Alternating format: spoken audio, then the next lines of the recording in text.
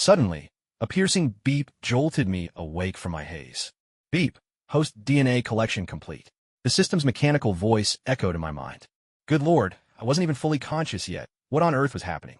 Before I could gather my thoughts, another message sounded. Beep. Host mental energy critically low. In accordance with Host Protection Regulation Article 21, the infinite Marvel Grand Lottery system is now awakening. This was the strangest turn of events. Had I really just encountered the legendary system?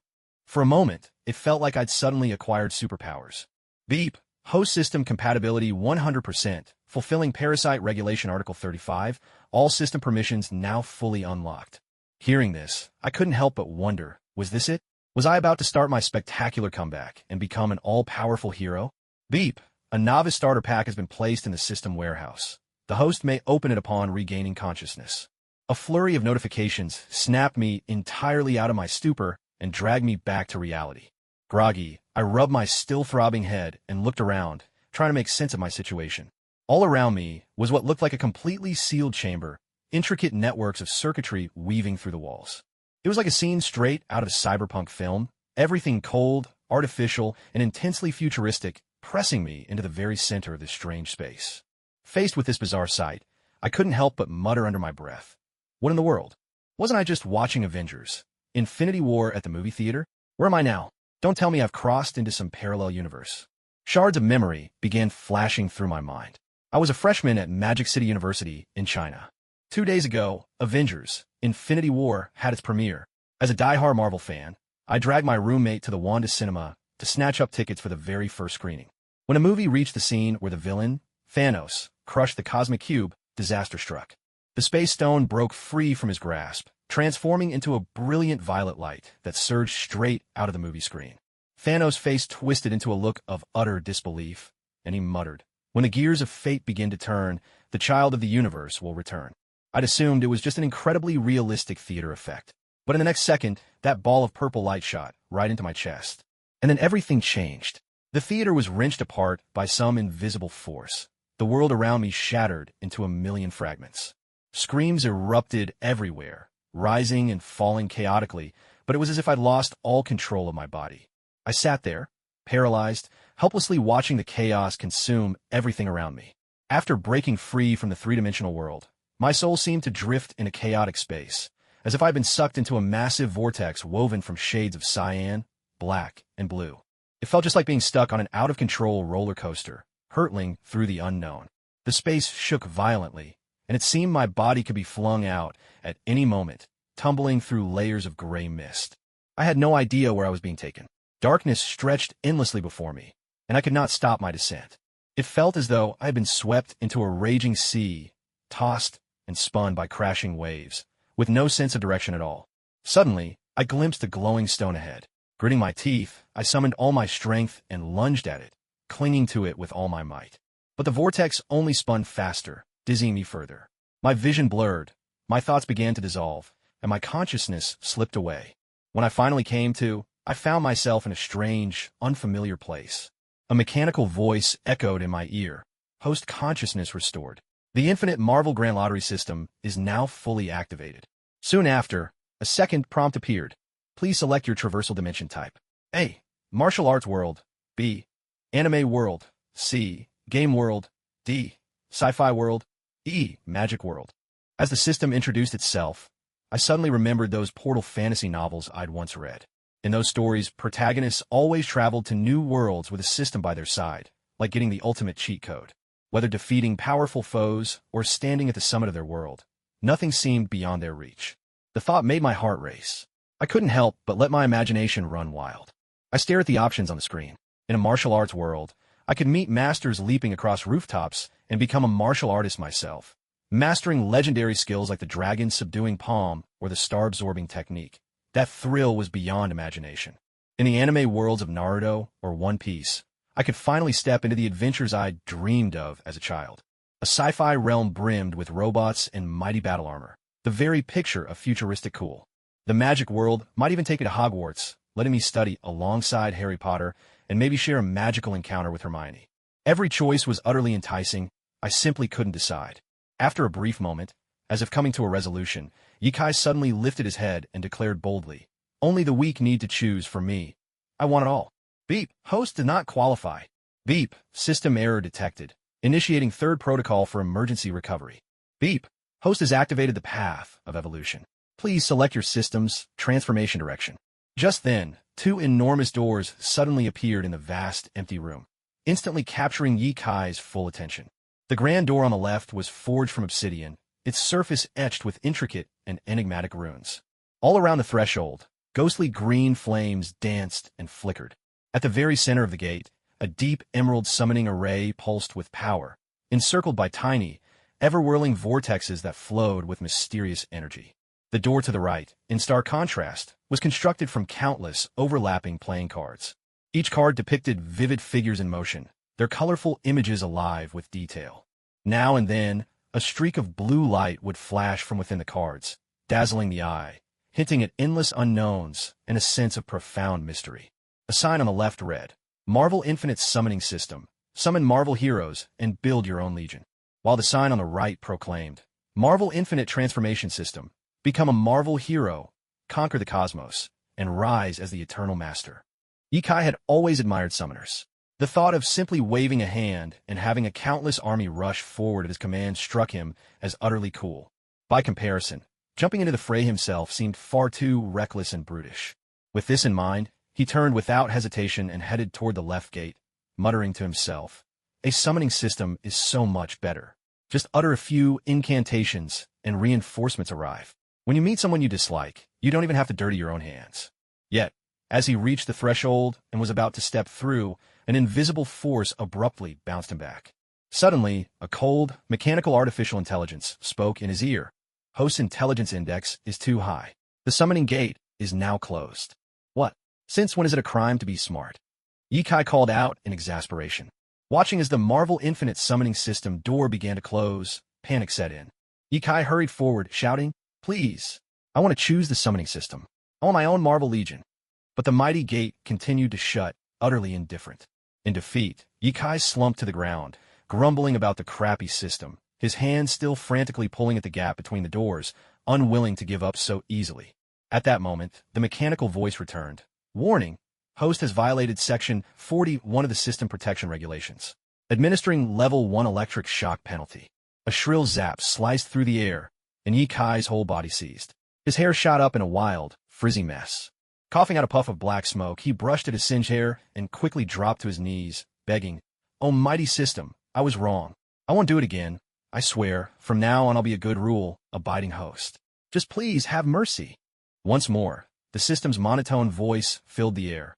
Host, please select your evolution path. The shock fresh in his mind, Yi Kai dared not utter another protest. He scrambled to his feet and, still shaky, staggered toward the right-hand gate. Pressing up against it, he tried to peer through, hoping for a glimpse of what lay beyond. Just then, out of nowhere, someone gave him a swift kick from behind, sending him tumbling straight through the doorway. Ow! This system is really out to mess with me. The Marvel Ultimate Transformation System has been activated. Now commencing host body scan. The system's chime echoed once more. Host soul compatibility, 100%. Skill awakened, perfect fusion. When using transformation cards, all attributes are increased by 100%. When using Marvel item cards, attributes are increased by 50%.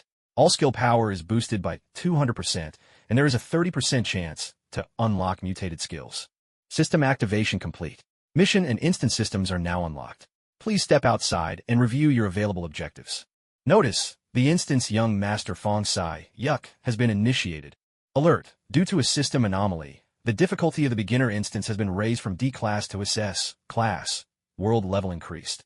Instance bosses gain a 300% boost to attributes. Main quests. Failure of any main quest will result in the host's immediate erasure by the system. Quest 1. Become one of the 24 incense masters of the Heaven and Earth Society. Reward. D. Class Marvel character card. Quest 2. Gain Lei Ting, Ting's full affection, 100%, and emerge victorious in the martial arts contest for her hand. Reward. D. Class Marvel character card ×2. Quest 3. Defeat the commander of the Nine Gates and obtain the Heaven and Earth Society's secret roster. Reward. C. Class Marvel character card. 10D. Class Marvel character cards may be exchanged for 1C class card. 20C. Class cards may be exchanged for 1B class card. 50B. Class cards may be exchanged for 1A class card. S class, SS class, and SSS class Marvel character cards are only obtainable through special quests. Side quests. Quest 1. Acquire the 72 secret techniques of Shaolin. May be handed over to the system in exchange for 1D class Marvel item card. Quest 2. Obtain Fong Sai, Yuck's family heirloom bracelet. May be handed over to the system in exchange for 1D class Marvel item card. The system is now automatically collecting information about the current realm. This dimension belongs to a low-tier martial arts world, and its cultivation system is divided into 3 main stages. The first is the body tempering stage, where one strengthens muscles and bones through arduous training, achieving strength far surpassing that of ordinary humans. About 99% of all martial artists plateau at the body tempering stage, as its training methods are the most prevalent. Since internal energy techniques are exceedingly rare, most practitioners need only master basic external martial arts to achieve this level. Beyond body tempering lies the blood condensation stage. At this point, after the muscles and bones are fully forged, a martial artist must further refine their own vital energy until it becomes as dense as liquid lead. Only then is the stage truly mastered. Breaking through to blood condensation is far more difficult. Without advanced internal energy techniques, advancing to this stage is nearly impossible. Thus, those who reach the blood condensation stage are few and far between. Above blood condensation is the innate stage. Here, a martial artist's flesh, blood, and bones are fused in perfect harmony, purged of all impurities, and as pure and flawless as a newborn child. In this world, martial artists who reach the innate stage are exceedingly rare, let alone the even higher external true chi and internal true chi stages. Partial body tempering equals E rank. Complete body tempering equals D rank. Blood condensation equals D plus rank. Innate stage equals C rank. Host, Yi Kai. Identity confirmed. Initiating memory fusion. Suddenly, a fierce, stabbing pain surged in Yi Kai's mind, as if his very brain was being forcibly reassembled piece by piece. Just as he was about to reach his breaking point, the pain faded away. Fragments of memory that did not belong to him surfaced within his mind. It turned out that the former owner of this body was also named Yi Kai, a boy adopted 10 years ago by the Hall Master of the Heaven and Earth Societies, Ewood Hall. But last year, his adoptive father vanished during a mission and never returned. Rumor had it that he died, the victim of a sinister betrayal.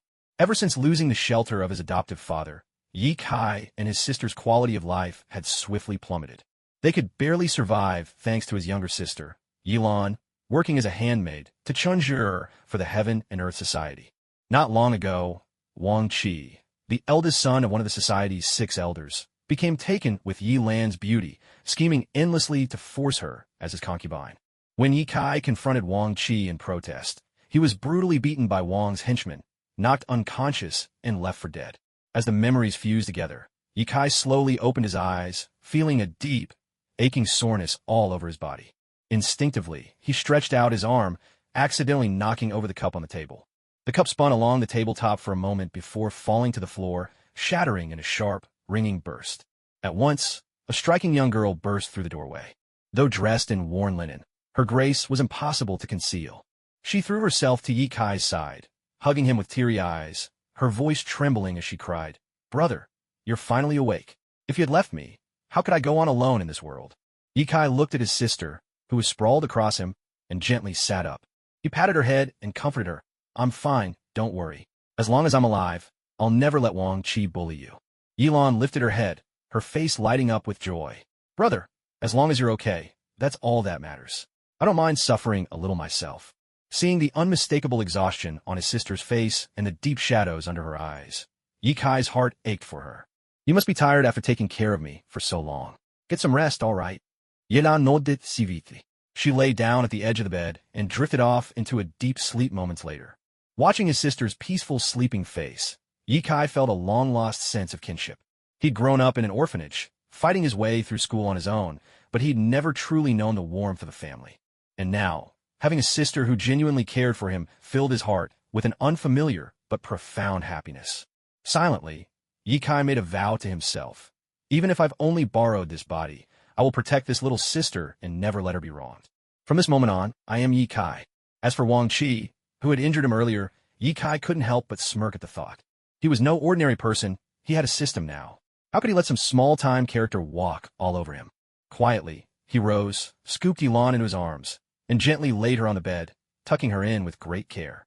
Then he stepped out into the courtyard and silently recited, "Beginner's Gift Pack." A brilliant beam of light appeared before his eyes. Reaching into the glow, he watched as a treasure chest slowly opened. Ding! Congratulations, host.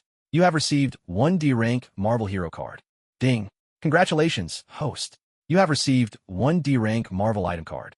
Ding! Congratulations, host. Marvel Hero Nick Fury has been activated.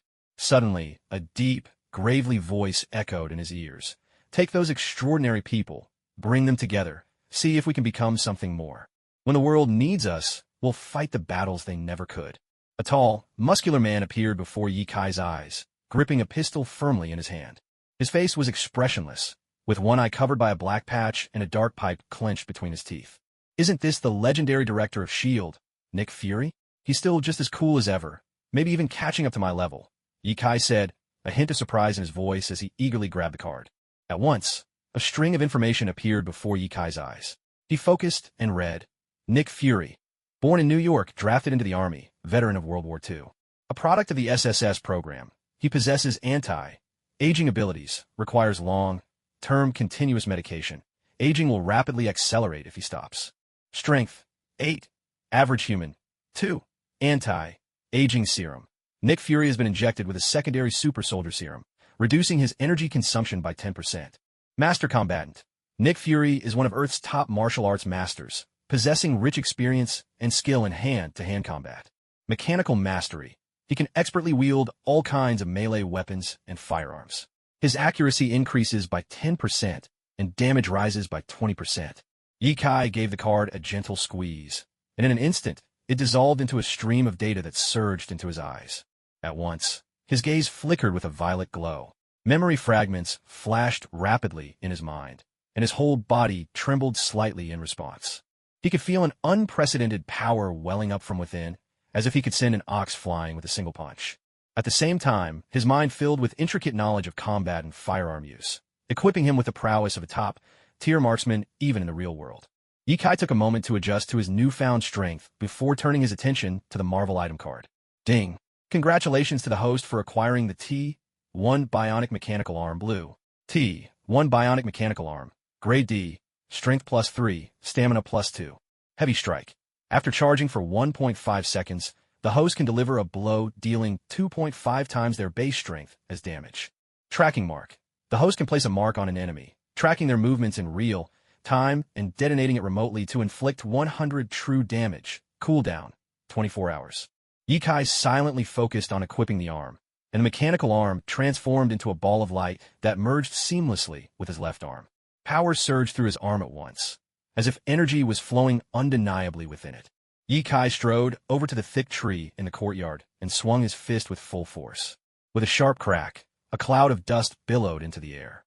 As Ye Kai peered through the haze, he saw the large tree topple to the ground. Unable to contain his joy, he shouted, Ye Kai is back. Unexpectedly, a flower pot flew from the neighboring courtyard, landing with perfect accuracy at his feet. In the dead of night, do you want us all to stay awake? Angry shouts echoed from every direction, forcing Ye Kai to retreat awkwardly back to his room. He saw that Yilan was still sound asleep, a faint smile curling on her lips as delicate happiness softened her features. Qian's slender leg had cheekily slipped out from under the blanket, as if she, too, was exploring some sweet dream.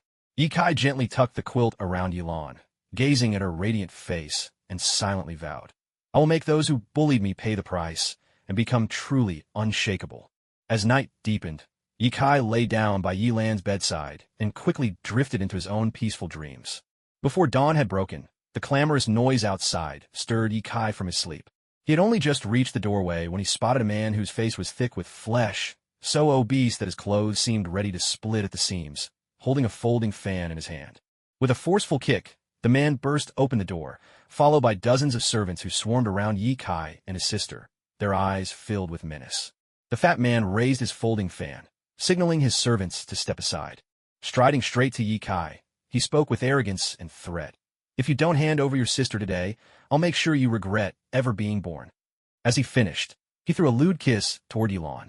She shuddered in terror, and Ye Kai immediately shielded his sister behind him, murmuring comfort, Don't be afraid. I'm here. Turning back to face the intruder, he smiled with cool confidence. You want to take her? Fine, but you'll have to see if my fists agree first. No sooner had he spoken than Ye Kai's fist crashed into the fat man. With a muffled thud, the brute sprawled to the ground, several teeth spilling from his mouth. All around, the assembled servants froze in shock. One burly fellow, muscles bulging, scrambled to lift the fallen man. Blood streaming down his head, the fat man howled in agony. Kill him for me. Immediately, the big servant spun around and launched himself at Ye Kai, his fists sweeping with the ferocity of a tiger descending the mountain. At that moment, a notification resonated in Ye Kai's mind. Combat state detected. Battle assistance system activated. Before his eyes, a panel of information about his opponent appeared. Wang Air, member of the Heaven, Earth Society, body tempering first level rank. E-skill, Tiger Fist E. Unleashing the mechanical energy within him. Ye Kai's left arm flared with an electric, blue brilliance. Power surged through his once slender frame, making him feel indomitable. To Ye Kai, the burly man's heavy punches seemed to crawl through the air, slow and clumsy. With ease, Ye Kai caught the man's fist in his grip. The big man stared in disbelief, stunned to find such strength in someone he had always regarded as frail and useless. Ye Kai sneered, tightening his left hand ever so slightly. There was a sickening crack, bones shattered, sending the strong man shrieking in agony. With his right hand, Ye Kai smashed a heavy punch that sent the big man flying several meters away. As he swept his gaze across the rest of the stunned crowd, his tone was scornful and loud. Is this all you've got? How boring. Why don't all of you come at once? I can handle 10 at a time. Terrified by the dramatic turn of events, the remaining servants' knees began to tremble. Not a single one dared step forward to help Wang Chi. Ye Kai cast a cold glare over the cowering group. He strode up to Wang Chi, seized him with one hand, and lifted him with ease. His voice was ice cold. A man like you wants to force my sister into marriage? Take a good look at yourself. Are you even worthy? Wang Chi paid no attention to the blood running down his face. He dropped to his knees immediately, desperately begging for mercy. Brother Kai, I was blind and foolish. I mistook you for someone else. I swear I'll never dare to cross you again. Please, be magnanimous and pretend you never saw me. With that, he began to kowtow repeatedly. Ye Kai let him go, and while doing so, covertly placed a tracking mark on Wang Chi's body, ensuring he could monitor his whereabouts whenever he wished. After all, the system still needed more clues, and Wang Chi might just serve as a useful informant.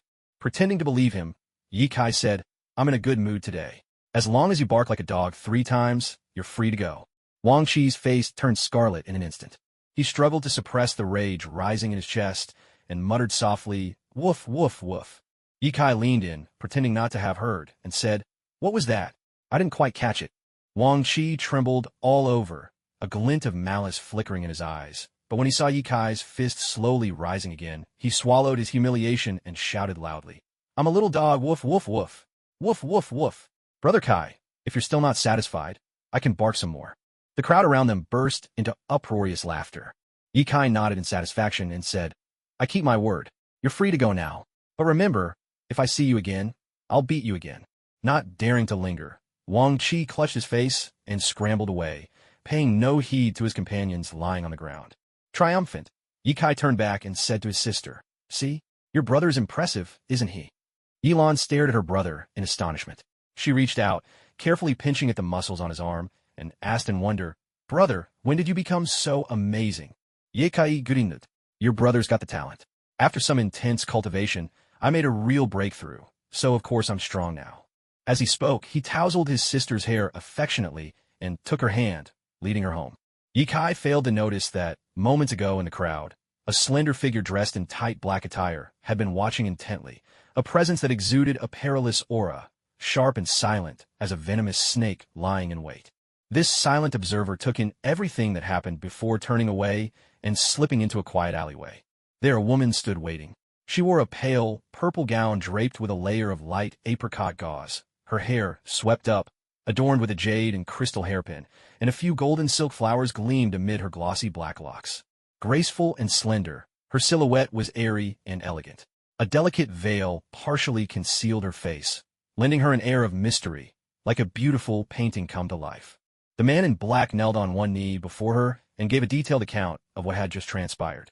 The woman's brow furrowed slightly as she asked in a hushed voice, You confronted that man. What was the outcome? The man in black spoke in a low, grave voice. That boy's boxing style is extraordinary. packed with power, yet there's not a hint of inner energy stirring within him. In a fair contest, I couldn't beat him. But if it were a fight to the death, there's no way he'd make it out alive. Shall I investigate his background? The woman shook her head and replied, Everyone has secrets of their own. Keep an eye on him. Perhaps, one day, he will serve a purpose. For now, withdraw. As you command. Receiving his orders, the man in black moved with the stealth and swiftness of a viper, vanishing from the alley in the blink of an eye. The woman walked alone into the dim alleyway, twisting through several narrow turns until she arrived before a secluded, silent little house. She paused at the door and spoke softly. Father, I have found the person, and I've sent the viper to watch him. Is there anything else you wish of me? After a brief silence, a cold, emotionless voice came from inside. This matter is the heart of 100 years' worth of my planning. There can be no room for error. Should anything go amiss, punishment will be severe. The voice was utterly devoid of warmth, not sparing even his own daughter a shred of leniency. The woman seemed accustomed to this, slipping away from the house without a word. Once she had gone, a middle-aged man emerged from within. He wore a fitted black robe that emphasized his powerful build, with bare arms adorned in golden dragon, patterned armor that shimmered, almost alive, under the sunlight. At his waist, a matching belt bore the same golden dragons, seamlessly connected to his arm guards. A crimson cloak billowed behind him, lending not a hint of villainy, but rather heightening the aura of his unquestionable authority. He stood tall beneath the open sky, as if the world itself revolved around him, as if here he was the master, holding dominion over fate and life itself. He stood in silent contemplation for a long time, as memories from years past rose unbidden in his mind. He had not always been versed in martial arts. He was once just the son of a humble fisherman, raised on a tiny island, with not the slightest connection to the world of warriors. But in his teens, a sudden twist of fate changed everything. That day, as he was laying out fishing nets to dry by the shore, a stranger appeared, dressed in white and radiating an air of quiet majesty, stepping lightly across the water. With astonished eyes, he watched as this enigmatic figure approached and asked him for directions. He answered the immortal truthfully. The immortal, in turn, patted him gently on the head with a kind smile, thanked him, and went on his way. From that moment, he discovered that he was growing lighter and stronger with each passing day. A wandering martial artist eventually noticed him and took him on as an attendant. So began his path in the martial world, and gradually he became aware that something within him was changing. This change allowed him to sense glimpses of the future, prophecies that, one by one, came true. Harnessing this bizarre gift, his reputation swiftly grew throughout the martial world, and he became a figure both widely feared and revered. When he found himself unmatched, an endless loneliness began to well up in his heart. This made him wonder if, beyond this world, there might be other existences. As he wrestled with these thoughts, searching in vain for an answer, he recently sensed the appearance of a key to the world. With this key, he might finally break through the confines of his reality and step into an entirely new realm. After years of calculation and searching, he ultimately confirmed that the one holding the key was Yikai. At this moment, Yikai returned indoors with his sister, just about to take a seat. Suddenly, the system prompt rang out with startling clarity. Congratulations to the host for completing the hidden quest, Yikai's last wish. The original owner of this body, Yikai, was beaten to death by the tyrant Wang Qi. Even at the moment of death, unresolved regrets remained. As the host, you may fulfill his wish, help him release his last obsession, and allow him to be reincarnated as a new person. Phase 1. Severe punishment for the villain. Drive away Wang Qi and protect Yilan. Difficulty. Half star. Completed. Reward. 1D rank Marvel character card. Phase 2. Eradicate the root. Eliminate the 6 elders of the Heaven and Earth Guild and rescue Yilan from danger once and for all. Difficulty. 1 star. Not completed. Reward. 1D rank Marvel character card and 1D rank Marvel item card. Phase 3. Avenge the father. Unveil the truth behind the adoptive father's death and strike down the mastermind. Difficulty. 2 stars. Not completed. Reward. 3D rank Marvel character cards. The system's announcement gave Yikai pause, his movements ceasing for an instant. Sensing his shift, Yilan clutched her brother's arm with concern and asked quietly, "Brother, are you all right?" Snapping back to himself, Yikai turned to his sister with gentle eyes and replied softly, "How could anything be wrong? Didn't you see me chase them all away just now?" After reassuring his sister with a few careful words, he turned and walked out into the courtyard. Stepping outside, Yikai quietly intoned, "Marvel Infinite Transformation System. Instantly, a vast blue screen unfolded before his eyes, displaying a dazzling array of ultimate rewards that made his heart race with excitement. Marvel Item Category is SSS Tier, Universe Class Doomsday Mothership, SSS Tier produced by the Crimson Empire, truly one of kind. The hull is forged from void Noah metal, equipped with a galaxy-destroying main cannon. Its core formation is composed of 346 Void Dragon Eyes. One strike is enough to level an entire planet. Hellbat Armor, SS Tier. This armor comes loaded with interstellar-grade electronic technology. The wearer will gain superhuman might and endurance, with the ability to move at nearly the speed of light. Powered by the life force of its host, the armor can enter an ultimate mode by burning life itself, amplifying all attributes by 200%. Iron Man Mark 50, Class S, constructed from advanced nanomaterials. This suit is powered by an internal miniature arc reactor. 4 auxiliary wings and vector thrusters on its back grant it the ability to fly at incredible speeds. Built into both arms are gravity converters, capable of instantly unleashing a shockwave with the equivalent force of 1,000 tons, enough to deal devastating damage. Category: Marvel Character, Class S, SSS, Transcendent Celestials, Class SSS. This race exists beyond the dimensions of the known universe.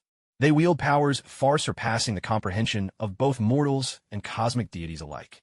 In the 2015 Secret Wars, they revealed the culmination of their ultimate experiment, witnessing the end of the multiverse itself. During this cataclysm, they slaughtered gods from countless realities, erased the celestial races, and even annihilated supreme beings, such as the Living Tribunal. The Sentry, Class SS, born Robert Reynolds. He began as an ordinary man, struggling with drug addiction.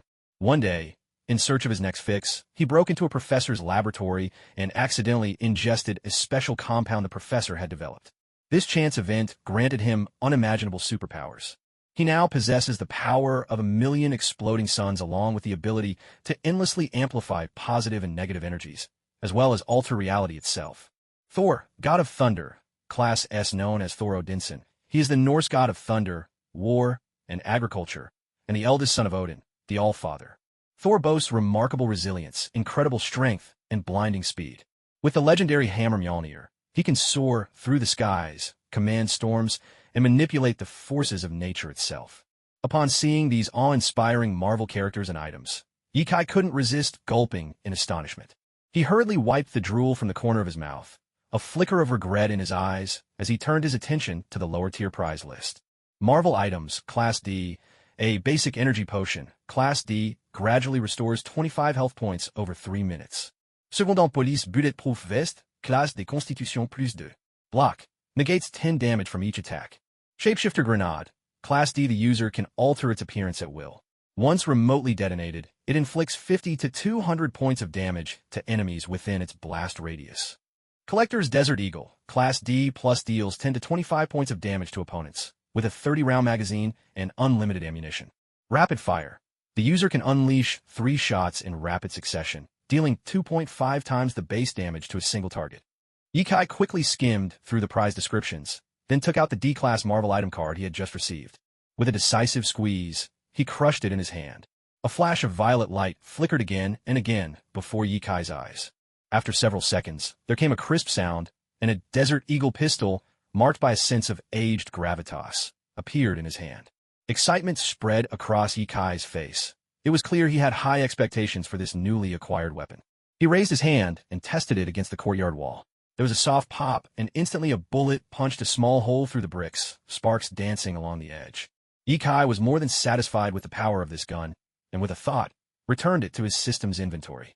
As for those 2 Marvel D-grade character cards, he had no intention of using them for the moment.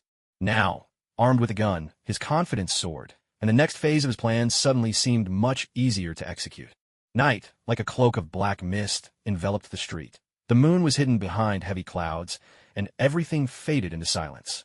At this hour, Yikai, clad in clothes for stealth, crept quietly to the residence of the Wong family.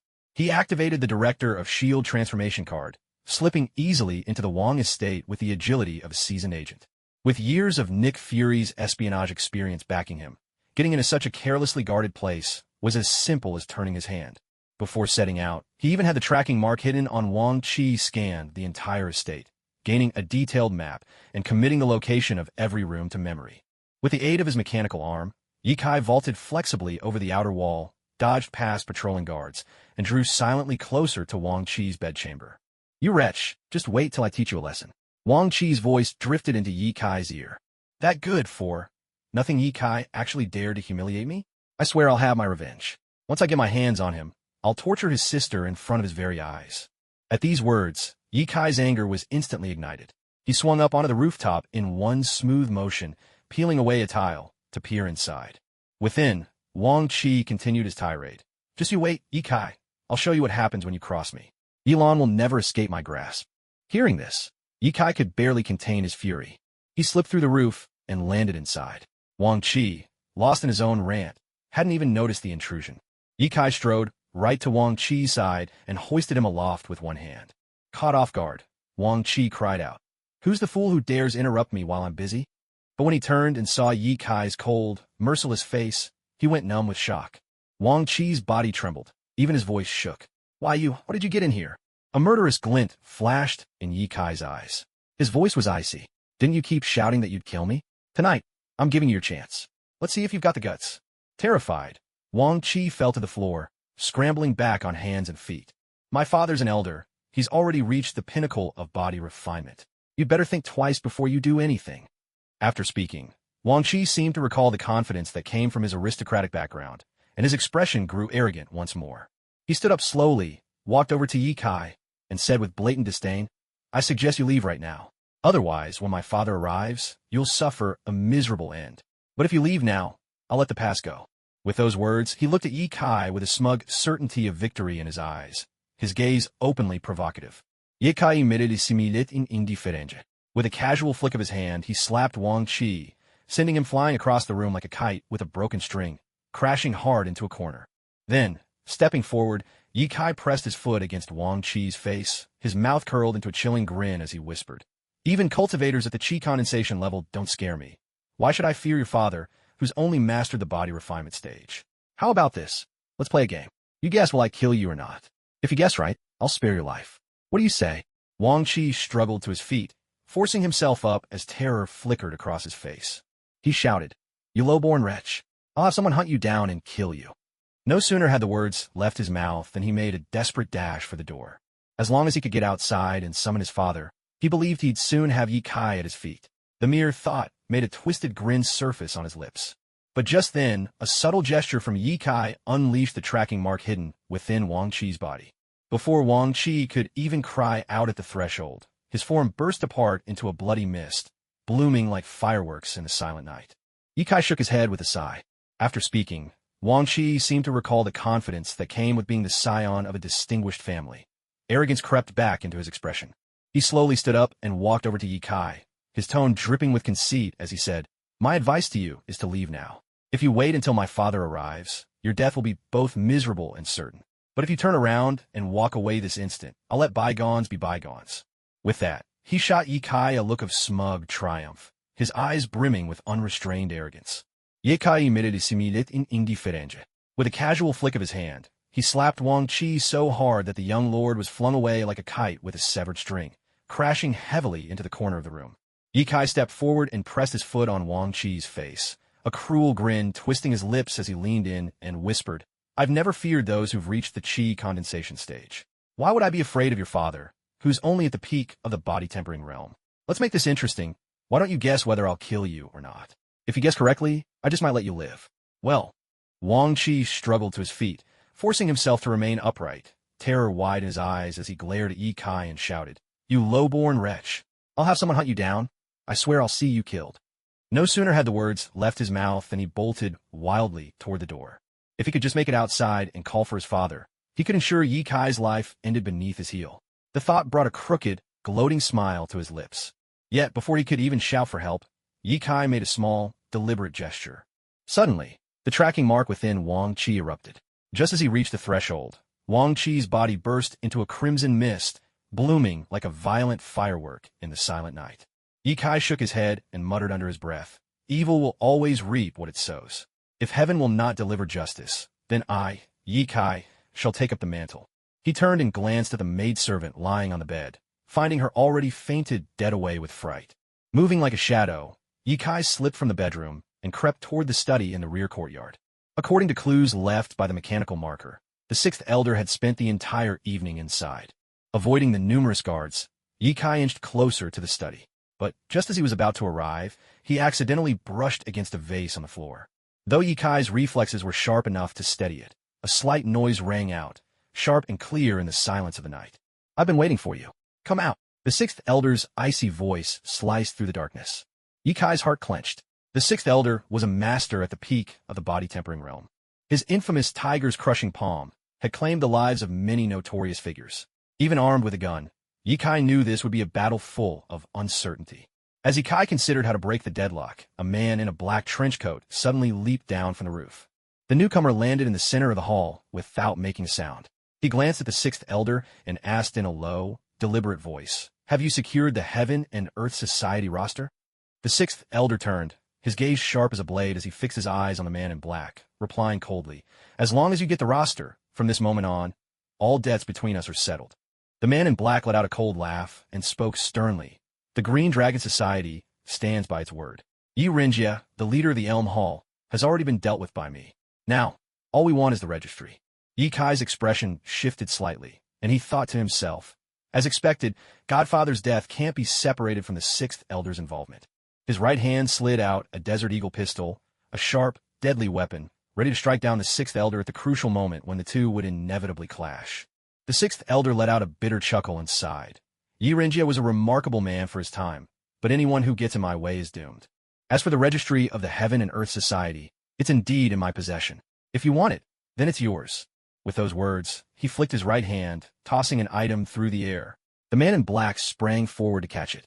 Yet, in that fleeting instant when the man's attention was captivated by the registry, the sixth elder's body glided forward like a wraith. He unleashed his heart-piercing palm, striking the man in black squarely in the chest. The man in black managed to snatch the registry, but he was sent sprawling to the ground by the sixth elder's attack. His chest was torn open, and a dark, poisonous bruise was already spreading across the exposed skin. He stared in shock. "I never thought you'd dare betray the Green Dragon Society." Immediately, he flicked his 2 fingers, launching a volley of poison needles from his sleeve like a sudden storm, sealing off all of the sixth elder's possible escapes. Storm pear blossom needles? That infamous hidden weapon of the martial world. How did it end up in your hands? The sixth elder exclaimed in alarm, but didn't hesitate for an instant. He swiftly raised the table in front of him, spinning it rapidly with both hands, forming a swirling shield of air as protection.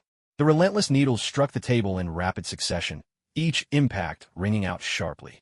After a brief but fierce exchange, the sixth elder tossed aside the table and turned to sneer at the man in black. "So, this famed storm pear blossom needle you all boast about isn't so formidable after all."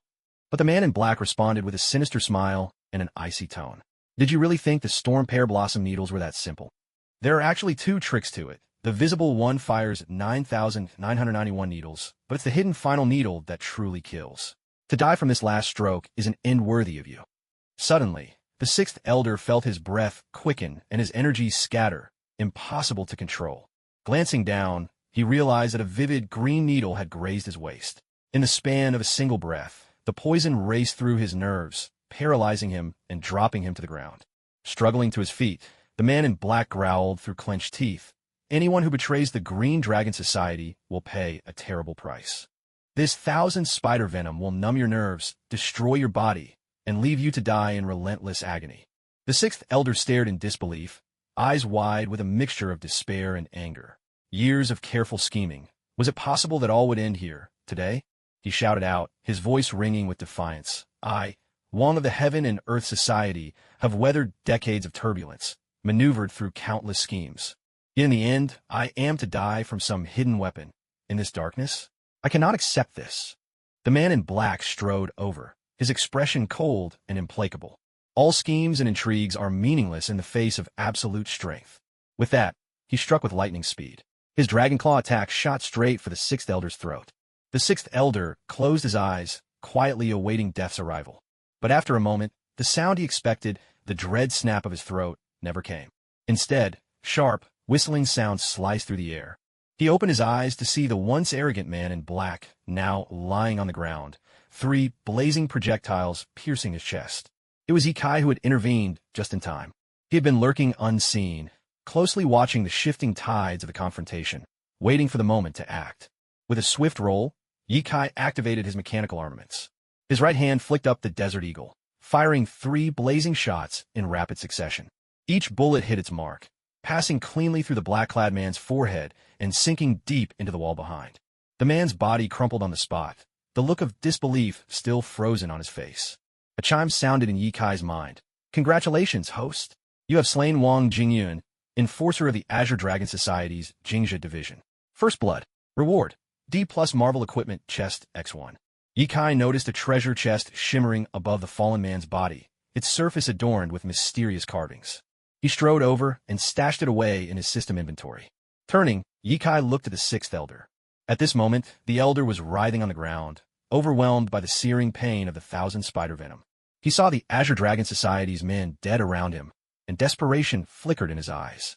Forcing himself to endure the agony, the 6th Elder pleaded with Ye Kai.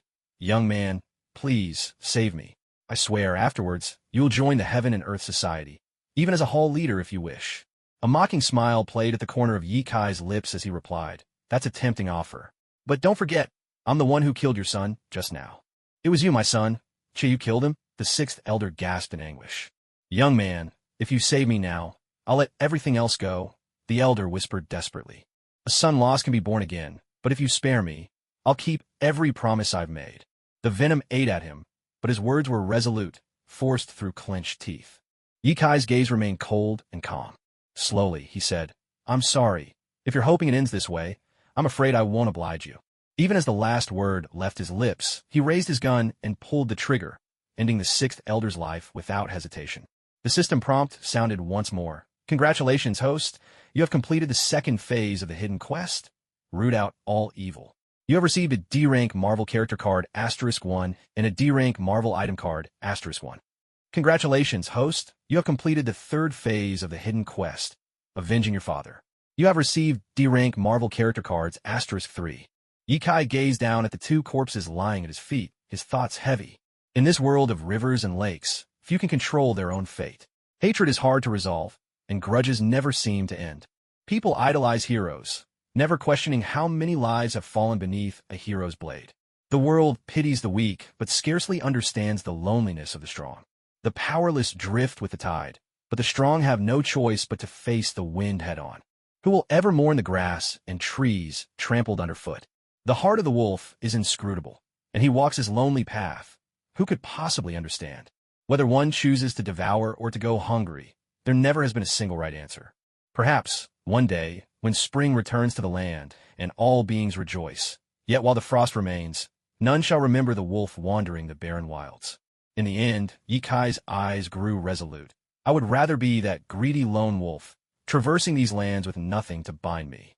Let the world be my chopping block, where I watch the fates of all who dwell in it.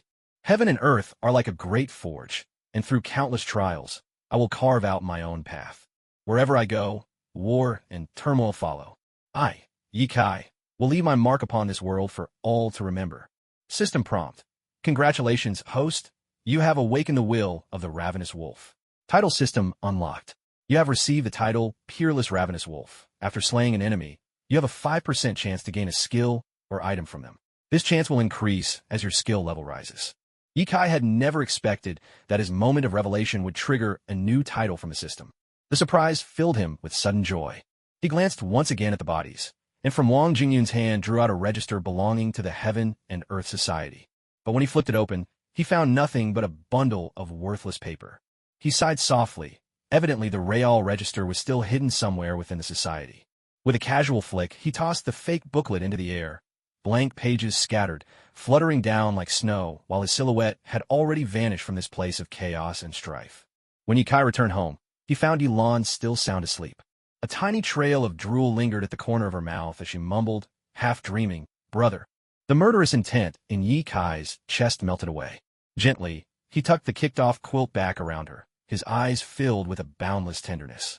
Ye Kai returned home, only to see Yilan still fast asleep. There was a faint mark of drool at the corner of her lips, and she was muttering "brother" in her dreams. The murderous intent simmering in Ye Kai's chest gradually faded away. He tucked the kicked-off quilt gently around Yilan with doting care. He turned and stepped out into the courtyard, ready to examine today's gains. Opening the system inventory, Yikai took out an iron treasure chest. With a focused thought, the chest slowly creaked open, and a helmet emerged from within. T-13 new biomech helmet, grade D+. Mental defense mastery, minus 20% damage from psychic attacks. Last stand, can block a fatal blow from an enemy. Cooldown, 1 dungeon run. This helmet did not resemble a traditional one. Rather, it looked more like a mask. Yikai picked it up and placed it over his face. Instantly, the mask pressed close, seamlessly fitting his features and gradually extending to cover his entire head. Walking to the water's edge, Yikai studied his reflection. A soft, milky white glow enveloped his face. He shook his head with a smile. The helmet felt feather-light, barely noticeable, and his breathing was unimpeded. With a thought to hide the gear, the milky halo slowly faded away. Then a flash of blue light streaked by, and a vial glowing a gentle blue appeared in front of Yikai. Expired Jedi Warrior Enhancer. Grade D plus a product of a low-level galactic civilization. All attributes +2. Activates racial talent. Due to expiration, there's a 30% chance of failure. Yikai picked up the Jedi Enhancer. The soft blue glow was strangely enticing, stirring a desire to drink it down immediately. But seeing the 30% chance of failure, he couldn't help but scowl. Damn this treacherous system, he thought. Silently praying to every god and deity across the heavens, Yikai cautiously drank the blue potion. Instantly, a surge of heat flooded his body. His eyes tinged red, veins bulged along his arms, and his mind felt like it was splitting open with pain. Yikai gritted his teeth and endured, hanging on as the agony intensified. Just as he was about to lose control and cry out, the piercing pain vanished. A thick layer of grime seeped out from his skin. Crossing to the water's edge, Yikai caught sight of himself.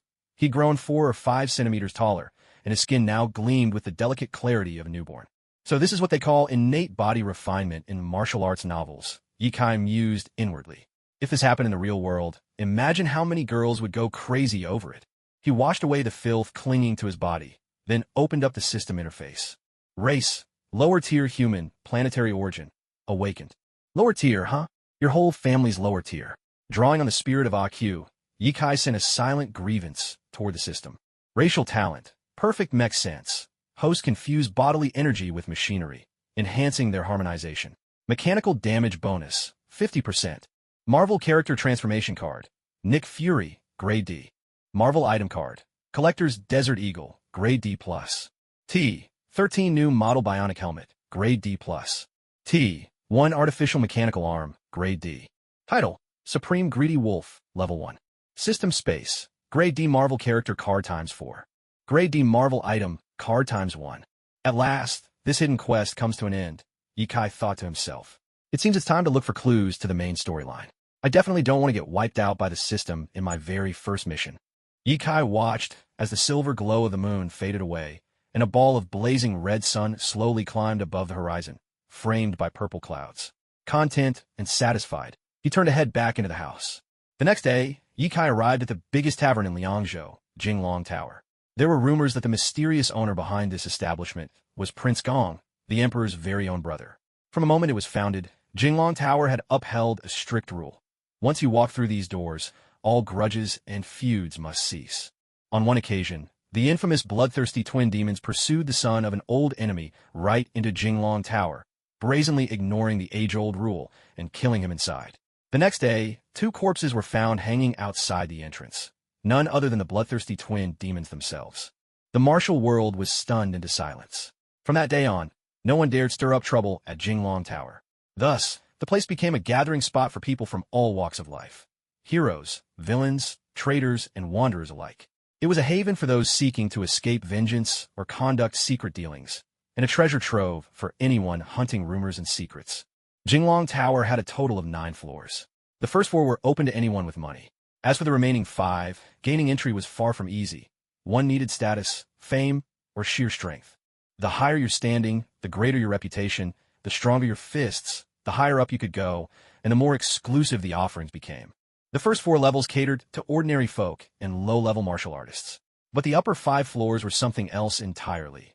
Every dish there was crafted by imperial chefs, every ingredient an extraordinarily rare herb or a treasure from the ends of the earth. Just a single mouthful could spare a martial artist days of hard training.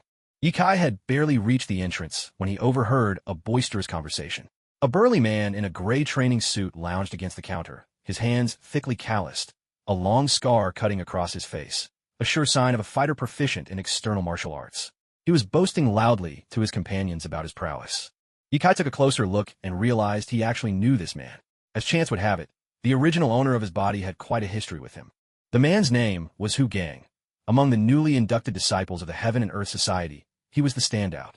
His whole body was trained like armor, his ironclad shield technique famed for its invincibility.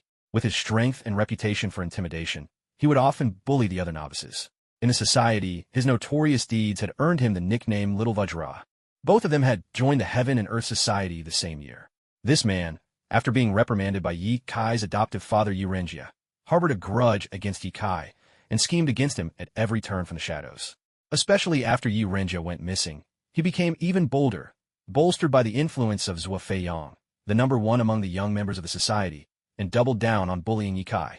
At that moment, he also spotted Yi Kai and thought to himself, what luck! Just when I need an outlet for my frustration, here comes the perfect scapegoat. He turned and strode over to Yi Kai, a cruel sneer curling on his lips. Well, if it isn't that good-for-nothing from the Heaven and Earth Society. If you didn't have an adoptive father backing you, you'd have been beaten dead long ago. And look at this place. Do you think it's somewhere trash like you belongs? Before I get really angry, you'd better get lost.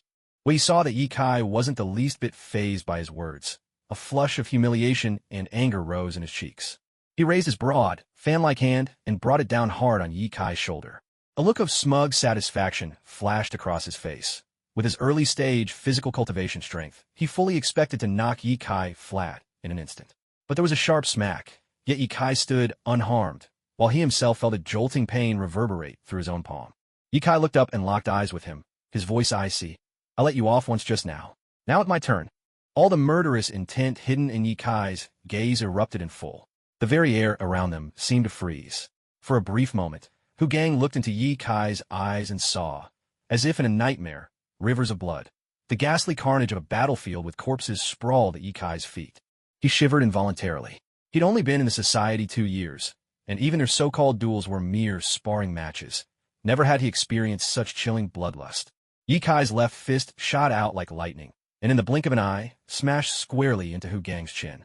The iron shirt technique that Hu Gang prided himself on was utterly useless against the ferocity of Yi Kai's punch. Hu Gang was sent flying out of the room, crashing to the ground and left sprawled helpless, unable to get up. Yi Kai walked over to stand before him. You called me trash just now, didn't you? But look at you now, flattened by the very person you call trash. Hu Gang found himself pinned by Yi Kai's blood-red gaze, terror washing over him. Before he knew it, a wave of fear hit him so hard that he wet his pants right there.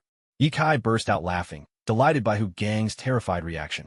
So you pissed yourself already. Little Vajra doesn't suit you at all. Maybe we should call you Little Mouse instead. The crowd that had gathered couldn't hold back anymore, and everyone broke into laughter at the sight of the so-called Little Vajra being scared witless and wetting himself by Yi Kai's hand. Snapped out of his daze by the burst of laughter, Little Vajra looked down and saw the spreading wet stain on his pants. Eyes wide with shock and humiliation, he shot Yi Kai a resentful glare and spat out, "Don't get cocky. If you've got the guts, go to the 6th floor. My big brother Zhuo Feiyang is there. Let's see how you fare when he comes for you." A flicker of puzzlement flashed in Yi Kai's eyes. He muttered under his breath, "Zhuo Feiyang. Why does that name sound so familiar?" Hu Gang noticed the confusion on Yi Kai's face and thought that Yi Kai was intimidated by his big brother, Zhuo Feiyang. Instantly, the fear in Hu Gang's eyes vanished without a trace.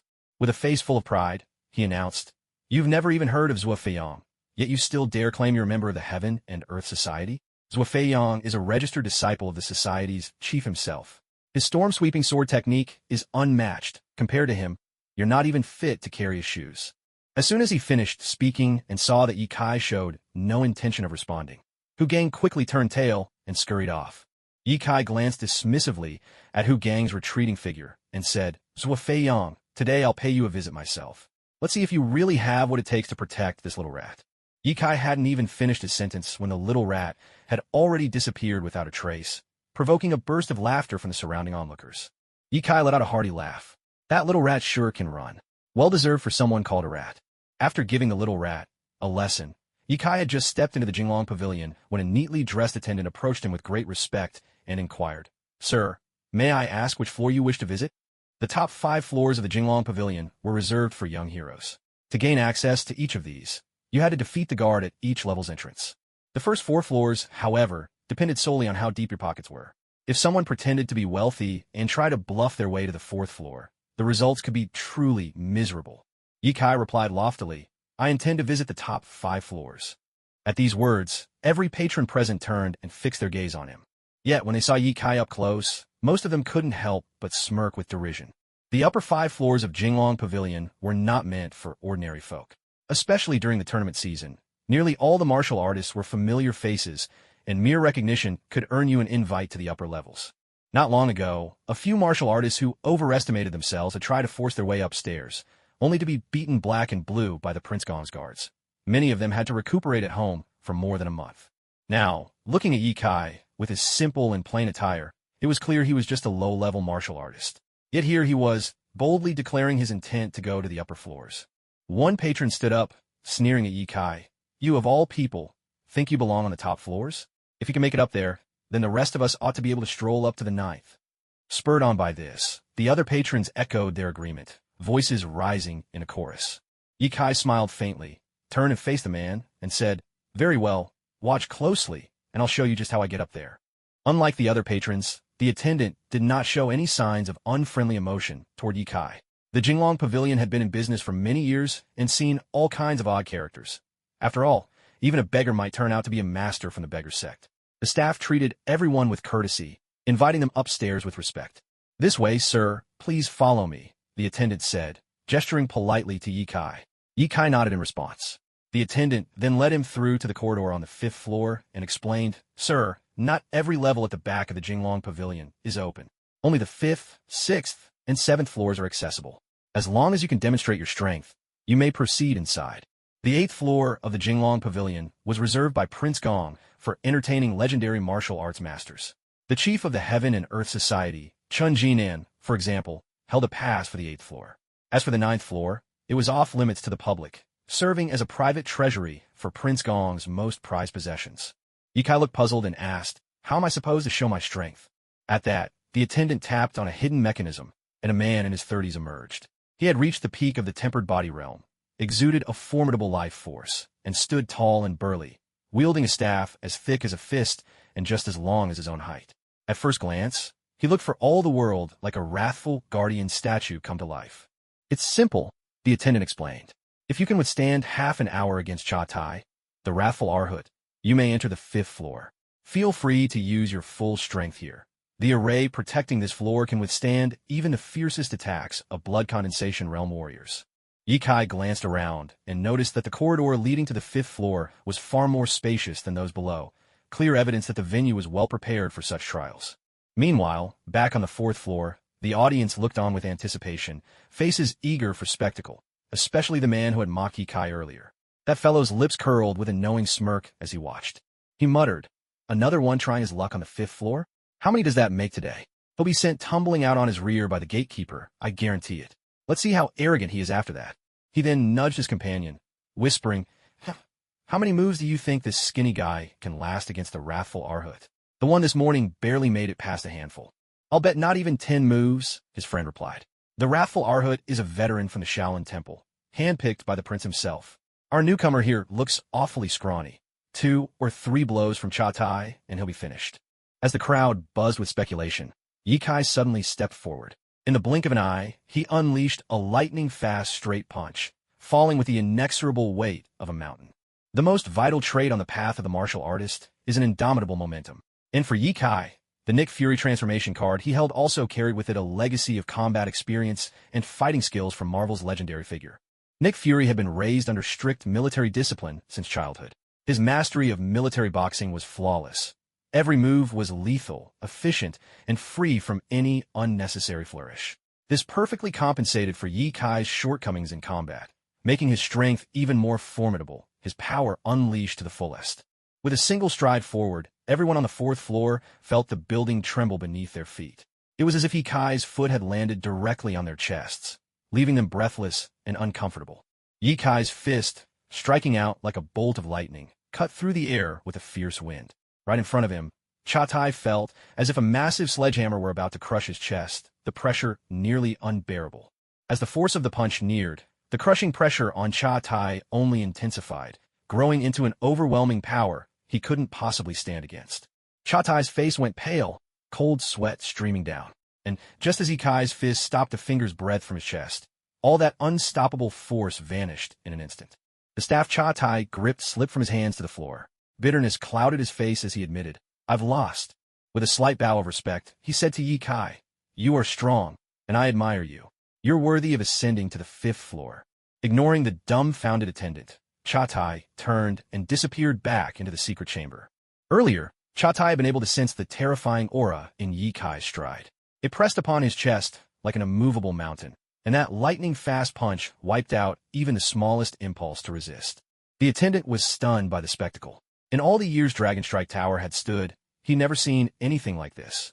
Usually, martial artists struggled just to withstand Cha Tai's oppressive strength, but today, one surrendered without even fighting. With deep respect, the attendant addressed Yi Kai. "Sir, you may proceed upstairs. There will be someone to greet you. I don't have the authority to follow." At these words, Yi Kai stepped onto the 5th floor. The 4th floor boiled with commotion. The diner who'd only moments ago mocked Yi Kai now wore a mortified expression, her face turning dark with embarrassment. Muttering, it's over," she rushed out of the building in a panic. Stepping into the 5th floor, Yi Kai found himself surprised by the decor. If the 4th floor was all about splendor and gold, the 5th was elegant and understated, its timeless style evoking a sense of refined sophistication. Everyone on the 5th floor turned a curious gaze upon Yi Kai as he entered. In the past, this level of the Dragonstrike Tower was reserved mostly for local young elites. Only because the grand tournament was about to begin had so many rising stars from out of town gathered here today. A waiter from the 5th floor stepped forward, catching sight of Yi Kai's attire. A glimmer of surprise flickered across his face as he asked, "Young master, are you affiliated with the Heaven and Earth Society?" Waiters on the 1st to 4th floors served only ordinary patrons, but those on the 5th floor were all at least in the mid-stage of body refinement. With a single glance, the waiter recognized Yi Kai's background. Yi Kai was mildly surprised at this, and his estimation of the Jinglong Tower's strength rose ever so slightly. He responded calmly, "Yes, I am an inner disciple of the Heaven and Earth Society. My surname is Yi." "Young Master Yi," the waiter continued, "will you be staying on the 5th floor, or would you like to ascend further?" Yi Kai gave a small smile and said, "Could you tell me on which floors Fei Yang is currently?" "You know young Master Zhua? He's on the 6th floor," replied the waiter. "Then please, take me to the 6th floor." Yi Kai's voice left no room for doubt. The waiter nodded and led Yi Kai to the entrance of the 6th floor. With a clap of his hands, an elder in his 50s or 60s appeared. Though his movements were a little stiff, each step landed with a deliberate, powerful rhythm. Yi Kai's own heartbeat seemed to synchronize with the elder's footsteps. He immediately became vigilant. This guardian was evidently no ordinary opponent, certainly not as easy as those on the 5th floor. The old man walked up to Yi Kai, studying him intently before slowly asking, "Are you certain you want to challenge the 6th floor?" Yi Kai maintained a calm demeanor, nodded, and replied, "I am Yi Kai, junior to you, sir. I respectfully request your instruction." All the martial artists on the 5th floor watched with keen interest. This elder was none other than Xiao Jiyu, an elder of Myriad Swords Manor, and a master already at the blood condensation stage. In his youth, he had single-handedly swept through the 13 protectors of Mount Taihang, leaving none alive in their strongholds. His moniker, bestowed by the people, was the Bloodstorm Thunder Sword, a testament to the terror he once inspired. Though now advanced in age, his vitality waning, there was not a single soul brave enough to test whether his blade had dulled. Xiao Jiu nodded silently at Yi Kai and warned, "My sword is swift, young Master Yi. Take care." Yi Kai's gaze grew solemn as he replied, "And my fists are swift as well." Without a change in expression, Xiao Jiu drew his azure longsword. He had guarded the 6th floor for many years, having seen countless ambitious young talents. Pride and confidence were their common traits, yet experience quickly tempered them. After all, no matter how gifted they were, it could not compare to the advantage of over a decade of dedicated practice. Besides, his own swordsmanship had been forged in storms of blood and death. The Bloodstorm Thunder Sword, renowned for its speed. The blade flashed like thunder, sweeping through the air like a torrential rain of blood. Such was the very essence of the Bloodstorm Thunder Sword technique, to penetrate one's foes with the sudden fury of a thunderclap. At this moment, Xiao Jiu's swordsmanship had reached an extraordinary level. When he drew his sword, the sky was instantly saturated with a torrent of blood-red rain, shrouding countless sword shadows as they swept forth in a relentless wave, each one carrying an overwhelming momentum and immense power. The martial artists on the 5th floor all shook their heads in awe. This sword is truly too fast. No wonder it called the Blood Rain Thunderclap Sword. With a single stroke, Xiao Jiyu fused his life force, aura, and sword technique into one, achieving an unprecedented pinnacle of strength, and in terms of speed, he far surpassed others of his rank. But alas, in this world, nothing is truly invincible. Ye Kai let out a resounding shout as blue light flickered relentlessly along his arm. Streams of energy pulsed across his mechanical arm, making the blue glow even deeper and hinting at unfathomable power within. Suddenly, with a harsh metallic crack, fist and sword collided, sparks flying in a burst of searing light. The countless shockwaves from Ye Kai's fist scattered Xiao Jiyu's blood-soaked sword shadows, the force far more terrifying than Xiao Jiyu had imagined. Ye Kai had brought the synchronization with his prosthetic arm to perfection. Though the mechanism was overheating and could explode at any moment, he simultaneously sensed a mastery over power that he had never known before. In this instant, his control was nothing short of flawless. Xiao Jiyu was engulfed by a barrage of fists, struggling desperately amidst the tumultuous clash, but the sheer force brought him quickly to his limit, beads of sweat gathering on his brow.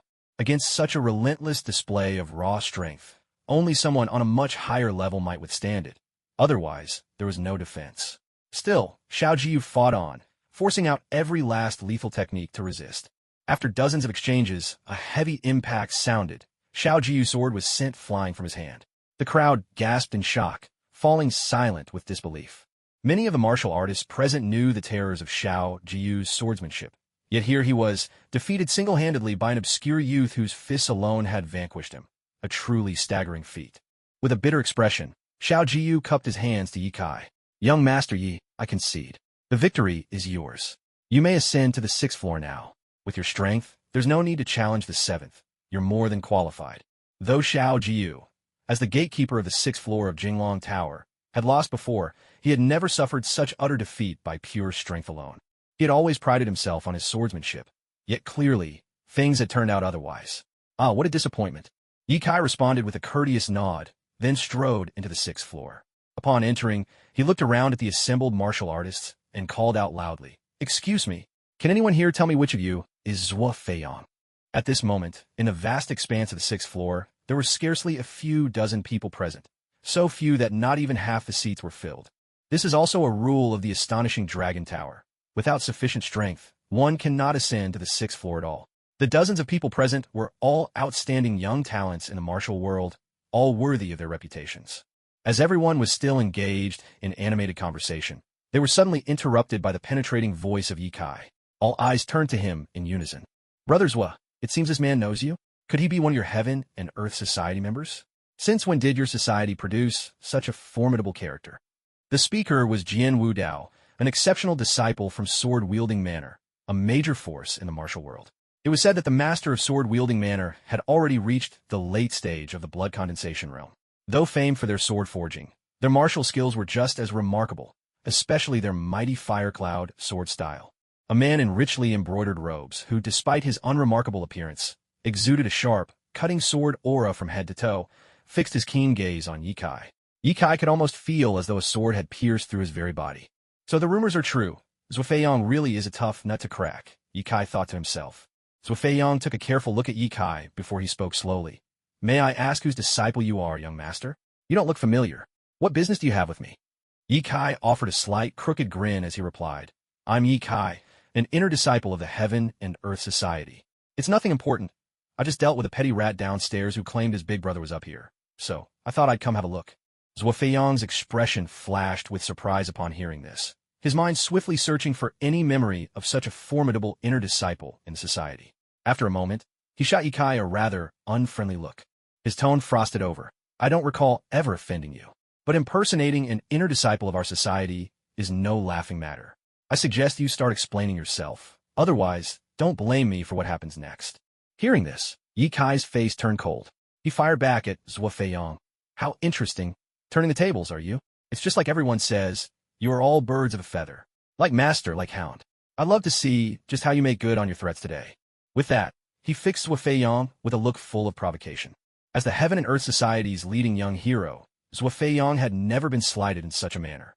He rested one hand on the pale blue sword at his waist, his gaze brimming with lethal intent as he stared at Yikai. In that instant, the tension on the 6th floor was as thick as gunpowder, ready to ignite. Yikai showed no sign of yielding, his fists clenched tightly, faint violet light flickering along his arms. Energy coursed through his mechanical limbs, poised to strike with thunderous force at a moment's notice. Eyes aflame with the will to fight, Yikai looked at Zhuofeiyang and said coolly, "Let's see if you truly deserve your reputation as the #1 in the Heaven and Earth Society." Zhuofeiyang's face twisted with anger at these words. He drew from his waist a pale blue sword, and in an instant, the air around them was thick with sharp sword energy, cold blue light flickering along the blade, ready at any moment to strike down a life. Yikai's eyes glinted red with murderous intent, the purple glow on his arm blazing even brighter. At this moment, with the tension between them about to explode into violence, the standoff reached its breaking point. Suddenly, a deep and commanding voice rang out. "No private fighting in the Jinglong Pavilion." The tone was so firm that it brooked no argument. At that moment, 2 men descended from the 7th floor of the pavilion. One of them appeared to be in his 40s, dressed in an imperial purple robe adorned with python embroidery. His dignified and square features radiated an undeniable aura of authority. None other than Prince Gong, the true master behind this establishment. Following behind him was an unremarkable middle-aged man in a plain black robe. His appearance was utterly ordinary, with his presence so utterly restrained that, were it not for Yikai's keen perception, he'd pass completely unnoticed in any crowd. As they reached the lower level, the gathered young elites immediately stood in respect, cupping their fists and greeting in unison, "Your Highness." Prince Gong was the emperor's own brother, a prince of the Great Qing, trusted above all others. With the formidable strength at his command, even those present who came from powerful backgrounds showed him their utmost respect. Both Yikai and Zhuofeiyang quickly subdued the fighting spirit within them and offered their salutes to Prince Gong. "Your Highness, please forgive me. It was I who acted rashly and caused this disturbance," Yikai said, his expression composed and sincere. Prince Gong, with a gentle smile, returned greetings to everyone before turning to Yikai and Zhuofeiyang. His demeanor softened as he said, "You are all outstanding young talents. Passion is in your blood, and that's the true spirit of a martial artist. There's nothing wrong with that, not at all." He even gave Yikai a light pat on the shoulder, inviting him to sit. Turning to the attendants, he ordered, "Bring the finest wine for our young heroes. Serve the imperial wine my imperial brother gifted me last time. I'd like to have a good drink with you all tonight."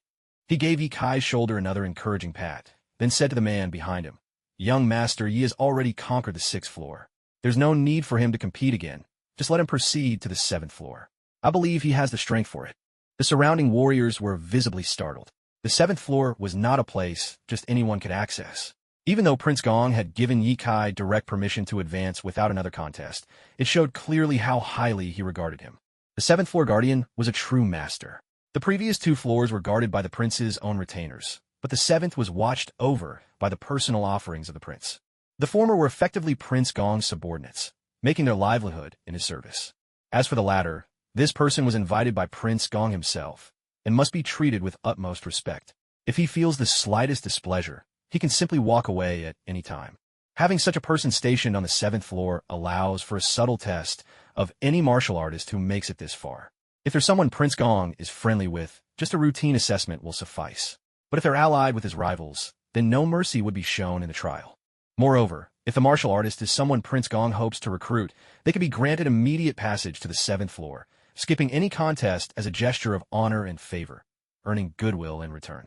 Yikai was just such an example. Most martial artists with great potential are supported by powerful factions, making them hard to win over. In contrast, Yikai was merely an inner-sect disciple of the Heaven and Earth Society, and therefore highly valuable for recruitment. Take Zhuofeiyang, for instance. He failed to clear one round, but was still allowed up to the 6th floor directly, largely thanks to his fame as the #1 youth of the Heaven and Earth Society. Yet even he only made it to the 6th floor, which shows just how much more Prince Gong valued Yikai. A mechanical prompt echoed, ding. Hidden task activated, 1 step to the summit. Host must reach the 7th floor with no outside help, relying solely on personal strength. Rewards: D-level Marvel mission card *2, D-level Marvel character enhancement card *1. Yikai's face darkened and he cursed inwardly. What a scam this system. Someone offers me goodwill, and you refuse it. Are you deliberately making trouble for me? After cursing at the system countless times in his heart, Ye Kai quickly composed himself, then turned to Prince Gong and said, "As martial artists, we must rely on our own strength to move forward. Please forgive me, Your Highness, but I wish to reach the 7th floor by my own merits." A glimmer of surprise appeared in Prince Gong's eyes. He hadn't seen such determination in a young man for a long while, and his estimation of Ye Kai rose yet again. The surrounding martial artists, hearing this, looked at Ye Kai with deep admiration. Only Zhuo Feiyong, having been left off to the side, shot Ye Kai a passing glance, and thought to himself, "Such a show-off. The 7th floor isn't so easy to clear. I'll enjoy watching you embarrass yourself." Prince Gong turned and quietly instructed the middle-aged man behind him, "Let Uncle Su test him. Let's see what abilities Ye Kai truly possesses, and whether he's worth recruiting, but make sure he doesn't get hurt." The middle-aged man nodded, then ordered a servant to guide Ye Kai to the entrance of the 7th floor. With a few claps, an old man slowly stepped forward.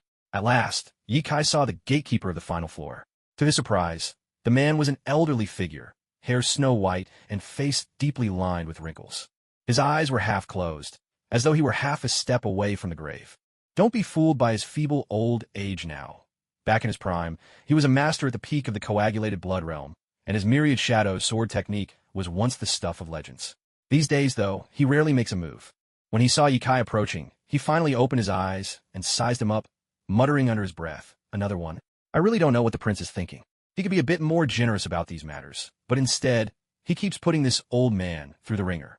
He straightened his back, slowly and with effort. Glancing at the attendant beside him, the attendant gave a slight shake of his head. It seemed the prince wanted him to truly test this newcomer and didn't want any holding back. Looking up at Ye Kai, Uncle Su spoke plainly, "Young man, the rules are just like before. If you can withstand 30 of my moves, you pass this trial." 30 moves might sound like an instant to most, but among true experts, that could be all it takes to decide a winner and a loser, a contest of strength, skill, and will, each exchange fierce and demanding. Ye Kai replied coolly, "That sounds simple enough, just don't lose, right?" A faint smile flickered at the corner of Uncle Su's lips. "Confidence is a good thing, young man, but too much confidence can easily become your downfall." No sooner had the words left his mouth than Uncle Su took a single, crashing step forward and unleashed a thunderous punch. At once, the air grew tense and restless. Spirals of wind shot out toward Ye Kai, wild and dangerous. The entire hall on the 7th floor trembled with the force of that single punch, its overwhelming might unmistakable. Ye Kai found himself surprised that a man so close to the end of his life still possessed such fierce power. The force behind that punch was enough to shake mountains and swallow rivers, dangerous enough that most would shrink away from it in fear. In that instant, Ye Kai sensed the full culmination of the coagulated blood realm radiating from Uncle Su. His blood energy poured forth like an unending river, and the pressure from that attack was almost unbearable. Yet it was exactly this pressure that excited Ye Kai. Real challenge meant real motivation. Previously, most of his opponents had been much weaker, hardly ever putting him under any real strain. In these trials up until now, he'd barely needed to use any of his true abilities. But Uncle Su was strong enough that Ye Kai could finally let loose with all he had, strong enough that he'd need every card up his sleeve just to hold his ground. With a thunderous sound, Ye Kai stepped forward to meet the challenge, pushing his mechanical senses to their limits. His left, mechanical arm glowed with a deep violet aura. Inside, the circuits buzzed to life, and a flood of energy surged through his body. In that moment, the might Ye Kai displayed astonished everyone watching. Even Uncle Su was taken aback. Who would have expected such power from a junior martial artist, one who, by appearances, was only in the early stages of body cultivation? Had Ye Kai overheard Uncle Su's surprise, he surely would have smiled and said, "This is the power of technology." The fierce punches from both sides collided with a force like a raging storm, sending a powerful shockwave rippling through the air. The martial artists nearby had to summon their inner energy just to withstand the aftershocks from their clash. It wasn't only those on the 6th floor who felt it. Even those on the 3rd and 4th floors sensed a surge of immense power rushing toward them. Some, unprepared, were knocked off their feet by the overwhelming force and lay on the ground, struggling to stand back up. King Gong's expression shifted subtly, a deeper look of approval appearing in his eyes as he gazed at Ye Kai. He hadn't expected Ye Kai to possess such formidable strength, and his desire to recruit him grew even stronger. After both fighters were forced 3 steps back, they stopped and withdrew. Subo cast an intrigued glance at Ye Kai and said slowly, "Young man, you're quite something. There's little point in continuing this bout. Consider this your pass." Yikai cupped his hands in respect toward the elder. You flatter me, senior. It's only because you showed mercy that I managed so well. Otherwise, I wouldn't have stood a chance. Subo waved dismissively. No need to be modest. It's this old man who's out of practice, he replied. With that, he tossed Yikai a token, marked boldly with the character Su. If you ever need anything, you're welcome to come to the royal residence, he added kindly. Yikai accepted the token and offered his thanks.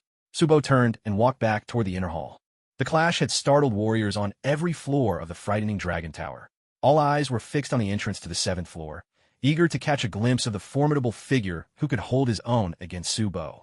Even those below the 4th floor, though they hadn't witnessed the duel firsthand, could feel from the lingering tremors just how powerful both fighters had been.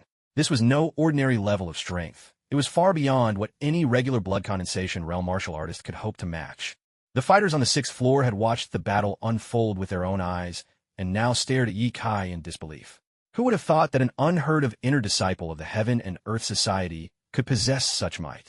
Casting a glance at Zhuofeiyang, they muttered privately that perhaps this so-called #1 disciple's reputation was undeserved, especially since Zhuofeiyang himself had once fought Subo.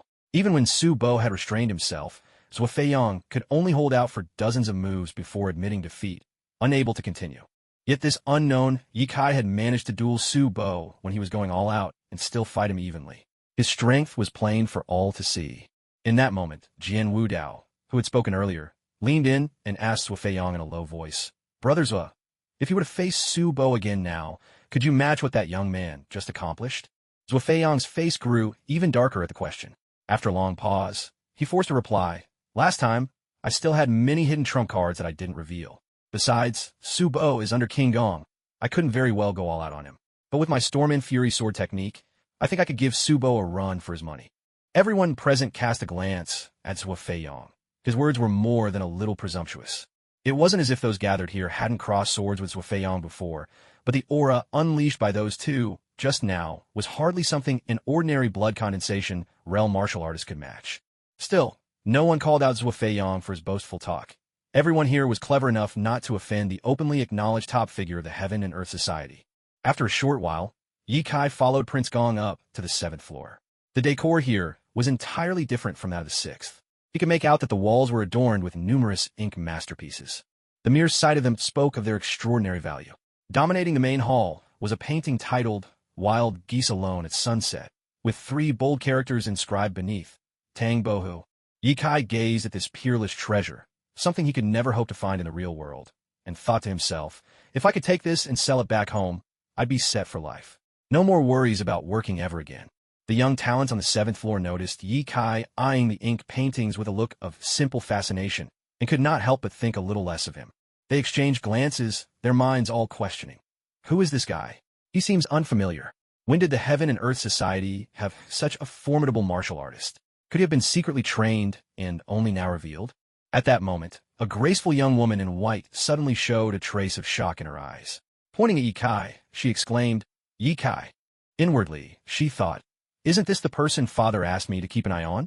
Just a few days ago, his cultivation was barely at the body refinement stage. How could he have advanced all the way to blood condensation in so short time? Even prodigies can't improve this fast. No wonder Father insisted I keep watch on him. Indeed, this was none other than the masked woman who had once been tasked with spying on Yikai and then reporting back to her father. She could scarcely believe the rate at which Yikai's strength had soared, reaching blood condensation realm in such a brief period. It had taken her 2 years to climb from body refinement to blood condensation herself, a speed that already made her the fastest among her peers. And yet, Yikai had caught up to her in the blink of an eye. Yikai looked up, just in time to spot the unfamiliar young woman in white. The shock in her gaze was obvious, and Yikai scratched his head and muttered inwardly, when did I ever meet such a beautiful lady? If I'd known her sooner, I wouldn't still be single. His eyes clouded with confusion, but with a faintly teasing smile, he turned to her and said, I'm curious. How did my name, Yikai, become known to a beauty like you? Surely you're not interested in me, are you? Well, it's perfect timing. I'm still single. If you really insist, I might just give it some thought. The young woman blushed furiously at his words. In all her life, she'd never encountered someone so shameless. Struck speechless by Yikai's retort, the man could do nothing but glare at him furiously. If looks could kill, Yikai would have been executed 1,000 times over. At that moment, behind the woman in white stood a strikingly handsome young man dressed in a flowing black robe. Strapped to his back was an enormous blade case, adorned with blood-red patterns that exuded an aura of fierce, sinister malevolence. Suddenly, he jerked his head up, slammed the table, and fixed Ye Kai with a glare full of rage, his voice booming. "How dare you be so disrespectful? To speak so flippantly to Miss Chun. Let's see how I deal with you today." With that, he made to draw his sword. Seeing this, Prince Gong thought to himself, this kid just can't stay out of trouble, no matter where he goes. Nevertheless, he quickly stepped in to smooth things over for Ye Kai. Prince Gong said, "All right, enough. Youngsters are hot-blooded. A few words are fine, but do you really plan to tear down my Jinglong pavilion over a quarrel?" Hearing this, the man lowered his hand from the hilt, but shot Ye Kai a venomous glare. Prince Gong patted Ye Kai on the shoulder and said gently, "And you too. There's an old saying, a graceful lady is a partner worthy of a gentleman. But you were a bit too blunt." He then motioned for Ye Kai to be seated and introduced him to the assembled guests. "This is young hero Yi, a core disciple of the Heaven and Earth Society. His fist technique is unmatched, and just now he fought Elder Su to a draw." Hearing Prince Gong's flattering words, Ye Kai straightened his expression and addressed the distinguished guests. "You flatter me. Elder Su went easy on me. If he hadn't, I would hardly have held my own." Prince Gong found his impression of Ye Kai improving yet again.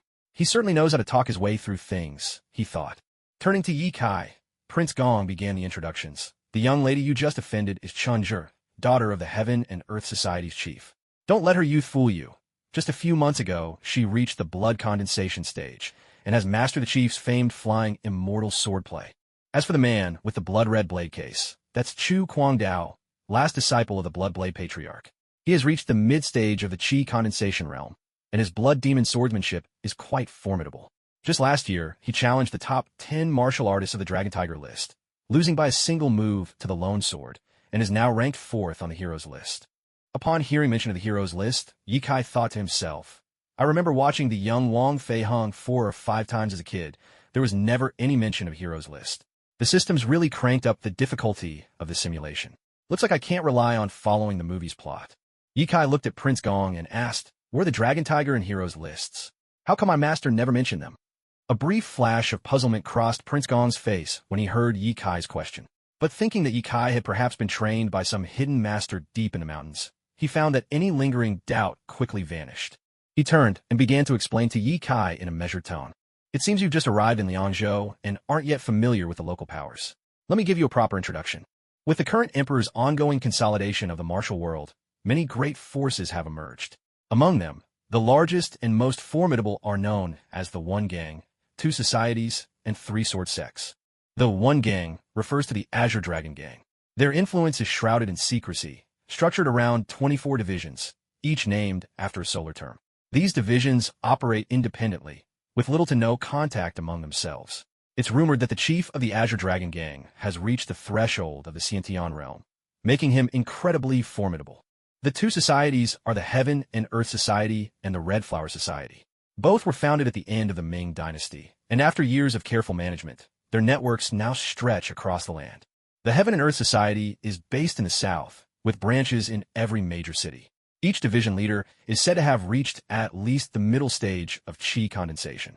Their master, Chun Jinan, stands at the peak of the blood condensation stage, and his mastery of the blood condensing claw is truly extraordinary. The Red Flower Society is rooted in the north, radiating out from Yuzhou as its center. Its Grand Master, Xiang Wentian, is also at the peak of the blood condensation stage, though perhaps a shade beneath Chun Jinan in skill. Still, his strength is formidable, and the 2 societies have stood as the twin pillars of North and South for decades. Next are the 3 Sword Sects, Sword Worship Villa, 10,000 Swords Manor, and the Winds and Clouds Sword Tomb. Together, they command 1/3 of the sword arts world. Sword Worship Villa is famed for its sword forging, 10,000 Swords Manor for its swordsmanship, while Winds and Cloud Sword Tomb is renowned for comprehending the true essence of the sword. Among these 3, 10,000 Swords Manor stands at the top. Hidden deep in the desolate western wastes, their numbers are few, but each member who ventures into the world is the pride of their generation. There was even a time when 2 of their disciples graced the Dragon Tiger ranking, truly a mark of their former glory. However, warriors of the 10,000 Swords Manor are famously attached to their blades, treating their swords as extensions of their own bodies. Striving for unity between man and sword, they never part with their weapons, not even while eating or sleeping. Some take this obsession to the furthest extremes. You do well to be cautious around them. They've grown accustomed to the harsh western wilderness, making them strong-willed and rather domineering by nature. But their might is undeniable, and few dare to provoke them. At this, Yikai quietly thought to himself, I didn't expect so many bosses in just a newbie tutorial. Isn't this a bit too much? On the surface, though, he put on an attentive look, nodding earnestly at Duke Gong's every word as though taking it all to heart. And then there's the Winds and Clouds Dragon Tiger ranking, the list published in recent years by the Oracle Pavilion, chronicling the most outstanding young heroes of the martial world. Only those under 24 can be listed, yet every name on it has earned a record to be reckoned with. The top 4 are especially formidable. The 4th on the Dragon Tiger ranking, Chu Kwangdao. I mentioned him just a moment ago. Ranked 3rd on the Dragons and Tigers list is Solitary Sword, the young master of 10,000 Swords Manor, born with a body attuned to the sword. Master of countless sword techniques, his stunning Cloud swordplay has bested sword masters across the land, never suffering defeat. Ranked 2nd is Wang Ba, the Peerless Spear. True to his name, his mastery of the Overlord Spear is otherworldly. Favored greatly by the chief of the Red Flower Society, he received personal tutelage in the spear. His weapon weighs 81 jin. Swung in combat, man nor god dare approach. He once stood alone against 5 infamous bandits, defeating and slaying them all single-handedly. At the top of the list stands Zhang Daoxiao, known as Little Lord Thunder. The son of Wudong's sect leader, he was born with twin lightning-shaped marks upon his brow. His progress with Wudong's legendary dragon among Cloud's palm has been nothing short of meteoric, earning him the title of Wudong's once-in-5 centuries prodigy. While only in the initial stage of the blood condensation realm, he slew the notorious demonic prodigy, Bloodchild, whose cultivation was already at mid-stage. That feat sent shockwaves through the martial world. Now, with his abilities reaching the peak of the blood condensation realm, his peers can only watch from afar, unable to match his prowess. Recently, the annual Legends of Heroes tournament has captured the attention of the entire martial world. Organized by Heaven's Secret Pavilion, this grand event will determine a new ranking for the Dragons and Tigers list, drawing talents from every major faction to Liangzhou for the competition. Curiously, it seems the Heaven and Earth Society and Heaven's Secret Pavilion have forged some sort of alliance. The Heaven and Earth Society's Grand Master has made a bold promise. Whoever claims first place at this tournament shall receive the Heaven and Earth Heroes emblem. This emblem is no ordinary token. Whoever holds it may make a single request of the Heaven and Earth Society. So long as it's within their power, they will exhaust every resource to fulfill it. Such has been the rule since the very founding of the Heaven and Earth Society, and it's coveted by countless martial artists. Throughout the entire martial world, only 3 of these emblems exist. One is in the hands of Chu Jingxia, son of the former Grand Master Chu Kwanga, awarded in gratitude for rescuing the society from ruin by defeating the demonic cult leader, Lung Wuhan, alone. The second rests with Ren Qianli, Law Elder of the Azure Dragon Gang, a gift from the current Grand Master Chen Jinan to forge ties between their societies. The third emblem remains with Chen Jinan himself. He received it in his youth as champion of the Legends of Heroes tournament, and now, in keeping with tradition, he will offer it as the prize for this year's victor. Upon hearing this, Yi Kai's eyes lit up. If he won first place at the Legends of Heroes tournament, couldn't he simply ask Chen Jinan to grant him a post as an incense master and complete his mission with ease? Without hesitation, Yi Kai asked, so, how does one qualify to compete in the Legends of Heroes tournament? King Gong erupted with laughter. As it happens, our prince's residence has 3 entry slots. You may take one of them. Yi Kai's expression grew serious as he cupped his hands toward Prince Gong and said, I will not fail your trust, your highness. I swear I will not return unless I win first place.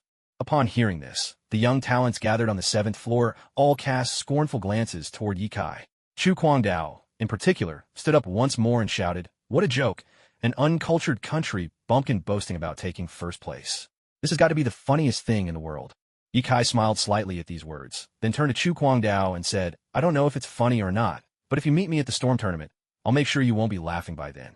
Prince Gong sensed the tension between the two and quickly intervened, saying to Yi Kai, come up to the 8th floor. We need to complete your registration for the storm tournament. With that, he greeted the other martial artists present and hurriedly led Yi Kai up to the 8th floor. Once they arrived, Prince Gong clapped his hands. After a moment, pairs of maids entered, carrying dishes and wine. The presentation alone was enough to capture anyone's appetite. These dishes from Dragons au Pavilion truly boasted color, fragrance, and flavor in equal measure. What's more, a powerful spiritual energy seemed to drift subtly among the offerings. Prince Gong poured Ye Kai a cup of crystal-clear, faintly blue liquor, the aroma light yet intoxicating. He smiled as he spoke. There's an old story from the wild mountains of Liangzhou, a tale of monkeys gathering hundreds of fruits and hiding them away in tree hollows for winter rations. But if food was plentiful and the monkeys had no need to retrieve the fruit, they would forget about their stash. Over time, the fruit would ferment and eventually turn into a cave full of 100-fruit wine, also called monkey wine. These particular bottles of monkey wine were collected by my martial artists from the untamed mountains in the north of Liangzhou. Those wild monkeys couldn't appreciate what they had. They'd even use some rare and exotic spirit fruits as brewing ingredients, which is quite a shame. But that's part of what makes this wine so powerful. Hidden within it is extraordinary medicinal strength. Many martial artists who've discovered this monkey wine during herb searches have ended up greatly advancing their cultivation after drinking it. Ye Kai was surprised. This was all collected from the wild mountains? Prince Gong nodded. Yes. Last year, the royal family sent a team deep into the peaks and braved enormous hardship to bring it back.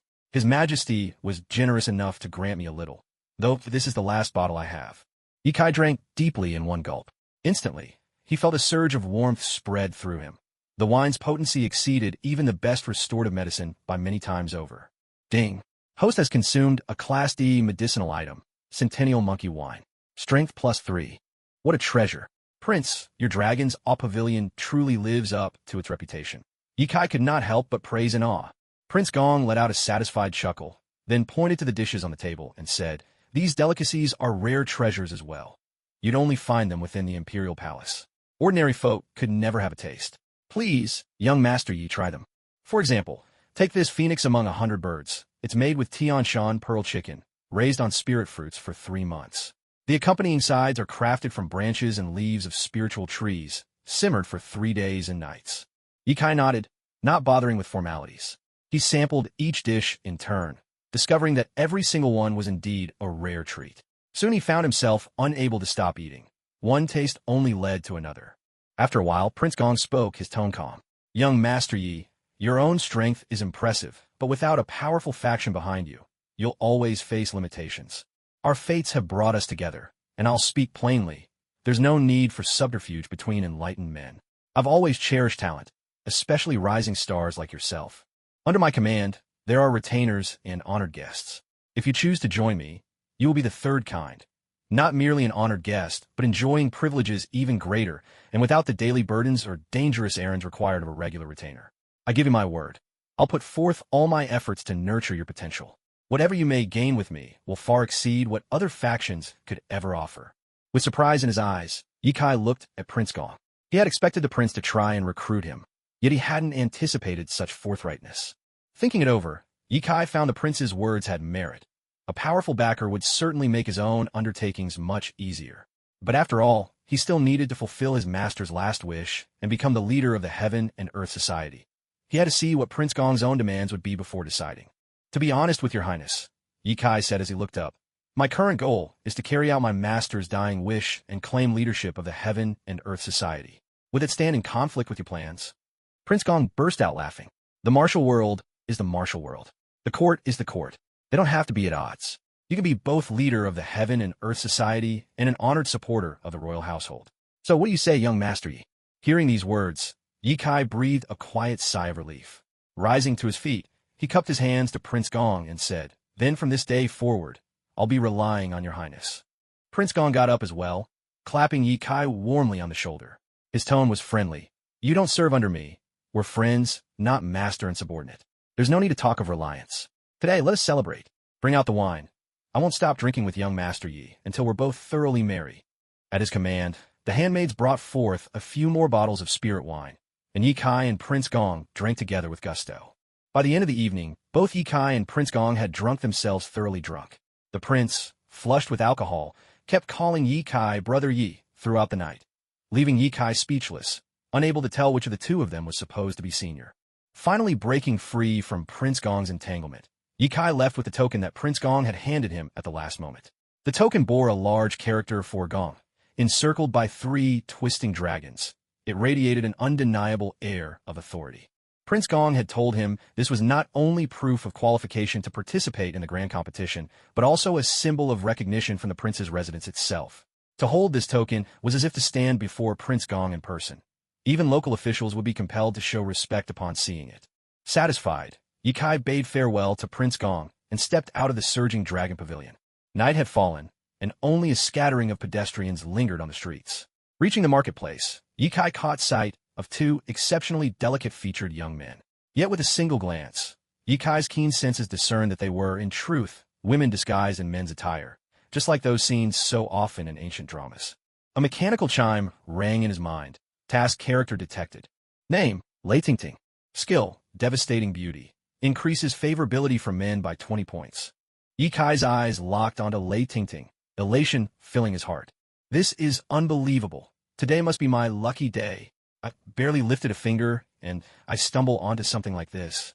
Maybe I should go buy a lottery ticket. The two disguised, young men, seemed to sense Yikai's gaze and noticed the delighted expression on his face. The one dressed as a servant let out a snort, pointing angrily at Yikai and raising her voice. Never seen someone as handsome as my young master before. Your eyes are about to pop out. Keep staring, and I'll gouge them out for you. She turned quickly to address her companion. Young Master Lei. Aw no. Master Lei, look at him. He can't stop staring at us. The true young master turned to face Yikai, and in that moment her beauty was like a fresh spring blossom. Delicate, radiant, her large eyes filled with tender emotion. Though clad in men's clothing, her complexion was as fair as jade, her air one that stirred protectiveness in any who beheld her. Yikai felt his heart skip a beat. She gently raised a hand, stopping her servant's finger mid-air, and slowly walked over to stand before Yikai. With a soft voice she said, Sir, it was my failure to supervise properly. Please forgive my servant's rudeness. Then, pulling the servant closer, she added, Brush and ink, hurry, and apologize to the gentleman. Witnessing the exchange, Yikai waved his hands repeatedly and said, No, it was my mistake. I really thought I'd seen a familiar face. My apologies. I should be the one to ask your pardon. The young master gave a faint smile and replied, Fate has brought us together, after all. My family name is Lei, given name Ting. May I ask how I should address you? Yikai's mind raced. This Miss Lei carried a poise and inner strength seldom seen in women. Without hesitation, he replied, My surname is Yi, given name Kai. I'm a bit older than you, so feel free to call me Brother Yi. Lei Tingting showed no sign of awkwardness, immediately addressing him. Brother Yi, may I ask where you are headed? Yikai was just about to reply when he saw a group of burly men striding in Lei Tingting's direction, whispering among themselves as they pointed subtly at her. Another mechanical chime sounded in his mind. Host has activated a hidden quest. Protect Lei Tingting. The two major clans of Liangzhou, the Lei family and the Wu family, had long been business rivals. When Wu Qidi, the third young master of the Wu family, learned that Lei Tingting had gone out alone, he plotted to kidnap her. His goal was to force the Lei family to submit to the Wang family, thus bringing all of Liangzhou's commerce under their control. Your task is to protect Lei Tingting and help her fend off the kidnappers. Mission reward, plus 20 affinity with Lei Tingting, 1 Marvel character card, Class D. This is just perfect timing. I love you, system. Yikai silently cheered in his heart, brimming with delight at his good fortune. But even if it weren't a system mission, as a young socialist with ideals, morals, education, and discipline, lending a helping hand is our duty. Yikai's gaze turned icy as he watched the group of thugs draw closer. Just then, the thugs approached, and a burly man in the lead tried to casually bump into Lei Tingting as if by accident. But Yikai was already prepared. He swiftly pulled Lei Tingting into his arms, making the big man miss his intended target and instead crash straight into Yikai. Yikai stood as steady as a mountain, rooted and unfazed, while the impact sent the burly man reeling back and crashing to the ground. Startled by their leader's mishap, the concealed underlings rushed to his aid, helping him up and forming a circle around Yikai to prevent him from escaping. Meanwhile, Lei Tingting found herself swept into Yikai's sudden embrace. Inwardly, she grumbled, I was mistaken. Who would have thought young Master Yi was a shameless scoundrel after all?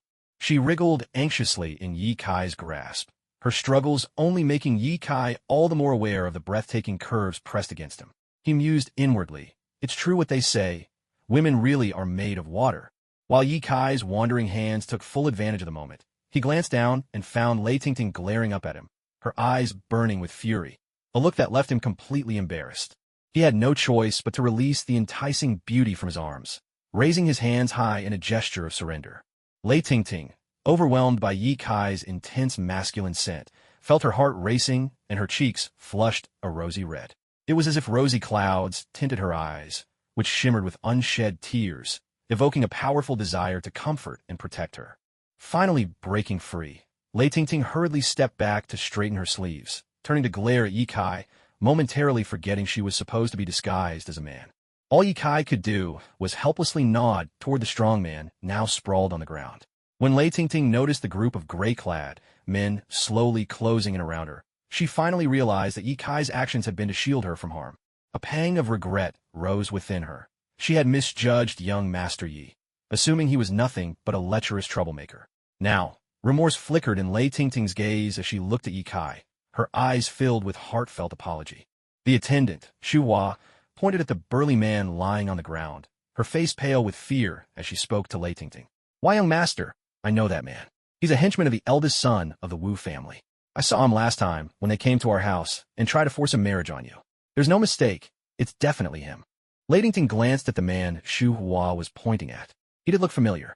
With a bit of thought, she recalled that he was indeed one of the Wu family's men. "You've injured me. Unless you pay me 1,000 taels of gold, you're not leaving here today." The burly man who had just been thrown to the ground was now helped up by his gang. Rubbing his bruised backside, he glared viciously at Ye Kai and spoke through gritted teeth. Lei Tingting fixed her gaze on him, her voice sharp and unwavering. "You are one of Wu Chidi's men, third young master of the Wu family. Don't think I don't know who you are. Are you not afraid that my father is right behind me?" The big man's eyes flickered with panic at her words. One of his lackeys quickly leaned in and whispered in his ear, "We checked when they came out. Tiger Lei isn't here. Still trying to pull tricks when you're at death's door? You didn't expect that we'd already planted spies in the Lei household, did you? We know your every move. Lei miss, I'd advise you to simply surrender. It'd save you unnecessary pain." The big man's eyes turned cold, and he stared intimidatingly at Lei Tingting after listening to his underling's whisper. Lei Tingting was startled by this revelation. There were spies from the Wu family in her own home. Her secret outing today was, it seemed, completely exposed to the Wu family. Behind her, Shu Hua was seized with panic as well. Lei Tingting pulled Shu Hua protectively behind her. She turned back, meeting Ye Kai's gaze with an apologetic look. "I've dragged you into this, young Master Yi. No matter what, I will do my utmost to keep you safe." Ye Kai didn't have time to reply before Lei Tingting, resolute and unwavering, turned to face the burly leader. "I'll go with you," she declared, "but only if you agree to let young Master Yi and Shu Hua leave here unharmed." The burly man burst out in mocking laughter, regarding Ye Kai with a mixture of amusement and scorn. "What's this? Could this be your lover, Miss Lei? What a pity for such a handsome face. Turns out he's got no backbone at all, having to hide behind a woman." Hearing the insult, Ye Kai gave a calm, faint smile. "I, Ye Kai, am far from needing a woman's protection. As for whether I'm spineless or not, why don't you come and find out for yourself? Still mouthing off? I'll show you why flowers are so red today," spat the burly man, his tone threatening. With that, he charged at Ye Kai, launching a heavy punch his way. The punch was so slow that Ye Kai couldn't help but smirk inwardly. Someone not even at the mid-level of body refinement dares be so arrogant. Maybe I'll have a little fun with him before finishing this. Ye Kai deftly sidestepped the burly man's heavy punch, his movements agile and precise. The big man's eyes flickered with confusion when he realized his blow had missed its mark. But he wasted no time before swinging at Ye Kai again. Ye Kai taunted him, saying, "You can't even hit me, no matter how many chances I give you." With that, he clasped his hands behind his back and slipped away time and again, evading every attack like a ghost. The burly man couldn't even brush the hem of Ye Kai's clothes. Back and forth they went in this way. But eventually, the big man was exhausted, his powerful fists now only fluttering weakly. "If you're a man, stop dodging and fight me fair and square," the big man finally cried out, surrendering his assault, his voice drained of strength. "All right then, you're too slow, so let me show you what true speed is." Ye Kai repeated. As soon as he finished, Ye Kai stepped forward, his fist flashing out like lightning, slicing through the air with a fierce, whistling wind. The force of the punch carried a deadly intent. The burly man couldn't even fathom how someone so seemingly frail could possess such tremendous strength. As Ye Kai's unstoppable fist barreled toward him, the big man hurriedly raised his broadsword in defense. Yet before the blade could even reach his chest, he felt an overwhelming force slam into him. With a tremendous crash, the iron broadsword shattered under that raging punch. Numbness shot up his hand, and he was sent hurtling dozens of meters back before collapsing to the ground. He struggled to his feet, awestruck. "How can anyone be this strong?" he exclaimed. A trace of panic crossed his mind. He had never imagined that Lei Tingting would have someone so formidable at her side. Before he could finish his thoughts, Ye Kai darted forward, grabbed him by the collar with one hand, and hoisted him effortlessly into the air. "Is this all you've got?" Ye Kai asked coldly. The murderous glint in Ye Kai's eyes struck fear into the big man's heart, and terror spread across his face. "I'm a member of the Wu family, the foremost clan in Liangzhou. If you kill me, our lord will hunt you down," the big man stammered, desperate. "The Wu family, Liangzhou's most powerful clan? Is it? How terrified I am." Ye Kai replied with a crooked grin, feigning fright. It was as if the big man saw a glimmer of hope for survival, and he shouted, "Then release me now. If you don't, our young master will kill you on the spot." Ye Kai shot him a frosty look, then raised his fist before the big man's face and said, "You know, I've got a flaw. Whenever I'm scared, I just can't control my fists. Watch." He lifted his left fist high, preparing to unleash the unstoppable thunderstrike, and end things right there. Just as his fist was about to smash down on the man's skull, a sharp voice rang out from behind him. "How dare you!" A young man clad in a crimson brocade robe suddenly appeared behind Ye Kai. With a single leap, he landed beside him, thrusting his right hand straight toward Ye Kai's throat. Though his young hands had once been fair and clean, in that instant they began to swell visibly, turning massive and grotesque. Black poison coursed through every vein, the tendons on the back of his hand bulging menacingly, an eerie and unnatural sight. Watching from behind Ye Kai all this while, Lei Tingting saw the ambush unfold. Alarmed and flustered, she couldn't help but call out urgently, "Young Master Yi, be careful behind you." At her warning, Ye Kai let go of the man he was holding and spun around, delivering a heavy punch straight at the youth's outstretched hand. There came a harsh, metallic clang, cold and sharp, echoing through the air as their blows met. The young man staggered back 5 or 6 steps, forced away by the impact. Before Ye Kai's eyes, the system's combat information flashed into view. Third young master of the Wu family in Liangzhou, notorious throughout the region for his arrogance and bullying ways. Level D+, early stage of the coagulated blood realm. Gold sundering hand, Grade D. The user's palm has undergone years of brutal tempering, enduring agonizing pain until it's become an unstoppable weapon. Once perfected, it can rend metal and split stone with ease. Ye Kai withdrew his fist and returned to Lei Tingting's side, a glimmer of cold light flickering in his eyes. He had used 60% of his strength just now, and yet hadn't managed to break the youth's arm. Clearly this boy had some skill. "Eldest young Master Wu, you must have gone to great lengths for the sake of this underling of yours," Ye Kai said, his tone icy. "But no one can stop me from killing the man I've marked." As soon as the words left his lips, Ye Kai surged forward like an arrow, closing in on the burly man. He paid no heed to Wu Chidi's vicious claw attack. With a single punch, his strike was so forceful that the burly man fell lifeless on the spot, the look of disbelief frozen in his eyes, even in death. Wu Chidi watched his subordinate perish under Ye Kai's fist, his gaze now shot through with a faint, murderous intent as he looked at Ye Kai. He spoke with a chilling edge to his voice. "I wonder, sir, whose disciple are you? Would you not give any respect to the Wu family?" Ye Kai wiped the blood from his hand onto the dead man's clothes, then stood up slowly and replied, "I'm just a humble inner disciple of the Tiandi society, no great master behind me. As for respect, I believe respect is something you earn for yourself, not something you're given by others." A cold light flashed in Wu Chidi's eyes as he barked. "A mere inner disciple of the Tiandi society, daring to act so wildly? Our family has connections with the law enforcement elders, you know. Today, I'll show you what the prestige of the Wu family truly means." Even before he finished speaking, Wu Chidi unleashed his gold-sundering hand. His pale, ruddy palm suddenly surged in size, turning jet black and monstrous, like the paw of a wild beast, terrifying to behold. When Lei Tingting saw this move, she hurriedly called out to Ye Kai, "Young Master Yi, be careful. This is the Wu family's signature technique, the gold-splitting palm. It channels the blood energy within the body into the palm, and when unleashed, the power is tremendous, enough to shatter crystal using only the bare hand." Ye Kai's fists were fierce and mighty. Every movement stirred the air, producing an intense gust of wind with each punch. Wu Chidi's gold-splitting palm, on the other hand, was filled with an insidious and eerie energy. The two of them met each other head-on, their bare hands colliding again and again, each impact erupting with thunderous, explosive blasts. For a moment, there was no clear winner. Both sides were evenly matched. Wu Chidi's jet-black hand blocked all of Ye Kai's fist wind. With a cold sneer, he said, "Do you really think members of the Wu family can be killed so easily? And you, A mere inner disciple of the Tiandi society, dare to act so brazenly? Ridiculous. Yikai replied with a frosty tone. Tonight, I'll show you just how formidable an inner disciple of the Tiandi society can be. As he spoke, a murderous gleam flashed in his eyes. Immediately, he activated his perfect mechanical energy. A surge of power filled his body, and an indomitable aura erupted from him, radiating invincibility from head to toe. He stepped forward, and out of nowhere, a thunderous, blood-red force surged from his fist and crashed toward Wuchidi. On his left, his mechanical arm whirred and crackled, mechanical energy coursing through it, spitting sparks inside his frame. His punch was like a dragon leaping from the sea, its speed almost beyond the eye's ability to follow.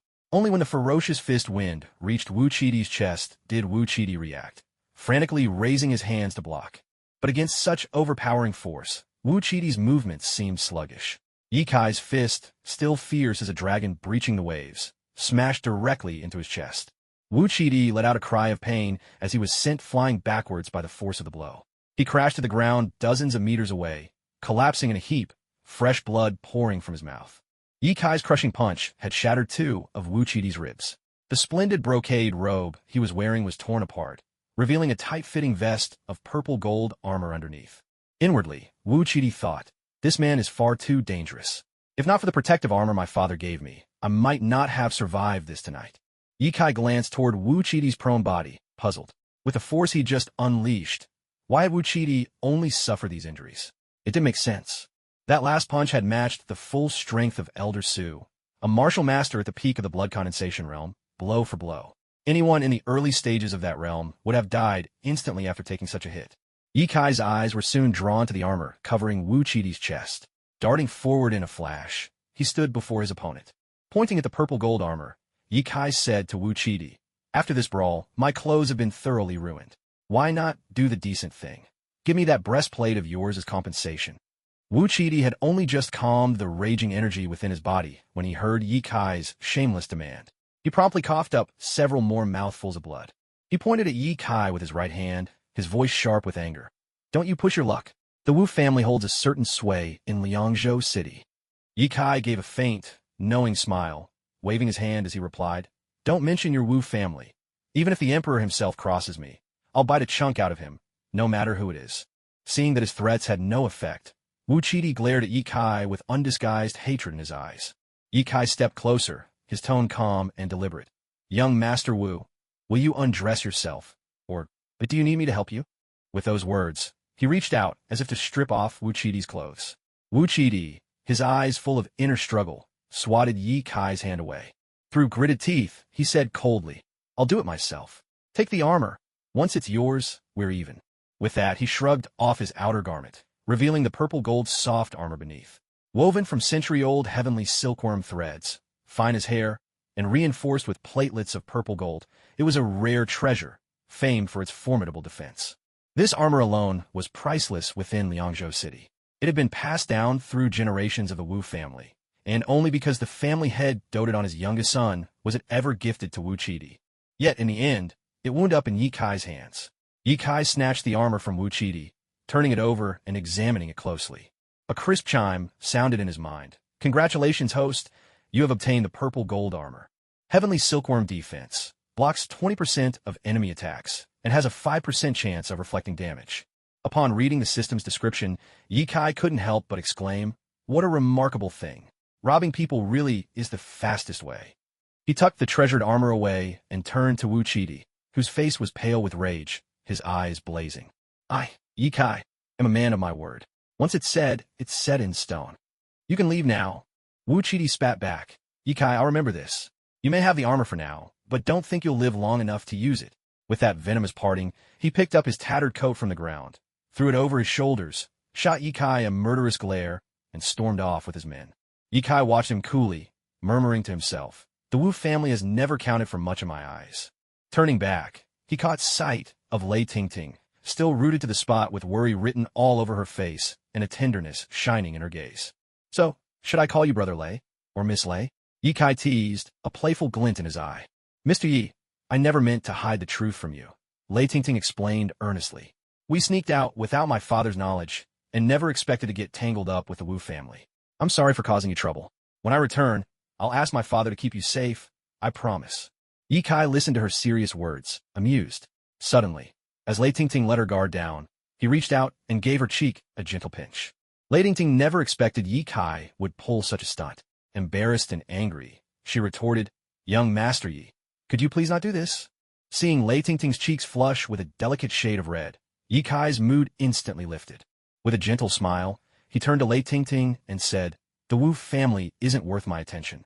But, as compensation, you'll have to accompany me somewhere right now." Without another word, he grabbed Lei Tingting's hand and dashed forward. The maid, Shuhua, called out loudly behind them, "Miss, wait for me." Just like that, Yi Kai led Lei Tingting out of the city to a hillside halfway up the mountain. Wildflowers dotted the hillside, blooming quietly in the night. Under the moonlight, their petals glittered with a silvery glow, making everything seem even more ethereal and dreamlike. Yi Kai released Lei Tingting's hand and turned to her with a beaming smile. "Well, isn't it beautiful here?"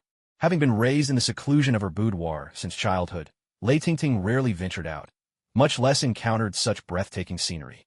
Her eyes filled with the shimmering sea of flowers, as if they were all waving at her, beckoning her closer. She couldn't help but stare in awe, murmuring softly, "How could there be a place this beautiful?" Shuhua, the maid, finally caught up after jogging breathlessly up the slope. "You scoundrel! Where are you taking my young lady?" But before she could finish her sentence, the sight before her stole her words away. She stared, mouth agape, utterly astonished. Yi Kai stretched out on the springy grass, then spoke slowly to Lei Tingting. "I was abandoned by my parents when I was very little and wandered the world on my own, until my foster father, Yi Renjia, took me in. I remember he once told me that when people die, they become stars in the sky. If you speak to the stars, your loved ones can hear you from above. So, whenever I miss my parents, I come here and talk to these starry skies. I believe my parents know I'm doing well now, and they don't have to worry about me anymore." Touched by his words, Lei Tingting gazed gently at Yi Kai, then lay down beside him, resting her head lightly on his shoulder. "When my mother passed away, I was only 7. Before she left, she told me she was only going away for a while, and that she'd come back when I was grown and ready to marry. So, ever since I was little, I kept asking my father when I could get married. I only wanted to see my mother again and tell her that Tingting has grown up now, that I can take care of myself, and she doesn't have to worry anymore. They haven't really left us, you know. They've just gone very far away, watching over us from there." Tears welled up in her eyes and streamed down her cheeks like springtime rain, her sorrowful beauty stirring a deep tenderness in the heart. Yi Kai gently wiped away her tears and spoke in a warm, soothing voice. "From now on, let me be the one who protects you, okay?" With those words, he pulled Lei Tingting into his arms, holding her tightly against his chest. Lei Tingting, nestled in Yi Kai's embrace, blushed with a gentle, bashful expression on her face, offering no resistance and letting herself be held by him.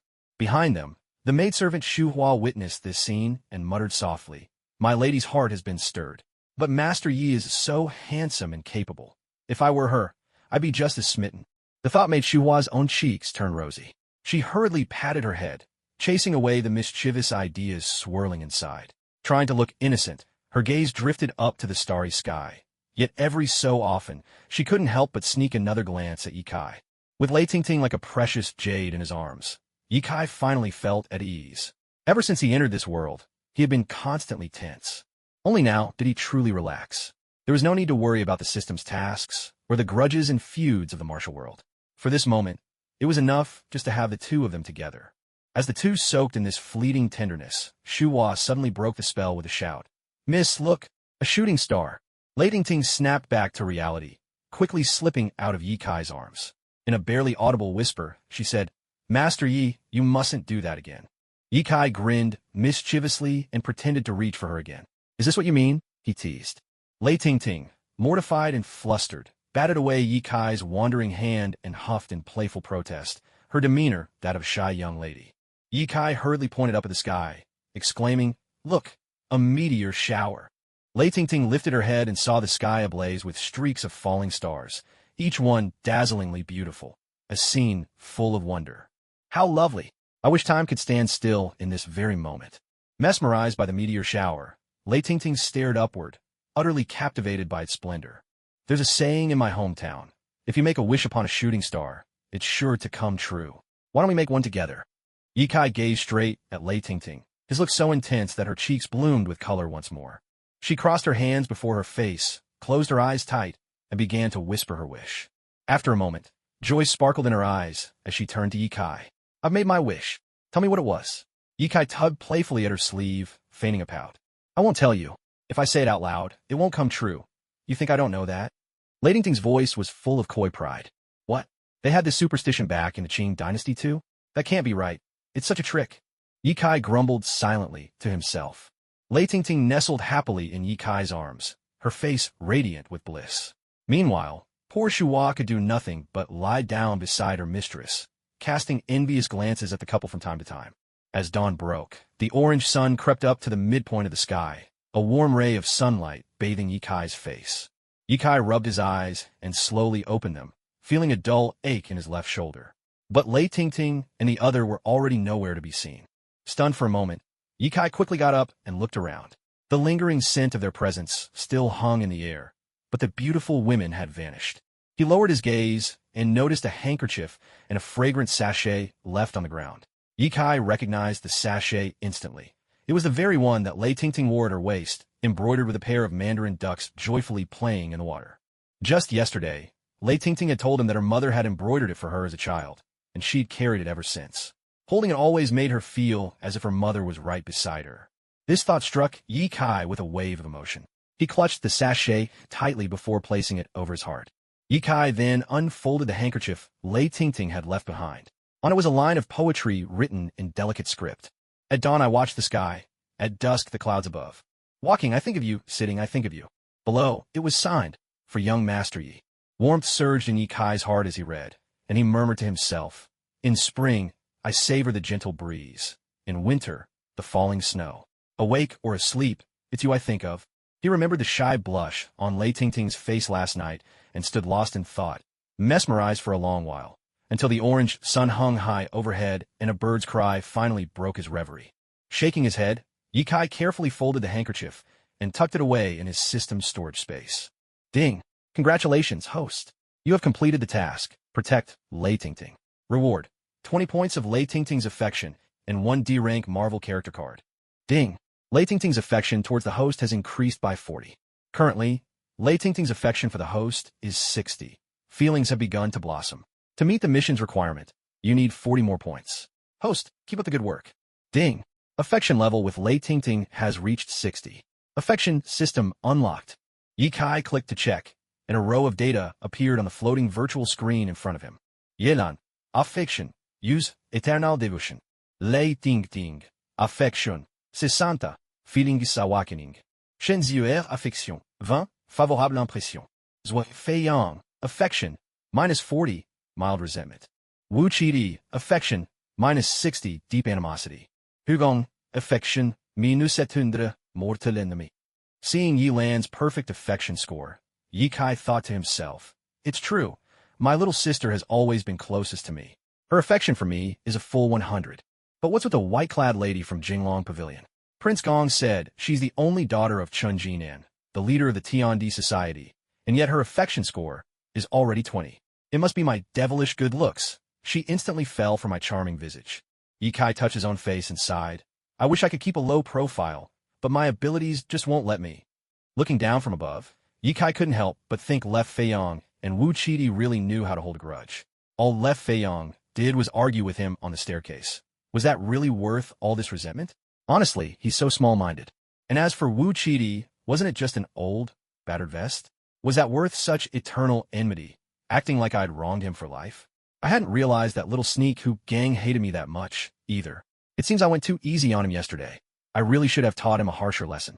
Why can't people be more like me, Yikai? Never hold a grudge, just settle things on the spot and move on. Keeping it bottled up only hurts yourself. He clicked his tongue in exasperation, his face all but spelling out his helplessness. Suddenly, he slapped his forehead. He remembered that Yilan was still at home, waiting anxiously for him. He hadn't gone back all night. She must be worried sick. At that thought, Yikai dashed home at an astonishing speed, covering more than 100 kilometers an hour. By the time Yikai finally made it back, the sun had already passed its zenith. Panting for breath, he stepped through the doorway and saw his little sister, Yilan, still waiting at home for him. A warmth bloomed in his chest. When Yilan saw her older brother walk in, She sprinted over and threw herself into his arms, hugging him tight. Ye Kai patted her head affectionately, then pulled a candied hawthorn skewer from his pocket and dangled it in front of her. The moment Yi Lan saw the treat, her eyes curved into delighted crescents.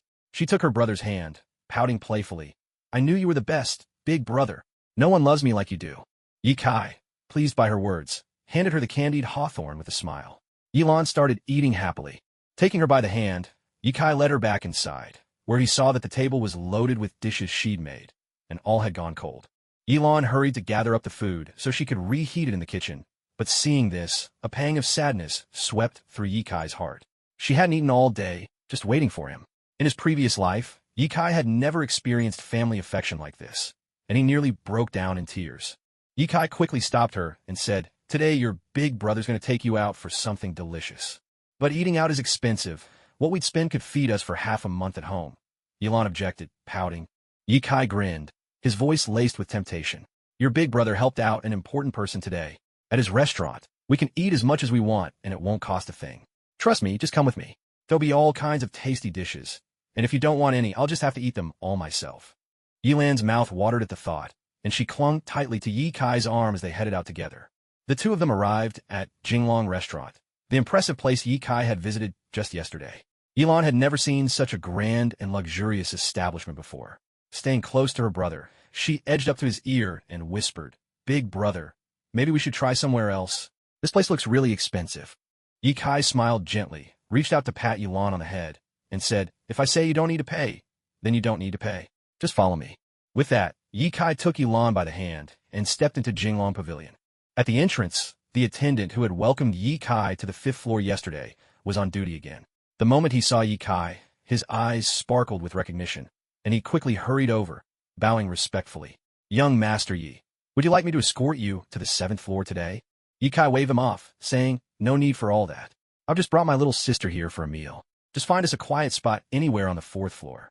Upon hearing this, the attendant personally led Ye Kai, and Ye Kai smiled gently, patted Yi Lan's head, and said, If I say you don't have to pay, then you don't have to pay. Just follow me.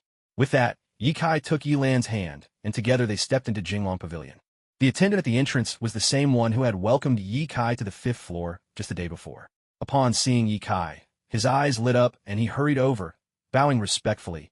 Young Master Yi, would you like me to escort you to the 7th floor? Ye Kai waved his hand and replied, No need for all that trouble. I just brought my sister over for a meal today. Just find us a quiet corner on the 4th floor.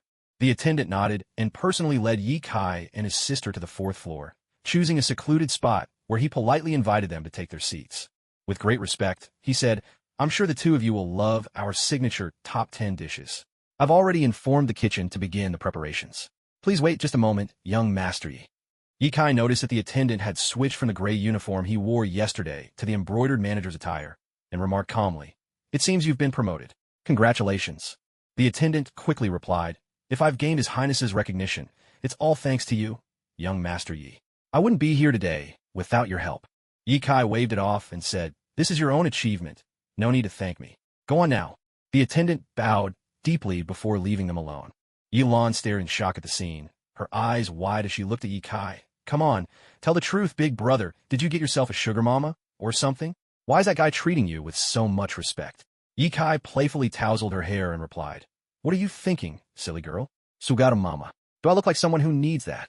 Yi Lan pried his big hand off her head with her own little hands and said with a pout, Brother, if you keep ruffling my hair, how am I supposed to grow? Ye Kai gave her hair a good, vigorous muss before finally letting go. He said gently, Soon you'll get to try their most famous dishes. They're so delicious you won't be able to keep your mouth from watering. Moments later, a table full of steaming hot dishes was brought out before them. Yi Lan's eyes sparkled with delight, her mouth watering as she stared hungrily at the food, gazing at Ye Kai with pleading eyes. Ye Kai, captivated by the sight, said warmly, Dig in.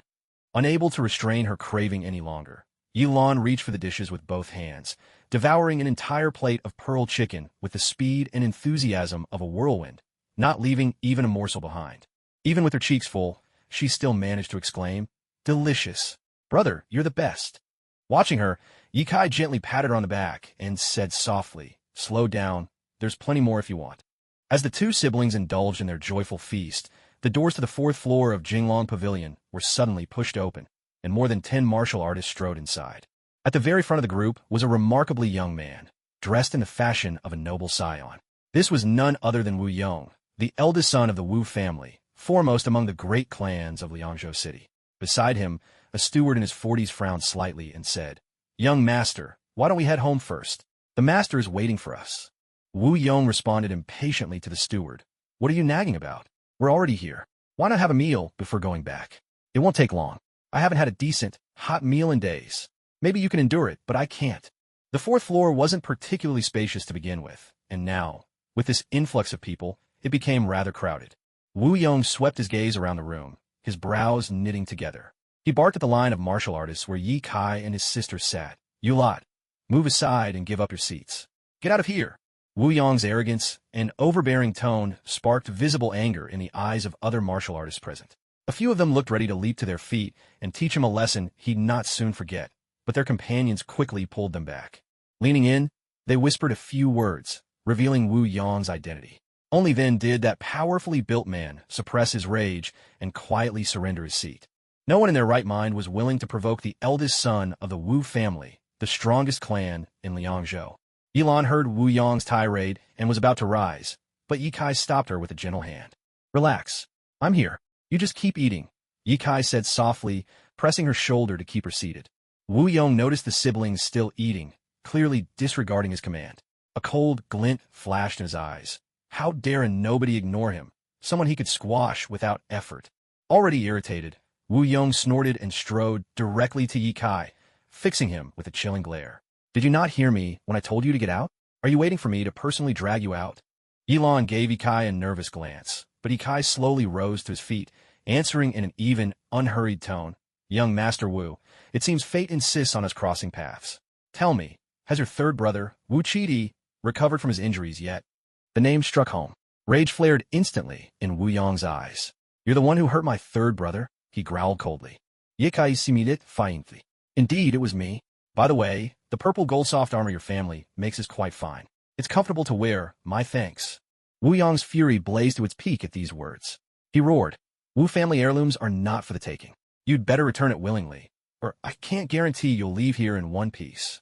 With these words, his left hand, once fair, darkened to a jet-black shade, and if one looked closely, there was a faint silver sheen to it, subtle and elusive. This is what happens when one has perfected the splitting gold palm. By channeling the surging energy in the body into the palm, the skin turns a silvery hue. It looked like he was on the cusp of mastering the art. Just as Wu Yong was about to teach Yi Kai a bitter lesson, a voice of undeniable authority rang out, commanding the room. "All of you, stop immediately." Everyone's gaze whipped toward the doorway, only to see Prince Gong striding in, accompanied by that man in black. Prince Gong's eyes swept coldly from Wu Yong to Yi Kai. In a calm but cutting tone, he declared, "No private duels allowed in the Jinglong Pavilion. Are you not aware of the rules? Get out now, or do you want me to throw you out myself?" Young Master Wu assumed the prince was addressing Yi Kai and his group. He sneered at Yi Kai, saying, "Hey, did you hear what His Highness said? He's talking to you. Hurry up and get lost." A sly, irreverent smile played across Yi Kai's lips. Instead of answering, he simply turned to look at Wu Yong, staring him down in silence. Sensing that something was amiss, Wu Yong shifted his gaze back to Prince Gong, only to see the prince's finger leveled at him as he icily spoke. "I was talking about you. Get out. If you dare set foot in Jinglong Pavilion again, you'll be cut down where you stand." The weight of the prince's authority was almost palpable, pressing down on everyone present.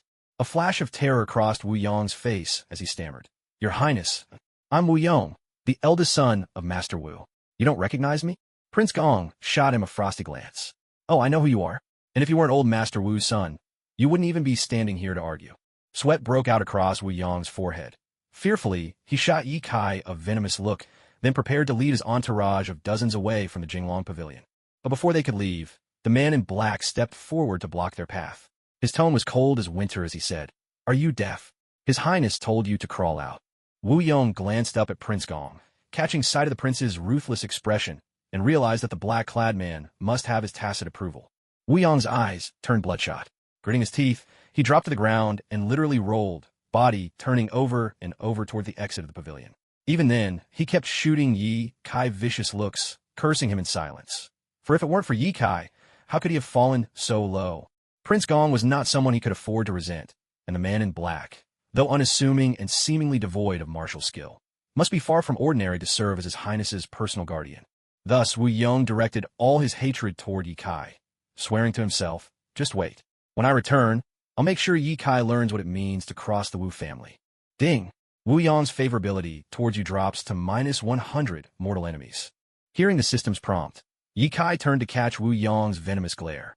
With a helpless shrug, he thought, "So many people already hate me. What's one more?" It was Leaf Lan who couldn't help but laugh out loud at the sight of young Master Wu, so arrogant just moments before, now being so frightened by Prince Gong that he rolled himself right out of the Jinglong Pavilion. Realizing the crowd's eyes were on her, she quickly covered her mouth. Prince Gong paid no attention to Wu Yong, who had just tumbled away. Instead, he turned around and approached Leaf Kai with a kindly expression, saying, "My young friend Leaf, I must apologize for not being a better host today and letting such riffraff disturb the mood for you and your sister. As an apology, I will finish this cup myself." Hearing this, Leaf Kai hastily waved his hands and replied, "It was just an accident, and besides, Your Highness already took care of it. There's no need to punish yourself for my sake. I really couldn't bear it." Then Prince Gong turned to Leaf Lan and said, "What an adorable little lady you are. You must be Leaf Lan. I didn't prepare a gift, since it's our first meeting, but how about this? Let me give you the jade pendant on my waist." Without waiting for her polite refusals, he pressed the jade pendant into her hand. Leaf Lan was about to decline once more, but Leaf Kai gently interjected, "Since it's from His Highness, you might as well accept it." Hearing her brother say so, Leaf Lan had no choice but to accept the gift. The pendant was carved with a blazing phoenix, reborn beneath a parasol tree. As she ran her finger across it, she felt a soft, gentle warmth. Clearly no ordinary treasure. Waving his hand with a smile, Prince Gong said to Leaf Kai, "Come, let's head up to the 8th floor. The two of us should share another drink." Leaf Kai bowed slightly and replied, "I would gladly join you for a drink, Your Highness, but I have important matters to tend to today. Another time, I promise we'll drink to our heart's content." A hint of disappointment flashed in Prince Gong's eyes as he replied, "If urgent business calls, I won't insist. And let me make this clear, today's bill is on the house." He then instructed the waitstaff on the 4th floor regarding the arrangements, and, after exchanging a few more pleasantries with Leaf Kai, took his leave. Watching Prince Gong's departing figure, Leaf Lan turned to her brother and exclaimed, "Big brother, when did you meet such an important person?" Leaf Kai ruffled her hair with an affectionate smile. "Just eat your food. You don't need to worry about the outside world. So long as I'm here, no harm will come your way." Hearing the love and determination in her brother's words, Leaf Lan's eyes curved into cheerful crescents. She spun around and hugged her brother tightly, refusing to let go, while Leaf Kai held her close, looking down at her with gentle affection. In his heart, he vowed he would gain enough strength to protect his family, never allowing this happiness to slip away. Determination shone fiercely in Leaf Kai's eyes. "All I want is to protect the ones I love. Even if the whole world stood against me, I would never regret my choice." Several hours later, Leaf Lan was finally full and content, her little belly round and taut, as if it might burst from satisfaction. Ye Kai looked at her little belly, which was slightly puffed out, and teased, "If someone saw you right now, they'd probably think I'm starving you every single day. You're the best brother ever. There's no way you would treat me badly."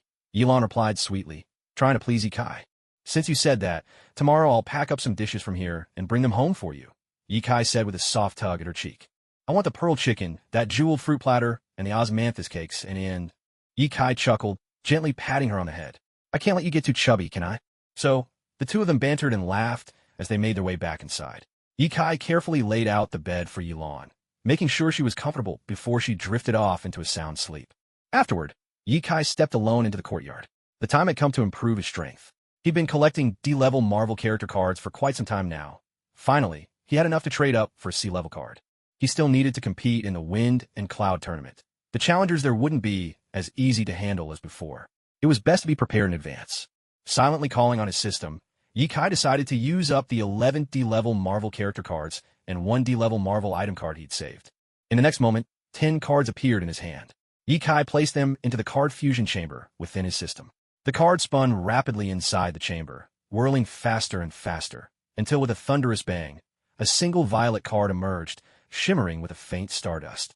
Ye Kai held in his hand, gazing at his very first C-level Marvel character card.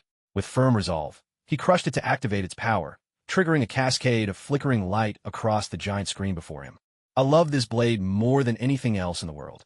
First to appear was a beautiful woman, commanding countless blades that danced around her in midair. Yikai was momentarily stunned. Wasn't this the fan-favorite Polaris from the hit show The Gifted? In that series, she was a formidable presence, able to bring even a plane down from the sky. Lorna, Polaris, weakened form, can be upgraded to full power with 5C level enhancement cards. Level, C, C+. Abilities, magnetic manipulation. Host can control the magnetic fields in the surroundings. Metal control. Host has basic control over steel and iron. Trust the system to be stingy, as ever. It still needs upgrades. How long will it take to fully power up? Yikai complain in frustration.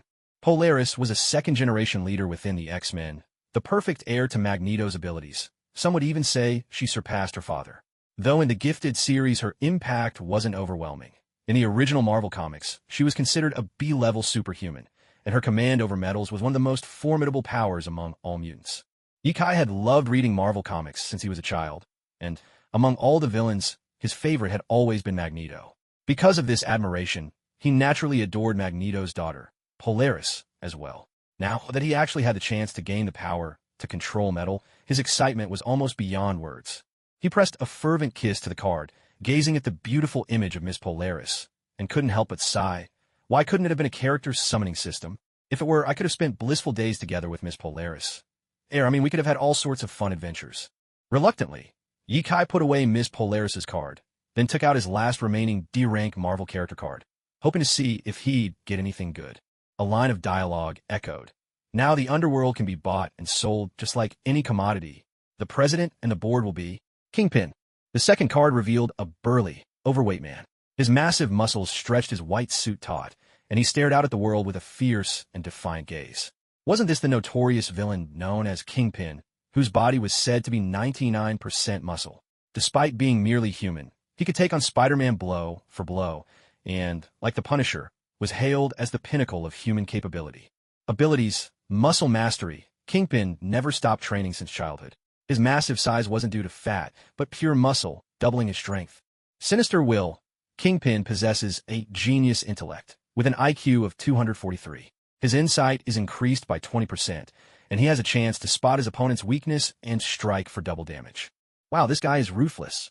I like him, Yikai said as he put away the Kingpin card, then turned his attention to the last D-rank Marvel equipment card. The screen flickered, and a tall, long-haired man wielding Thor's hammer appeared. He raised the Mjolnir high, lightning gathering and crackling fiercely around it.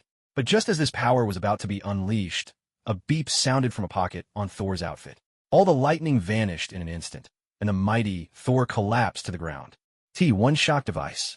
Million volt. The host releases 1,000,000 volts of electricity, dealing 50 to 120 points of electric-type damage to an enemy. What the? I seriously thought it was going to be Mjolnir, and all I get is this junk? This system is a total scam. Give me back my hammer. Give me back my hammer. Yikai glared at the system screen, his face the picture of utter despair. With a non-royal constitution, one could get great items, but was it really worth it? Yikai could only look helplessly at this T1 shock device.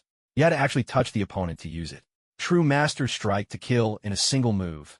Who would ever let you get close enough to use something like this? Still, this gadget could really come in handy for some mischief now and then. Just slip it onto someone during a thunderstorm and watch what happens when the lightning starts looking for a target. What a waste, a tasteless chicken rib. Useless to eat, yet too much of a pity to throw away. With a sigh, Yikai tossed it into his system inventory. Then, turning his attention to the transformation card of Miss Polaris he'd just drawn, his spirits lifted. Even though it was only a basic card, metal manipulation alone would be enough for him to shine in the upcoming Storm and Cloud tournament. There was also magnetic field control, a power that could disorient opponents, making them dizzy or hesitant, causing all sorts of negative mental effects. If he faced someone with a weak will, the magnetic shock could simply knock them right out. It was a pretty decent skill for mental defense. As for metal manipulation, that was the true heart of Miss Polaris's abilities. In Yikai's mind, the image from the TV show flashed, Polaris commanding countless flying knives to weave through enemy lines, dazzling and unstoppable. That sight was truly electrifying. The more he thought, the more eager Yikai became to craft dozens of his own flying knives. Enough thinking, time to act. Tomorrow I'll ask Prince Gong to make me a few sets of flying knives. Then I'll be Little Yi the Flying Knife from now on. Little Yi the Flying Knife, never a miss. Yikai mimicked a dramatic throwing motion, then gave his hair a rakish toss, flair and swagger in every move. Finally, there was the transformation card for Kingpin, the crime lord. This heavy-set man, said to have reached the peak of human physical limits in the Marvel Universe, had always given Spider-Man a rough time. Though, in the end, Spidey still managed to bring him down. The Muscle Master ability would make Ye Kai's deadly punches all the more terrifying, packing a double dose of damage. If Wu Chidi, the third young master of the Wu Manor, had faced him again wearing his purple gold armor, a blow from Ye Kai now wouldn't just leave him seriously wounded. It would finish him off right there. This power fit perfectly with Ye Kai's mechanical left arm. One punch, and all obstacles would be swept away. There was also the evil will skill, bolstering Ye Kai's defenses against mental attacks. While such tactics weren't common in lower-level martial arts worlds, in other realms, they were standard fare, a precaution well worth having. After crushing both cards between his fingers, Ye Kai watched as they dissolved into a surge of data, streaming into his body. In that instant, his eyes sparkled with countless hues of violet, while a sharp pain welled up from deep within his mind. The agony felt like hundreds of ants gnawing incessantly at his brain. Teeth clenched, Ye Kai endured, cold sweat streaming down his temples as his body trembled uncontrollably. A full minute passed before the pain gradually faded, as if the swarm of ants had finally left him in peace, and Ye Kai collapsed onto the floor, utterly spent. Yet in that minute, time seemed to stretch for centuries. Had it not been for the extraordinary willpower that set him apart from ordinary men, he would have cried out long ago. Ye Kai slowly rose to his feet, shaking out his still aching limbs, his mind suddenly flooded with countless fragments of insight. He now understood Polaris's skills a little better and felt far more comfortable wielding his own strength. His muscles had become noticeably tougher. Where Ye Kai once appeared skinny and frail, everything had changed. Now, his entire body was covered in solid, powerful muscle, pulsing with explosive energy just beneath the skin. He walked over to the pond in the courtyard and gazed at his own reflection in the water. Touching his face, he tilted his head back and sighed lightly. Even more handsome than before, what a bother. He turned away with a helpless shake of the head and went back inside, though the air in the courtyard still lingered thick with his mischievous charm. The next morning, after breakfast with his younger sister, Ye Kai couldn't resist pinching Yilan's cheeks one last time before heading out to the Prince Gong's manor. The Storm Dominance tournament would begin the very next day. Prince Gong wanted Ye Kai to meet the other skilled representatives of the household, so they could look out for each other during the matches. Besides, Ye Kai still needed to request the prince's help in forging throwing knives, so he set out for the manor early in the morning. Prince Gong's manor stood at the very heart of Liangzhou City, guarded by two stone lions as tall as a person. Fierce and majestic, they exuded an aura of strength that set the tone for the grand estate. The main doors were crafted from a century-old sandalwood, inlaid with cold iron of varying sizes. The grandeur of these doors alone was a testament to the manor's profound heritage. Even the guards at the gate were all at least at the mid-stage of the body-tempering realm, a respectable level in any other sect, though here, such men were merely the doorkeepers. Clearly, Prince Gong's manor was every bit the equal of famous martial clans across the land. As Ye Kai approached, a guard stepped forward and blocked his way, demanding the prince's token as proof of entry. Ye Kai produced the token given to him by Prince Gong. The guard examined it, and upon recognizing it, bowed respectfully and said, "Young Master Yi, the prince is in the rear courtyard. Please come in." Ye Kai took back his token and strode confidently through the gates of the manor. The moment he entered, he was captivated by what he saw. An enormous artificial mountain dominated the view, surrounded by a small, man-made river that wound gently around its base. The rock formation was bizarrely shaped, drawing the eye irresistibly. At the very center rose a grand palace, its architecture evoking a dragon emerging from the sea, majestic and towering, hundreds of feet high, daunting and impressive to behold. As Ye Kai stood entranced, a faint mutter drifted up behind him. The words were soft, barely above a whisper, but with his martial training, Ye Kai caught them as clearly as if they'd been shouted. What a clueless country bumpkin. Jolted from his reverie by the unexpected remark, Ye Kai turned to see who had called him a bumpkin behind his back. The man wore a full suit of iron bamboo hats, his eyes narrow and sharp, and his gaunt frame exuded the aura of a seasoned fighter. Feeling Ye Kai's gaze upon him, he met it head-on, glaring back with equal intensity. With a defiant swagger, he barked, "What are you looking at? I'm talking to you, Yeyu." Ye Kai regarded him with a playful gleam in his eyes, his tone light as he replied, "Calling me a country bumpkin? Tell me, have you ever seen a computer? Have you ever seen a car? Or even an airplane?" The martial artist was taken aback by Ye Kai's boldness and, clearly unimpressed, was just about to stalk over and set him straight. At that moment, a voice sounded, The prince invites all honorable guests to move to the inner courtyard for discussion. The martial artist shot Yi Kai one last venomous glare before following the attendant inside. Yi Kai shook his head, muttering to himself, "Why do I always run into ignoramuses wherever I go? Must be because I'm too handsome. They just can't handle it." With a sigh, he added, "Sometimes beauty really is a curse." Following his own attendant, Yi Kai walked into the inner courtyard, where he found a vast great hall that, surprisingly, held fewer than 10 people. However, not one among them was weak. The lowest cultivation level was at the early blood-forging stage, with the strongest approaching the latter stage. Most hovered at the mid-stage blood-forging level, their entire beings radiating fierce vitality and an aura that warned others not to take them lightly. As Yi Kai entered, each person glanced his way with varying degrees of curiosity. After all, it had been ages since anyone from the outside had received a personal invitation to meet the prince at the Prince Gong mansion. A few looked at Yi Kai with barely concealed fighting spirit, clearly having heard about his feat at Jinlong Tower and itching for a chance to test themselves against him. For now, the entire hall was enveloped in a heavy silence, everyone sizing each other up, speaking not a word. It was obvious they were waiting for Prince Gong to make his entrance. The silence lasted several minutes until finally, someone broke it. Glancing over, Yi Kai saw it was the very same man who had tried to provoke him in the courtyard. Taking a couple of steps forward, the man remarked coolly, "Luo Booping, why don't you tell us? Did the prince summon us here today to determine who qualifies for the Wind and Cloud tournament?" Standing at the head of the group was Luo Booping, a burly figure with muscles like coiled steel cables, his features rugged, as if carved from iron. At his side rested a massive, uniquely shaped saber, its demonic blood-splattered blade taller than half a man, mottled with blackish-purple rust, lending it a fearsome air. Known in the martial world as the Mad Blood Blade, Luo Booping was originally a roving, demonic cultivator. Reckless by nature and fond of battle, he had managed to offend a good number of people. Once, while helping a friend, he crossed a core disciple from a powerful clan. That disciple had his elders lead a personal manhunt against Luo Booping, and he had barely escaped with his life, forced to the very brink of death. In the end, it was Prince Gong who stepped in to save him, which is how Luo Booping was able to join the prince's household and serve at his command. When Luo Booping heard the words of the wiry martial artist, he let out a cold chuckle and said, "Tao Jin, do you really think you have the right to question the prince's decisions? The spot for the Grand Wind and Cloud tournament is definitely not going to you. If you're unhappy about it, how about we settle this ourselves?" Tao Jin was left speechless by Luo Booping's brash response. With a snort, he retorted, "We've been with the prince for a long time, you know. That spot for the tournament shouldn't go to some newcomer who's only just joined us. Have you even considered that?"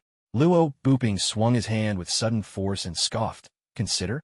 Why should I bother? Whether someone joined a few days ago or a few years ago, as long as that lad's strong enough, I'd gladly step aside from the tournament for him. So why are you making such a fuss? And if he's not strong enough, then there's no way I'll let him have it." Tao Jin knew there was no reasoning with someone like Luo Booping, so he turned his attention to the others, his gaze finally settling on the third-ranked expert of the prince's household, Zhao Chengwu.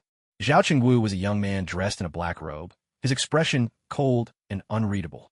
He had been standing silently in the corner from the very beginning, eyes fixed forward, saying nothing. Now, sensing Tao Jin's gaze, Zhao Chengwu responded coolly, "I don't know Yi Kai, nor do I know how strong he is. All I know is that the prince arranged this spot, and Yi Kai was personally chosen by him. The prince doesn't make mistakes." Unlike Tao Jin and Luo Booping, Zhao Chengwu had grown up in the prince's household from a young age. His father had once been a trusted subordinate to the prince, but was killed in a past battle, so Zhao Chengwu was raised under the prince's protection ever since. For Zhao Chengwu, the prince's word was law.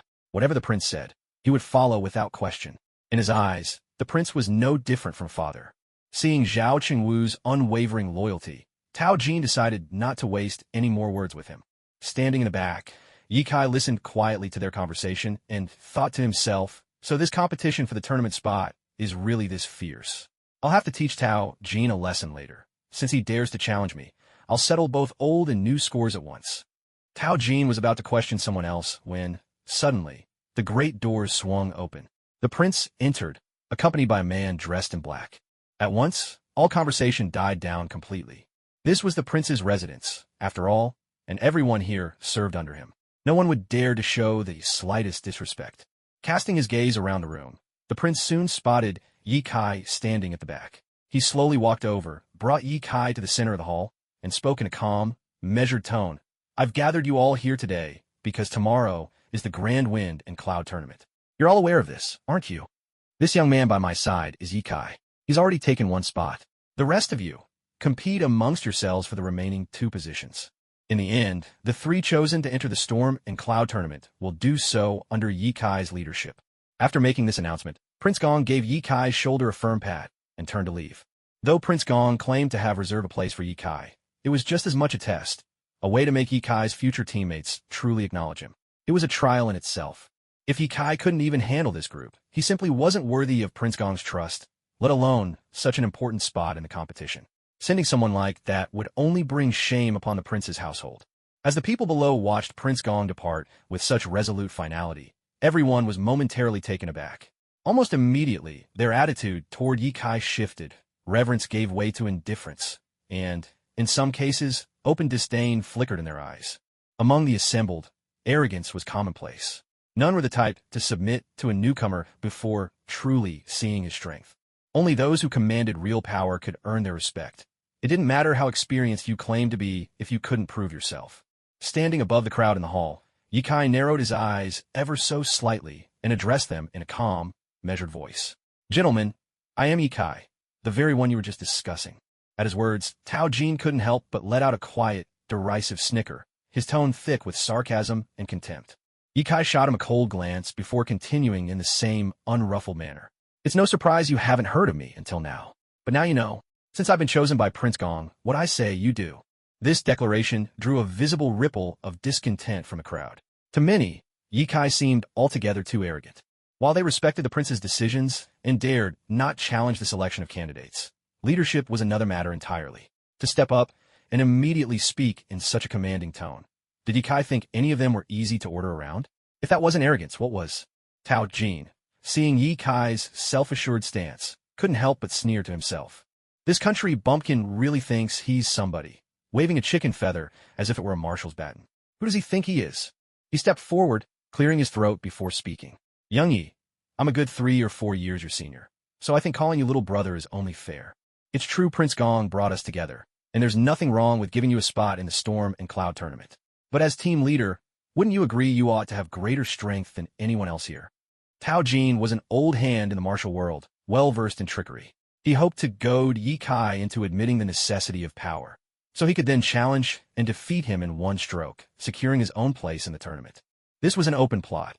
If Yikai agreed, Tao Jin could seize the chance to challenge him and claim a spot in the competition. Yikai had already seen through Tao Jin's intentions. Narrowing his eyes as he looked at Tao Jin, he said, "So, what you're really saying is that you're not satisfied with the Prince Gong's decision. You want to test my abilities, don't you?" Tao Jin hurriedly replied, "Don't twist my words. I respect His Highness. I never said anything about defying the prince." "You never said it aloud, but it's certainly what you're thinking," Yikai retorted with a cold snort. "Let's be honest, Tao Jin. I know you don't accept me. So here's your chance. If you can defeat me, the spot in the competition is yours. You said it yourself, so don't blame me if I show no mercy," Tao Jin said coldly, fixing Yikai with a steely gaze. With a quick flick of Tao Jin's left hand, the ground swarmed with poisonous insects, charging toward Yikai in a menacing wave. These venomous creatures were all brought by Tao Jin from the Wild Mountains, each of them highly toxic.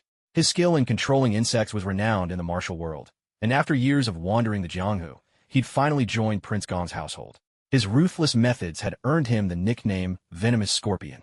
Yet as soon as Yikai activated his magnetic field, those fierce poisonous insects froze where they were, unmoving, no matter how Tao Jin tried to urge them on. Suddenly, Yikai unleashed a magnetic shock toward Tao Jin. Almost all of Tao Jin's power lay in controlling insects. His own martial strength was limited. The impact left his mind utterly blank. The magnetic pulse had scrambled his entire mind. Pain shot through his skull, as if his very soul were about to be shattered. Before Tao Jin could even cry out, Yikai closed the distance in a single stride. One instant, and he was already before him. With a devastating, lightning-fast punch, he struck Tao Jin's chest. The crack of breaking ribs echoed in the air. Shock and fear flickered in Tao Jin's eyes. Before he could even react, Yikai shattered his heart's meridians with the force of his blow. Blood spilled from his lips. He was dead in an instant. Yikai tossed Tao Jin's corpse to the ground, as casually as if he were throwing away a dead dog. Those present stared at Tao Jin's body, disbelief written across their faces. Just like that, Tao Jin was dead. Yikai had killed without hesitation, brazen and fearless. Casting a calm glance at the stunned crowd, Ye Kai spoke with chilly composure. I'll be leading our team in the Wind and Cloud tournament. Who's for and who's against? Fear filled the eyes of everyone around him. For a moment, no one dared utter a word. Tao Jin's corpse still lay there, and in truth his death was a cruel irony. In the world of martial artists, he had made a name for himself. His skill with insects was no small accomplishment. If it had been Ye Kai of a few days ago facing this opponent, he would have killed him all the same in the end, but dealing with those venomous insects would have taken him a good deal of effort. Moreover, Tao Jin never imagined that Ye Kai would harbor a killing intent, nor did anyone else. That was the only reason Ye Kai was able to dispose of Tao Jin so swiftly and cleanly. Ye Kai looked around at the crowd, meeting their gazes. In their eyes, he saw deep reverence, with a trace of bewilderment. The prince's mansion has no need for those who show disrespect to the prince. But as for the rest of you, I wonder, do you truly respect the prince's commands? With those words, Ye Kai swept his gaze in a slow circle. Wherever his eyes landed, people instinctively lowered their heads, eyes averted. Since none of you object, I will select 2 from among you to join me in tomorrow's Grand Rumble tournament. Now, anyone who wishes to participate can spar with me. If you earn my recognition, you'll gain the right to take part. And if one of you defeats me, well, the position of leader will be yours without objection. At that, the assembled martial artists looked at Ye Kai in hesitation, a flicker of uncertainty passing through them. After a moment, Luo Booping suddenly hefted his blade and strode forward with a loud voice, declaring, "You talk a good game, but I put my faith only in the sword in my hand. If you beat me, then whatever you ask, I'll do it, without a second thought." Though Ye Kai had felled Tao Jin with practically a single move just moments before, no one present had been able to judge Ye Kai's true abilities. Ye Kai had struck so swiftly and boldly right in the open. Yet even Tao Jin and the others never thought he would truly kill at such a gathering. So by all rights, Ye Kai's blow was almost an ambush. Now, everyone was itching to see the extent of Ye Kai's true power. Ye Kai motioned with a wave of his hand. "Very well. Attack as you please." Luo Booping was surprised. "Shouldn't we take this outside? I'd hate to damage the Great Hall if things get out of hand." Ye Kai shook his head. "No need. This won't take more than a few moves. We can settle it here." Luo Booping gave a cold snort. Arrogant. Luo Booping's Bloodblade was no empty legend. He was a name of some renown in the martial world, after all. For Ye Kai to say he could finish the fight in just a couple moves, well, Luo Booping couldn't help but bristle with anger. Wasting no words, Luo Booping flipped his ghost-head executioner's blade into his hand. His eyes flared red, as did his face, cheeks suffused with a flush of bloodlust. The purplish gleam of his blade shone with a fierce, deadly aura. With one sweeping slash, a torrent of blood-colored blade energy surged toward Ye Kai, an assault brimming with murderous ferocity, bearing down on him like a storm. In the midst of that crimson surge, it was as if countless souls cried out in anguish. Silently, Ye Kai weighed his opponent. Luo Booping is no slouch. He ranks among the strongest mid-stage condensed blood cultivators. But today he still has to bow before me. As the blood-red blade, aura, drew ever closer, Ye Kai's expression remained unchanged, yet a flicker of violet light danced in his eyes. Ye Kai's newfound ability to manipulate metal continued, exerting its influence on the ghost-headed executioner's blade. Under this subtle control, Luo Booping's strike veered ever so slightly, a minor shift, yet one of critical importance in the heat of battle. Thus, just as the blade threatened to bear down upon him, Ye Kai unleashed a thunderous punch, radiating with an indomitable and domineering force, powerful beyond measure. The overwhelming intent to kill swept over both men like a storm. Driven by unstoppable momentum, Ye Kai's punch forced Luo Booping's sword arm off balance. The trajectory of the blade wavered, and its strength began to falter, becoming less and less stable. Luo Booping's arm trembled uncontrollably. He had never encountered such a bizarre situation. How could his own power suddenly stray from his will? Had his adversary come to understand his strength even better than himself? Clashes followed in quick succession. With every exchange, Luo Booping's grip grew weaker, and his trembling worsened dramatically. Ye Kai's lethal fist crashed down upon Luo Booping's blade, resounding with a might that echoed in the air. The sword slipped from Luo Booping's grasp, clattering to the ground as his body was blasted backward, stumbling dozens of paces away. Ye Kai pressed his advantage with another devastating punch, its fearsome, bloodthirsty aura piercing up toward the heavens. Terror flooded Luo Booping's eyes. How could there exist such overwhelming power? Staring at the approaching blow, Luo Buping found himself utterly unable to summon the will to resist. Eyes wide with shock, he faced an oncoming force so immense it felt as if the sky itself were collapsing upon him. He even braced himself to burn his very blood in a last, desperate defense. But Ye Kai's fist stopped deliberately, coming to a halt just a hair's breadth, an inch from Luo Buping's nose. The gale from his punch roared past, slicing the air alongside Luo Buping's face. Only then did Luo Buping salute Ye Kai, the arrogance from before melting away. With a wry smile, he said, "Master Yi, I, Luo Buping, yield. From today on, I follow where you lead. If you tell me to go east, I will never turn west." His respect for Ye Kai's strength was genuine, not feigned. Luo Buping was a man of martial principle. No matter how powerful or influential someone might be, he would never truly yield unless bested. But if you proved stronger, he would follow you without reservation, wholehearted in his submission. Ye Kai's punch just now already held the weight of a martial artist at the late condensing blood stage. But what was truly frightening was his control. Able to stop short, keeping its power perfectly in check mere inches from Luo Buping's face. Such mastery revealed just how terrifying Ye Kai's command of force truly was. That was why Luo Buping called him Master Yi with sincere admiration. Proof that in these circles, might truly makes right.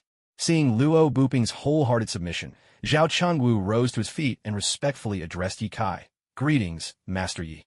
For Zhao Chengwu, the choice was all the more straightforward.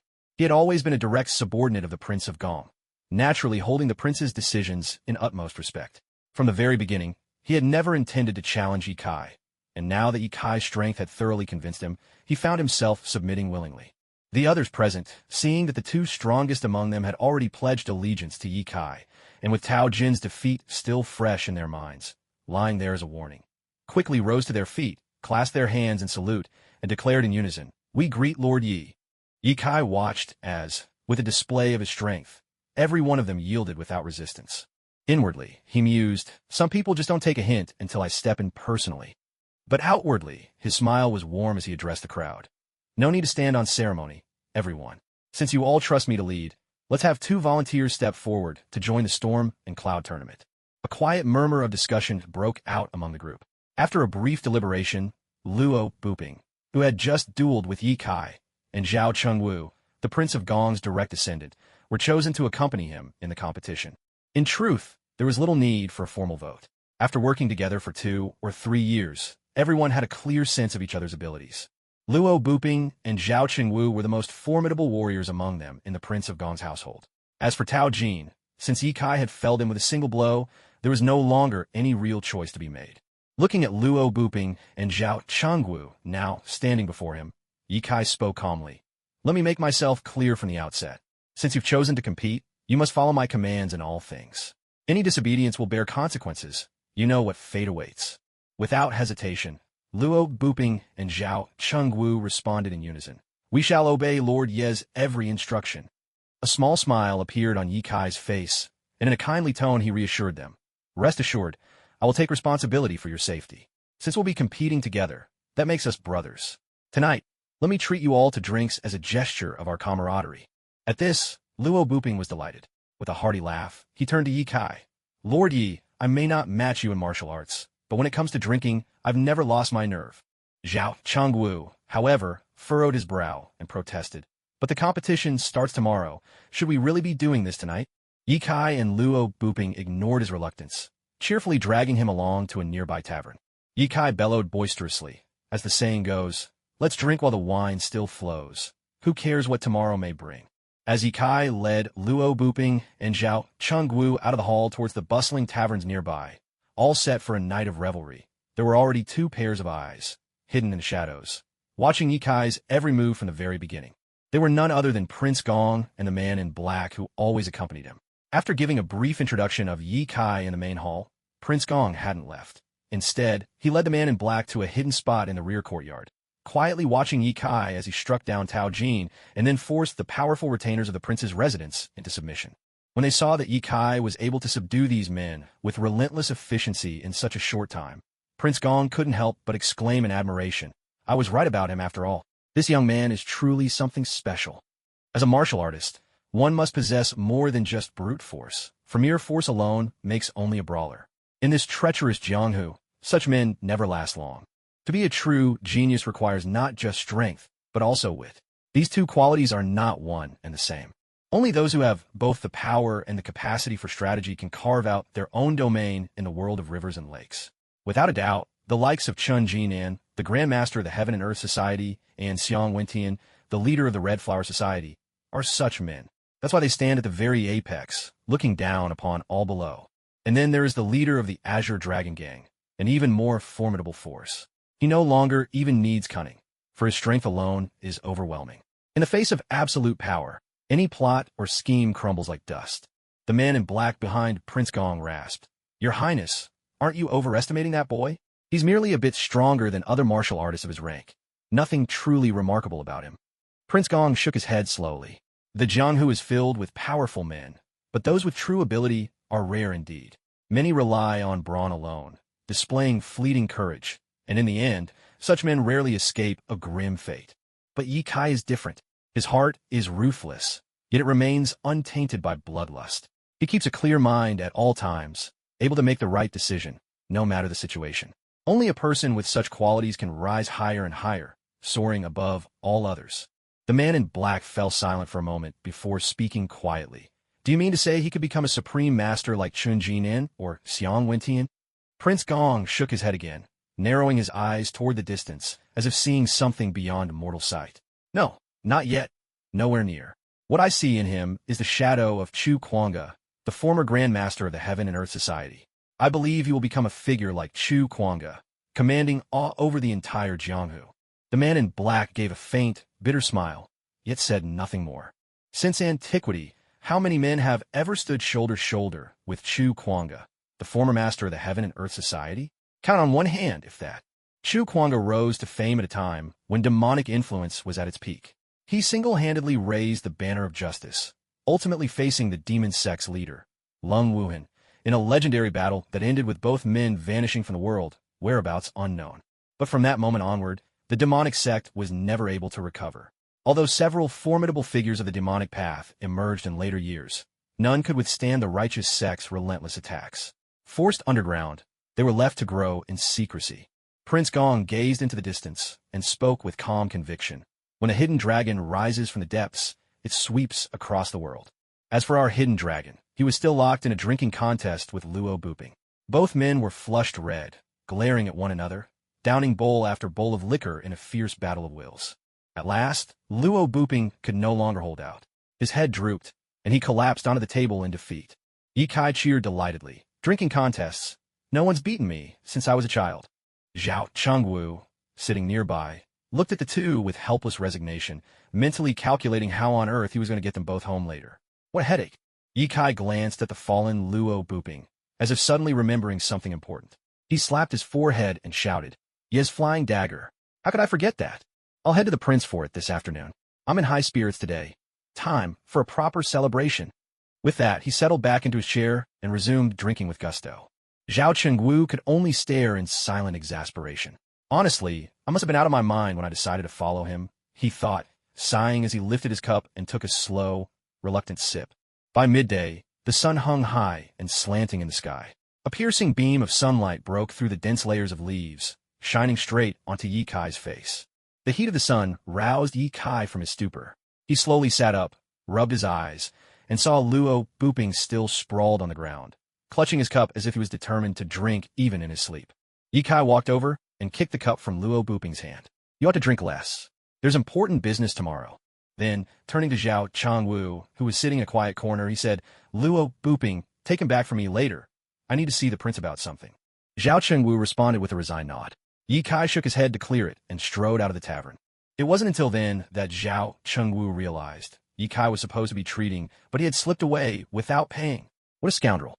Looking down at the still unconscious Luo Buping sprawled on the floor, Zhao couldn't suppress a wry smile. "Well then, let's just put this on old Bear Luo's tab." He downed his cup, feeling quite pleased with his quick thinking. Ye Kai strolled along to the rear garden of Prince Gong's manor and addressed the attendant at the door. "I have urgent business with the prince. Could you please announce me?" The attendant, having witnessed Ye Kai's decisive methods earlier, answered respectfully, "Master Yi, if you'd wait a moment, I'll go and announce you right away." Shortly after, the attendant returned and bowed. "The prince is in his study." If you please, I'll show you in, Master Yi. Yikai nodded and followed the attendant's footsteps to the study in the back. Once they arrived at the door, the attendant bowed and quietly took his leave. Yikai knocked gently on the door to the study. From inside came a voice, deep and commanding, "Come in." Upon hearing this, Yikai stepped into the study and saw that the prince was sitting there alone, holding an ancient volume of the I Ching in his hands. Seeing Yikai enter, the Duke Gong slowly put the book aside and greeted him with a kindly smile. "Young Yi, you handled things admirably today. What brings you to see me now?" With a respectful gesture, Yikai replied, "Recently, I've grown fond of the art of throwing knives, but I don't know where to find a fine set. I've come to you, your grace, hoping for your assistance." The prince considered this for a moment, then spoke slowly. "Throwing knives? Not many in the martial world excel in them. But fortunately, our estate happens to possess a set of life-ender throwing knives, the very ones left by Li Feilian. I think you'll be quite pleased." Having said this, the Duke led Yikai to a bookshelf, moved a hidden switch, and the entire shelf slid aside with a muffled rumble, revealing an entrance large enough for two people. Together, they stepped through, coming before a grand black door. With a key from his waistband, the Duke unlocked the door to the hidden chamber. As it swung open, the sight within left Yikai utterly astonished. Jewels blanketed the floor, dazzling in their brilliance, and piles of gold lay scattered in the corners, casting flashes of light in all directions. Fortunately, Yikai was protected by his steely will, and the wealth that would turn most men's heads did nothing to shake his composure. Turning to see Yikai unmoved by such riches, the Duke couldn't help but admire the strength of his martial spirit. They passed through this glittering antechamber and came to a second room, where countless weapons were arrayed in perfect order and martial arts manuals lined the shelves beside them. The Duke selected a box from behind the weapons, wrapped in embroidered cloth. A glance was enough to tell it was no ordinary item. With great care, he opened it to reveal 9 throwing knives, flawlessly arranged, alongside an ancient book whose cover had yellowed with age. 4 archaic characters on the cover, written in seal script, read, "Life-ender blade." Yikai examined the knives closely. Each one was plain to the point of austerity, 7 inches of blade, with a handle scarcely the length of a finger. Forged from ordinary steel, they shone coldly, but bore not a single decorative pattern. There was a beauty in their utter simplicity. Yet it was these unadorned knives that once sent tremors through the martial world, leaving a trail of blood and legend in their wake. There's a saying among the martial fraternity, "Little Li's throwing knives never miss their mark." That refers to Li Xuanhuan, the famed master. As for Li Feilian, he was the true heir to that legacy, and his blade, no one dared meet it head-on. These throwing knives and the martial arts manual are yours now. It can't be said that our legacy is fading away, Prince Gong said slowly. Yikai accepted the box from Prince Gong with both hands. With a solemn face, he declared, "I, Yikai, will never bring shame to this blade." At last, Yikai had obtained the throwing knives he had dreamed of. He departed Prince Gong's residence and returned home. He placed the box carefully on the table, then opened it and drew out one of the knives. Gently, he ran his fingers along the blade, feeling the chilling, fierce energy that flowed from it, a coldness that made his palm tingle. A voice echoed in his mind. "Congratulations, host, you have acquired the deadly throwing knives." Sure kill strike. When the host throws a knife, the critical hit rate increases by 50%, and there is a 30% chance of an unavoidable strike, one that cannot be dodged. Blade will unleashed. When the host throws a knife, it unleashes a blade aura. Even if the knife is deflected, the aura will still strike the enemy, dealing 150 to 300 damage. Yikai marveled. What an extraordinary weapon. Tomorrow, I'll make you famous across the martial world once more. It was almost as if the blade understood his words. A glint of cold light flashed at its tip. What seemed like an unremarkable knife now radiated an awe-inspiring, lethal presence. Yikai slung all 9 throwing knives across his back, then turned and picked up the ancient manual from the box, The Art of the Deadly Blade. Another voice resounded. "Congratulations, host. You have mastered the secret art, the art of the deadly blade. Master of hidden weapons." When the host throws a knife, his mental energy merges with the blade, infusing it with spiritual power. Every throw is a soul strike, every knife lethal. Yikai couldn't help but rejoice. He had received a full set of treasures at once. There was no need to spend more effort. "Prince Gong, I could almost fall in love with you for this." That night, Prince Gong lay in his bed, sneezing repeatedly, muttering, "Someone must be cursing my name tonight." Meanwhile, Yikai lay down on his own bed with a contented smile, quickly drifting off to sleep. His mind teemed with visions of triumphing over geniuses from every corner and seizing the championship in one fell swoop. While Ye Kai was lost in his dreams, the sun rose over the horizon once again. It was his younger sister, Yi Lan, who woke her brother at dawn. She had made a loving breakfast, encouraging him with heartfelt support for the tournament ahead. Ye Kai ruffled Yi Lan's hair fondly and said with full confidence, "Just wait for me to bring that championship home. When that day comes, I'll make sure the whole world admires you. You'll be the most beautiful girl of them all." Elon fought back tears and whispered, "Brother, promise me you'll come back safe. I don't care about championships. I just want to see you return unharmed." Yekai hugit yelan taiti. "Don't worry. Your brother is the best there is," he said softly.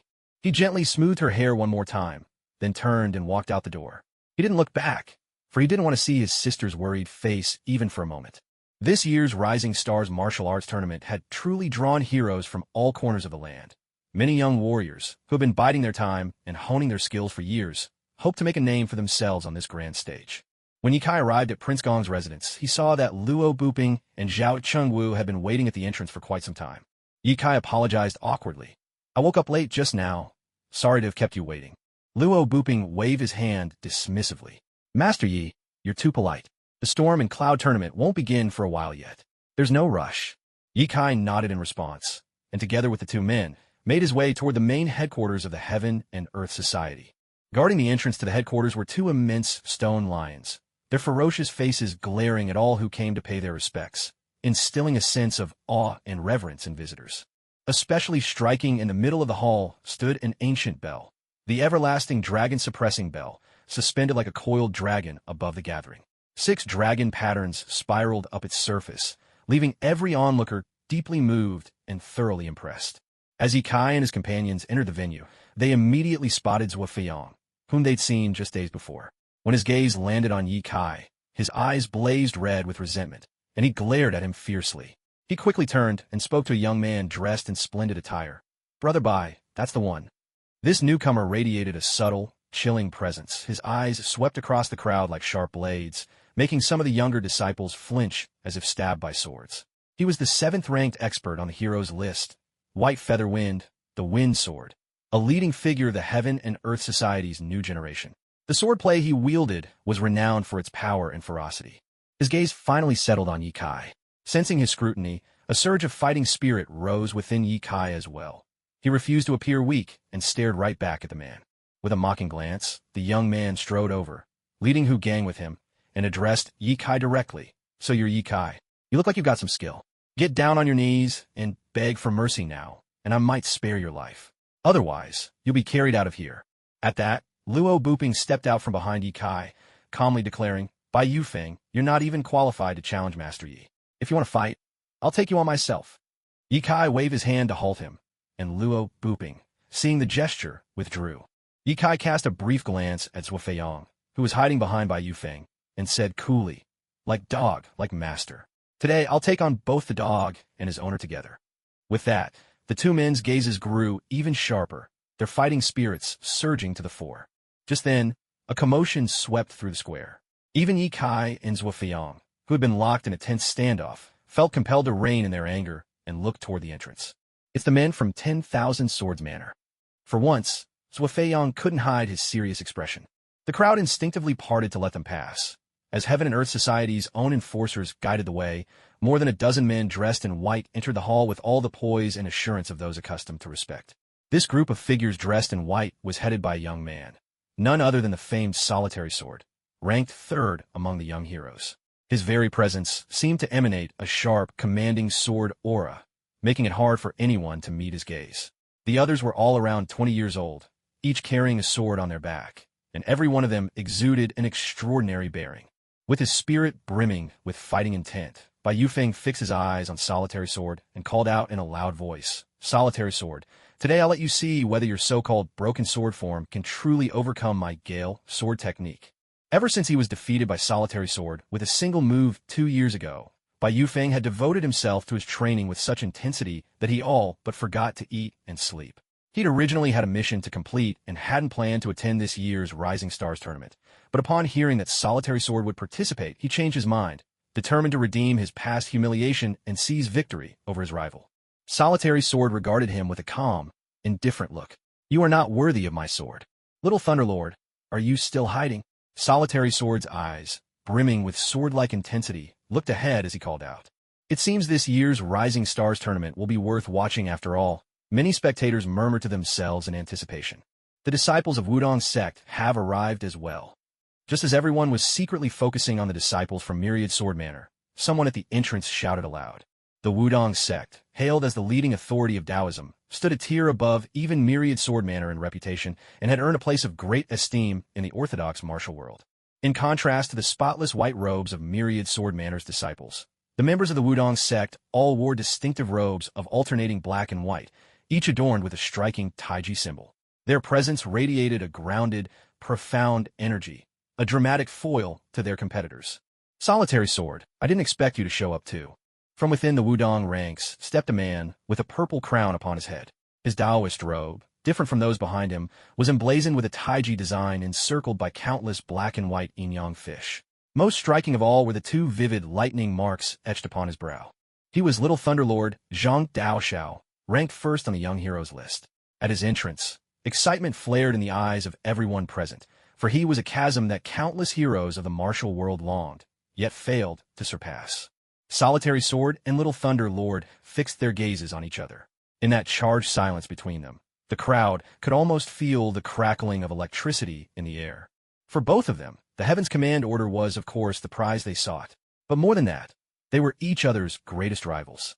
Only by overcoming every challenger could either lay claim to the thrones of their generation. Solitary Sword, I wonder how far your broken sword form has come. Could it possibly overcome my celestial dragon palm? You'll only know if you try. Both were renowned prodigies of their generation, neither bothered with the pleasantries or rituals of ordinary knights.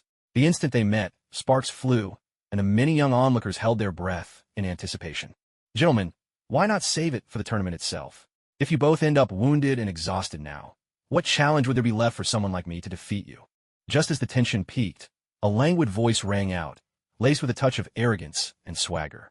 Zhang Daoxiao and Lonely Sword turned their heads simultaneously and called out, Chu Madblade, Chu Madblade, don't be so full of yourself. A defeated foe shouldn't boast of courage, Lonely Sword said coldly. Yeah, last time I just wasn't in top form, Chu Madblade replied. With his fiery red hair and a robe to match, he gave a non-committal shrug, but the fighting spirit surging from him sent shivers through the crowd. As the tension in the arena mounted, a thunderous voice suddenly boomed out. Young heroes, thank you all for honoring me, Chun Jinan, by gathering here for this Wind and Cloud Newcomers Tournament. On the dais of the Heaven and Earth Society appeared a tall, middle-aged man. His face was unremarkable, yet he radiated an awe-inspiring authority that brooked no defiance. At his first words, a wave of pressure swept over the crowd. Some of the less seasoned fighters blanched, barely able to withstand it. He was none other than Chun Jinan, the chief of the Heaven and Earth Society, a master whose blood-condensing claw technique was legendary, reputed to have claimed the lives of countless formidable villains. Ranked third on the Earth list, his strength was unfathomable. All eyes turned to the chief, and the rising tide of battle lust was instantly suppressed. Now, I hereby announce the official start of the Wind and Cloud Tournament. Here, only strength matters. Life or death is of no consequence. As his words faded, 3 mighty tolls of a great bell echoed through the air. Strangely, despite the bell being right before them, its peals seemed to descend from the very heavens. Boom! Boom! Boom! It was as if a pot of water had burst into a rolling boil. An uproar flooded the arena, with shouts erupting from every corner. Countless eyes locked on the front, each one blazing with the fire of impending battle. This was the ancient dragon-suppressing bell, its triple chime signaling the true commencement of this year's Wind and Cloud Tournament. The tournament featured 2 main stages, the preliminaries and the finals. The preliminaries served as a trial, meant to assess each participant's martial prowess and spirit. Most fighters would be ruthlessly eliminated in this round. It was known for its harshness. Even the preliminaries were divided into 2 challenges. The first, confronting Heaven Lake. The chief elder of the Heaven and Earth Society addressed the assembly of young heroes below with calm resolve. The preliminary round of the Wind and Cloud Tournament now begins. Please make your way to confronting Heaven Lake. With that, he turned and soared away, his footwork light as drifting clouds, his movements so elegant and agile that the young martial artist looked on in envy. So, it's confronting Heaven Lake? Seems I've underestimated this tournament, Luo Booping said quietly. Ye Kai turned to Luo Booping in surprise. What's so special about confronting Heart Lake? He asked. You're participating for the first time, so you might not know. Every year, the preliminary rounds of the Legends tournament are different, and their difficulty varies. This heart-testing lake just happens to be the toughest challenge. For this round, the warriors are required to cross the lake with their light footwork martial arts, while numerous hidden traps and secret weapons await along the way. Anyone who fails to reach the Celestial Tower is immediately eliminated, Luo Booping explained gravely. On hearing this, Ye Kai responded with pride. The path of martial arts lies in daring to face danger and surmounting impossible barriers. Just do your best. Don't force anything beyond your limits. At his words, the two men nodded, their smiles returning. They cupped their fists to Ye Kai and said, Rest assured, Master Yi will be right behind you every step of the way. Luo Booping himself had competed in the last Legends tournament, brimming with confidence, only to be eliminated at the third round, the very round of Lake Winnie. So when he learned this year's first challenge was already Winnie Lake, his expression turned visibly uneasy. Yet, that initial defeat didn't dampen his spirit. On the contrary, it sparked an even fiercer determination in him. Through a year of tireless training, he had finally advanced to the middle stage of the blood condensation realm. He was certain that this time, he would break through the preliminaries and face Ye Kai in the finals. At that moment, a gentle rain began to fall from the sky, but it couldn't quench the blaze of fighting spirit igniting in everyone's heart. Led by the great Sex, Ye Kai and his companions followed the crowd as they made their way in an orderly fashion toward Lake Winnie. During this time, not a single warrior uttered a word. They simply moved in silence. After more than 10 minutes, Ye Kai and the others finally arrived at Lake Winnie. Unfolding before them was a vast, pale blue expanse, stretching to infinity. A lake so boundless it seemed to meet the sky, both awash in the faintest shade of blue. In the heart of the lake, a towering building rose like a lone island, standing apart from the world. Shrouded in drifting mist, it looked ethereal, almost dreamlike. Before Lake Winnie lay a wide, open space at the foot of the mountains. Everyone gathered there, gazing across the distance at the Celestial Tower on the small island. Seeing all the young heroes had arrived at Heart-Testing Lake, the great elder of the law enforcement hall stepped forward and announced in a booming voice, the preliminary round of the Legends tournament. The Heart-Testing Lake Challenge begins now. All participants in the Legends tournament must be younger than 22 and have reached at least the blood condensation realm to be eligible. As for those who might fake their age, that's of no consequence at this stage. Later, in the main competition, a special test will measure everyone's bone age. Anyone exposed then will have a very hard fall. But if you were eliminated in the preliminaries, whether you fake your age or not simply didn't matter. As soon as the great elder finished speaking, countless sounds of wind and movement swept through the air. Shadows flashed across the sky, and in an instant, the space before the lake became packed with contestants. Ye Kai and the others hardly had time to react. With a wry smile, they said to Luo Booping, This competition is really this intense? There was nothing they could do but wait for the next round. Ye Kai gazed into the distance and saw that Chu Kwangdao and Lonely Sword were still standing calmly in the stands, their eyes fixed straight ahead, not the least bit anxious. It seemed they intended to face off at the very end. Now, all contestants are to cross Wintian Lake using lightness skill. Anyone who touches the water more than 3 times will be eliminated. Those who successfully reach the Heaven and Earth Pavilion on the island will have passed this round and may advance to the next stage. The Grand Elder of the Heaven and Earth Society announced loudly, his voice carrying across the grounds. The announcement drew a collective gasp from the competitors. The distance from Heart Inquiry Lake to the island was a full 500 or 600 meters, and countless hidden traps and flying weapons lay in wait along the way. This round was truly fraught with peril. With a cold command, the Grand Elder shouted. At once, all the martial artists gathered on the flat ground by Wintian Lake leapt forward, darting towards the Heaven and Earth Pavilion. In an instant, the lake's surface was scattered with figures vaulting through the air, but within the first 100 meters, several fighters, drained of energy, fell into the water. As they neared 200 meters, the sound of splashes became a constant chorus. Already, nearly 60% of the martial artists had fallen into the lake. Some competitors tried to cheat, quickly tapping the water 4 or 5 times in secret. But in that moment, invisible blasts of energy shot from the island, knocking down every one of the cheaters into the lake. This drew shocked exclamations from the young martial artists watching from the stands. Ye Kai looked toward the small island in the middle of the lake and saw, though he didn't know when they had appeared, dozens of formidable experts standing there. Judging by their imposing presence, most were at the late stage of blood condensation, and some had even reached mastery in that realm. The sight was truly awe-inspiring. They say the Storm Tournament is the grand event of the martial world each year. Now I really understand why, Yikai said slowly. Those who were still darting across the surface of the lake were mostly at the early stage of blood condensation. Those who had only just entered that realm had already been mostly weeded out. By the time they approached the 500-meter mark, only a few hundred contestants remained on the lake. Suddenly, the sharp whistle of arrows sliced through the air. Without warning, countless darts and razor-sharp arrows shot up from the lake surface, falling like a torrential rain onto the competitors. Many were caught off guard, struck down, and sent plunging into the water. A number of martial artists, with agile maneuvers, dodged the barrage, but before they could even catch their breath, black-clad fighters burst from the heart of the lake. Most were early-stage blood condensation experts with formidable skills, and many more contestants were knocked into the water by their attacks. Moments later, fewer than 10 contestants made it to the small island at the center of the lake. Damn it! Who's ambushing me now? This is unbearable.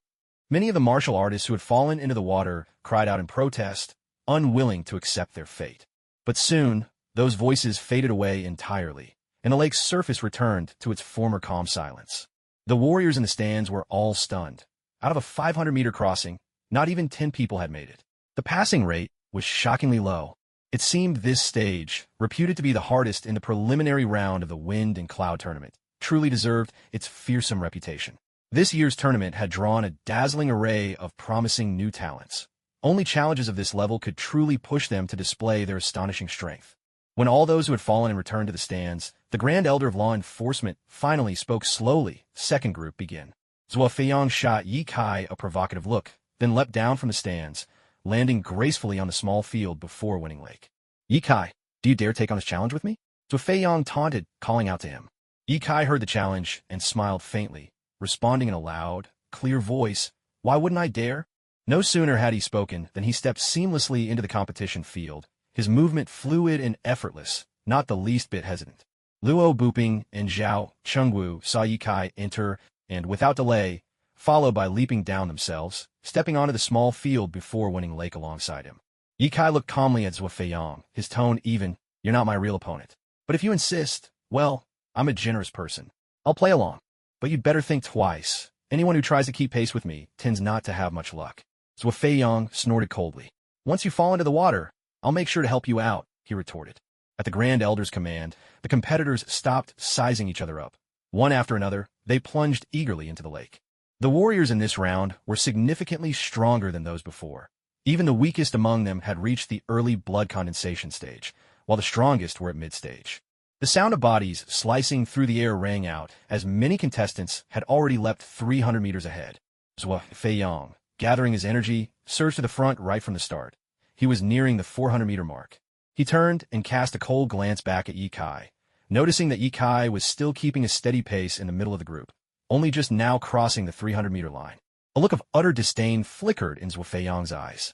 Luo Buping, on the other hand, was hot on Zhuo Feiyang's heels, making it neck and neck between the two for the lead. Suddenly, the air split with the sharp hiss of arrows. A torrential rain of arrows came shooting toward the competitors at breakneck speed. Zhuo Feiyang wove skillfully, dodging with an effortless, agile grace, his expression relaxed and confident. Yi Kai, however, wore a sly, knowing smile. His hands moved swiftly behind his back, drawing cryptic gestures in the air. In an instant, as if bewitched, every arrow in the sudden downpour veered sharply, all hurtling with a piercing whistle straight towards Zhuo Feiyang. Just moments ago, Zhuo Feiyang was the very image of ease and confidence, but now, as a storm of arrows rained down from the sky, all aimed at him alone, his composure was shattered and panic swept over him. A look of terror flashed across his face. He hurriedly swung his sword to fend off the onslaught. His swordsmanship, swift and relentless like a raging tempest, knocked away each hidden weapon as it came for him. A display so dazzling that it left onlookers in awe of his skill. At the end of his defense, he even flourished his sword in a showy arc, casting a taunting glance at Yi Kai. But to his shock, the hidden weapon sprang back into action, veering in midair and once more hurtling towards Zhuo Feiyang, even faster than before. He could no longer spare a moment to provoke Yi Kai and instead poured his focus into wielding his sword, unleashing a technique as fine and enveloping as a steady spring drizzle. Yet each weapon seemed guided by some invisible force, twisting and homing in on Zhuo Feiyang. No matter how meticulous his defense, facing such a ferocious attack, it was impossible for him to hold out. It wasn't long before fatigue crept into his movements. Suddenly, an iron arrow pierced through his whirlwind defense, whistling straight for him. In that split second, he barely managed to twist away, narrowly dodging the arrow. But his billowing white robe was torn in its passing. Now, dodging wildly amid the relentless barrage, Zhuo looked utterly bedraggled. Even the warriors beneath the lake were left gobsmacked by the scene. Since when was this possible? Should we even join the fight or not? Thinking it over, they made up their minds, leaping from the water to attack the other warriors scattered across the lake surface. However, they were careful to avoid Zhuo. Whatever trouble he had gotten himself into, he was already in enough of a fix, and they had no wish to add to his misfortune. Meanwhile, misfortune fell upon Luo Buping, who was right behind Zhuo. With Ye Kai focusing the barrage on Zhuo, Luo Buping had slipped by and neared the small island with ease. But now, a swarm of warriors rushed at him together, more frightening than that rainstorm of arrows ever was. Luo Buping let out a battle cry and unleashed a punch, sending an attacker flying, but behind him, 4 or 5 men dressed in black closed in fast. Though his skill surpassed theirs, even he could not fend off attacks coming from every direction. In an instant, one of the black-clad men broke through his defense, fist hurtling towards him. There was no way to dodge. Is this truly where I'll fall, defeated again? I can't accept this, his heart cried out in bitter frustration. Just as the blow was about to knock him into the water, a figure swept across, darting forward in a blur. In the blink of an eye, that figure intercepted the attack, striking back with a punch so powerful that the black-clad assailant was sent flying into the water. Both of you, follow behind me. Ye Kai's familiar voice rang clear in Luo Buping's ears. Hearing this, Luo Buping and Zhao Chengwu felt a surge of relief and quickly moved to stand behind Ye Kai. With all his strength unleashed, Ye Kai punched his way through the attackers. One by one, the black-clad warriors were cast aside, propelled into the lake where, for the moment, they would not be returning. This was already Ye Kai restraining his strength on purpose. Otherwise, if he had thrown a punch with his full power, these men would have been crippled, if not dead. A moment later, Ye Kai led Luo Buping and Zhao Chengwu across the lake and onto the small island at its center. Luo Buping cupped his hands respectfully toward Ye Kai and said, "Thank you, Master Yi." Ye Kai waved dismissively and replied in a calm tone, "It was nothing, not worth mentioning." Then he turned his gaze to Zhuo, who was still dodging the relentless rain of arrows on the lake. Zhuo staggered under the onslaught, his clothes shredded by iron-tipped shafts, a few fresh scratches visible on his face where blood oozed faintly. After enduring what felt like endless torment, Zhuo at last staggered to the far shore, his garments hanging in tatters, barely preserving his modesty. Looking up, he found Ye Kai grinning mischievously at him. The sight nearly made Zhuo cough up blood. He jabbed a finger at Ye Kai, but for a long moment, no words would come. "I told you already. Tagging along with me was bound to be tough, but you just wouldn't listen. Ah, see what happens when you ignore the advice of a handsome fellow like me. Now you've paid for it, young man." Ye Kai put on an expression of exaggerated concern. He even came over and gave Zhuo a consoling pat on the shoulder. Zhuo promptly knocked his hand away and snapped coldly, "Just you wait, kid." With that, he turned and strode up toward the mountain peak. Ye Kai only shrugged and muttered to himself, "Why go through all this trouble? People always like to pick on someone as honest and innocent as me." The people behind them looked his way with open contempt. Not a soul believed his words. After all, he was as sly as could be. This time, thanks to Zhuo taking the brunt of the arrow barrage, and afterward, Ye Kai clearing the way for everyone, a great number made it across. Over 100 martial artists in total. Even the masters standing atop the Heaven and Earth Pavilion had been stunned by what they witnessed just moments before. A trace of surprise flickered in their eyes as one of them said, "All those hidden weapons, those iron arrows, converged in a single attack. Such power belongs to an innate master." An elderly man in red robes spoke coolly, "You're mistaken. There was no sign of true energy guiding those arrows at all. Most likely, it was one of those lost psychic arts from long ago. Clearly, this year's Wind and Cloud tournament is full of hidden dragons and crouching tigers. I'm actually looking forward to the final showdown now," a middle-aged man in a brown robe said with measured anticipation. Judging from his aura, he was the strongest martial artist among them, having reached the peak of the blood condensation realm. Originally, he hadn't been interested in attending. It was only because the head of the Heaven and Earth Society had personally delivered an invitation that he agreed to serve as chief judge. His name was Lung Chanqing, the legendary snow sword immortal of a previous generation.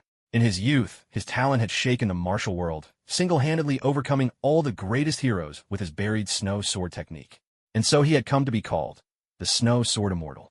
His mastery of the sword was so profound that even Shinjinan considered himself inferior.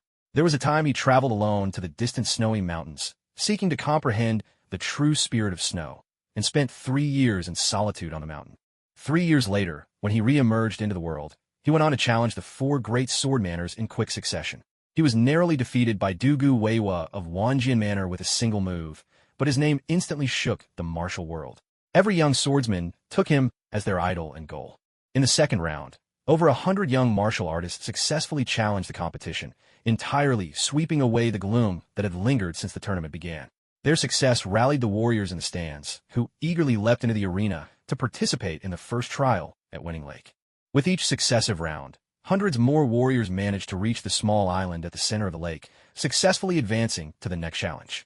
Eventually, the stands emptied, leaving only a handful of onlookers. Yet the 4 prodigies from the Wind and Cloud rankings still waited in silence, each hoping to test their skills against one another in the upcoming matches. Chu Kwangdao's patience was running thin. With a trace of irritation, he said, "Are you all done with your posturing? If not, I'm moving on without you." With that, the red-haired Chu Kwangdao sprang into action, leaping onto the surface of the lake. Agile as a monkey, he skipped nimbly across the water. A hail of hidden weapons shot toward him, but brandishing his blade, he sent forth a flurry of dazzling sword shadows that shielded him from every direction. No wonder he had spent decades honing his skills with the blade. His defense was utterly flawless. The lethal projectiles were intercepted mid-air by the swirling arc of his strikes and fell harmlessly to the water below. Those black-clad warriors lurking beneath the surface had barely prepared to attack when Chu Kwangdao forced them back underwater with a single, decisive slash. For a while, not a soul dared break the surface. Chu Kwangdao sheathed his blade and bounded to the far shore in a single leap. He looked back with an air of swaggering arrogance and shouted, "I'll be waiting for you up ahead." Provoked by Chu Kwangdao's taunt, the remaining contestants on the stands leapt into the lake one after another. In a flash, hundreds of figures soared through the air. Hundreds of silhouettes, each adopting their own style, some straight as arrows, some twisting through the air, landed in quick succession on the small island in the lake center, not a single one falling into the water. By the end of the round, a total of 1,432 contestants had successfully passed the first trial and stood waiting in the open space on the island in the lake. Moments later, the Grand Elder of the Tianhui stepped forward and proclaimed in a resounding voice, "The second round will now begin. Enter the Tower of Heaven and Earth." The Tower of Heaven and Earth was a 3-story building that stood alone on the island in Winning Lake. Behind it, a winding path linked directly to Tianmen Mountain. Only those who cleared the tower were qualified to enter Tianmen Mountain and compete in the main tournament of the Wind and Cloud Grand Competition. Just like before, 50 contestants would enter each round. The first group to go consisted of more than a dozen mid-level warriors of the congealed blood realm, and over 30 at the initial level. Less than a minute had passed when a mid-level congealed blood cultivator burst out of the tower, his face contorted with abject terror. A loud shout rang out, "Ghost! There's a ghost in there!" His face had turned pale, his eyes were vacant, and his once neatly combed hair was now a wild, tangled mess. It seems this stage is a test of one's martial willpower. It has nothing to do with raw strength, Ye Kai pondered aloud after a moment's thought. Barely 20 seconds later, over a dozen more martial artists came fleeing out in terror, their faces all etched with panic and fear. When the 5 minutes were up, only 13 out of 50 had made it through this trial.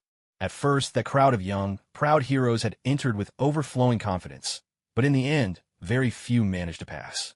Clearly, this challenge was anything but simple.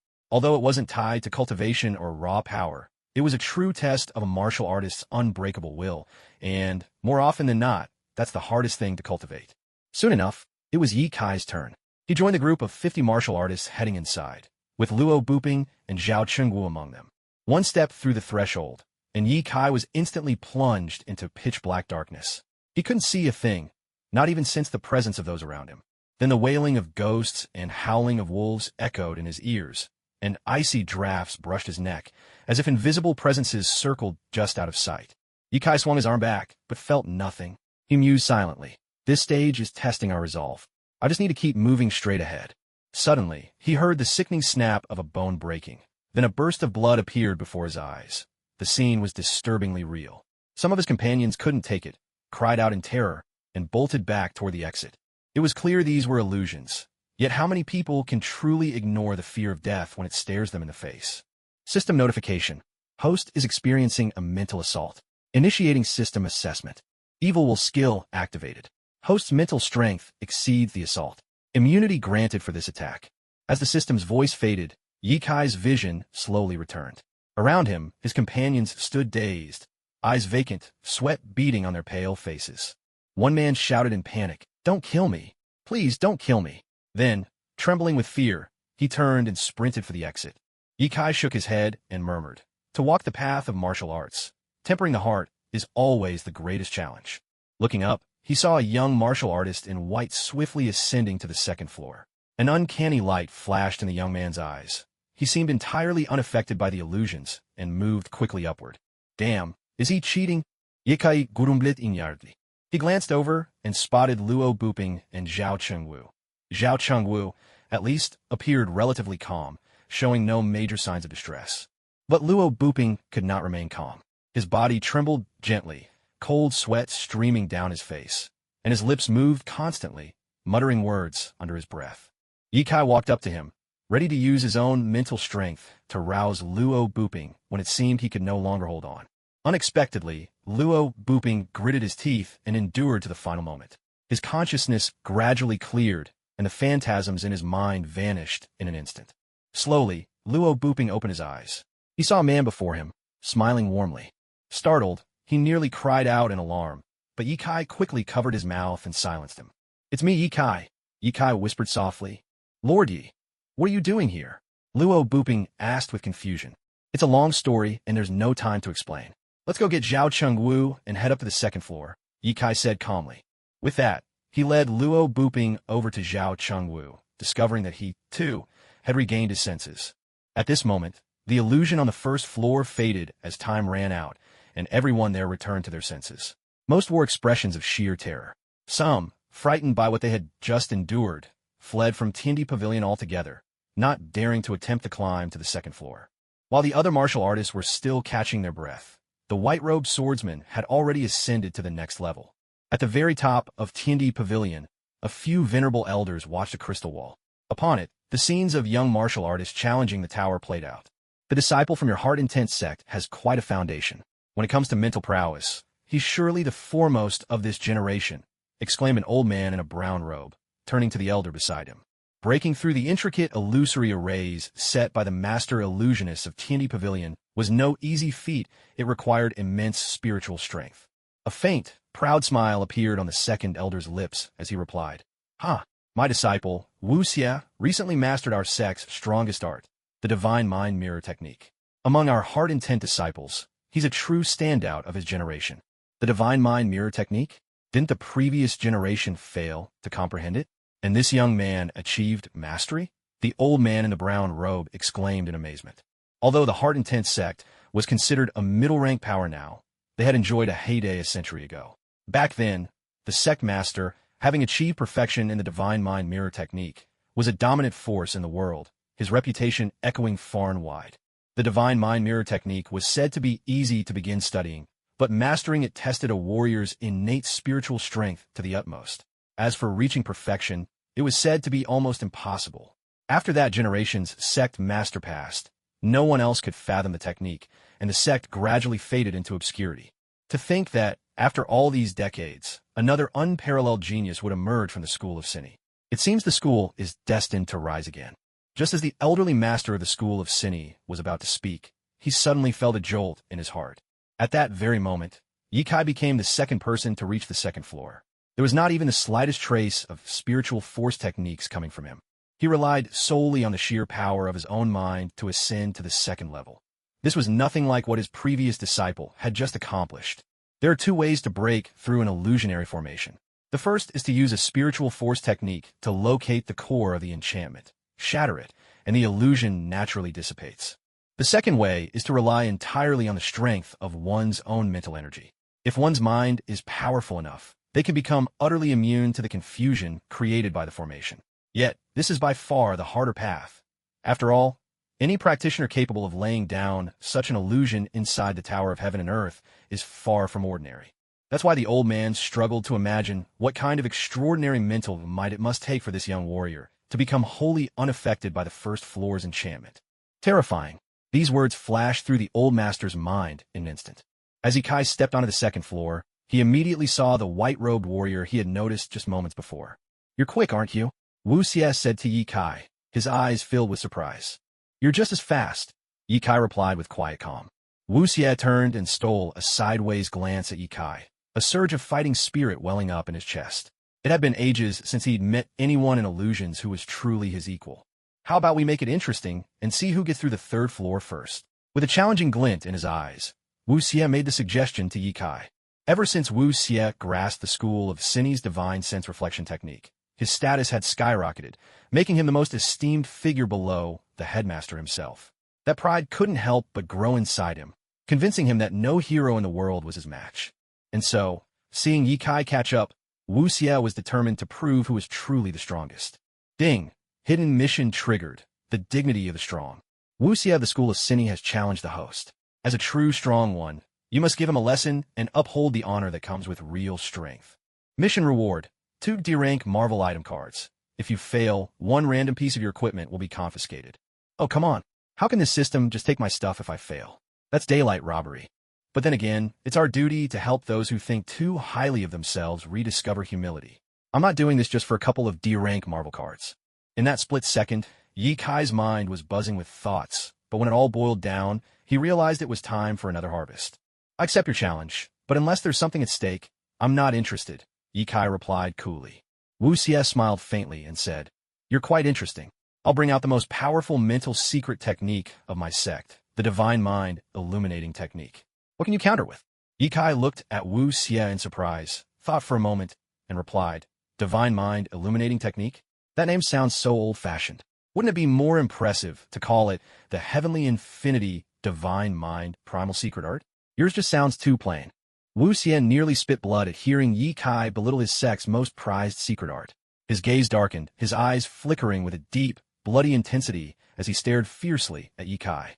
Suddenly, an idea flashed through Yi Kai's mind. With a flick of his left hand behind his back, he pulled out the T1 grade electroshock device he'd won a few days earlier. Casually, he said, "But, I'm not picky when it comes to challenges. If I lose, I'll hand over this invincible cosmic 5 thunder array of mine to you." With that, he revealed the T1 device and began explaining to Wu Xie, "This is none other than a legendary Taoist treasure, crafted by the Grand Supreme Elder himself. If you take it out on a stormy day and press this button toward someone, the 5 thunders will strike them from the heavens. Looks like you're in luck, kid. If you win, it's yours." Yi Kai spoke to this young newcomer with the tone of a seasoned trickster from the world of martial artists.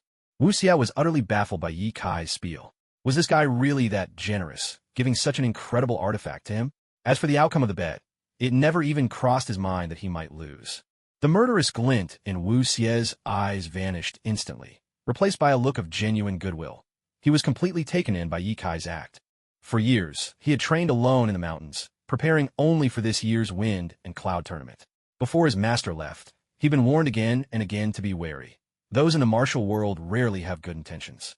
To think that on his very first venture into the world, he'd encounter someone so kind-hearted, willing to wager a legendary Taoist treasure against him. Thinking this, Wu Xie felt a warm surge in his chest. He turned to Yi Kai and said, "Compared to your Taoist treasure, my item feels too humble. Why don't I add the mind-nurturing J my master gave me?" He said wearing it all the time would enhance mental strength. Seeing Wu Xie's pure heart, Yi Kai was struck by a pang of guilt. He quickly waved his hands and said, "No need. You should keep the jade. I'll just consider myself at a loss." Unexpectedly, Wu Xie replied, his face filled with resolve. "When I was little, my master told me, a drop of kindness should be repaid with a spring. I can't take advantage of you, brother Yi. It's settled. I absolutely won't lose." Yi Kai was left dumbfounded by Wu Xie's sincerity. He couldn't help but marvel. How could there still be such pure souls in this world? A true flower of a nation, indeed. However, in order to keep him from falling prey to others' deception, I have to give him a lesson first, to make him understand just how treacherous this world of martial artists can be. So it looks like I'm destined to play the bad guy this time. Leaf Kai's face showed a tangle of conflicting emotions, and beside him, Wu Xie still thought he was doing it all for his sake. Unconsciously, Wu Xie's fondness for Leaf Kai soared a notch higher. Beep. Wu Xie's favorability towards you increased by 20. If Wu Xie's master could see this, he would probably be so furious he'd cough up blood and die on the spot. While Leaf Kai was guiding Wu Xie, one by one, the martial artist on the first floor gradually broke free from the illusion's hold and stepped into the second level. But compared to the 50 who entered at first, fewer than 20 remain now. The second level of the secret realm has been activated. A cold voice echoed through heaven and earth tower. The sound carried the chill of a death knell, and before the words had faded, a scene of war materialized before Leaf Kai's eyes. Two squads of soldiers were locked in fierce combat. As Leaf Kai pondered what was happening, an enemy soldier in red armor suddenly lunged at him, slashing with brutal force. Leaf Kai sensed the opponent's aura, just an ordinary person, not even at the body tempering level. Leaf Kai stepped forward first, hurling a devastating punch at the soldier. He expected his strike to take down the soldier instantly, but as his fist crashed against the blade, neither the sword nor the soldier gave way. Instead, the knife split open Leaf Kai's own arm. A searing pain shot through him. Leaf Kai stared at his fist in shock. When had he become unable to overpower an ordinary man? The enemy soldier saw Leaf Kai foolishly trying to block the blade and seized the opportunity to launch a relentless assault. Leaf Kai dodged again and again, struggling to keep up. Gradually, exhaustion set in. His movements became sluggish. Sensing his weakness, the enemy soldier drove his blade down with lethal intent. Leaf Kai, with nowhere left to retreat, knew he was about to be struck. Beep. Skill Evil will activated. At that moment, a surge of icy energy filled his mind, clearing away the fog. With a swift sidestep, Leaf Kai slipped past the soldier's attack, snatched the blade from his grip, and brought it down on his assailant's head. With that blow, the battlefield scene dissolved like smoke, and Leaf Kai slowly opened his eyes to find himself back in the familiar heaven and earth tower. He quickly looked down at his arm and scathed. Only then did Leaf Kai let out a sigh of relief, thinking to himself, "This illusion is truly formidable, able to place someone right inside its fabricated reality, so vivid and lifelike. If it hadn't been for the evil will skill, I nearly would have fallen for it." At this thought, Ye Kai glanced around and noticed that Wu Xie was still trapped in the illusion. Wu Xie's eyes flickered with an uncanny purple light, and his hands kept shifting through intricate gestures. With each change, it was clear his mental power was steadily growing stronger. Within moments, the mist before Wu Xie suddenly grew thinner. A burst of purple light shot from his eyes, scattering the haze in front of him. He slowly opened his eyes, looked around, but didn't see Ye Kai anywhere. Inwardly, he wondered, could it be that brother Yi didn't make it through and is already withdrawn? Sigh, I thought I'd finally have a worthy opponent, Wu Xie muttered helplessly. With that, he stepped into the third level.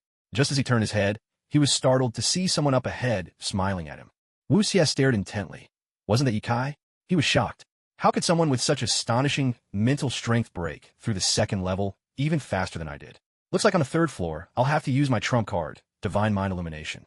As Ye Kai set foot on the third level, the judges atop the tower all fixed their gaze on him. In just 28 seconds, someone has already broken through the illusion and ascended. That's a whole minute faster than the previous record for the second level. Are disciples from your heart intense sect really this powerful? Asked the elderly man in the brown robe. He isn't from our heart intense sect. There's no trace of cultivated mental power in his body, let alone a hint of illusion arts. He must have broken through relying on sheer strength, using his innate mental force to shatter the illusion. The sect master of Heart Intent replied with a hint of surprise. His words drew collective gasps from the other judges. Breaking through by brute force was far easier said than done. To do so, one's mental power needed to far surpass that of the array master who created the illusion. And yet, there wasn't the slightest trace of illusion arts about him. He likely hadn't practiced any spiritual secret techniques at all and still possessed such terrifying mental strength. Such a person was truly an unpolished gem. If a stone like this could be sculpted in our Heart Intent sect, we'd surely see a new golden age. With this in mind, the sect master smiled, silently committing Ye Kai's appearance to memory, intending to seek him out and accept him as a disciple after the competition. The old man beside him immediately caught the glint of recruitment in the sect master's eyes and shouted, "This boy, he belongs to our war king sect." "You're a body-tempering sect. Why are you trying to snatch him from me?" said the Heart Intent sect master coolly. "With such martial will, he's perfectly suited for my sect's 100 battle body refining." "What's wrong with that?" retorted the old man in brown, unwilling to back down. At this, a few of the other elders grew anxious, each voicing their claim to recruit Ye Kai, and a quarrel quickly escalated to the edge of a brawl. The grand tournament is underway. How unbecoming for you to quarrel so fiercely over just one disciple. Wait until that warrior finishes competing. Then let him choose for himself. He may go wherever he wishes. What good is all this arguing here? Lung Chongqing's stern voice thundered across the scene. The elderly masters around him, seeing how the snow sword immortal had spoken, all fell silent and dropped their quarrels at once. The head of Xian Isek shot a fierce glare at the old man in the brown robe beside him before turning his gaze back toward the illusion, his attention fixed once more. Meanwhile, Yikai had no idea he was being closely watched by so many judges. He remained at ease, leisurely waiting for the pure-hearted youth, Wu Xie. In less than a minute, Yikai saw Wu Xie coming over. Smiling, he said, "You finally made it up here. I've been waiting for a while, and honestly, it's been dull as ever." Wu Xie gave Yikai a glance and replied evenly, "In the contest within the third layer of the illusion, I will use the secret techniques of my sect. At that point, I will not go easy on you." Yikai had been about to tease Wu Xie, but the other contestants arrived on the scene with surprising speed. In this short span, 5 or 6 warriors had already stepped onto the third layer. Their eyes were tinged with red, an unmistakable sign that overcoming the second layer's illusion had not been easy. The third illusion begins.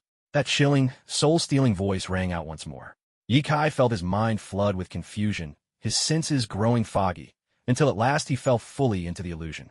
Yikai slowly opened his eyes, quickly scanning his surroundings. Everything here was oddly familiar. He slapped his own forehead, exclaiming, "What is going on? How'd I end up back at the movie theater?" His roommate, noticing Yikai's strange outburst, turned and called over, "Kai, what's up? You're not coming down with something, are you?" Turning to see his roommate from real life, Yikai hurriedly responded, "It's nothing. I'm just heading to the restroom for a bit." Ignoring his roommate's baffled look, Yikai strode straight out of the theater, muttering to himself, "Could it really have all been just a dream? And now I've finally woken up." Softly, he thought to himself, "System." But not even a whisper of a response came. Almost frenzied, Yikai shouted up into the sky, "Marvel System, come out here now." He drew the surprised stares of countless passers-by, but once again, nothing happened. Staring blankly at the sky, Yikai murmured, "Maybe it really was just a dream after all." At that moment, his roommate, Lei Zi, also came out of the theater, concern etched on his face. "Kai, are you all right today? You seem really off." Yikai turned and replied calmly, "Do you believe in alternate dimensions? Just now, I traveled to a martial arts world, trained hard, honed my skills, became a master of the martial way, and roamed the land like a hero." "Bah, I don't buy a word of it. If you're really the supreme master of the martial world, then I must be the Jade Emperor himself." Lazy snered at Igrikikai. Yikai gave a wry smile and said, "If you become my disciple, I'll teach you a couple of moves. With them, you'll dominate the martial world. No one will be a match for you." Lazy pretended to kneel, clasped his hands in mock respect, and shouted, "Oh, great master, your humble disciple pays his respects." Yikai patted him on the shoulder and called out, "Quit fooling around. Class is about to start. Let's hurry back to school." Yikai and Lei Zi returned to school together. Life went on as usual, nothing out of the ordinary. Yet, 2 images kept surfacing in Yikai's mind. One was his sister Yilan caring for him when he was gravely ill, and the other was that night under the starry sky when he watched the meteor shower with Lei Tingting. These scenes replayed in Yikai's mind again and again. However, as the routines of daily life resumed, the memory of his strange journey gradually faded away. He found himself adapting to reality, hardly thinking about the system or any of those fantastical events anymore. Just as Yikai resolved to settle back into a normal life, a handkerchief slipped from his chest and fell to the ground. He picked up the handkerchief and saw a line of delicate calligraphy. "At dawn I gaze at the sky. At dusk I watch the clouds. Walking or sitting, I think only of you." At the bottom, it was signed, "A gift for young Master Yi."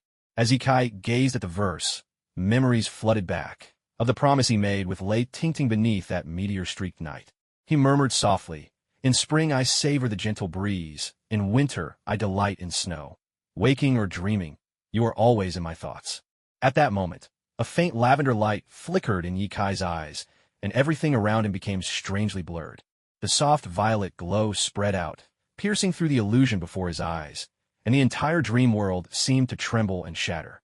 In the blink of an eye, the 3rd floor of the Tower of Heaven and Earth was filled with a shimmering violet haze. The radiance and the illusion clashed again and again, so much so that the building itself began to shake.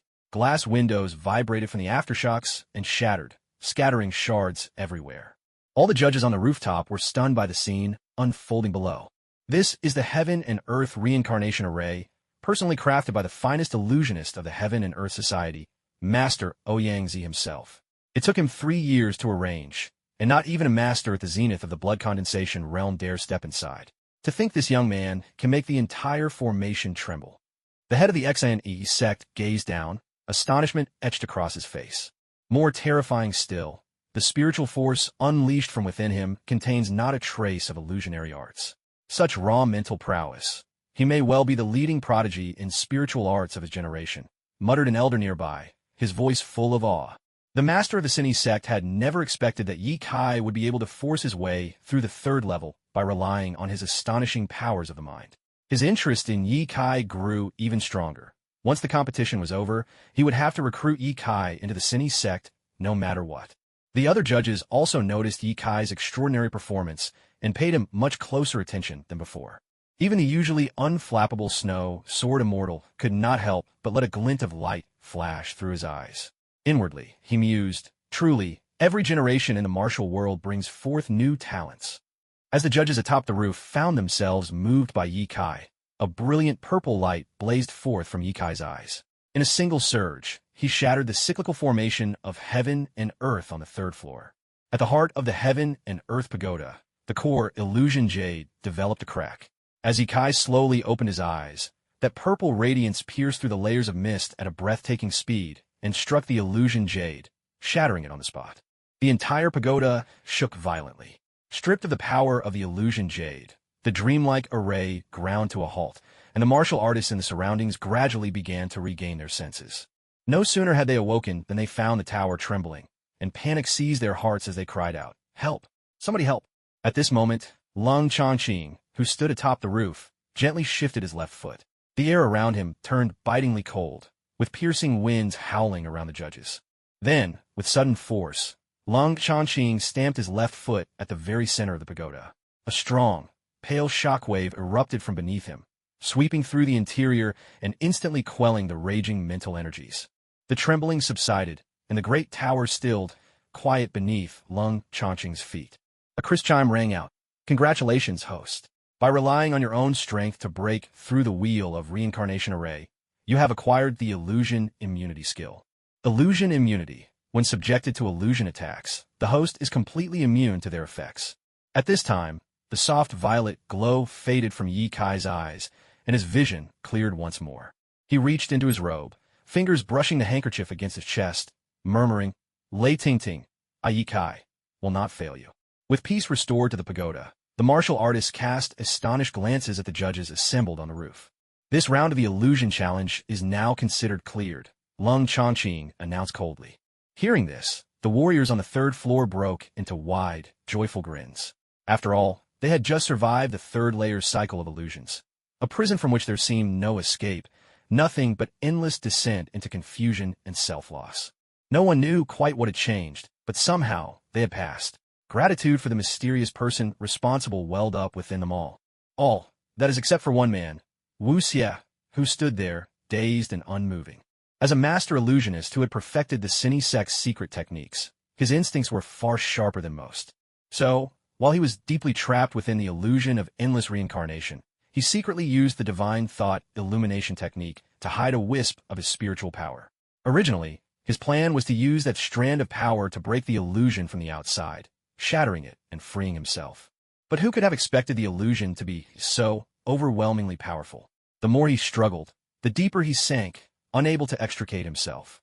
With great difficulty, he bit the tip of his tongue, forcing himself to regain a sliver of clarity, which finally allowed him to locate the core of the formation.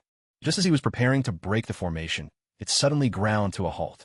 Hastily, he sent out that external trace of spiritual force to sense what was happening in the world outside, only to witness a pale, purple shockwave surging from Yi Kai's eyes, crashing into the formation with overwhelming force, sweeping aside and crushing its power, shattering the illusion jade. An achievement like this was far beyond the reach of ordinary men. Even the master he had so long admired had never wielded such a mighty force of spirit. In that moment, all the fighting spirit he'd harbored against Yi Kai melted into awe and admiration. This was the level he'd dreamed of for a lifetime. And could it be that Yi Kai had already reached it, even surpassed what he could have imagined? It was only then that he truly understood his master's frequent words. There's always someone better. The mountains stretch far beyond our sight. Ye Kai, meanwhile, happened to turn his head and caught Wu Xie staring at him, his eyes sparkling with little stars of wonder.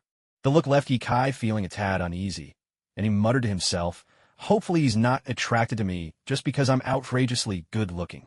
Lost in his wild notions, Ye Kai was snapped back to reality as Wu Xie approached. Wu Xie gave Ye Kai a formal bow, his tone earnest. This contest, I have lost. I never imagined your strength of spirit could reach such heights. You have my utmost respect. I admit defeat. With that, he reached into his pocket, retrieved the most secret technique of his school, the divine thought illumination technique, and the spirit-nurturing jade, and solemnly presented both to Ye Kai. Ding. Host has completed the hidden task, the dignity of the strong. Ding. Congratulations, host, you received 2 D-rank Marvel item cards. Ye Kai stared at the scene, momentarily speechless. He quickly waved his hand and said, honestly, there isn't any official ranking here. Who knows who really comes first or second? How about we just call this bet off? But Wu Xie stubbornly shook his head. Before I left the mountain, my master told me that a promise once given cannot be taken back. Since I've said it, I will see it through to the end. Finishing his words, he stuffed the secret manual and the spirit-nurturing jade into Ye Kai's hands, bowed once more, and hurried away, leaving Ye Kai standing there alone. Sighing, Ye Kai could only say helplessly, ah, young men this pure are getting rarer these days. After all that chaos, the second round of the trial finally came to a close. Out of the 1,432 participants, only 646 managed to pass the second round, bringing the success rate to less than 50%, an unusually low outcome, even by the standards of previous year's grand tournaments. To make matters worse, the third round ahead promised an even higher rate of elimination. By now, the remaining fighters were all at the mid-stage of the blood condensation realm. Those at the early stage had become a rarity. The early and middle stages of the blood condensation realm marked a major watershed in cultivation. Anyone who set foot in this realm was not only a top talent within their sect, but demonstrated exceptional strength in all aspects, especially in the indomitable will to pursue the martial path. Luo Buping and Zhao Chengwu, who had battled their way to this point alongside Ye Kai, proved the formidable depth of their own martial wills. Now, the ascent to Heaven's Gate will begin. Attacking one another halfway up is forbidden. Anyone who cannot reach the peak within 1 hour will be eliminated. At that moment, a distant, solemn voice echoed across the field. At the same time, an ancient dragon bell within the main hall of the Heaven and Earth Society tolled, its deep resonance undulating in powerful waves that seemed to crash over all present. The bell's call roused their fighting spirits. Wu Xie glanced at Ye Kai, his own unwillingness to admit defeat burning anew in his chest. In an instant, over 600 young prodigies leapt into motion, each employing their unique movement arts as they raced toward Heaven's Gate atop the central peak. Gentlemen, the flying eagle will make his move first. As soon as the words left his lips, a figure surged forth from among the 700 contestants. His movements spread like the wings of a white eagle. With a single leap, he soared several hundred yards ahead, leaving behind only the wild rush of mountain winds, so swift that, in a blink, he vanished from sight. Is it that the White-Winged Eagle King, Bai Feiying? He ranked 16th at the last grand tournament, and it looks like his eagle step technique has improved even further since last year. From the rooftop, an elder stroked his beard and spoke in a measured tone. That's right. Mastery of movement arts is essential to a martial artist's overall strength. I remember, last year, he faced plenty of stronger opponents in the tournament, yet managed to wear them down by weaving around them with his agile footwork, snatching victory in the end, another elder added. But in the face of absolute power, movement skills become meaningless. Lung Chongqing remarked calmly. No one among the judges pressed further on this subject, falling silent. Just as Bai Feiying disappeared from view, another figure vaulted skyward, outpacing the crowd and giving chase straight after the White Eagle King. This person moved like falling petals and drifting leaves, riding the mountain winds in a graceful ascent, each light step propelling her ever higher. She surpassed even Bai Feiying in both speed and elegance. It's flying petals. Chunj, that's the eldest daughter of the Heaven and Earth Society, and she ranked 6th in the previous grand tournament. A martial artist from behind recognized her at a glance and shouted her name aloud. On the other side, a burly man swung his blade and split apart a massive boulder weighing more than 1,000 pounds.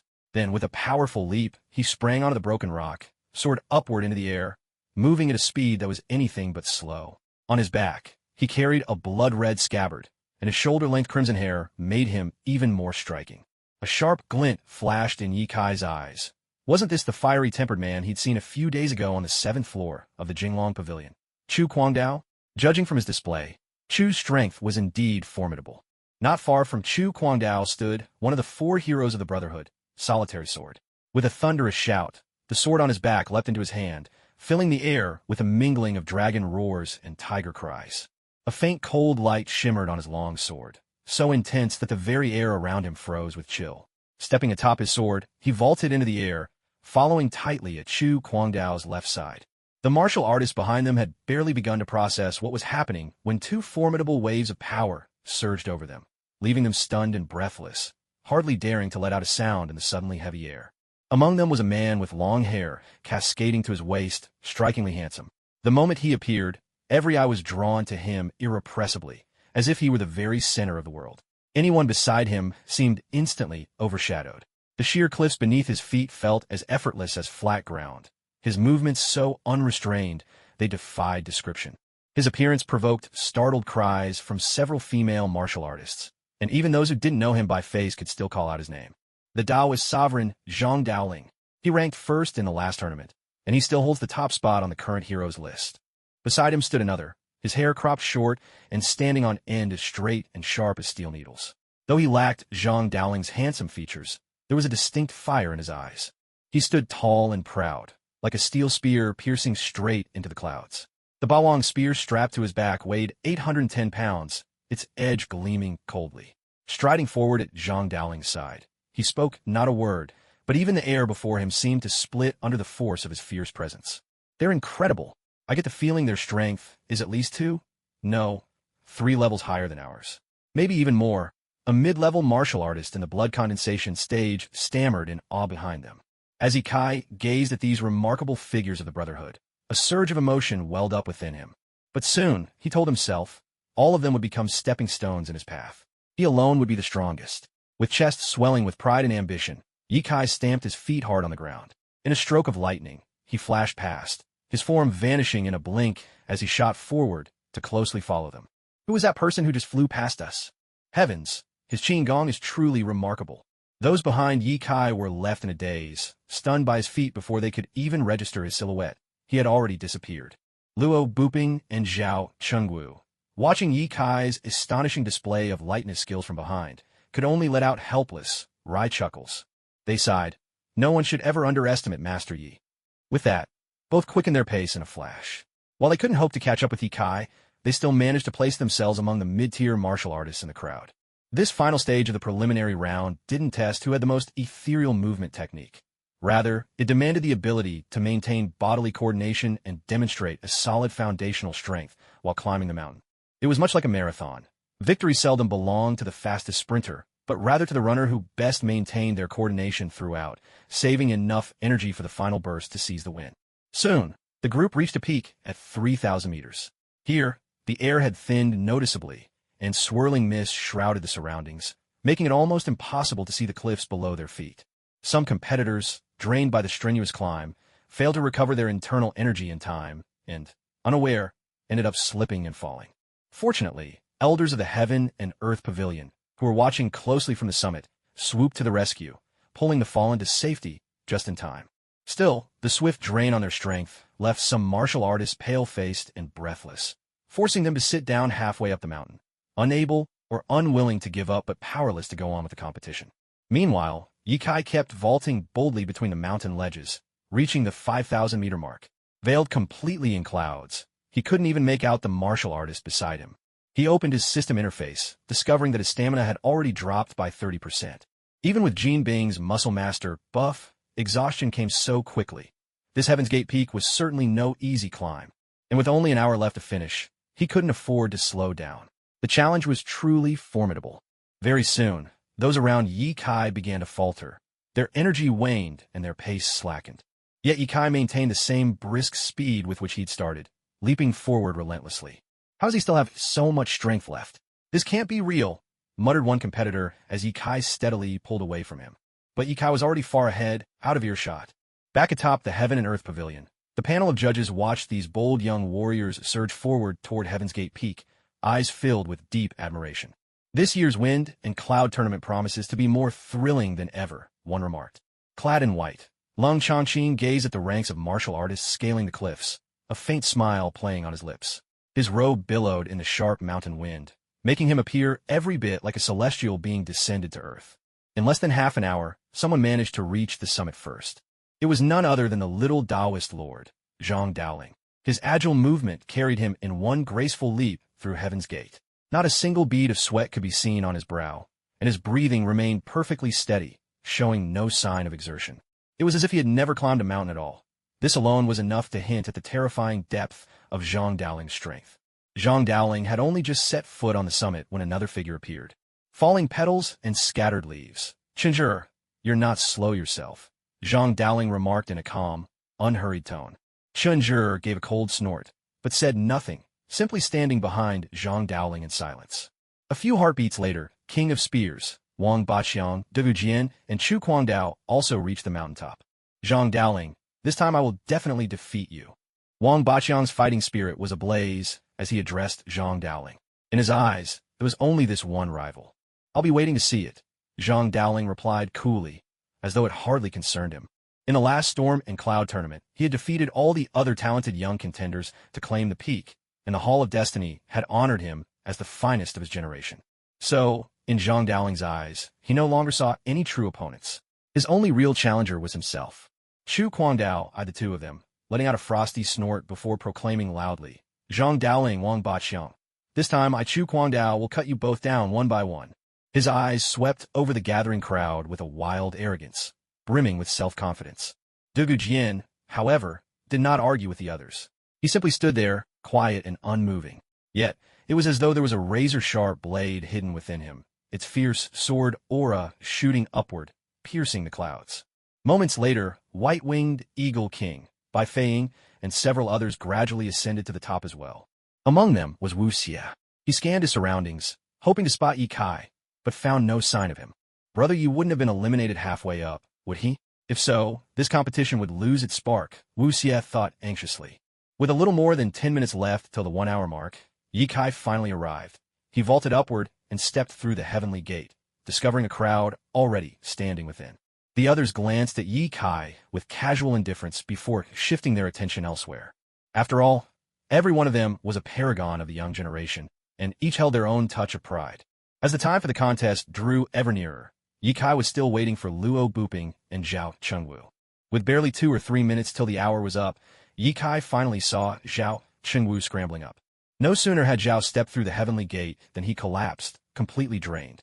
Ye Kai rushed forward, supported him, and lifted his water gourd to Zhao's lips, offering a few sips before the strength began to return to Zhao's body. He spoke slowly, Master Yi, when Luo Buping and I reached 8,000 meters, we were already at the limits of our strength. It was Luo Buping who used the last of his earth energy to push me that final 1,000 meters, allowing me to make it to the top. But in the end, he was eliminated. Before he fell, Luo Buping told me he felt he had let you down. You helped him all throughout the preliminary rounds, yet he collapsed at the final trial. He said he failed your expectations and hoped you could forgive him. Ye Kai was silent for quite a while, unable to speak. He helped Zhao Chengwu to his feet and said quietly, although Luo Buping was eliminated, we've made it into the main competition for him. Now we must fight to take first place for his sake, so that we won't waste his sacrifice. Ye Kai slowly got to his feet, gazed steadily ahead, and looked down at the rolling sea of clouds below. In his chest, a surge of ambition welled up, as though he were standing at the highest peak. He murmured, with my blade, I will defeat every enemy before me. Wu Xie finally found Ye Kai among the crowd, his face alight with joy as he called out to him. Ye Kai walked over to greet him, while thinking to himself, is this kid really still grateful to me? Bought and still helping to count the money. I almost can't bear to trick him any longer. Wu Xie, seeing Ye Kai come over, introduced him enthusiastically. Brother Yi, this is our senior disciple of the Xinese sect, Brother Yi Bufan. Senior Brother Yi, this is Brother Yi whom I just mentioned to you. His mastery of the spirit is truly exceptional, Wu Xie said, turning to introduce Ye Kai. Yi Bufan scrutinized Ye Kai closely, and, seeing no trace of illusion techniques around him, found Wu Xie's words somewhat unbelievable. In a cold tone, he said to Ye Kai, my junior brother Wu Xie is venturing down the mountain for the first time, so he's bound to be a little naive. That wager of yours doesn't count for anything. Why not just give back what you took? Ye Kai shot Yves Buffon a frosty glance, thinking to himself, at first I didn't have the heart to trick such a naive kid, but now that you want to cause trouble, you'll find I'm not so easy to deal with. Turning to Yves Buffon, he said icily, if you can defeat me, I'll hand it over willingly. But if you're not up to the task, you'd best not embarrass yourself here. Hearing Ye Kai's arrogance, Yves Buffon's eyes blazed with murderous intent. No one had dared speak to him that way in a long time. His eyes flashed with an eerie green light, like a soul-snatching glare, as he stared down Ye Kai.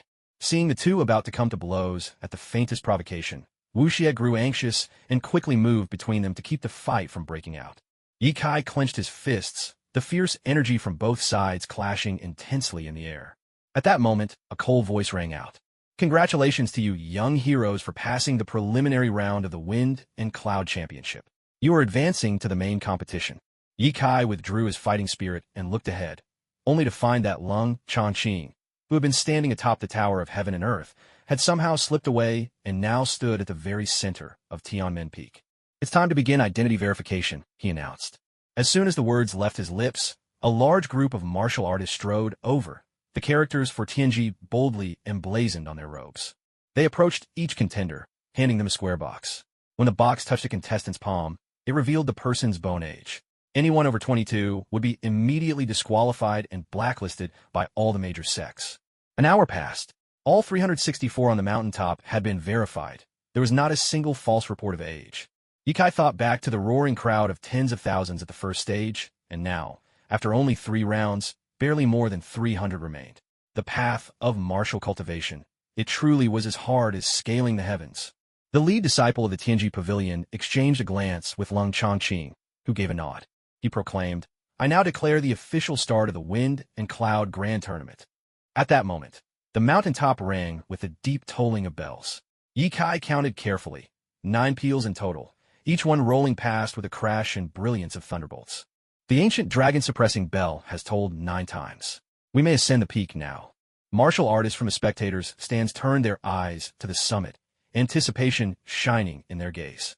No one knew how many of these young talents would earn the right to step onto the arena this time. With guidance from the leaders of the great sects, the martial artists at the mountain's base began their orderly ascent. Elders from the Heaven and Earth Society accompanied them along the way, ensuring that no deadly clashes would erupt. The sun slowly dipped beyond the peaks, while tens of thousands of martial artists from every faction surged up the mountain. At last, they reached the summit of Tianmen, though as yet they held no right to enter the tournament grounds. They could only watch from afar. This did little to hinder them. After all, as martial artists, their senses had been trained and sharpened. They could easily make out distant details with clarity. According to the rules, the Wind and Cloud Grand Tournament would officially begin the next morning, and all the young contenders now had to stay on Tianmen Mountain, waiting for the true contest to commence. That night, points of firelight dotted the mountain, as countless hopefuls settled in, spending the night in anticipation. When the sun finally rose above ridge after ridge, its rays bathed Tianmen Mountain in a cloak of brilliant orange, lending it an enchanting allure. Yet no one was distracted by the beauty before them. All eyes turned toward the center of Tianmen Mountain in unison. Bathed in orange light, the very heart of the peak gleamed with dazzling brilliance. Under the gaze of hundreds of thousands, the drawing of lots for the Wind and Cloud Grand Tournament was about to begin. 364 contestants would be divided into 8 groups, where they would duel amongst themselves.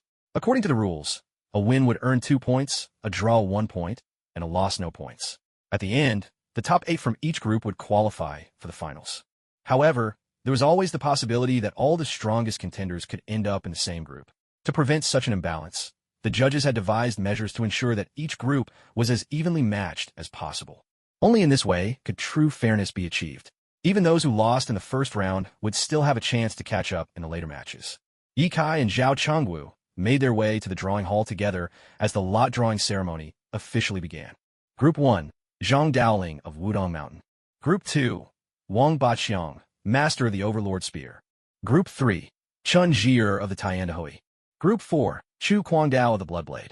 Group 5, Lonely Sword of the 10,000 Swords Manor. Group 6, by Yufeng of the Tiandahui. Group 7, by Fei Ying of the Flying Eagle Sect. Group 8, Mo Wuching of the Sword Worship Manor. The draw unfolded swiftly, with the seated contestants of each group named first. This method would prevent top contenders from clashing in the early rounds and ensure the most thrilling battles would take place later in the competition. Hearing the names of the group seeds, Yikai was somewhat surprised, for most hailed from prestigious sects. Wudong Mountain, 10,000 Swords Manor, Tiandahui, Sword Worship Manor.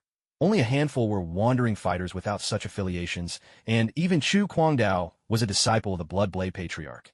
Yikai couldn't help but sigh. These great sects truly have deep foundations. The renowned schools possessed abundant training resources, as well as complete systems of techniques.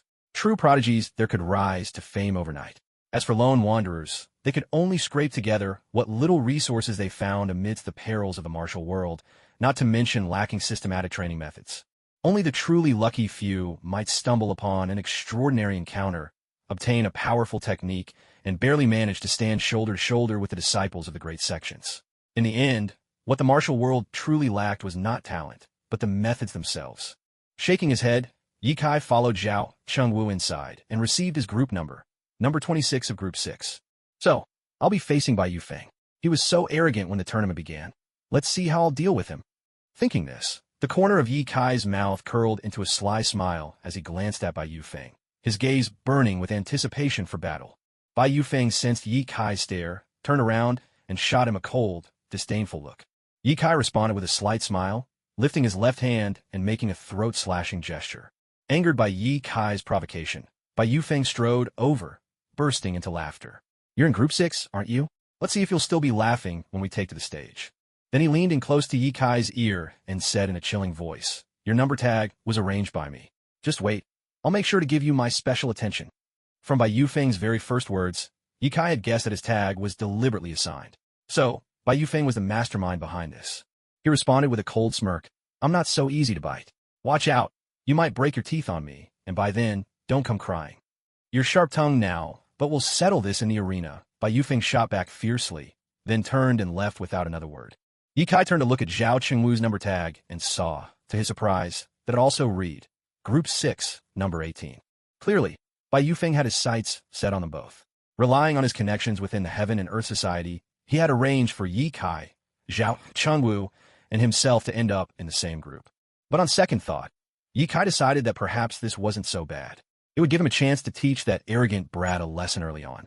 Just seeing Bai Yufeng strutting around annoyed him to no end. After all, Yikai had a system on his side now. How could he let himself be bullied like this? He was determined to show Bai Yufeng who was truly in charge once they stepped into the ring. With that thought, Yikai shot a fierce look in Bai Yufeng's direction, and a powerful fighting spirit surged up within him. Will all contestants please proceed to your assigned group areas and get ready? The tournament is about to begin, Lung Chongqing announced calmly from the stage. In an instant, the once noisy arena fell silent. Guided by the staff, Yikai and Zhao Chengwu made their way to the arena for Group 6. There, at the heart of the competition grounds, stood a massive arena. It was built in a simple, unadorned style, but as soon as anyone approached, they would catch a faint scent of blood in the air, a silent testament to the brutality that had unfolded on that stage. Yikai took in the sight of the arena, 50 meters long and wide, and towering more than 5 meters high. It looked unyieldingly solid, not something ordinary force could ever destroy. Nearby stood 3 elders clad in crimson robes. They were the judges for each group, and from the powerful aura each exuded, every one of them was at the advanced level of the blood condensation realm, carrying an overwhelming vitality. As all the participating martial artists entered the grounds, the audience in the stands turned their eyes as one toward the competitors. Under countless gazes, Lung Chongqing spoke coldly. I hereby declare the start of the Fengyun Championships Arena Tournament. At that very moment, a tidal wave of cheering erupted from the distant stands, their force so great it scattered the dense clouds atop Tianmen Mountain. All around, shouts and cries of encouragement rang out, echoing sky-high, as supporters watched their favored contestants with bated breath. Everyone standing in this place was an elite from their respective sects, but of these elites, only 64 would emerge victorious.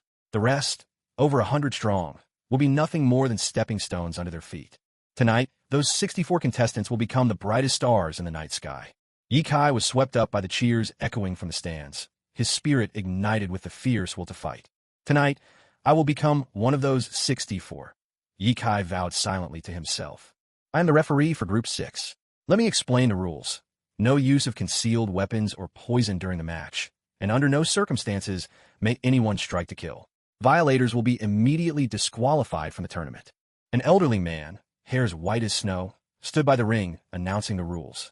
Though his frame was a touch gaunt, every movement radiated a quiet, formidable strength. All the contestants gathered before the ring responded in unison. Understood. Now, let the first match begin. Number 23, Zhang Tsang, versus number 54, Wang Bin. With a rush of wind, two figures leapt gracefully onto the stage, taking their positions. At the same moment, duels erupted in other groups as well.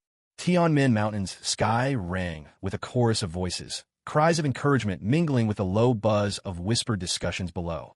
Ye Kai, caught in the fervor, felt the heat of battle surging within him as his eyes blazed toward the fighting stage. On the platform, the two martial artists were evenly matched, exchanging blows in a blur of blades and swords. The clash of weapons filled the arena with an intensity that set hearts pounding with excitement. In the end, Zhang Tsang's swordwork prevailed by a single move. With a sweeping arc, his blade stopped at Wang Bin's throat. The referee declared Zhang Tsang the victor. As Zhang Tsang stepped down from the platform, the referee called out calmly, second match, number 26, Ye Kai, versus number 11, Bai Xingchen. Ye Kai found himself momentarily dazed. Was it his turn already? While Ye Kai gathered his thoughts, a youthful martial artist sprang onto the stage with a spirited shout. His movements were noticeably more graceful and dynamic than those of the previous fighters. Ye Kai regained his composure and glided onto the platform, his motion ghost-like and swift. He took his place at one end of the ring, carefully sizing up the martial artist before him. The young man wore ornate robes. His features were striking and refined, exuding a tranquil yet powerful aura from the stage. But in his eyes shimmered a profound darkness, a deep-seated resentment, as if he bore a grudge against the world itself. Below the stage, the martial artists whispered among themselves. Zhao Chengwu furrowed his brow and commented, Yi Gongzi's very first opponent is a formidable one, Bai Xingchen, the 60-ranked prodigy from the last tournament. He's the younger half-brother of Bai Yufeng. Together, they are known as the twin stars of the Bai family. His strength might not match Bai Yufeng's, but as a mid-stage blood condensation realm martial artist, he's still highly formidable. Yi Gongzi, you can do this. I hear you've offended my brother, Bai Yufeng. That delights me. Bai Xingchen, seeing Ye Kai step onto the platform without making an immediate move, flashed a cold smile and taunted him. That's right. So, are you here to avenge your brother, Bai Yufeng? Ye Kai asked coldly upon hearing this. How could I possibly avenge him? In fact, I'm thrilled you angered him. Since I'm in a good mood right now, you'd be wise to surrender while you have the chance. Bai Xingchen spoke with indifference. Why should I surrender? Ye Kai looked at Bai Xingchen with a hint of surprise in his eyes. Sigh, given that you've managed to irritate my brother, I really didn't want to hurt you. But if you insist, don't blame me for what happens next. No sooner had Bai Xingchen finished speaking than he stepped forward and drove a fist straight at Ye Kai. The overwhelming force of that strike swept onto the stage like a blazing meteor crashing down, powerful enough to send dust spiraling up from the arena floor. It seems my dear little brother has made some noticeable progress, Bai Yufeng commented with a faint smile as he observed the scene from below the stage. Bai Xingchen was the result of their father's drunken tryst with a maid, a truth that had marked him as an outcast from a young age. He endured years of humiliation at the hands of Lady Bai Yufeng's own mother. From the very beginning, Bai Xingchen never knew brotherly affection. Instead, he grew up under constant ridicule and abuse. Things changed only when Bai Xingchen began training in martial arts. With this, he finally earned a sliver of respect within the Bai family, and the head of the family at last acknowledged him as a son. Yet, the wounds of his upbringing were far from healed. In his heart, Bai Xingchen vowed to repay every humiliation 100-fold. He trained relentlessly, yet no matter how hard he worked, he couldn't surpass Bai Yufeng. This bred a twisted need within him. Whatever angered Bai Yufeng, he would do with relish. Anything that displeased his brother became his source of joy. At this very moment, Bai Xingchen viewed Ye Kai in the same way. Defeating Ye Kai before his own brother's eyes would be the only real proof of his worth. As the powerful fist roared toward him, Ye Kai's expression remained unchanged. He met Bai Xingchen's punch head-on. Though he threw the punch without any visible preparation, the very air on the stage seemed to freeze. Countless spirals of force formed around Ye Kai's fist, swirling and pulling at the rushing energy from Bai Xingchen. It was as if he were absorbing his opponent's power, converting it for his own use. Bai Xingchen's face twisted with disbelief as he felt the strength being drawn out of him bit by bit. In the next instant, the two torrential forces collided. The vortices around Ye Kai's fist grew ever larger, then suddenly exploded outward in the clash. The impact made the entire stage tremble, as the shockwave sent thick clouds of dust swirling into the mountainside air. A few seconds later, the dust settled over the arena. One figure still stood unshaken at the center, while the other lay collapsed on the ground, twitching uncontrollably. Zhao Chengwu was left utterly speechless when he saw the figure standing tall in the center of the stage. He had always known Ye Kai was strong, but he never imagined Ye Kai's power could reach such astonishing heights. A single punch had defeated the competitor who placed 60th in the last Fengyun tournament. The martial artists beneath the stage were equally stunned. Bai Xingchen had been taken out in a single blow, just like that. Who exactly was this Ye Kai to possess such overwhelming strength? He could easily match, if not surpass, the top 30 contenders from the previous tournament. It looked like a dark horse had truly emerged today. This year's Fengyun tournament promised to be nothing short of spectacular. Bai Yufeng, witnessing all of this, couldn't hide the anticipation in his eyes. The prospect of facing Ye Kai in a ring now stirred even deeper excitement in his heart. Only with opponents like him does the competition become truly meaningful. Bai Yufeng remarked coolly. Number 23, Ye Kai, wins this round. The elder by the side of the arena gave Ye Kai a measuring look before promptly turning his gaze elsewhere. He had been certain that the top 8 rankings in this group were practically set in stone, unlikely to see any upsets. But Ye Kai had shattered his assumptions. He was forcefully announcing his presence among the top 8 of Group 6. The elder felt a flicker of delight. He hoped this group's overall strength would only grow, and if by some miracle they produced this year's champion, he would certainly have his moment to boast among the other elders. Yet such possibilities were vanishingly slim. After all, every year the champions always came from the first or second groups.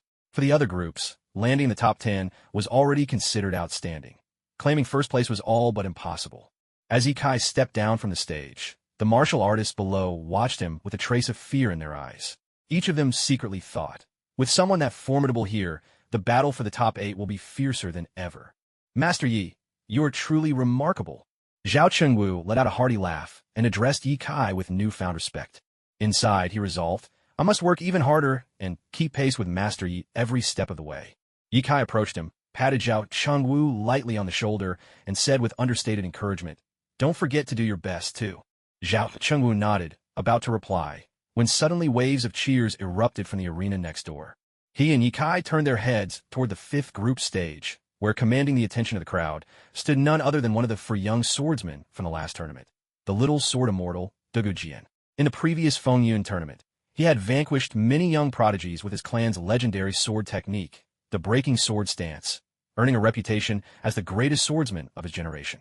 This time, his opponent was no less impressive, Yu Tianlin, the shadowless sword, ranked 21st in the last tournament and a rising star from the Baijian sword worship manor. In the last Wind and Cloud Grand Tournament, he was defeated by young Dao Lord Zhang Daoling, falling out of the top 20.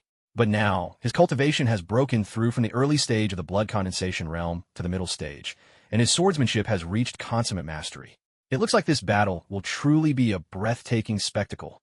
My cultivation is higher than yours. That wouldn't be fair. I'll suppress my strength to the middle stage of blood condensation and fight you on equal ground, Lonely Sword said calmly.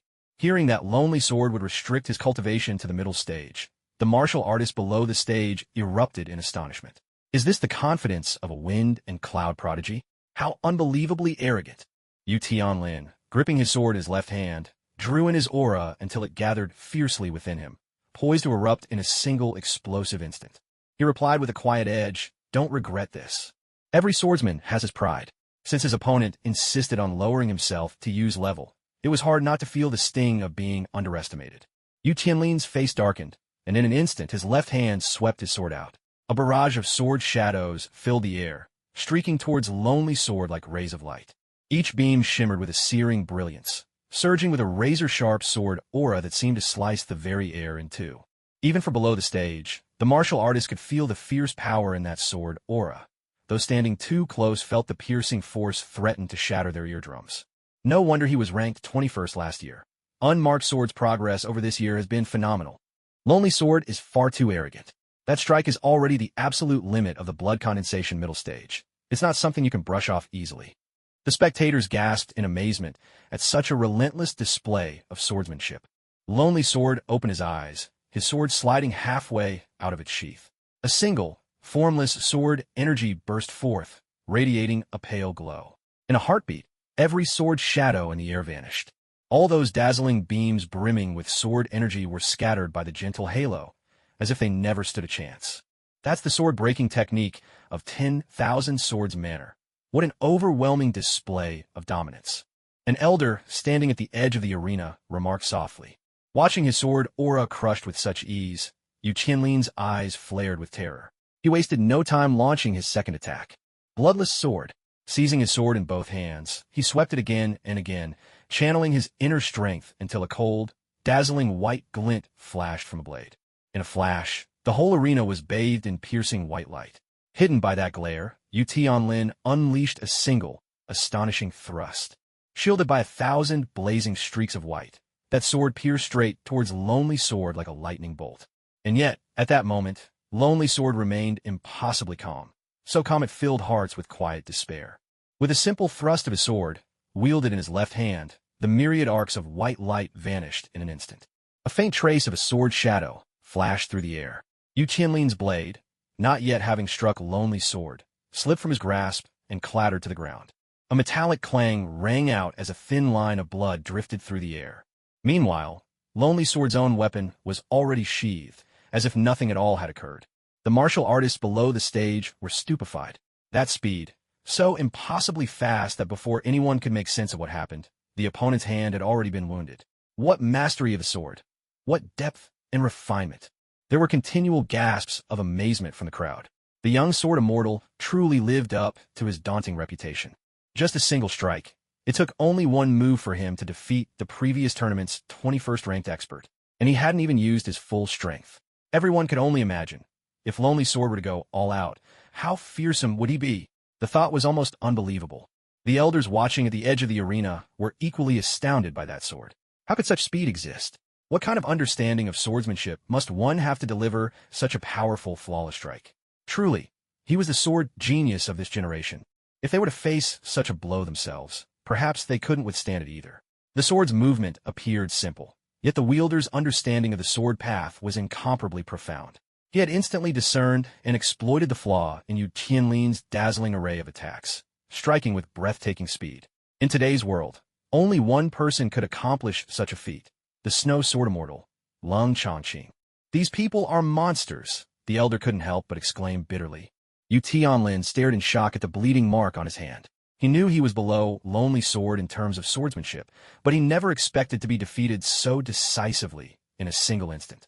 Unbidden, memories of last year's Grand Wind and Cloud tournament arose in his mind. How he cut down every adversary to claim the 24th spot. What glory it had been. Yet, facing the young Dao sovereign Zhang Daoling, he'd had no room to retaliate at all. A deep sense of powerlessness surged within him. Once again, after all these years of bitter training, he still couldn't best those at the top of the rankings. He could only force a bitter smile and say, "I lost." With that, he turned and left, without a shred of regret. Countless martial artists present sighed with feeling. This is the way of the martial world. And yet, among the crowd, quite a few young women were utterly dazzled by Lonely Sword's brilliant display, their eyes shining with admiration and affection as they gazed longingly at him. The men beside them could only look on with respect and awe. On the entire arena, he was now the brightest star, one who inspired wonder and longing, yet remained forever unattainable. Ye Kai, too, was awed by the brilliance of that sword strike. He couldn't help but exclaim, "So powerful! The four elites of the hero ranking truly haven't let me down. The stronger they are, the more I long to challenge them." A fierce fighting spirit burned in Ye Kai's eyes as he pictured facing off against Solitary Sword, eagerly anticipating the moment they would cross blades. He had now reached the pinnacle of D-rank combat prowess. Over the past few days, none of his opponents had managed to ignite his desire for battle. Only adversaries even mightier could truly stir his ambition and fighting spirit. The sword just unleashed by Solitary Sword was so magnificent that even the legendary throwing knife at Ye Kai's back seemed to shimmer with a sharp, cold light in response. Ye Kai drew out his flying knife, gently tracing its blade with his fingers as he spoke softly, "Don't worry. Tomorrow, I'll make sure your name once again resound across the land." It was as if the flying knife could understand him, its steely gleam slowly fading, as though settling in anticipation. Of the four elites on the hero ranking, only one has appeared so far. I wonder what kind of presence the others possess. Ye Kai mused inwardly, his excitement for the coming matches growing even stronger. The force within him was already beginning to stir, his blood once again roaring with excitement. Only by fighting again and again could he grasp the true essence of martial arts, become ever more powerful, and protect those he loved. Number 68 of Group 6 versus number 10 of Group 6, Tai Wuching, the elder at the edge of the arena, announced calmly. Down below, the gathered martial artists were still savoring the elegance and mastery of solitary swords move on the fifth stage, unable to settle their excitement for some time. Compared to the clash between two top swordsmen, this round clearly held less appeal. The crowd's attention was drawn elsewhere. Upon hearing his name called, Zhao Chengwu turned to Yi Kai and said, "Master Yi, I'm heading up." Yi Kai gazed at Tai Wuching, who had already leapt onto the stage. The man's stature was rather short, but the piercing light in his eyes warned others not to underestimate him. His hands, formed into the shape of eagle claws, glimmered faintly with golden light. That's iron-hearted Tai Wuching, famed enforcer of the Six Gates under the imperial court. He forced a low-level technique, eagle claw strike, to its very limits. Its power rivals even that of the top styles for major sections. With a single strike, he could easily punch a bloody hole through anyone focusing on external martial arts. Whispered voices spread among the onlookers. Yi Kai lightly patted Zhao Chengwu's shoulder and said, "Be careful up there." Zhao Chengwu nodded, then bounded up onto the arena. "So, you're part of the Prince Gong's household?" Tai Wuching asked coldly. "That's right. You of the Six Gates have always made things difficult for us at Prince Gong's manor. Today, I'll see for myself how formidable your eagle claw truly is." Zhao Chengwu coolly loosened the long spear from his back as he answered. "You think you're qualified to witness my eagle claw technique? My real focus is on Yi Kai, standing beside you. You're just a mere appetizer," Tai Wuching sneered, wiping his palm slowly, his voice icy cold. Zhao Chengwu snorted coldly at those words. With a sharp twist of his spear, he lunged at Tai Wuching like a viper striking, the faint traces of his spear locking down every avenue of escape. The martial artist below the stage could not help but gasp in admiration. What a move, viper strike! Without 3 or 4 years of devoted practice, one couldn't hope to pull that off. On the platform, Tai Wuching only smiled coolly. His body flickered like a shadow in the night, effortlessly slipping past Zhao Chengwu's deadly thrust. He turned back, throwing a look full of provocation at Zhao Chengwu. Realizing his attack had failed, Zhao Chengwu let out a mighty shout. His spear cut through the air, unleashing a piercing cry. A powerful surge of blood-red energy erupted from Zhao Chengwu's body, coalescing into a monstrous crimson python that rose with a roar, striking towards Tai Wuching. This technique is the manifestation of lifeblood, blood chi incarnation. Only those who have achieved mastery of intent can wield it. Still, this python, for all its outward solidity, lacks a true core within. He's forcing his own blood essence to take shape. It's a reckless method that's extremely damaging to the body. It's clear Zhao Chengwu is burning his boats. An elderly man at the edge of the stage remarked in a low voice as he watched the giant python loom. Facing the overwhelming force of the python, Tai Wuching had no choice but to shed his earlier carelessness. His expression grew solemn. He stamped down hard with his left foot, sending a surge of force across the arena like a rushing tempest. Out of nowhere, a mighty tornado formed, barreling fiercely towards the crimson python. There was a thunderous roar as their powers collided, the shockwave sweeping across the ring and whipping up great clouds of dust. The blood-colored python cracked and splintered under the tornado's assault, finally dissolving completely into the raging winds. All of Zhao Chengwu's blood energy was spent, and he collapsed to the ground, utterly exhausted. Though Tai Wuching had emerged victorious, his face was pale. The effort had drained him deeply, and it was clear that recovering would not be a matter of mere moments. If in the next round, Tai Wuching were to face another formidable opponent, he simply wouldn't have the strength to fight back. It would be a forced surrender. Number 10, Tai Wuching, is the winner. With Yi Kai's help, Zhao Chengwu left the stage, still struggling to rise, but completely powerless. In the end, he could only lean on Yi Kai for support as they withdrew. "Master Yi, I've let you down," Zhao Chengwu said bitterly, his face full of regret. "It's all right. Tai Wuching is a tough opponent. The fact that you pushed him this far is already impressive. Watch now. I'll make sure your loss is avenged," Yi Kai replied coldly. Tai Wuching also leaped down from the platform. Although he had won, there was no hint of joy on his face.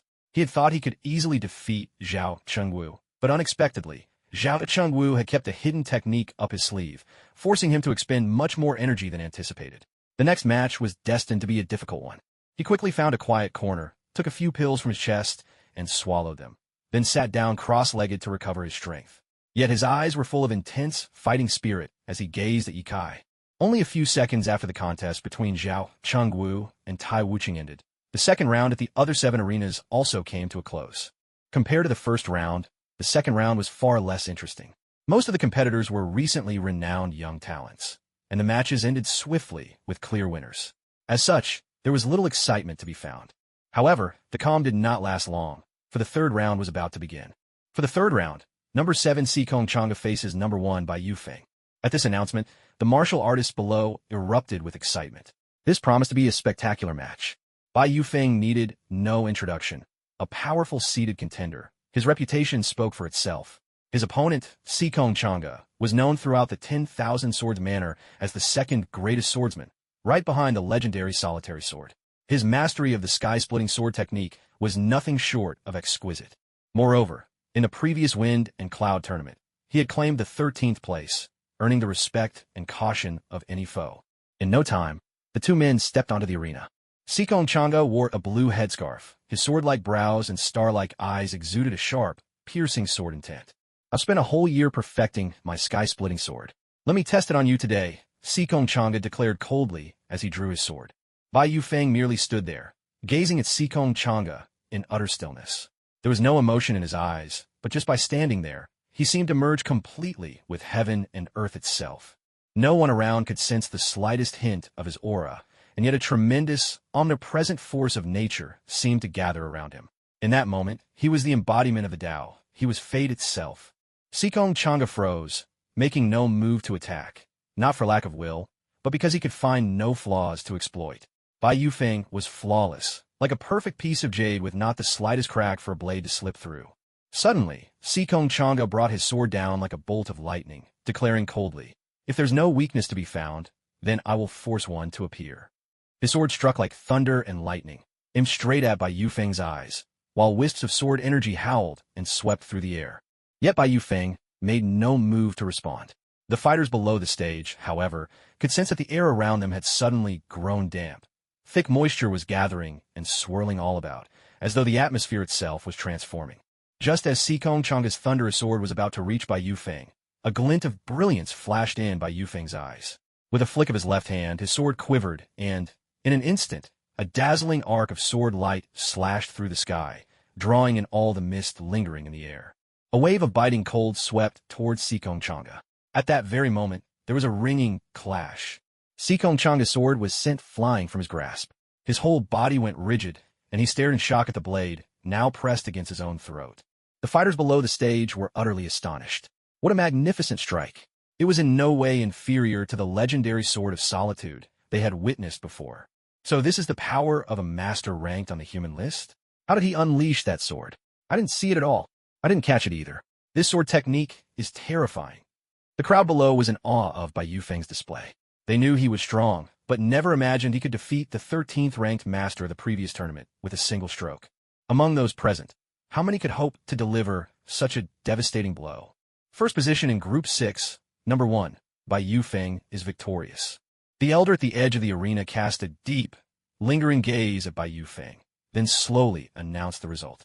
Ye Kai, standing among the spectators, was left breathless by Bai Yufeng's sword. He hadn't expected such formidable strength. Yet the true brilliance lay not in speed, but in his precise sense of timing. He struck at the perfect instant, countering Sikong Changa's attack and shattering it, thus winning the bout in one decisive stroke. Ye Kai couldn't help but murmur. To exploit another's weakness is to expose a possible flaw of your own. The talents of a human list truly cannot be underestimated. Before the excitement of this match had settled, another captivating duel was about to begin on a different stage. For the third round, Group 4, number 1, Chu Guangdao versus number 23, Yi Buffon. In this same round, another member of the human list's 4 elites stepped onto the fourth arena. What a coincidence! His opponent, Ye Kai, recognized at once. It was none other than Yi Buffon, senior brother of the Heart's Intent School, the very one who had tried to make things difficult for Ye Kai upon arriving at the mountain. Yi Buffon's face turned deathly pale. He hadn't expected to draw Chu Guangdao in the very first round. Such luck was truly defying the heavens. The two entered the ring swiftly. Chu Guangdao offered a faint smile, delighted at the prospect of finally stretching his limbs in earnest. However, judging by Yi Buffon's slight, frail frame, it seemed unlikely he could endure even a few swings of Chu's blade. Chu Kwangdao burst out laughing and addressed Ibu Fan. Try to hold out as long as you can. I'll go a little easy on you, so we can enjoy a proper fight. Ibu Fan glared at Chu Kwangdao, eyes blazing with fury.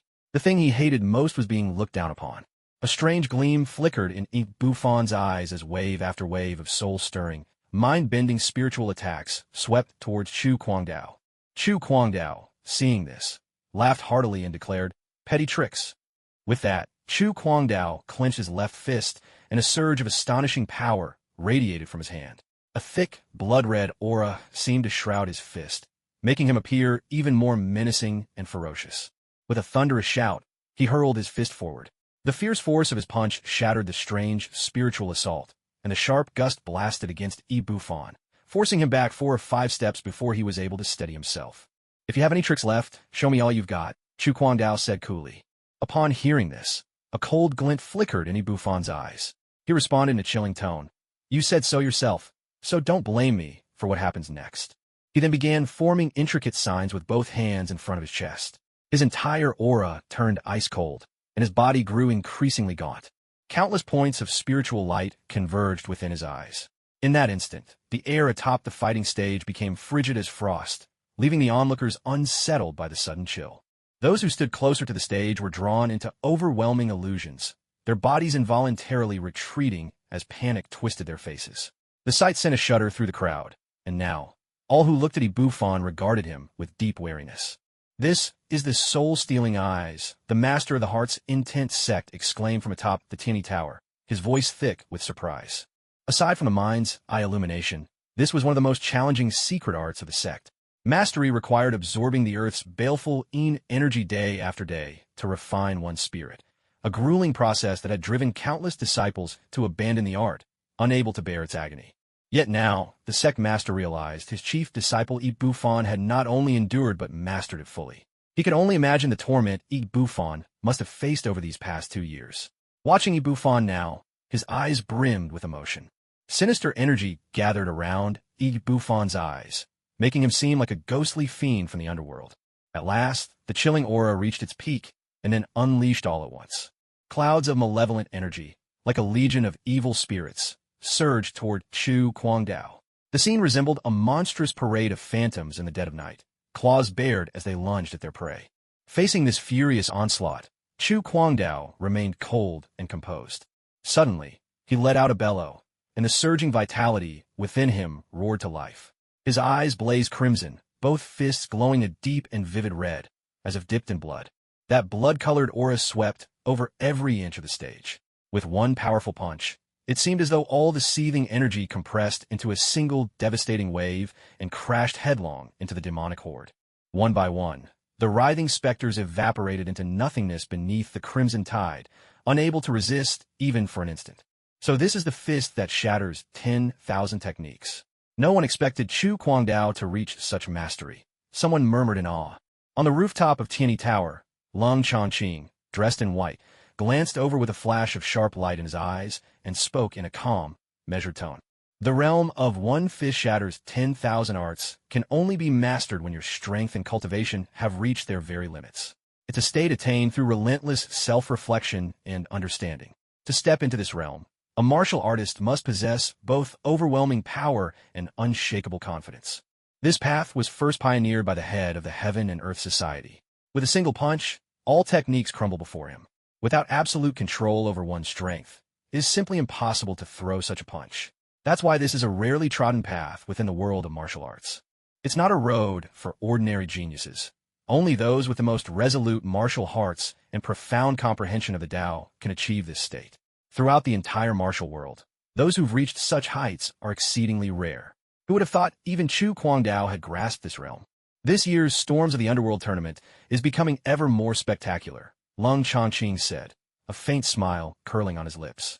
On the arena, Ibu Fan suffered a backlash from his own technique. His face was pale as paper, and a thin trickle of blood lingered at the corner of his mouth. He could only turn to the elders standing below the platform and say, "I concede." Then he quietly left the arena.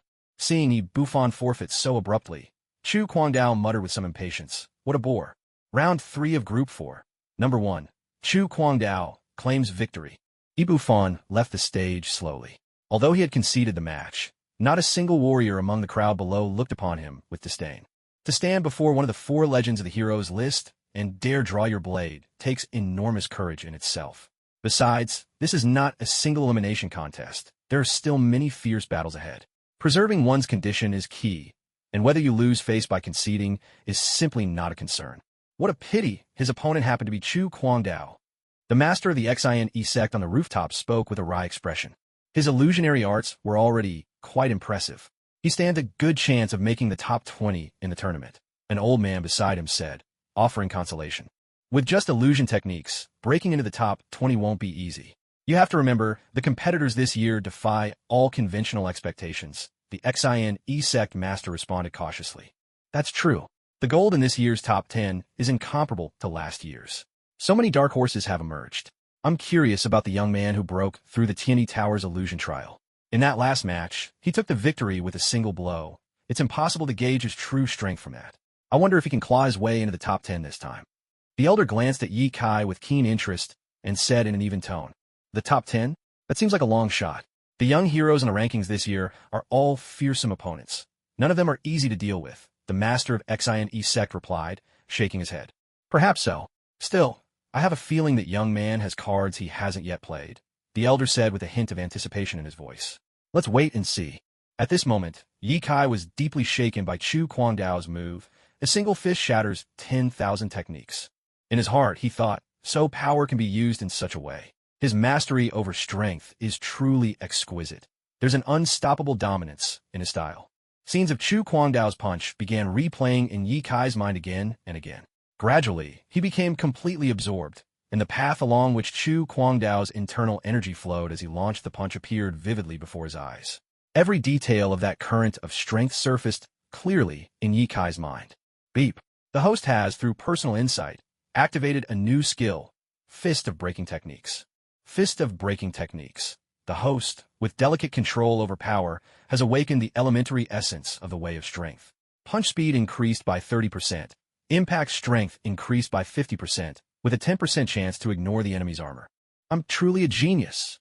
Yi Kai couldn't help but cry out with joy, drawing a round of curious stares from those around him. I've seen narcissists before, but never one quite like this. A nearby martial artist shot him a look laced with scorn. However, standing just behind Yi Kai, Bai Yufeng gazed at him with a hint of surprise. Moments earlier, Bai Yufeng had felt a familiar aura radiate from Yi Kai's back. That's right, the aura is just like the one from Chu Kwangdao's punch earlier. No, it's even more intense than his, Bai Yufeng silently mused. Just then, Yi Kai's entire presence seemed to shrink and fade away. For most observers, it became impossible to discern any sign of cultivation from him. At a glance, he could have passed for an ordinary fellow with no martial training whatsoever. Bai Yufeng noticed this instantly, his gaze now carrying a deep wariness as he regarded Yi Kai. Many rounds swiftly passed, but only a handful were truly thrilling. What really caught Yi Kai's eye was the 8th round, when little Wu Xie stepped onto the stage. Wu Xie's opponent happened to be a young prodigy who had ranked 43rd in the previous tournament, with a refined falling leaf sword technique to match. Yet, as soon as the match began, the young martial artist collapsed without a sound. All those below the stage saw a strange violet gleam flash in Wu Xie's eyes, and in that instant, the opponent was drawn into an illusion conjured by Wu Xie, falling unconscious to the ground. I didn't even get to exert myself. Why'd you go down so easily? Wu Xie said merrily, eyeing the fallen martial artist with delight. After the judge at the stage's edge declared Wu Xie the victor, Wu Xie left the stage looking unsatisfied, as if still relishing the contest. Before leaving, he even shot Yi Kai a smug look, as if hoping for some praise. Yi Kai found Wu Xie's antics both amusing and exasperating, but finally gave him a thumbs up. Only then did Wu Xie's face light up with genuine happiness. 9th round, competitor number 26, Yi Kai, goes up against number 10, Tai Wuqing. As soon as the referee for the 6th group announced the result, the martial artists in the audience all revealed looks of deep regret. In his previous match against Zhao Chengwu, Tai Wuqing had exhausted all his internal energy and was now severely weakened. So, drawing Tai Wuqing as an opponent was considered an easy win. No one expected that this juicy opportunity would fall into Yi Kai's hands. Unconsciously, the martial artist below the stage cast Yi Kai glances filled with envy, jealousy, and even a touch of resentment. A flash of bitterness appeared in Tai Wuqing's eyes when he heard the result. In his heart, he blamed it all on Zhao Chengwu from Prince Gong's manor, who had insisted on fighting him to the bitter end. Otherwise, how could he have ended up in such a state? He knew full well that in his current condition, he stood no chance against Ye Kai. All he could do was step onto the stage, prepared to admit defeat. Ye Kai watched as Tai Wuching slowly made his way to the arena, clearly still not fully recovered. Patting Zhao Chengwu on the shoulder, Ye Kai said, "Watch me avenge you." With those words, he leapt lightly onto the stage. "Ye Kai, if you have the guts, wait until I've fully recovered before fighting me. Beating me now, while I'm weak, won't prove anything." Tai Wuching's face twisted with anger as he spoke to Ye Kai. There was a sudden wave of boos from the audience. After all, in the Storm Cloud tournament, there was no provision for recovery time between matches. The essence of the competition was to defeat your opponent with minimal cost to yourself. If you weren't vigilant and ended up heavily hurt, who could you blame? Even as Tai Wuching said this, he was already preparing to step down and concede. But Ye Kai answered him in a calm, steady voice, "Very well. I'll wait for you to recover, then we'll have our match." Tai Wuching stared at Ye Kai in shock, then burst out laughing. "You're too arrogant. Since you insist, you'll pay the price for your pride." This astonishing decision from Ye Kai sent ripples through the audience. How could anyone pass up an easy victory just to insist on a fair duel? Did he really think so little of his opponent? After all, Tai Wuching wasn't weak. He was ranked 32nd in the previous tournament. Quite a few martial artists gazed at Ye Kai as if he'd lost his mind. Only Zhao Chengwu looked at Ye Kai with tears shimmering in his eyes. He knew Ye Kai wanted to help him regain the honor he had lost, openly and uprightly. In his heart, Zhao Chengwu could only vow silently, "Master Yi, I would follow you through fire and water without hesitation." Bai Yufeng, in the audience, simply shook his head at Ye Kai's gesture and said lightly, "What fairness is there in the world of martial arts? That's nothing more than a fantasy for the weak. In a world ruled by the strong, simply being weak is a crime in itself." An old man standing beside the stage heard Ye Kai's words and spoke in a mild tone. "Are you certain you want to postpone the match?" Ye Kai nodded, a slight smile playing on his lips as he turned to Tai Wuching. "Take your time to recover. After all, it'll only take one punch from me to defeat you." "Arrogant, aren't you? Do you think you're Chu Guangdao? That's quite the boast." A thick layer of mockery colored Lung Wuching's eyes, though deep down he couldn't help but grow warier of Ye Kai. The warriors in the audience were also amused by Ye Kai's bold declaration. Whispering amongst themselves, they couldn't help but chuckle, for after all, Ye Kai's only victory so far was over by Xingqian. In the previous Wind and Cloud tournament, he had barely ranked in the 60s. But his opponent now was someone quite different. Lung Wuching was the rising star of the Six Gates, the brightest new talent. Not long ago, he'd even defeated the 35th-ranked Little Gun King, Yang Onghua, on the Wind and Cloud list, leaping into the spotlight as one of the hottest new figures in the martial world. After the groups had been drawn, some had even predicted that Lung Wuching would be one of the top contenders in Group 6. And now, with Ye Kai brazenly claiming he would finish Lung Wuching off in a single punch, everyone in the arena was eager to witness his inevitable humiliation. Only Zhao Chengwu was filled with confidence in Ye Kai. Eyes ablaze, he watched Ye Kai and muttered under his breath, "Sir Yi, show those who underestimate you what you're really made of. Today will be the day you forge your legend in a single battle." A strange scene now unfolded atop the Group 6 arena stage. Ye Kai stood leisurely at one end, calmly waiting for his opponent, Lung Wuching, to recover his strength. In all the years of the Wind and Cloud tournament, nothing like this had ever happened before. Naturally, this unusual event attracted the attention of fighters from the other groups, all of them craning their necks to see what was going on. When they learned that Ye Kai was waiting for Lung Wuching to recover and had even boasted he would defeat him with one punch, curiosity lit up their eyes. Was Ye Kai truly as formidable as the legendary Chu Guangdao? Or was he just full of hot air, shameless and boastful? We could only watch and find out together. Half an hour slipped by in no time. While the other groups had already moved on to the 14th round, the warriors of Group 6 sat in silent anticipation. At this point, time no longer mattered. All focus was now fixed on the single punch Ye Kai had promised, a punch that was about to shake the entire arena. Within Lung Wuching's body, his vital blood surged and roared. Waves of almost palpable energy radiated out, filling the air with a wild, unrestrained power. Gradually, this essence condensed within him, and his body gave out sharp cracks, as if beans were bursting in a pan, his bones erupting with tremendous strength. This is bone tempering, an anomaly that only appears at the blood condensation stage, channeling one's essence into the very bone, making it tougher and stronger. It also grants far greater control over one's energy. Truly the mark of a prodigy of the new generation. An old man at the arena's edge remarked in a mild tone. No sooner had the words left his lips than Lung Wuching erupted with a fresh wave of power, his aura now stronger than even at his previous peak. Yikai, I truly have to thank you. My success and temper my bones is all thanks to you. To repay you, I'll only cripple your hands. How about that? Lung Wuching's lips curled into a wicked smile as he looked at Yikai. Sorry, but your so-called strength isn't nearly enough to impress me. Yikai replied coldly. With a furious roar, Lung Wuching charged at Yikai like an enraged tiger. His arms swung wildly, cutting through the air before him until it seemed the very atmosphere was being shredded by the ferocity of his fists. Eagle soars across the sky. This was the deadliest move in the Six Gates Eagle Claw technique. Eager to settle things quickly, Lung Wuching unleashed his most powerful strike without hesitation. Behind him, a majestic golden eagle materialized, far more vivid and formidable than Zhao Qingwu's earlier serpent illusion. The eagle sprang skyward, its wings beating furiously. In the arena, two massive tornadoes appeared, swirling rapidly as they hurtled toward Yikai. Within those swirling winds, a biting, razor-sharp force seemed capable of shredding anything that stood in its path. At that moment, every chief judge in the Heaven and Earth Pavilion focused on the duel. The sect master of Xian-E sect watched intently, a trace of gravity in his gaze as he remarked in a low voice. Now, this is the true art of blood and energy manifestation. That golden eagle is nothing like the giant serpent from before. Yikai will have his work cut out for him. That Lung Wuching just completed his bone tempering. His blood energy is now twice as dense. Such abundant force yields even more power, and his mastery of the eagle claw is formidable. The eagle's intent lingers in that phantom.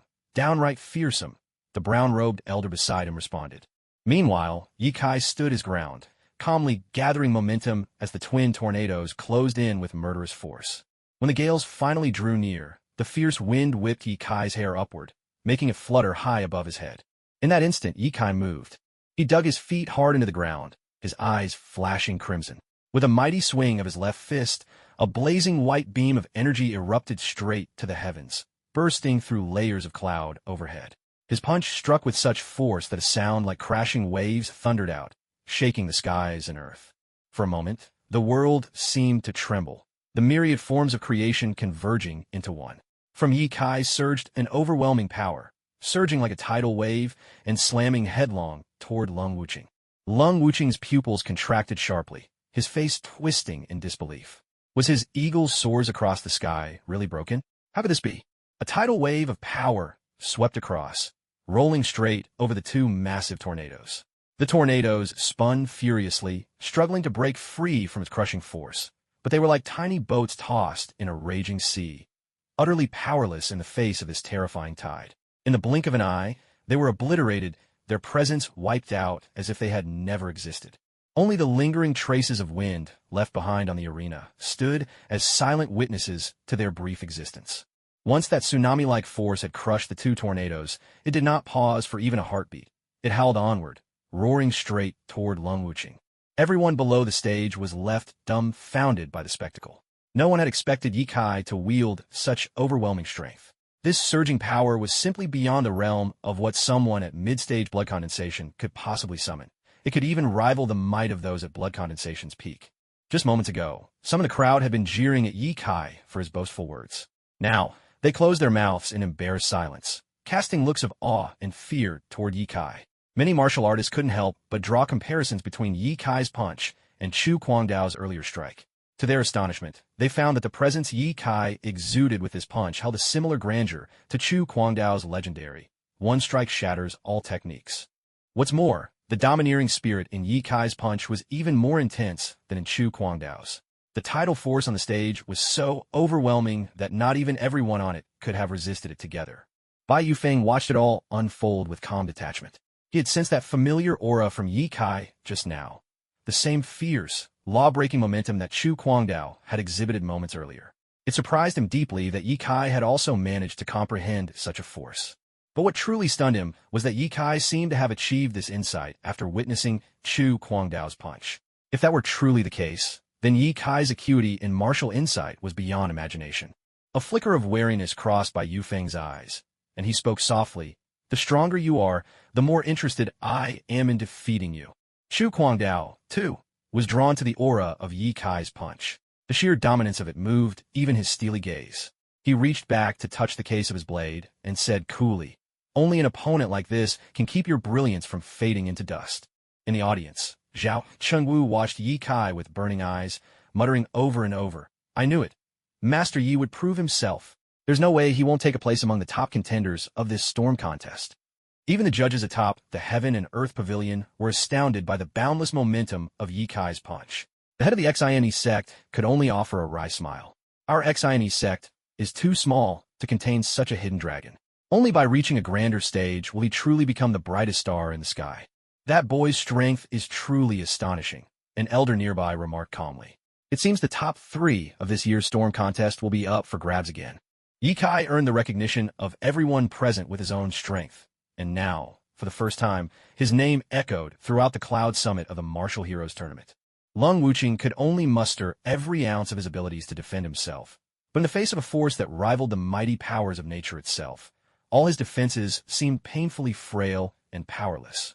That overwhelming force broke through all of Lung Wuqing's layers of defense and swept toward him with unstoppable momentum. Despair filled Lung Wuqing's eyes as he watched this unstoppable power surge forth, and a trace of regret surfaced in his heart. Why did I have to provoke Yi Kai? If I had known he was this terrifying, I would have hidden from him as quickly as possible. There's no way I'd ever make an enemy of him. But regret was useless now. The tidal wave of power showed no signs of stopping as it surged fiercely toward Lung Wuqing. Just as Lung Wuqing was about to be pierced through by this force, suddenly, a crystal-clear sword, shimmering with a hint of icy chill, flashed into the fray and struck at the rolling tide. Under the strike of this sword aura, the furious wave instantly froze into layers of ice, and even the drifting mist turned into tiny beads of frost, falling gently to the ground in that realm of extreme cold. A grave look appeared in Yi Kai's eyes. This tremendous, chilling sword intent was far too terrifying, far beyond what he could handle at the moment. At some unknown time, Lung Changqing had appeared in the center of the arena. With a sweep of his hand, glacier after glacier shattered and, in an instant, vanished without a trace. The martial artists present were shocked once again. In just these few short minutes, their minds had been completely blown, time after time. Lung Changqing truly deserved his reputation as the foremost swordsman of the age. With just a single, seemingly effortless sword strike, he encompassed the infinite realm of ice and snow. With one sword, he could freeze 1,000 miles, stirring a boundless longing in the hearts of the swordsmen in attendance. Yet, there was no longing in Dugu Jian's eyes, only a fierce intent to fight. He had long seethed at being called the Little Sword Immortal, believing himself to be the true genius of the sword. In this Martial Heroes Tournament, he was determined to win first place and then defeat Lung Changqing. He would show the entire martial world that he was the real Sword Immortal. No killing is allowed in the Martial Heroes Tournament's arena matches. This time, I will let it go since it's your first offense. But do not repeat it. Lung Changqing delivered these words with calm indifference, then leapt lightly back to the rooftop of the Heaven and Earth Pavilion. So stunned were the elders at the edge of the arena that it took several moments for them to recover before one turned to Lung Wuqing and asked, "Do you concede defeat?" Lung Wuqing's face was ashen, his mind still reeling from that near-death punch. If not for the chief judge's timely intervention, he would have lost his life right then. Now, given the chance to survive, what was there to hesitate about? He quickly said, I concede. With Yi Kai being this strong, is there any point in fighting him? I might as well surrender now and prepare for the next match." Group 6, Round 10, Match 23. Yi Kai is victorious. Yi Kai slowly stepped down from the arena, as the surrounding martial artists instinctively made way for him. Master Yi, Zhao Chengwu gazed fervently at him, struggling to find words to express his admiration. Yi Kai simply patted Zhao's shoulder, offering no further comment. He made his way to the back and closed his eyes, immersing himself in the sensation of the punch he had just unleashed. Ever since Yi Kai had acquired Jinbing's abilities, his memory had become astonishing. With his eyes closed, every detail of that punch replayed vividly in his mind. Even the hushed whispers of astonishment from the martial artists below were etched with perfect clarity. He saw himself striking out, the aura around him surging and swirling like a dragon in flight, spinning at breakneck speed and forming what appeared to be a marvelous array. Compelled by curiosity, Yi Kai focused his spiritual awareness on this formation. Dimly, he caught sight of a phantom with a dragon's head and a turtle's body. Upon its back rested a stone tablet, densely inscribed with tiny script. As Yi Kai tried to draw closer for a better look, the stone tablet suddenly burst apart with a tremendous roar, sending countless shards shooting straight toward his mind. Of the 9 sons born of the dragon, the Bashiao was born from the abyss. It moves unseen and travels the skies. Fragments of scripture flooded Yi Kai's consciousness, overwhelming his mind. His body began to tremble uncontrollably. Fortunately, a new round of competition had started, drawing everyone's attention away from Yi Kai and sparing him from scrutiny in his strange state. Yet Zhao Chengwu had noticed the sudden change in Yi Kai. Eyes full of concern, he dared not disturb Yi Kai's trance, for fear of breaking his state of enlightenment. All he could do was stand guard at his side, protecting him from harm. Just as the chaotic fragments of scripture threatened to shatter Yi Kai's mental defenses, a surge of violet light enveloped the remnants, sealing them away. The fragments struggled to resist, but their energy vanished, absorbed without a trace, as if swallowed by the sea. Ding! Host has come under an irresistible attack. Activating emergency protection system. Ding! System has detected a relic from a higher realm, the White Emperor Bashiao scripture. Ding! System commencing auto-decomposition. Ding! Congratulations to the host for acquiring comprehension of the White Emperor Bashiao scripture. Incomplete. The White Emperor Bashiao scripture, Class B, hails from the exalted world of wind and cloud. It was composed by the White Emperor Xiao Hao, inspired by the Bashia, one of the dragon's 9 sons. Its power is limitless, its use is manifold. Mastery of these teachings brings the ability to soar heavenward or delve into the earth, becoming an immortal among mortals. However, as the scripture is severely incomplete, only the first level's ability is unlocked. Way of the White Emperor. The host is imbued with imperial aura, inflicting spiritual attacks upon enemies. Furthermore, ordinary attacks now have a chance to invoke the White Emperor's protection, crushing enemies with 10-fold damage and silencing them for a full minute. What a powerful skill. Even at the very first level, its might is already so immense, truly worthy of being a grade B cultivation technique. Yi Kai thought to himself as he slowly opened his eyes, inwardly marveling at the system's prompt.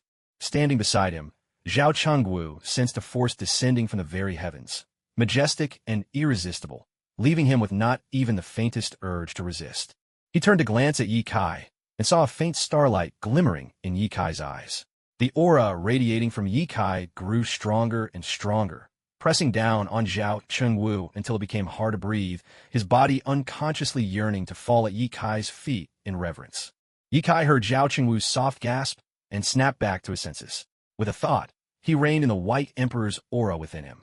Only then did Zhao Chengwu regain command of his own body, and he looked at Yi Kai in utter shock. In that last battle, I gained a bit of insight, Yi Kai replied calmly, noticing the confusion in Zhao Chengwu's gaze.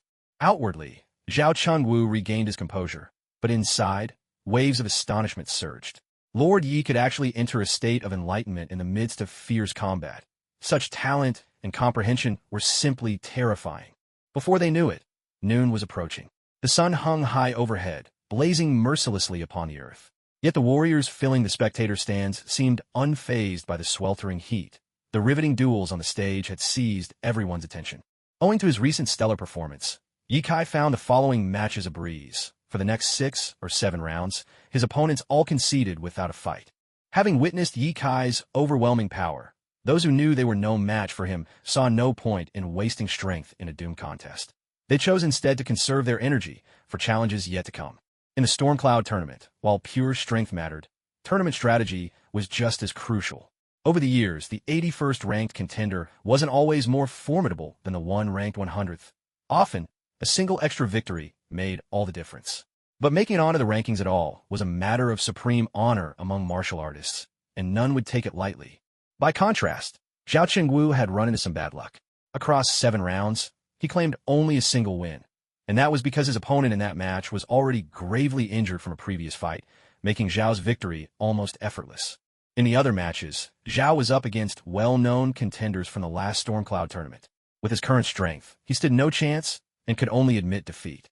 Now, after so many losses, Zhao Chengwu had no realistic shot at making it into the ranking matches. Yet he wasn't too discouraged. He knew his own abilities well enough. To have made it to the main tournament at all was already quite a feat. Ranking matches were simply out of reach for now. On the other hand, Yi Kai maintained an unbroken winning streak. His place in the ranking matches was all but guaranteed, with only his final group position left in question.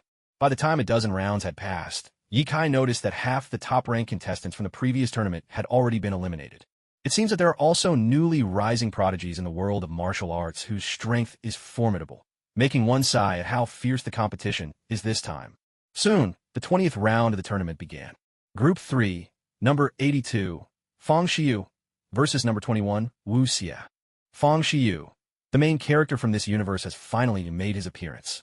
Drawn by the name, Ye Kai couldn't help but turn his gaze toward the arena of Group 3. There, a young martial artist dressed in a blue long robe touched the ground lightly with the tip of his toe and leapt gracefully onto the stage. His movements were airy and elegant, his bearing nimble and fluid. With striking features and a dignified presence, he looked every bit the fine young hero. Instantly, the stands erupted with excited cheers from countless young women of the martial world. It seems that no matter where you go, there will always be swooning admirers, Ye Kai remarked with a helpless smile. That figure was none other than Fang Shiyu himself, a long sword with a blue scabbard strapped to his back. His expression carried an unmistakable coldness that made people hesitant to approach. Wu Xie, in this group, had enjoyed an undefeated streak thanks to his powerful illusion magic. Upon seeing Fang Shiyu's handsome face, he couldn't help but feel a favorable impression towards him. Truly, Fang Shiyu's charm transcended gender. With a nimble jump, Wu Xie landed on the opposite side of the ring. As Wu Xie entered the stage, the crowd below began to murmur among themselves. Perhaps out of male jealousy, most of the male martial artists doubted Fang Shiyu could defeat Wu Xie. After all, throughout these dozen or so rounds, Wu Xie had toppled his opponents in a single match thanks to his astounding illusions. They believed Fang Shiyu would be no exception and would not last more than 2 rounds under Wu Xie's hand. In contrast, some of the female martial artists were rooting for Fang Shiyu, for reasons anyone could guess. "Brother Fang, since you're so good-looking, I suppose I'll go easy on you," Wu Xie chimed in with an impish tone. Fang Shiyu's face remained impassive as he answered coolly, "That won't be necessary." A hint of irritation flashed in Wu Xie's eyes, their greenish glow faint and mysterious. An invisible pressure gently radiated out from him, slowly seeping toward Fang Shiyu like a moist mist. In an instant, Fang Shiyu's vision flickered with illusions. "Icy heart technique." Murmuring a technique under his breath, a wave of cool energy coursed through Fang Shiyu's body. In the blink of an eye, his senses cleared, and the illusory images vanished without a trace. The icy heart technique was something Fang Shiyu had learned as a child, when he once wandered lost into a small forest and came face to face with a fierce tiger. Just as he was about to fall prey to the beast, a voice rang out. A swift flying kick dispatched the tiger in a flash, saving little Fang Shiyu's life. The stranger escorted Fang Shiyu home, and before departing, taught him a secret mantra, the icy heart technique. When little Fang Shiyu asked for his benefactor's name, the man replied coolly, "I am Niefeng." Before the last word had even faded, the figure vanished into thin air. Since childhood, Fang Shiyu had dreamed of one day meeting this noble gentleman in person, just so he could thank him face to face. That was why he entered this year's Wind and Cloud tournament, determined to claim first place and use the Heaven and Earth Society's power to find his benefactor. "You actually broke through my illusion." Little Wu Xie stared at Fang Shiyu in front of him, disbelief etched across his face. A grave expression flickered in his eyes. He slapped his chest, and a mouthful of blood burst from his lips. Yet the blood never hit the ground. Instead, it hung in the air as if bound by some unseen force. Using his blood like ink, Wu Xie swiftly traced a cryptic, intricate formation in the void. The strokes were swift and precise, and across from him, Fang Shiyu simply watched in silence, making no move to intervene. Finally, at the moment Wu Xie finished the last stroke, a beam of pale, golden light tore suddenly through the layers of dark clouds above, shining down. In that instant, everything on the ring froze, as if time itself had stopped, except for that single strand of golden light, which shot toward Fang Shiyu like a spear. The beam, intangible as a sun ray but sharp as a blade, reached Fang Shiyu in a flash. So fast, it was barely the blink of an eye. His entire body was drowned in its radiant glow. Just as everyone thought Fang Shiyu would be obliterated by Wu Xie's overwhelming strike, his figure appeared suddenly at the opposite end of the arena. It turned out that what had been struck was only an afterimage. Fang Shiyu himself had vanished in a flicker, effortlessly evading Wu Xie's thunderous attack. With a swift motion of his left hand, the blue sword slung across his back soared into his palm. A sweep of white light slashed through the air. Just a gentle, pale arc from his blade was enough to neatly slice the blinding golden beam clean in two. As the faint sword light faded, Only a scattering of snowflake-like beams remained, drifting in the air. Wuxia stared in disbelief at the scene before him. This was the strongest secret art of the Mind Gate, the divine will manifestation.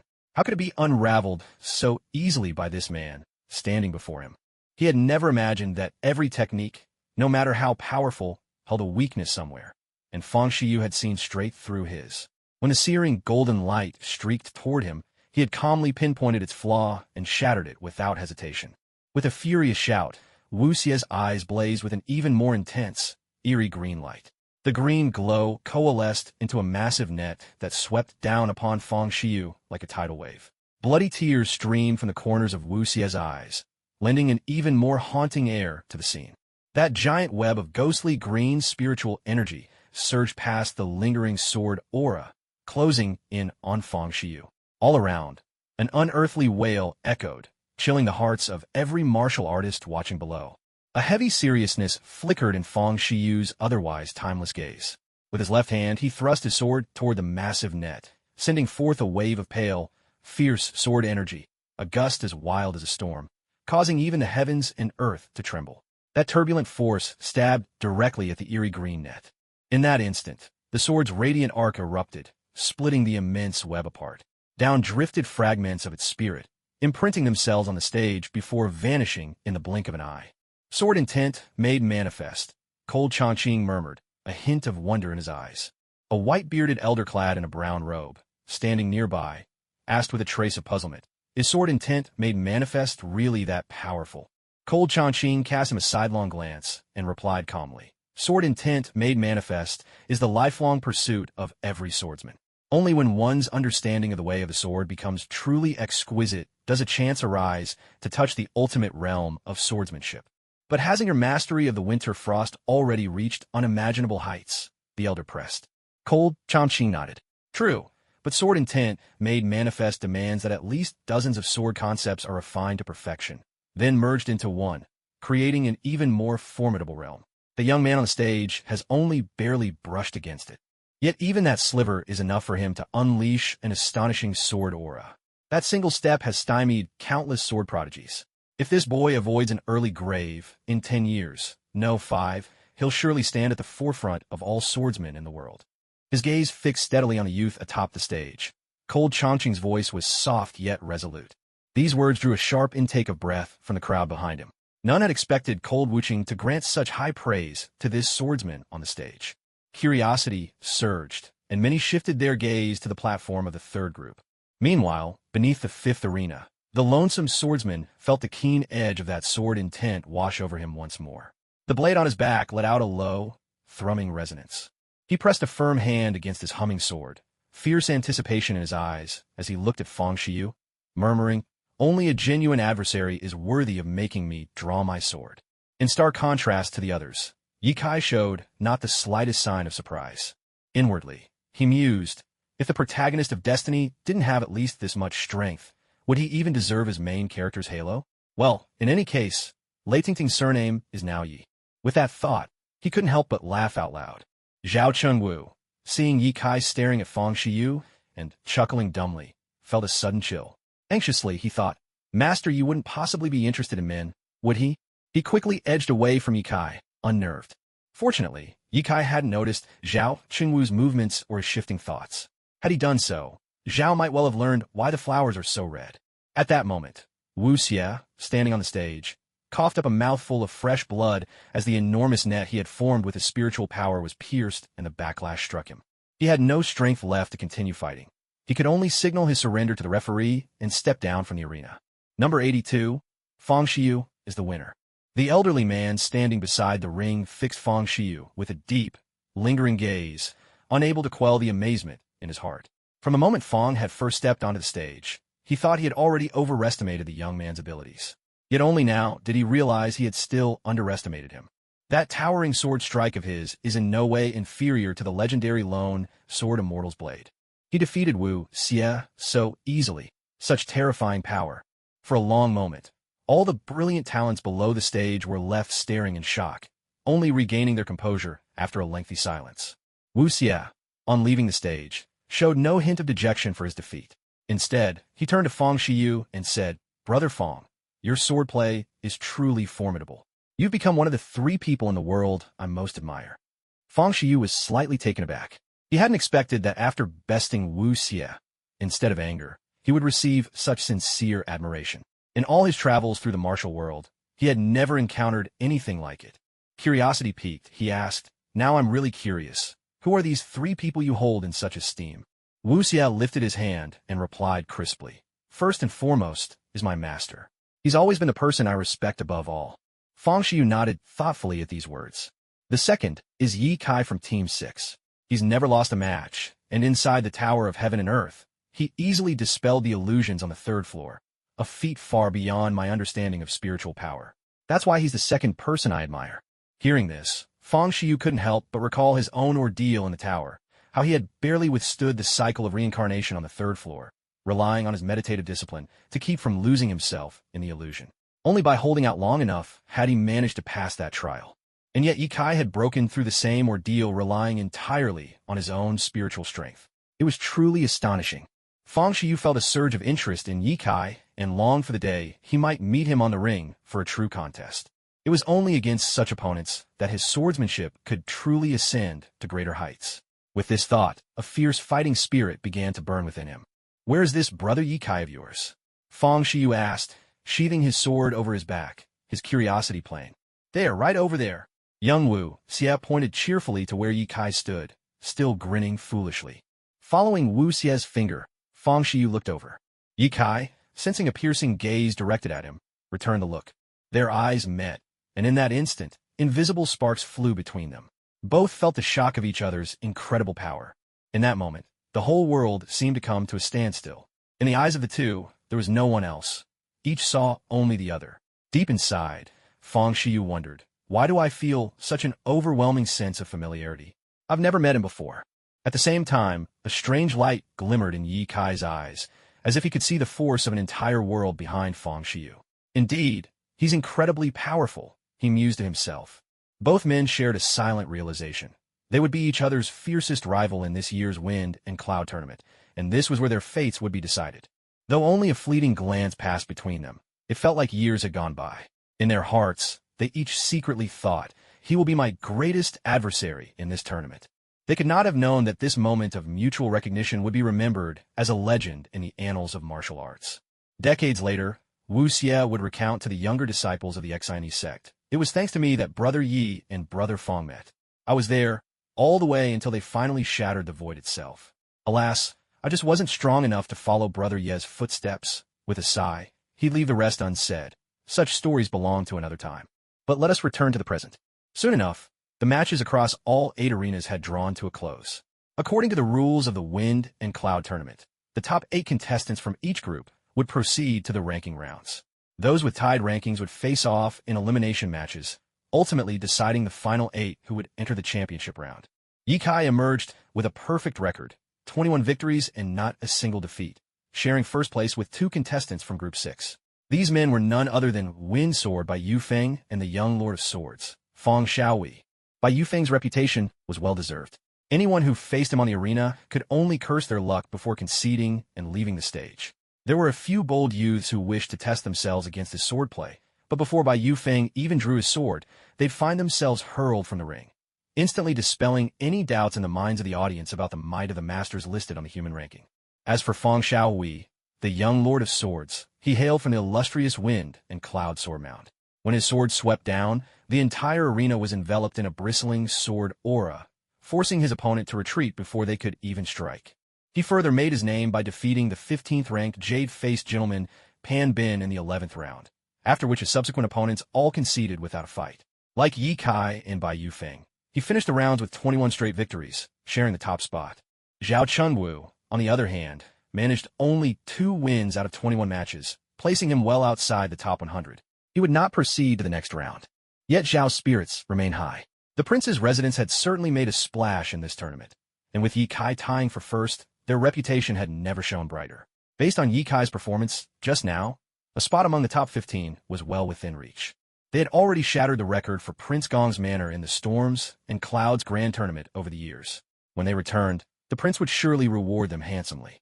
Not making it into the ranking competition hardly mattered now. it was better to just stand on the viewing platform and watch Yikai perform.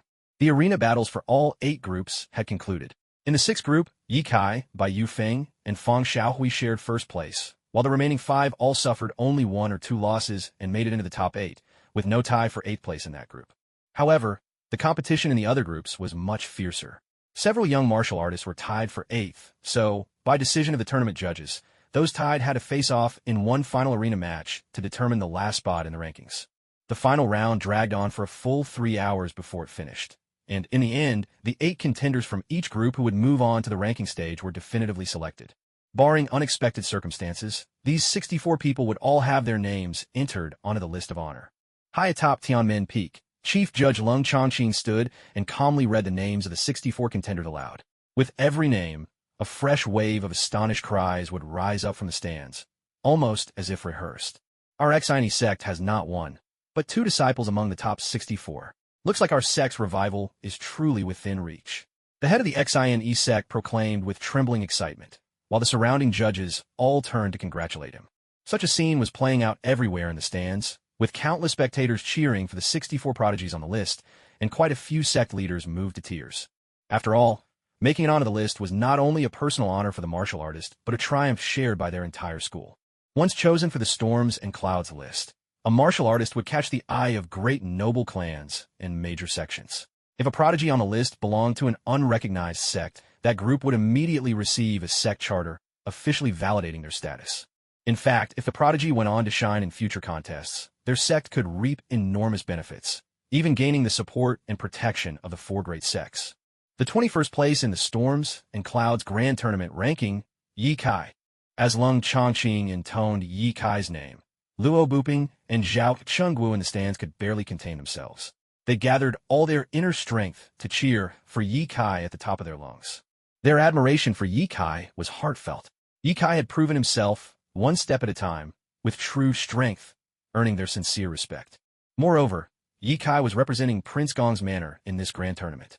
Should Yikai break into the top 10, it would bring tremendous prestige to Prince Gong's manor throughout the martial world. Do you think Lord Yi can make it into the top 10 and earn the title of one of the 10 champions? Luo Buping asked, eyes ablaze with anticipation, looking right at Zhao Chengwu. I have absolute faith in Lord Ye's abilities. He will most certainly make it into the top 10. Zhao Chengwu spoke to Luo Buping with unwavering conviction lighting up his eyes. Luo Buping was deeply shocked by Zhao Chengwu's words. He knew Zhao Chengwu's character, someone who would never flatter or make empty promises just to please others. For Zhao to claim so resolutely that Yikai would definitely break into the top 10 meant his trust in Yikai was absolute. Breaking into the top 10 of the Rising Heroes list was no easy feat. All 64 young contenders on the stage were not just talents, but the very cream of the crop. This year brought forth even more young prodigies to the arena, each one alarmingly powerful, making the quest for the championship more unpredictable than ever. Among them, the swordsman in blue, Fang Xiu, had swiftly risen to fame, hot on the heels of Solitary Sword, and was now a favorite to win the tournament, earning the admiration of countless martial artists. Yet, the strongest favorite to claim the title remained last year's champion, the little Taoist lord, Zhang Daoling. His astonishing performance the previous year was still fresh in people's minds, and, after a year spent honing his skills, his strength could no longer be compared to days past. Though Yikai had shown impressive strength, compared to the other top contenders, he did not shine as brightly, and so he sat at 21st place in the rankings round. In contrast, Fang Xiaohui, the Little Sword Marquis, who tied for first in Group 6, was ranked 15th, while Bai Yufeng had climbed all the way to 9th, differences that spoke volumes. Most notably, Fang Xiu managed to surpass Solitary Sword, who ranked 4th last year, pushing him down to 5th, while the top 3 spots were still held by last year's trio. What truly shocked the crowd was how little Wu Xie, with his record of 20 wins and just 1 loss, was ranked 22nd, just 1 spot behind Yikai. The result was difficult for many to accept, but Yikai paid it no mind. These placements were only the starting ranks for the tournament. The final 4 would be decided through challenges yet to come, and the ultimate victor was still anyone's guess. There was no need to dwell on ranking now. In the stands, some of the smaller sects and weaker schools were overjoyed that their disciples had managed to break into the top 64, while the leading noble clans and powerful sects remained calm and impassive. After all, most of the top 64 young martial artists hailed from these elite families and great sects. Unnoticed, night had fallen, and after a day of uproarious excitement, The peaks of Tianmen Mountain had returned to their natural tranquility. Yet the youthful warriors' hearts still burned with passion, their blood surging in anticipation of tomorrow's fiercer battles. Ye Kai lay in the guest room arranged by the Heaven and Earth Society, unable to fall asleep for a long time, as fragments of memories floated through his mind. There was the look of concern in Yi Lan's eyes, Lei Tingting's gaze brimming with affection, and the looks of unwillingness on the faces of those he had killed as they met their end. These were things he had never encountered in real life. These memories came crashing into him again and again, stirring up a restless unease deep in his heart. At that moment, a sentence he'd once come across came back to him. In this world, weakness itself is a kind of crime. A chill swept through Ye Kai's heart as he recalled those unwilling, resentful eyes. His own gaze grew sharp and resolute, and he muttered under his breath, "I must become strong. I will grasp my own fate with these hands." The moon set and the sun rose. Brilliant crimson clouds bathed the expanse around Tianmen Mountain in a fiery glow. A new day had begun. The ranking competition of the Wind and Cloud Tournament was officially underway. As the name suggested, the rules for this year's ranking matches were straightforward. 64 of the brightest young heroes would challenge each other in sequence, starting with the last-ranked contestant. That competitor could choose anyone ahead of him in the rankings for a duel on the main stage. If he won, he would take his opponent's spot while his defeated rival, and all those behind, would each slide down one position. But if his challenge failed, he would lose his chance to challenge again. His ranking would remain, and he would have to wait for someone else to come for him. One by one, the 64 ranked youths would throw down their gauntlets, and in the end, the top 4 would earn the right to compete in the grand finals, where the ultimate champion would be crowned. When the sunlight finally struck the pinnacle of Tianmen Peak, the 64 young contenders stepped onto the arena in order of their rankings. Their arrival drew an eruption of cheers from warriors on the stands. The sound surged like a tidal wave, rushing through the air, nearly shaking apart the crimson clouds. At that very moment, the judges standing atop the Tiandi Pavilion gazed toward the ranking arena, their eyes full of hopeful anticipation. This round was where truly formidable opponents would clash. Yesterday's preliminary bouts had merely whetted the spectators' appetites. Many truly powerful martial artists had yet to reveal their full strength, but here in the ranking battles, they would finally show their hidden cards. The anticipation was palpable. Who do you think will take the championship this time? The leader of the Heart-Intense sect asked with quiet curiosity, turning to the elderly man in brown robes beside him. It's hard to say. I'd give the edge to Zhang Daoling. He was the leading figure among the last generation of young martial artists, and after a year of training, his strength is positively terrifying, the old man replied slowly after a brief pause. I rather believe this new generation might just manage to surpass the shadow of the last, and seize the champion's laurel for themselves, the sect leader of Heart Intent said with a knowing look, glancing with interest at Ye Kai and Fang Shiyu as he smiled. This can't be possible. I refuse to believe they could surpass the 4 legends of the previous contest, the brown-robed elder said, his eyes flashing with disbelief. If you don't believe it, let's make a wager. If you lose, let my disciple enter your enlightenment peak to delve into its mysteries once. If I lose, I'll give you 3 gene of spirit-nurturing jade. What do you say? The leader of Heart Intent sect asked, a taunting gleam in his eyes. Enlightenment Peak was a secret training ground within the sword tomb of Storm and Cloud. Only a handful gained access each year. Stepping onto the peak, a martial artist could instantly enter a state of enlightenment, greatly accelerating their cultivation and mastering the power of intent. Truly a treasure place for disciples seeking to advance their abilities. And the spirit-nurturing jade, an exclusive relic of the Heart Intent sect, was rarely seen in the martial world. It possessed a unique power to nourish one's spiritual strength, and was highly coveted among martial artists, for techniques that could improve spiritual power were exceedingly rare, making this jade priceless. The brown-clad elder pondered for a moment, a hint of a smile curling his lips. He said coolly, "You're practically giving this away. How could I refuse? A wager it is." The leader of Heart Intent sect clapped him on the shoulder and laughed. "Let's wait and see who comes out on top, shall we?" His gaze quickly shifted to Ye Kai and Fang Shiyu, and he murmured under his breath, "I've wagered heavily on the 2 of you. Don't let me down." At some point, the 8 stages atop Tianmen Mountain's main peak had already been dismantled by disciples of the Heaven's Mechanism Pavilion, broken down into countless components, and carried away. Before long, they returned with a massive chest filled with strange and varied parts. In the blink of an eye, a colossal stage was assembled right before everyone's eyes. This stage rose a full 10 meters high and spanned several hundred meters in length and width. Larger even than a football field. Forged from cold iron, Its surface shimmered with a subtle dark purple sheen beneath the sunlight, a testament to its formidable strength. Beneath the stage were countless intricate mechanisms, their craftsmanship nothing short of astonishing. The joints joining the mechanical parts were marvels of ingenuity. Even Ye Kai was moved. He had never imagined machinery of such exquisite design could exist in this world. Though the Heaven's Mechanism Pavilion was famed for its mastery of intelligence and information in the martial world, their prowess in mechanical arts was unmatched. The vast majority of hidden weapons throughout the land hailed from their workshops, inspiring awe and wariness in all. Every disciple of the pavilion possessed skills that made them truly formidable. With the arena assembled and referees in position, the ranking matches for this Storm and Cloud tournament were about to commence. The 64 qualifying fighters all gazed at the stage, eyes burning with determination and fighting spirit. The ranking rounds of the Storm and Cloud tournament are now officially underway, Cold Chanchin proclaimed, standing at the very summit of Tianmen Mountain. In an instant, the stands erupted with thunderous shouts that shook the very heavens, their force so great that even the thick clouds veiling the sun seemed to shatter apart. The first round begins. Zhao Ping, ranked 64th, will have the first pick to challenge an opponent. No sooner had these words fallen than a silhouette appeared atop the arena, exuding a powerful aura. Zhao Ping swept his gaze over the 63 young champions below, searching for his prey. Hailing from the Honghua society, Zhao Ping had earned the title of Young Spear King, having bested local masters of the spear at a remarkably young age. He hadn't expected to be ranked last in this round-robin, but among those who had emerged from tens of thousands of prodigies, none were ordinary. Determined to prove himself, he stepped onto the stage, his formidable presence pressing on the hearts of everyone watching like an immovable mountain. Those who had already been eliminated from the tournament couldn't help but marvel. It's just as we thought. They were all hiding their true strength in the preliminary rounds. Every one of them is a monster in disguise. Casting a cold, sweeping glance at the array of young heroes below, Zhao Ping spoke with calm determination. Today, I'll take them on, one by one. My first challenge is the 63rd seed.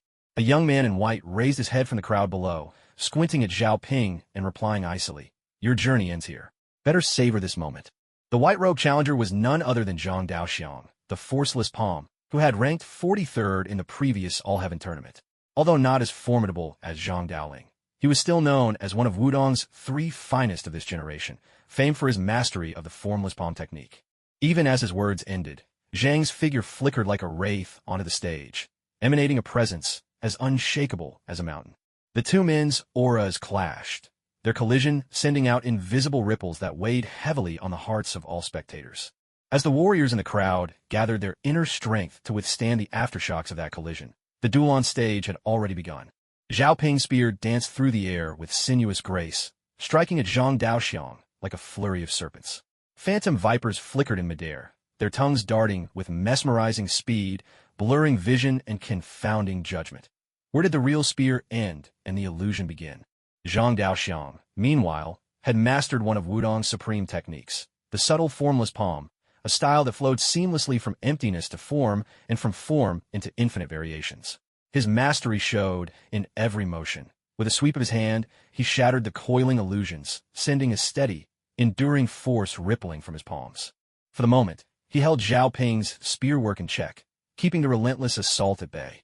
But Zhao Ping was unflustered, defending steadfastly with the advantage of his weapon, quietly gathering strength, and waiting for the slightest opening in Zhang's defense, ready to turn the tide the moment it appeared.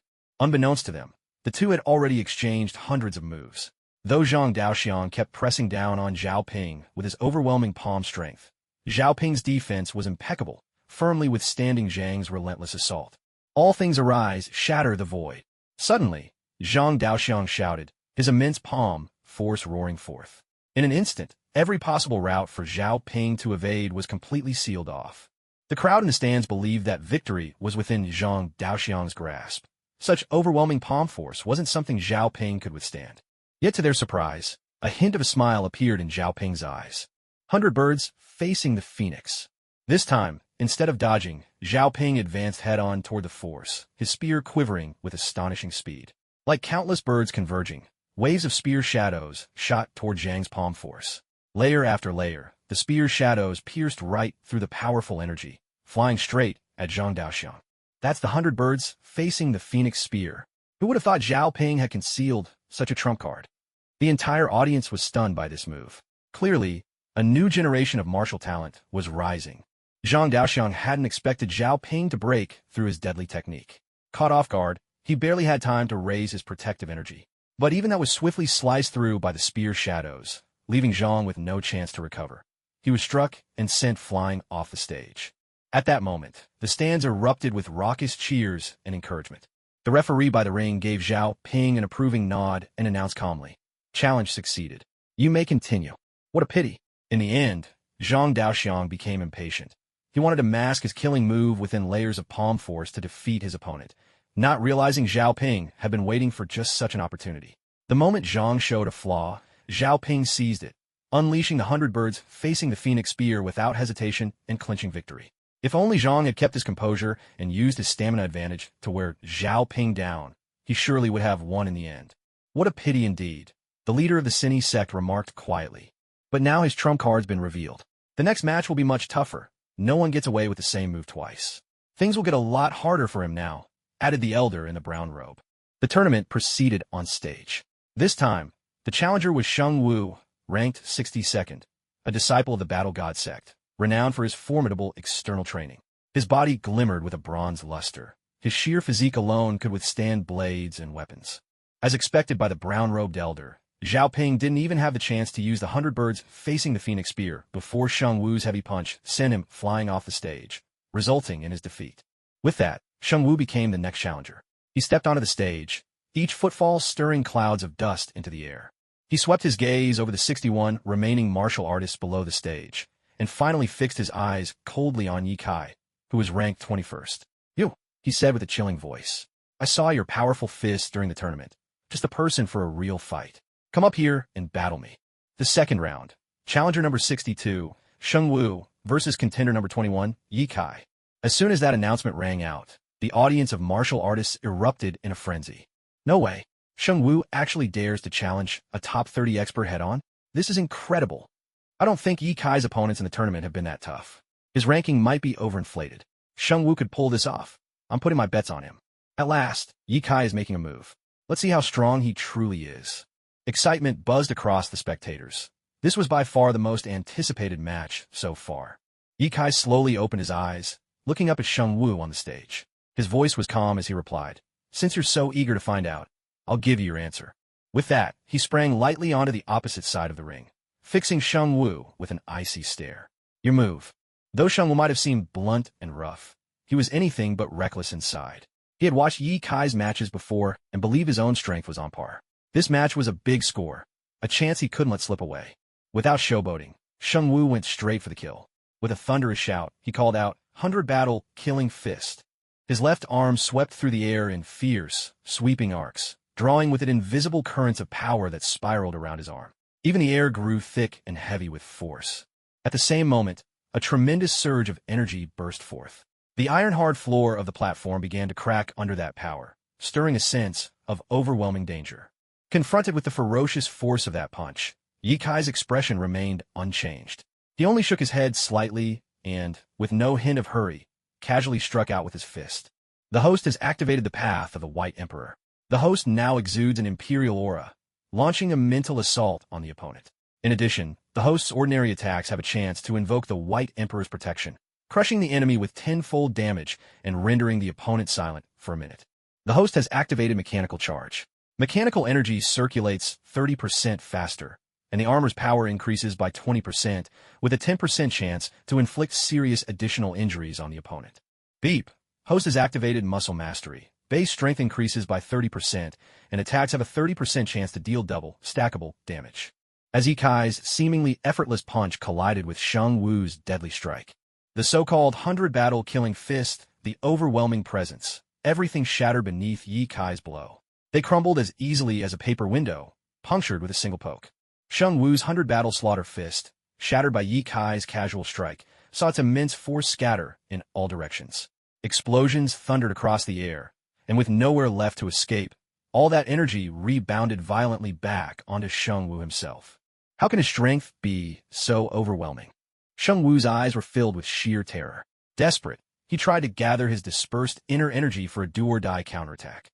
But in that moment, Ye Kai flung open his hand, unleashing an aura of absolute dominance that radiated from his body. Under the weight of that dominating presence, the scattered force rushed back in one tumultuous surge, crashing down on Sheng-Wu with irresistible power. This sight made most of those present shudder involuntarily. Overwhelmed by the backlash of his own fist force, Sheng-Wu was sent flying off the stage, looking battered and utterly humiliated, the shame and fear playing on his face. A chorus of shocked voices erupted from the stands. No one had expected that Sheng-Wu, despite using his full strength, couldn't even withstand a single punch from Ye Kai.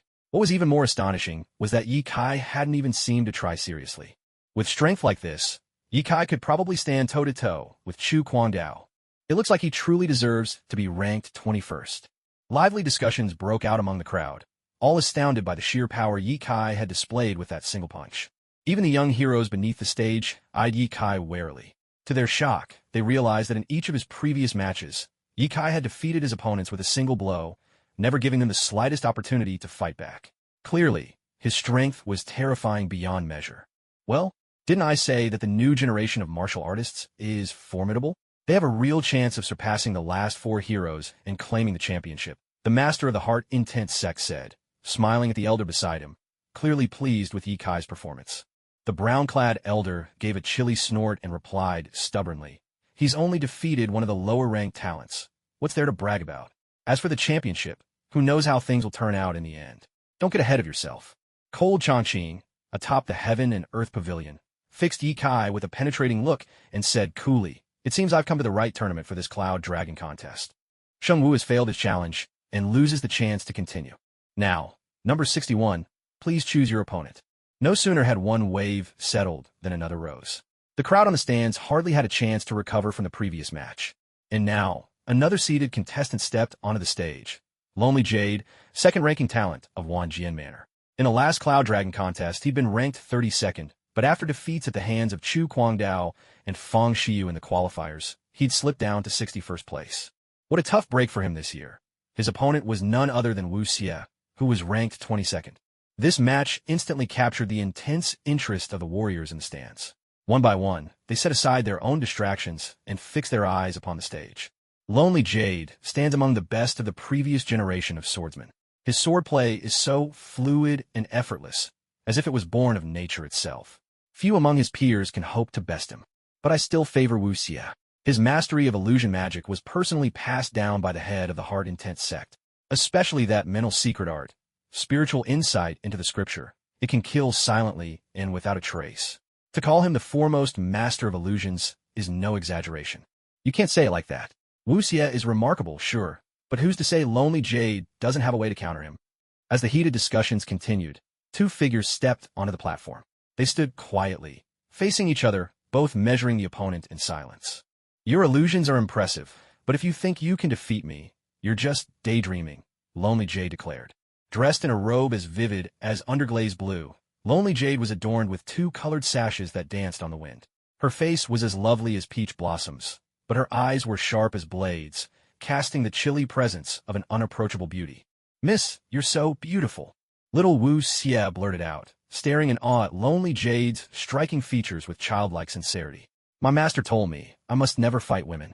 Am I really as beautiful as you say?" Lonely Jade, touched by little Wu Xie's words, felt her icy composure soften. A bit more allure shimmered in her expression. Little Wu Xie walked up to Lonely Jade and, after inspecting her closely, solemnly recited, "Miss, your eyes are lovely, your nose is lovely, your lips are lovely." He enumerated each feature, serious and heartfelt. Lonely Jade couldn't help but break into laughter at this. Her radiant smile made her even more enchanting, causing the warriors in the stands to gulp with admiration. In such a solemn competition, to witness such a scene was entirely unexpected. An elder below the stage cleared his throat with a deliberate cough, jolting Lonely Jade back to herself. She quickly composed her features, once again embodying the icy beauty. She turned to little Wu Xie, her tone cool. "This is a competition. I won't go easy on you. Here I come." A look of utter sorrow clouded little Wu Xie's face. "My master always told me, never raise a hand against women, especially not women as beautiful as you." With that, he turned and walked straight off the stage. The warriors below were dumbfounded by what they saw. That's it? Is this even a real match? Even Lonely Jade was taken aback. Had she really won just like that? So easily? Wasn't there supposed to be a fierce contest? A trace of guilt flickered in her eyes. She had won only by exploiting little Wu Xie's refusal to fight women. Her victory felt hollow. The elder standing by the arena was left stunned. This must be the quickest match he had ever witnessed. Remembering his duty as referee, he quickly masked his astonishment and announced, 61st challenger has succeeded. Do you wish to continue challenging? Lonely Jade's spirits had been utterly rattled by the bout. The image of young Wu Xie accepting defeat for her sake kept replaying in her mind. She was in no state to face another match. She turned to the referee below and said, I will not challenge again. With that, she leapt gracefully from the stage, scanning the crowd for Wu Xie's figure, wanting nothing more than to find and comfort him. Nearby, the brown-robed elder from Wind and Cloud Sword Tomb chuckled as he turned to the head of Heart Intent School. Are all your students this obedient? You ought to share your teaching methods with me sometime. The Heart Intent Master gave a dry, awkward cough, lines of shame appearing on his face. They're still young and inexperienced. I apologize for the spectacle. Silently, he thought to himself, so it seems I can't allow closed-off training any longer. With a temperament like his, he'd be swindled and still help count the profit.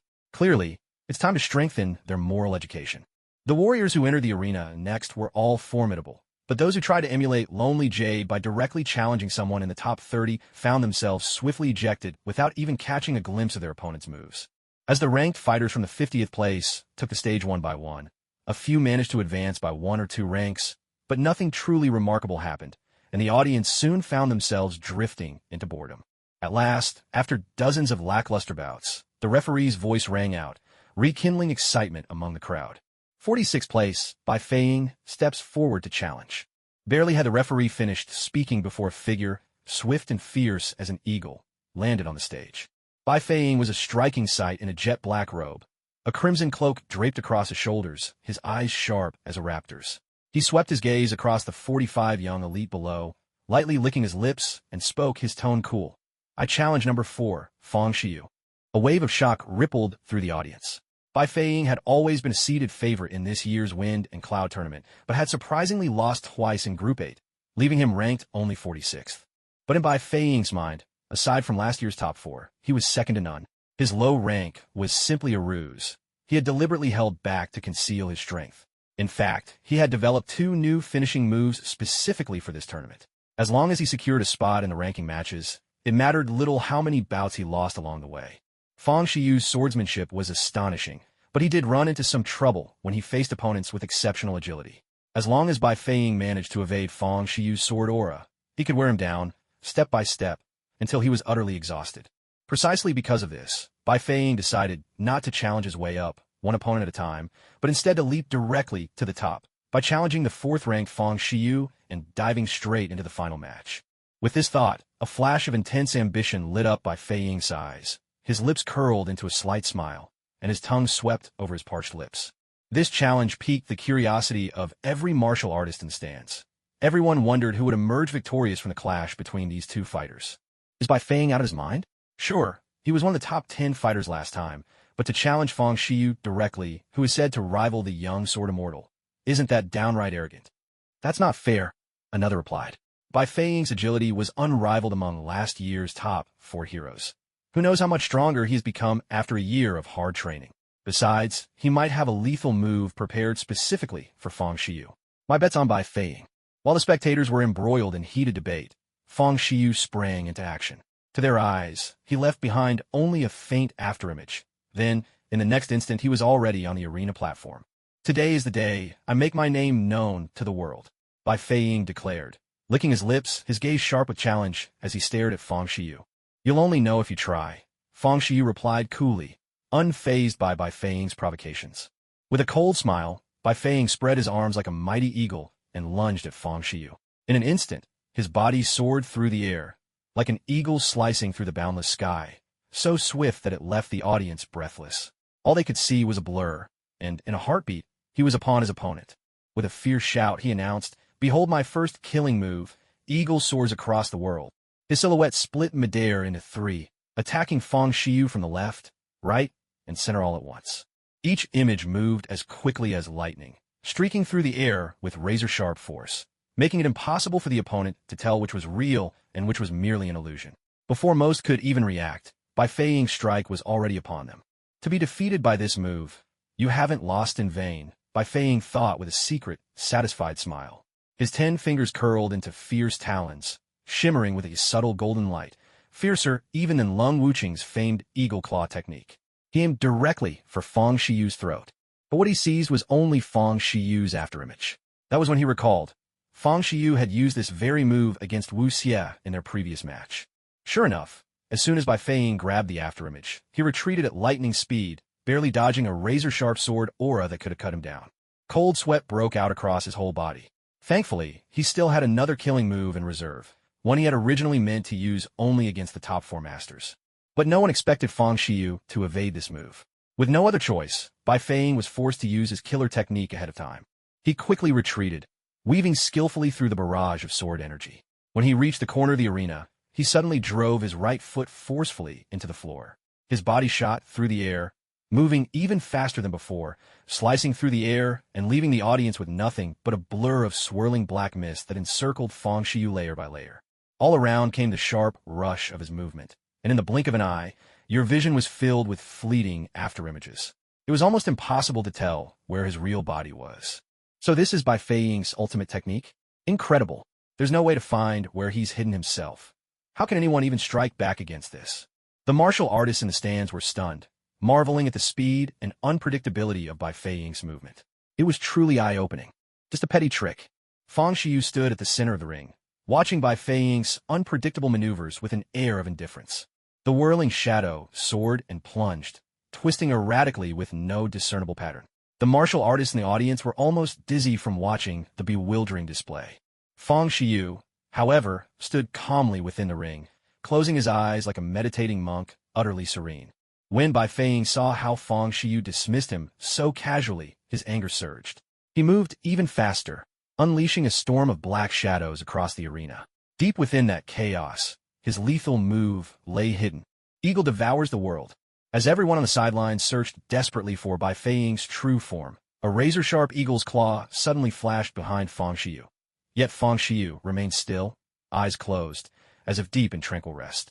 A triumphant smile flickered in Bai Feiying's eyes as he silently gloated. "Let's see you act high and mighty now. Sword skills are worthless if you can't even catch me. I'll crush you with my lightness technique." The crowd held its breath as the Talon drew closer and closer to Fang Shiyu. Bai Feiying was already bracing himself to celebrate. But just then, as though he'd grown eyes in the back of his head, Fang Shiyu spun around at the last instant, blocking the lethal attack with the scabbard of his sword. Shock flashed in Bai Feiying's eyes. He thought furiously, that must have been pure luck. I'm far too fast. There's no way he could have seen through my move. He couldn't possibly break my technique again. He just got lucky. Let's see how he handles my next strike. Onlookers had been sure the duel was about to end, but to their astonishment, Fang Shiyu blocked Bai Feiying's final move just in time, and most astonishing of all, he did it without ever opening his eyes. How is that possible? The brown-robed elder on the upper floor of the Heaven and Earth Tower muttered, his gaze filled with disbelief. Fang Shiyu may not be as fast as Bai Feiying, but his reactions are far quicker. It said he has already reached the hard-eye sword realm, which means his sword sense can detect oncoming threats more keenly than the eyes ever could. What Bai Feiying just tried is nowhere near enough to trouble him. Lung Changqing, the chief judge standing at the head of the panel, spoke in his always cool, detached tone. Yet, as he looked at Fang Shiyu, an uncommon hint of admiration flickered in his eyes. Among all the swordsmen in this tournament, many have profound insights into the Tao of the sword. But to have truly awakened the sword heart, very few can claim that. Even the exceptional talents of this generation here today have not reached that level. This alone reveals how terrifying Fang Shiyu's comprehension of swordsmanship truly is. After warding off that deadly assault moments ago, Fang Shiyu made no rush to attack. Instead, he simply stood there, perfectly still, composed as a meditating monk, as if nothing had ever happened. Bai Feiying, seeing Fang Shiyu's unnerving calm, couldn't help but feel a chill run through his heart. In the several dozen breaths that followed, he struck out 2 or 3 more times, but every attack was cleanly deflected by Fang Shiyu. A sense of fear gripped him, a fear he had never experienced in any previous duel. If Fang Shiyu had assumed this posture simply to lure him into attacking, only to strike once he had given himself away, that would have been one thing. But what truly made him tremble was the realization that throughout it all, Fang Shiyu never launched a single attack. Instead, he simply met every move, one after another, as if it were nothing more than pouring tea or sharing a meal. Just how much strength is he hiding? Bai Feiying thought, panic flooding his mind. Rather than let himself be worn down to death like this, it would be better to risk everything in a single desperate move. He had to find out if Fang Xiyu was really as terrifying as he looked. Steeling himself, Bai Feiying made his decision. Suddenly, the countless shadows that had filled the arena vanished as if swept away. Just as the audience gasped, wondering where Bai Feiying could be, a massive black shape materialized above Fang Xiyu's head. That figure shot down like a bolt of black lightning, tearing through the rolling, dark clouds. The wind shrieked in its wake as it plummeted from midair. Behind him, a colossal golden eagle's phantom shimmered into being, astonishingly lifelike and vivid. With the swift grace of an eagle snatching its prey, Bai Feiying swooped toward Fang Xiyu, eyes razor-sharp and predatory, like a bird of prey ready to tear its target apart. But Fang Xiyu met Bai Feiying's fierce onslaught with a single swing of his sword, severing the deadly claw attack in an instant. The sword's unadorned brilliance sliced clean through Bai Feiying's protective energy, shattering it without meeting any resistance, and sent him hurtling straight off the stage. Struck by that sword energy, Bai Feiying spat blood uncontrollably. He struggled to his feet, his eyes burning with fury as he glared at Fang Xiyu. You? He himself was thoroughly stunned by that sword strike. In the previous Wind and Cloud tournament, he had crossed swords with the little sword immortal, Lonely Sword, and had witnessed firsthand the terror of his swordsmanship. Yet, this strike from Fang Xiyu completely reshaped his understanding of the way of the sword. How could a sword be so impossibly fast? None of the martial artists in the stands managed to catch how the sword was executed. It was blindingly swift. Even before the blade cast a shadow, the momentum and aura had already swept across the stage. Originally, everyone had expected a fierce and drawn-out battle, believing they would witness a true clash of titans. But after Bai Feiying had unleashed every killing move he knew, it was Fang Xiyu's single sword stroke that ended it all and claimed victory. This sent ripples of unease through the crowd, as the talented young heroes looked around at each other, their eyes landing on Fang Xiyu with profound wariness and respect. It was true that Bai Feiying excelled in lightness skills, but faced with Fang Xiyu, he couldn't gain even the slightest advantage. The reason was simple. Fang Xiyu's sword was just too fast. No matter how nimble Bai Feiying's footwork, he simply couldn't outpace that dazzling flash of sword light. This defeat was difficult to argue with. It was entirely justified. But among the crowd, none felt this shock more deeply than Lone Sword, the little sword immortal. All his life, he believed he was the greatest sword prodigy of his generation. Yet here he was, witnessing Fang Xiyu's mastery. And that wasn't just speed at play. What Fang Xiyu had demonstrated was a profound understanding of the very heart of swordsmanship. A swordsman with a fully realized sword heart can radiate a powerful sword presence with even the most casual swing, instantly overwhelming any opponent without relying on ornate techniques.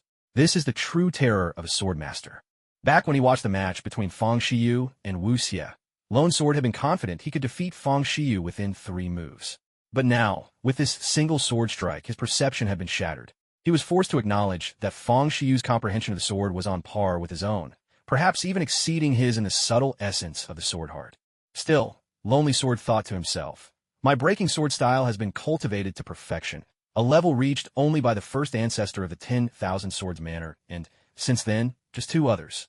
The strength of this style lies in its ability to counter any sword move in the world. Legend has it that at its peak, it can even shatter the boundaries of reality and ascend to another world with a single stroke. But that, he conceded, was only a legend. Their family records tell how the first master of 10,000 Swords Manor once broke through space itself, venturing into another world, vanishing ever since. Centuries have passed, and by now, that history has faded into near oblivion. Burning with fervor, Lonely Sword fixed his gaze on Fang Xiyu, gripping the sword in his hand tighter. I will make you all understand. Who truly stands at the pinnacle of swordsmanship, he vowed fiercely in his heart. Fang Xiyu watched as Bai Feiying was struck down and sent sprawling outside the ring, but his expression remained unchanged. He leapt off the stage with effortless grace, quietly taking his place in a corner as if nothing at all had happened. Ye Kai fixed Fang Xiyu with a long, thoughtful gaze and couldn't help but sigh. No wonder he's the son of the dimension, he murmured. With buffs like his, it's no surprise. Without my peerless throwing knives, I honestly couldn't withstand that flash of his sword. Nonetheless, after witnessing Fang Xiyu's performance, Ye Kai felt his own fighting spirit stir. His hands itched with anticipation. He longed to leap up on stage and put his skills to the test. Bai Feiying's challenge has failed. Only after Fang Shiyu had left the stage did the elderly man at the ringside wipe the sweat from his brow and announce the outcome in a calm, measured tone. Fang Shiyu's earlier sword strike had given even the old man a fright, sending a chill down his spine. In his youth, he might have been able to barely parry such a blow, but now, with his energy waning and years weighing on him, a slash like that was far beyond what he could endure. With this match concluded, the next round was already underway. However, after witnessing the brilliance and thunderous might of Fang Shiyu's sword, the audience had grown strangely numb to these sudden, overwhelming victories. Even though the young heroes who followed were all exceptionally skilled, when facing top-ranked masters, most couldn't withstand more than a single move. As a result, the challengers who still held on to their rights to compete no longer aimed for those ranked among the top 20. Instead, they picked opponents within their own tier, seeking more even matchups. This fostered battles that dragged on, both fighters locked in protracted struggle until one, utterly drained, had no choice but to admit defeat. As the tournament rankings continued their relentless march forward, it was at last at the 28th position that a showdown long awaited by the crowd was set to unfold. 28th ranked Carefree Palm, Gu Shixing versus the 13th, Falling Petals and Withered Leaves, Chen. Gu Shixing, the chief disciple of the Red Flower Society, finished 18th in the last Wind and Cloud tournament. Though he hadn't broken into the top 10, the attention he commanded was no less than that of any elite. He had lost to Chu Guangdao, who was ranked 4th in the last tournament, finishing at 18th place. If it weren't for that loss, he might have managed to push further ahead. As for Chen Jie, she needed no introduction. Though it was her first Wind and Cloud tournament, by force of her ability alone she'd fought her way to become one of this year's 8 seeded contestants, a testament to her truly formidable power. At that moment, there was a rush of motion as two shadows darted onto the field. Neither spoke a word. Gu Shixing, upon arriving, showed no sign of sympathy for his female opponent. His palms shifted constantly, sending wave after wave of force streaking toward Chen Jie. Chen Jie remained calm in the face of danger. With the grace of Falling Petals, she moved nimbly, dodging each fierce strike with fluid agility, all while wielding her sword to counterattack whenever the opportunity arose. For a moment, the entire stage was awash with shadows of palms and swords, colliding in midair and sending powerful surges of energy rippling outward, stirring up clouds of dust with every wave. Suddenly, Gu Shixing's figure blurred and accelerated, slipping behind Chen Jie, unleashing a steady, relentless palm strike right at her back. Chen Jie's brows knitted slightly. With a light tap of her left foot, she vaulted high into the air, soaring above the arena and deftly evading Gu Shixing's deadly blow. Seeing her sidestep his attack, Gu Shixing showed no sign of discouragement. Instead, he unleashed the full force of his middle stage cultivation, and in an instant his palms shimmered with a faint purple glow. The imprints of his hands grew sharper and more menacing, emanating razors of violet light that arced upwards like bolts of lightning, racing toward Chen Jie as she hovered in the air. Falling blossoms descend to the mortal world. Invoking her inner strength, Chen Jie seemed to stand lightly in midair. She swung her sword, tracing a glowing circle with its tip. In that instant, a soft golden halo appeared before her, and waves of yellow sword energy burst forth from the ring, rushing to meet Gu Shixing's savage purple palms. The sky was streaked with sword light as it pierced straight through the violet attacks, hurling itself toward Gu Shixing at blinding speed. The sword energy sliced through the air, emitting a razor's keen hiss, and as it tore through his palm imprints, it lost none of its momentum, hurtling straight for him. Alarm flashed in Gu Shixing's eyes. He swiftly leaped aside, darting desperately to avoid the relentless barrage. The sword energy landed on the stage, carving deep, jagged scars into the supposedly indestructible platform. Sword lights thickened in the sky, their numbers growing. Gu Shixing found his space for maneuver shrinking with each passing second. Under the relentless onslaught of Chen Jie's sword aura, Gu Shixing could barely defend himself. It seemed only a matter of moments before the storm of sword energy would force him from the stage altogether. Dancing flowers scattering people, sweeping and spinning. Chen Jie's figure turned like a whirlwind across the arena, and the sword lights shifted with her every movement. Gradually, Gu Shixing felt his own movements slow, as if he was wading through an invisible current. A flicker of despair surfaced in his eyes. He had not expected Chen Jie to have mastered the art of harnessing wind force to such a level. She could now use the wind itself to hinder her opponents, slowing their every action. It seemed, at last, that there was nowhere left for him to run. A cool breeze slowly swept across the arena, carrying with it faint traces of sword intent that made the wind sharper and keener than ever before. All around, the sword aura fluttered through the air like willow catkins, dancing and swirling with the breeze, making everything seem even more blurred and indistinct in the viewer's eyes. Gu Shixing could sense the killing intent hidden in the wind. He hurriedly mustered his own carefree palm technique to fend it off. But before that fierce edge, even the deepest reserves of internal energy proved useless. He could only watch as the force of his palm was shattered, the energy blown apart and sent flying off the arena. A look of resignation appeared on his face as he trudged out of the competition area, a trace of bitterness in his expression. Who would have thought? Last year, he was stopped in the top 18 by Chu Kwangdao at the Storm Heroes tournament. He had spent a year honing his skills, perfecting his carefree palm to its peak. Yet now, his defeat had come even faster. He hadn't even broken into the top 18 this time, settling instead for a meager 20th place.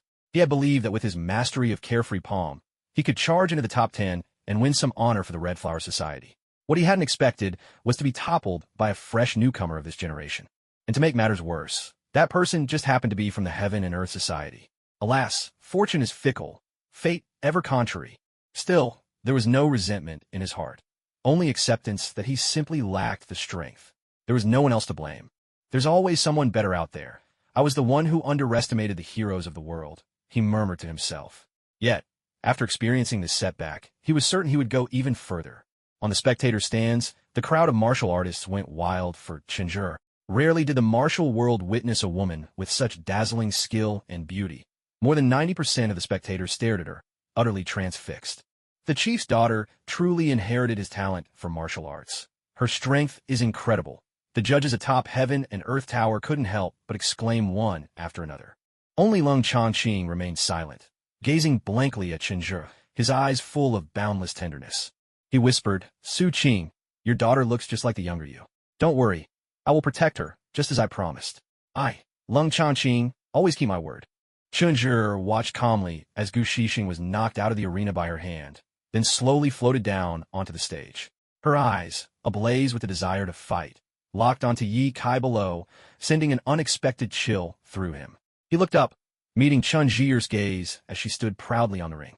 In that moment, a subtle yet unspoken emotion surged between them. Chenjur shot Yi Kai a fierce glare, then turned and leapt off the stage.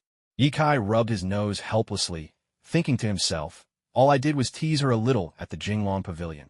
Is it really necessary to hold such a grudge? But I have to admit, Chenjur's figure is remarkable. Compared to Lei Tingting, both of them have their own unique charms. As these thoughts wandered through his mind, Yi Kai's eyes couldn't help but become fixed on Chenjur's chest. Sensing his brazen gaze, Chenjur's face instantly flushed with a mix of embarrassment and anger. Her eyes narrowed fiercely at Yi Kai, as if she could glare him into oblivion by sheer force of will. Inwardly, she fumed, this shameless rogue, just wait until I get up there. I'll make sure to blind you with my sword, so you'll never stare at me like that again. Yi Kai snapped back to reality as he caught sight of Chenjur's murderous glare. Quickly, he shifted his gaze up to the stage, trying to feign a look of perfect innocence. He muttered to himself, how did she catch me staring again? Maybe next time I should grab a pair of sunglasses from the system. Then I wouldn't have to worry about being found out. Actually, X-ray goggles might be even better. Yes, that's what I'll do next time. As he entertained this idea, a faint smile appeared at the corner of his lips. Chenjur, noticing this, gritted her silver-white teeth, and her eyes brimmed with disdain as she looked at Yi Kai. Just then, Xiao Wuxia, who had finally managed to extricate himself from a tangle with Lonely Jade, rushed over to Yi Kai's side. Seeing the dazed look and silly grin on Yi Kai's face, he quickly called out toward the elderly judge at the edge of the stage. Brother Yi Kai is sick. Somebody come and take a look at him. Suddenly, all eyes in the crowd turned to focus on Yi Kai. Feeling the weight of everyone's gaze, Yi Kai hurriedly clamped a hand over Xiao Wuxia's mouth, then awkwardly bowed to the other young heroes present, saying, Kids, you know, sometimes they just don't understand. Please pardon the silliness. At last, he managed to escape the center of attention. With a sharp flick of his finger, Yi Kai gave Xiao Wuxia a gentle knock on the forehead, then kneaded the boy's cheeks for quite some time before finally letting him go. Rubbing his now red and sore face, Xiao Wuxia complained bitterly. Brother Yi Kai, weren't you just sick? I was trying to get help. Why did you have to hit me? My master always says I'll understand when I grow up. When will I ever grow up?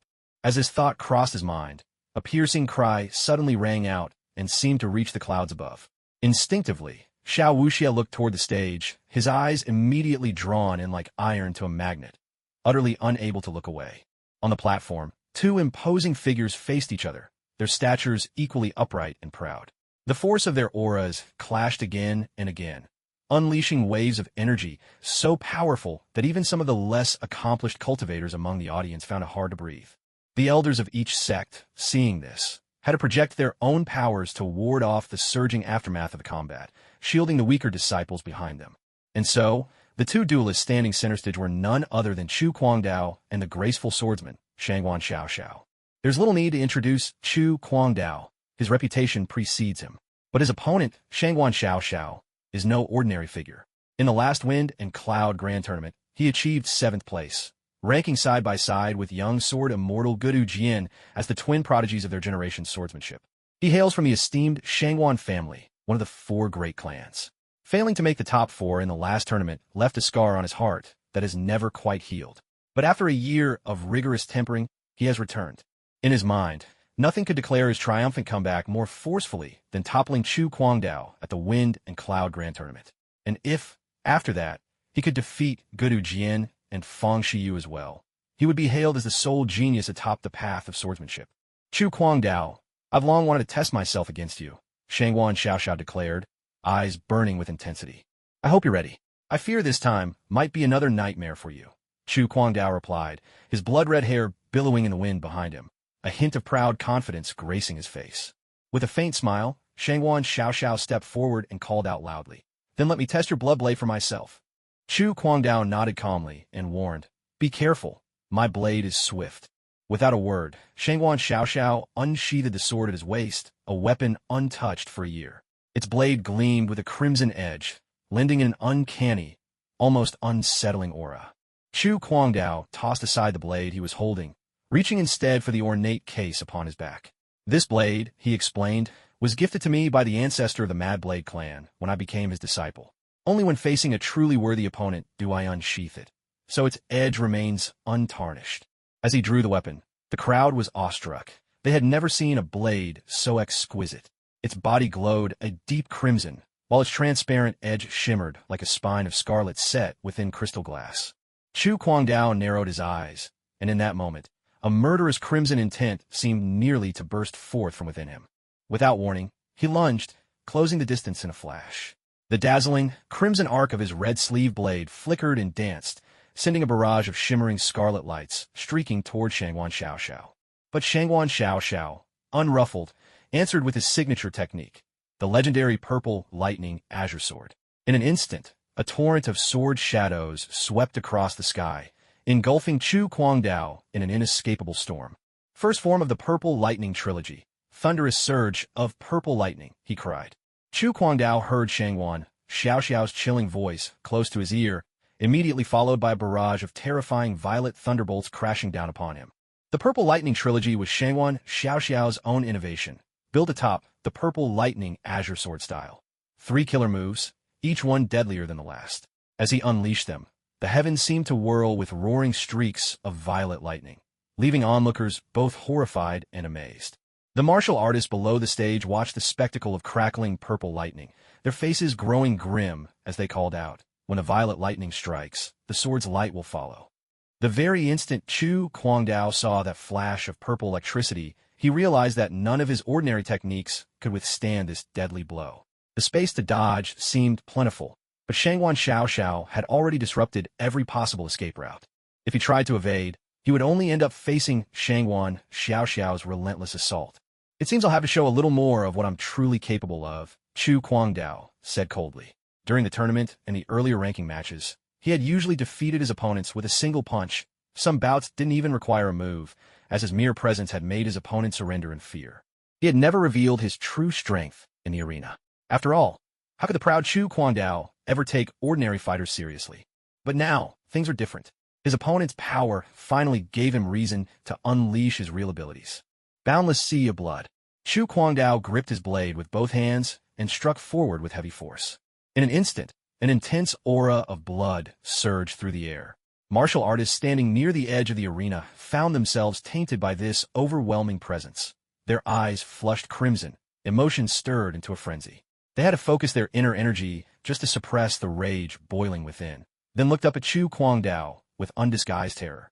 On the stage, purple lightning clashed and entwined with the crimson blood aura. Forces of immense power erupted, one after another, sending waves of energy rippling outward like crashing surf. Thunderous explosions resounded, echoing to the heavens. The audience on the stands watched in awe, chilled to the bone, as each deafening blast set off dazzling sparks across the arena. In Chu Kwangdao's hands, the boundless sea of blood, a move not considered especially mighty in the Bloodblade manual, seemed transformed, displaying a ferocity many times greater than anyone had anticipated. Shangguan Xiaoxiao saw her first killing blow fail, a trace of solemnity flashing in her eyes as she shifted her stance yet again. Violet Lightning, second form, the Thunder Array. Another deadly move, and even more powerful than the last. Waves of force surged from within Shangguan Xiaoxiao, spreading all around Chu Kwangdao like a formation of violet thunderclouds, launching attack after overwhelming attack, each blow following hard on the last, leaving no time to react. Amid the thunderous roar of the lightning array, blasts boomed in quick succession, leaving many martial artists in the stands weak in the knees. Had they been caught in that raging storm of lightning, they feared not even a trace would be left of them. Deep within the thunderous tempest of the array, Chu Kwangdao's expression did not change in the slightest. He stood silent, watching calmly as Shangguan Xiaoxiao completed her violet lightning array. He made no move, but the blade in his hand grew even bloodier, even more bizarre and sinister.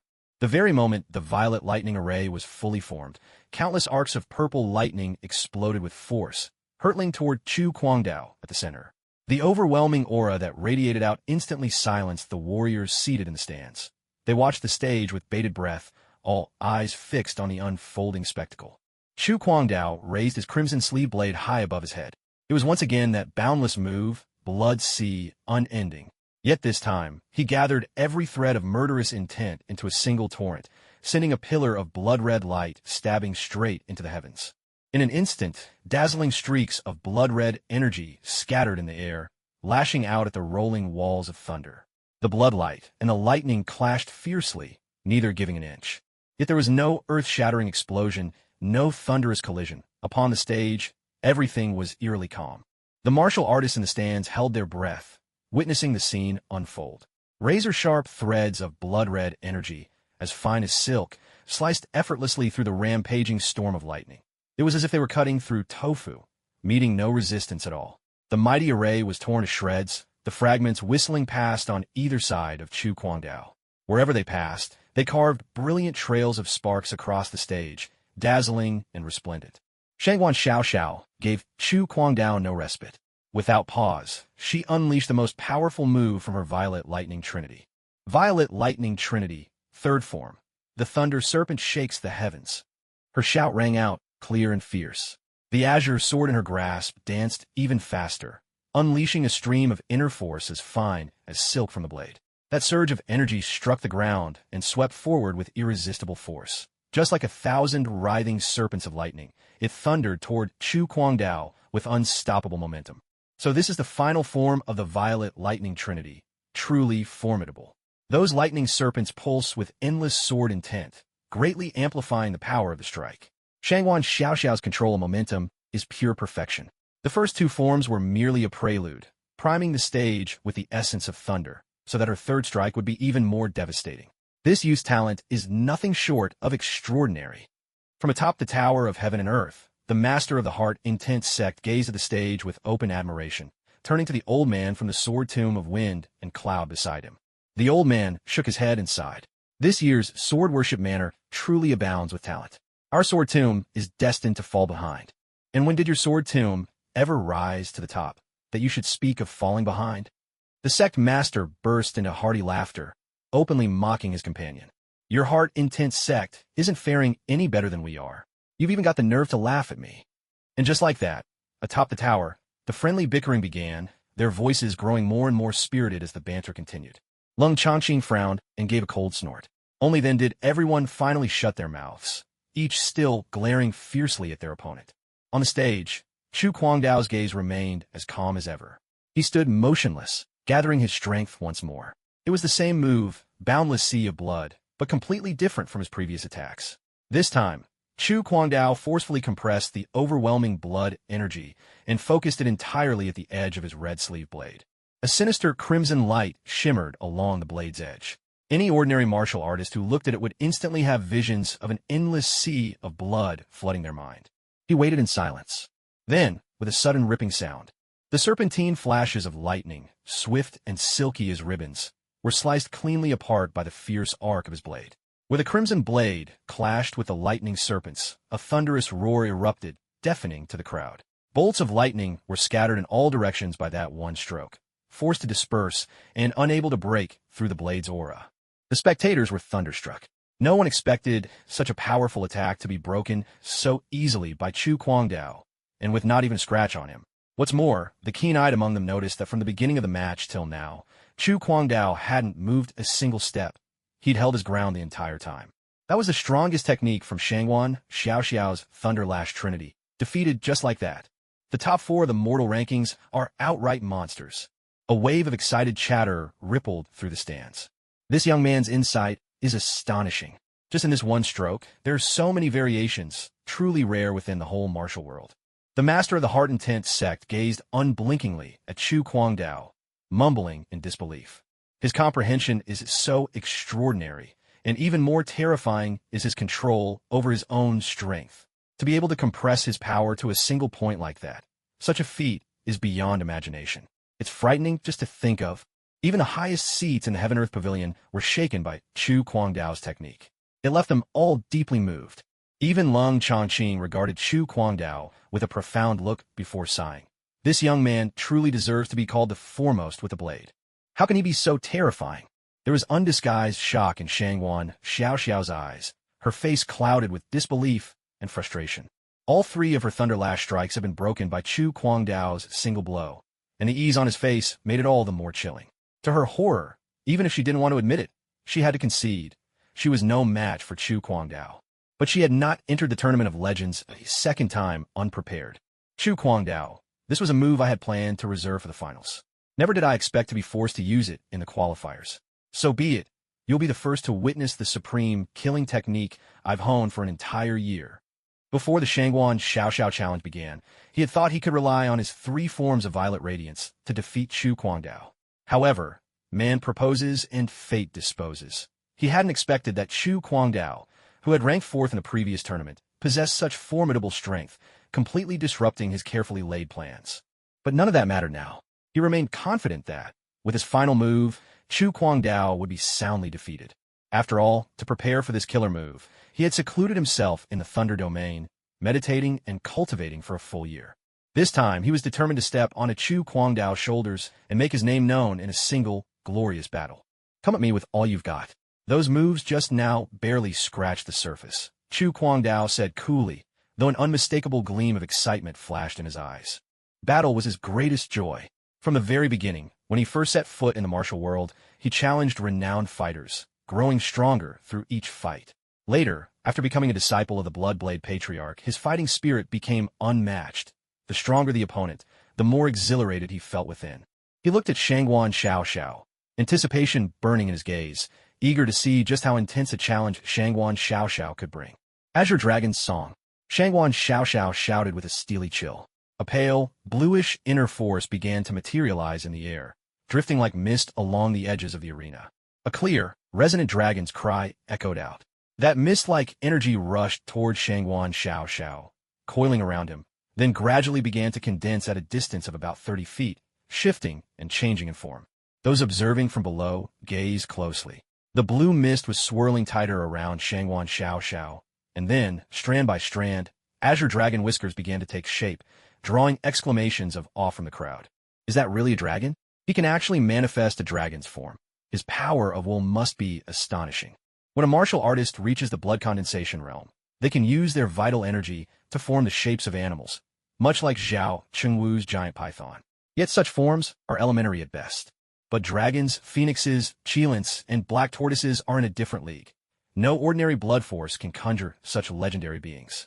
To do so requires a martial artist's vital energy to mutate, as well as an exceptionally powerful will.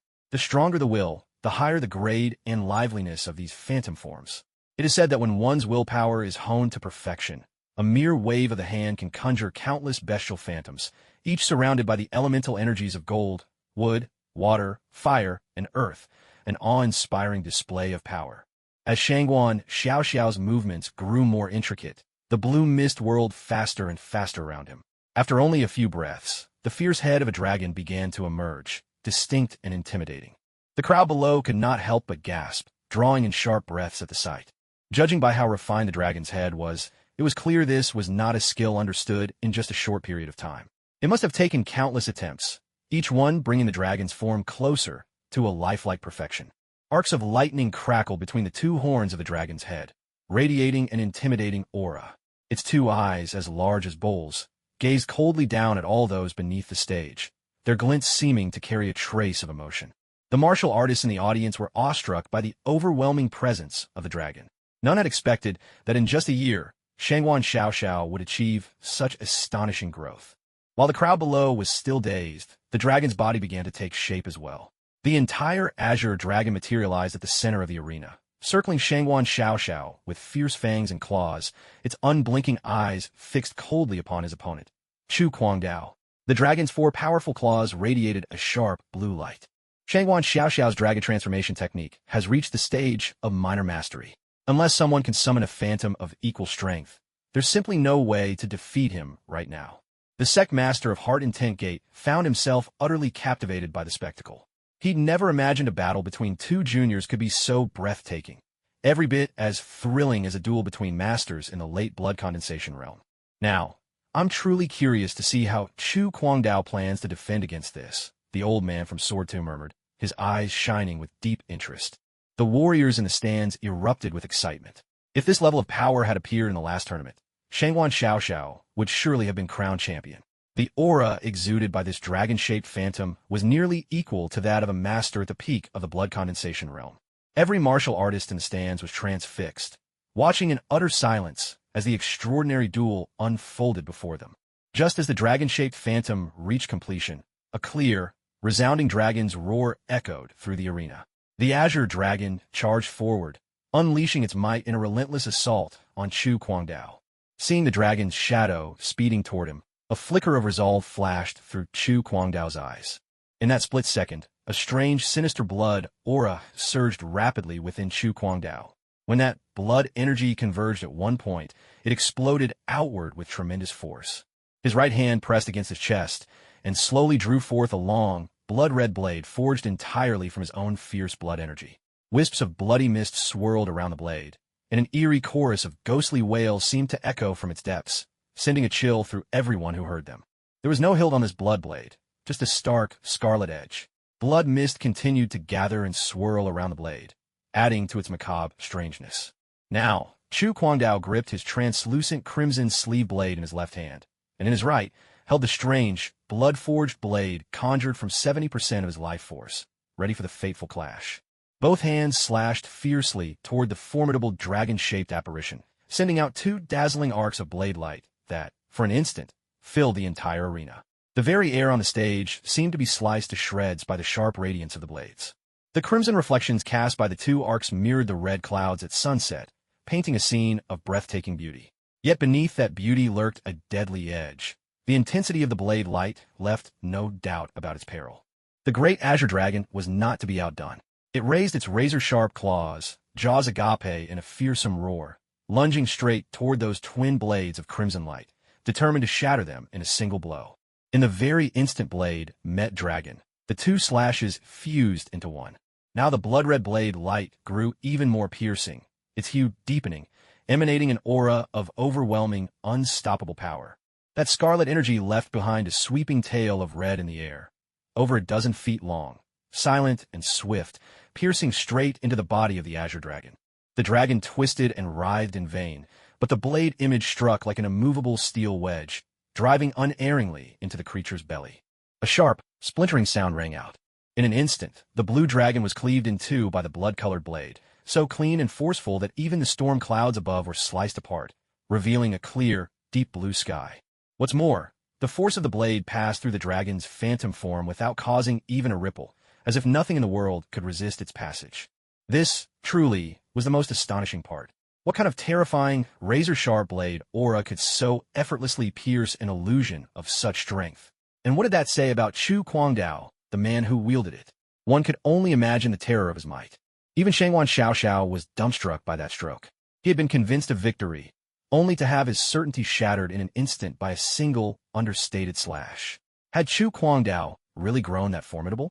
Steeling himself, Shangwan Xiaoxiao summoned all his inner power, forming a dense shield of protective energy around him, determined to withstand that blade. Though part of him knew it was impossible, he refused to accept defeat, unleashing every last ounce of strength he had left. But the blood-red blade would not be denied. It shattered Shangwan Xiaoxiao's defenses and sent him hurtling from the stage with a single, devastating blow. This is blade aura. This is the true spirit of the blade. Shangwan Xiaoxiao cried out as he fell from the platform. Just a moment ago, his dragon-shaped apparition had been utterly overwhelmed by the bloody blade aura, vanquished in a heartbeat by Chu Guangdao's strike. The force of that one slash had far exceeded all of Shangwan Xiaoxiao's expectations. True blade aura contains not merely the martial artist's physical strength, but also an ineffable, profound resolve, a will that cannot be put into words, only sensed between the lines. Just as a swordsman possesses the heart of the sword, so too does a blade master possess the heart of the blade. Empowered by this, when a blade master strikes, any warrior of lesser mastery who wields a blade can sense it. Their own sword will tremble, a subtle gesture of surrender and deep resonance. Yet the heart of the blade is even rarer and more difficult to obtain than the heart of the sword. To achieve it, one must wield a domineering intent unique to the blade, an ordeal that tests not only a warrior's strength of will, but their very path in martial arts. It demands far more than mere insight. For this reason, to cultivate the heart of the blade is far harder than to awaken the heart of the sword. How is this possible? Has he truly awakened the heart of the blade? If I remember correctly, in all the recent Wind and Cloud tournaments, he's the only blade master to reach this state. I never expected Chu Guangdao's true power was hidden so deeply. I underestimated him before. It's clear now that the four elites from the last rankings all demand respect. Gasps of astonishment swept through the audience, especially from those who practiced the way of the blade. The revelation struck them speechless. Never did they imagine a peer could comprehend the heart of the blade. Now, every gaze fixed on Chu Guangdao brimmed with awe and reverence. This was not merely about suppressing others with one's blade techniques. It was the profound respect one blade master feels when faced with another who has grasped the very heart and spirit of the blade. Shangwan Xiaoxiao, whose dragon-shaped phantom, born of his own blood energy, had just been shattered, suffered a brutal backlash. Blood spilled from his mouth, and he staggered upright, wiping the crimson from his lips as he cast a wary glance at Chu Guangdao atop the arena. With a quiet, defeated tone, he said, "To lose against one who has awakened the heart of the blade, there's no shame in my defeat." Chu Guangdao looked down at him, his expression cold but sincere. "You fought brilliantly." These words held no mockery. For any opponent able to make him summon the heart of the blade was, in Chu Guangdao's eyes, worthy of respect. There's always a higher peak and a stronger soul. "Today, I've witnessed it with my own eyes," Shangwan Xiaoxiao replied. He cupped his fists toward Chu Guangdao, turned, and walked out of the competition grounds. There would be no more matches for him this year. Yet inside, waves of emotion crashed within him. Chu Guangdao's victory had seemed effortless. Just how deep did his true strength run? Sighing, Shangwan Xiaoxiao murmured, "These people are truly on another level, beyond all reason and ordinary measure." Shaking his head, he quietly left the arena. With Chu Guangdao's victory in this round, his popularity soared. He was no longer just the fourth on the previous rankings. His name now stood shoulder to shoulder with Zhang Daoling himself. The heart of the blade. This year's young talents are truly as dazzling as a chorus of stars.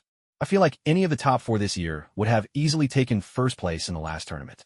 I never imagined that in just a single year, they could improve so much. It's truly beyond our expectations. It seems we're getting old. The world of martial arts now belongs to the young. A black-clad elder standing atop the Tiandi Pavilion spoke slowly. "That's not fair at all. What do you mean by we're getting old?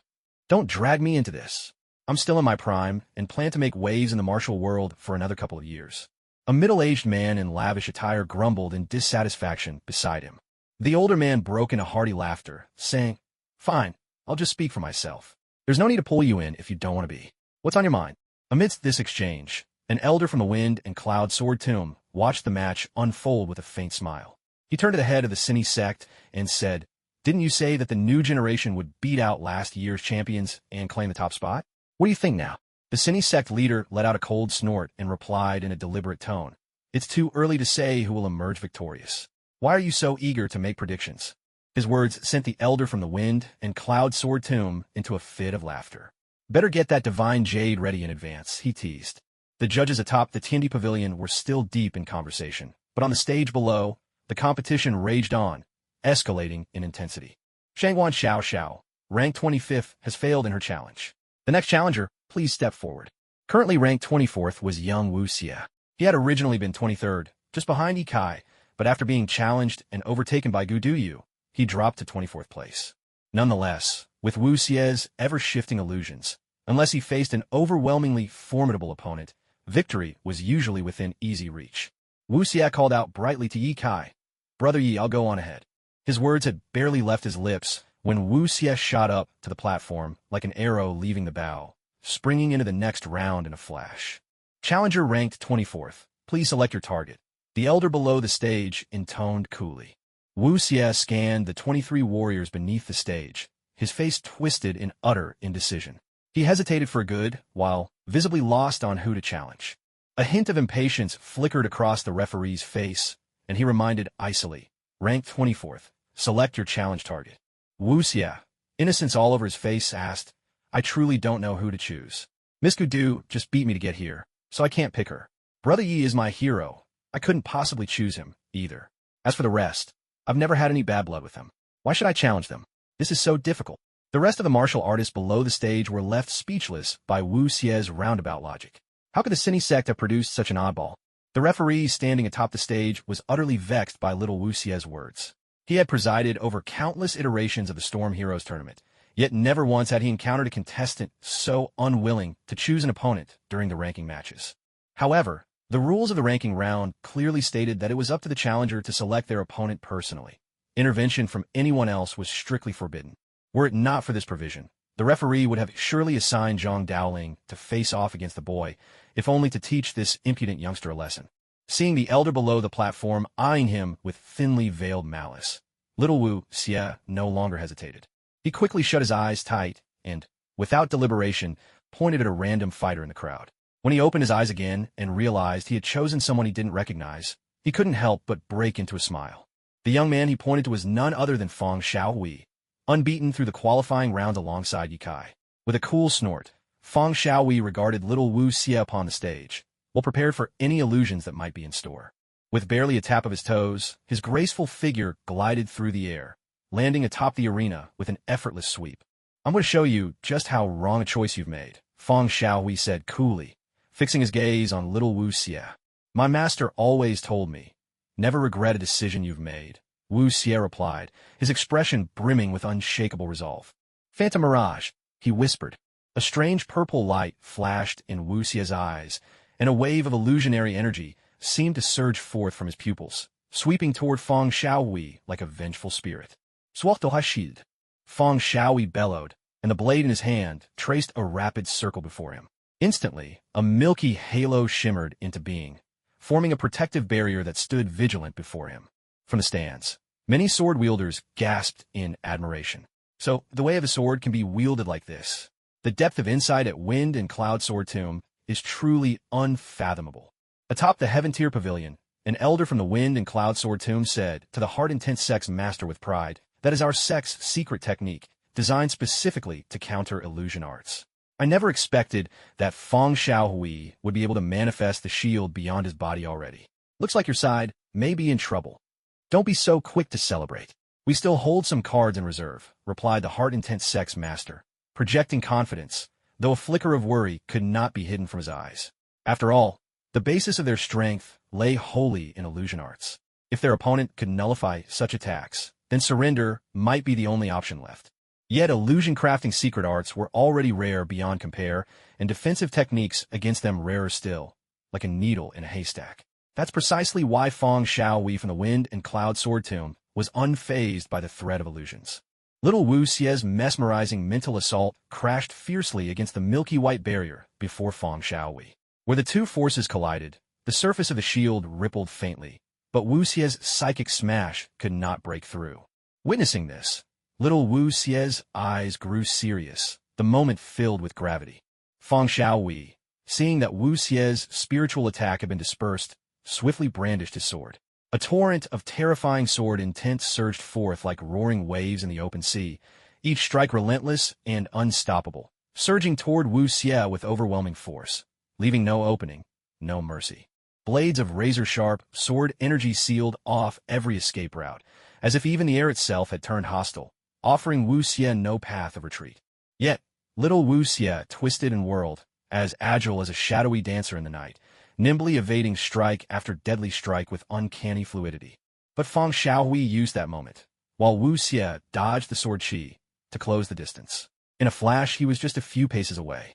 His sword continued its arc, unleashing the wind and cloud sword technique's second form. A sword chi, towering over 12 feet, crashed forward with earth-shaking force and crushing power, bearing down on Wu Xie like an unstoppable mountain. Illusionists, after all, could often only rely on their illusions. In other areas their strength was sorely lacking. But this did not mean Feng Xiaowei dared to be careless.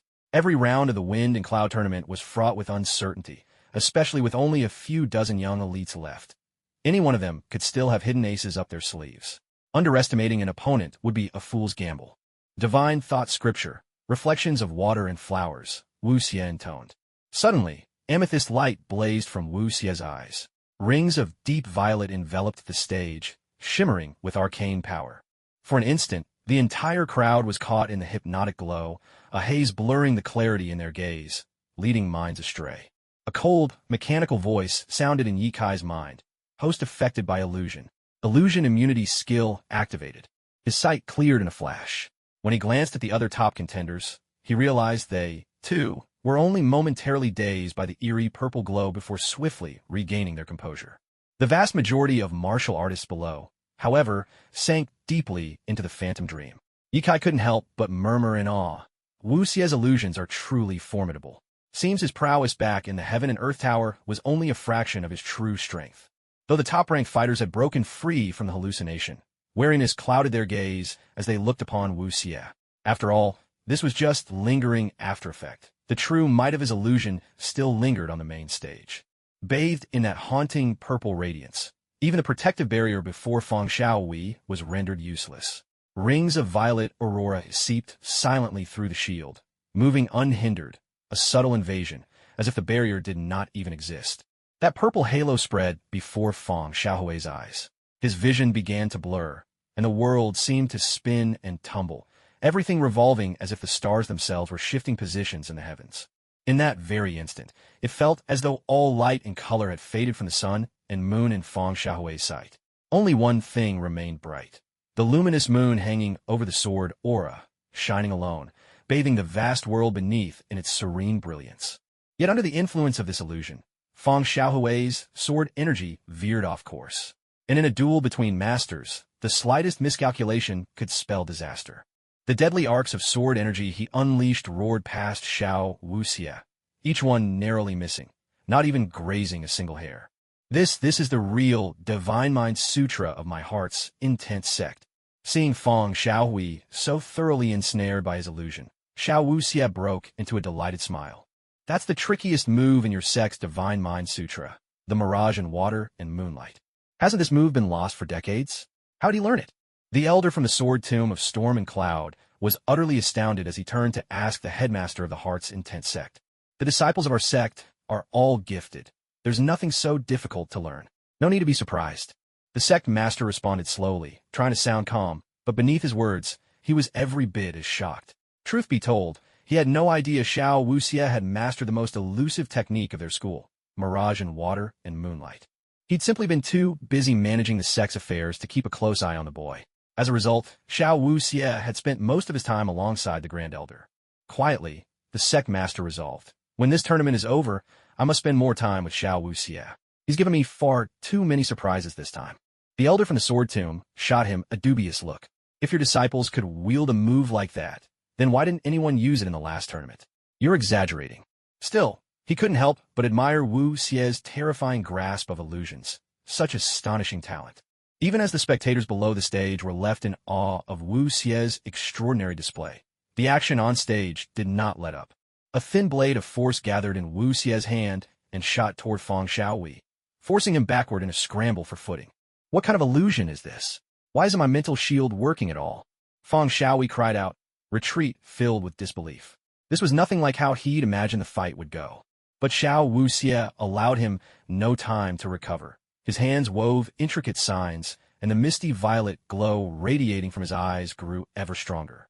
Feng Xiaowei watched as countless tendrils of mesmerizing energy shot from Wu Xie's gaze, swirling toward him like drifting clouds, slipping seamlessly into his body. There was no way to defend.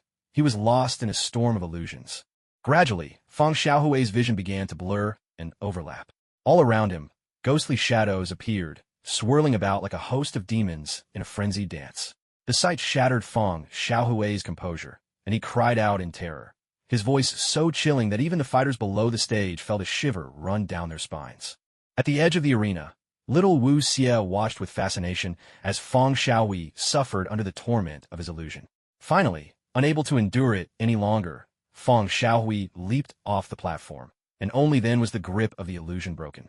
This young man's mastery of illusions is extraordinary, remarked Zhang Daoling, the former leading figure among the 4 elites of the last contenders ranking.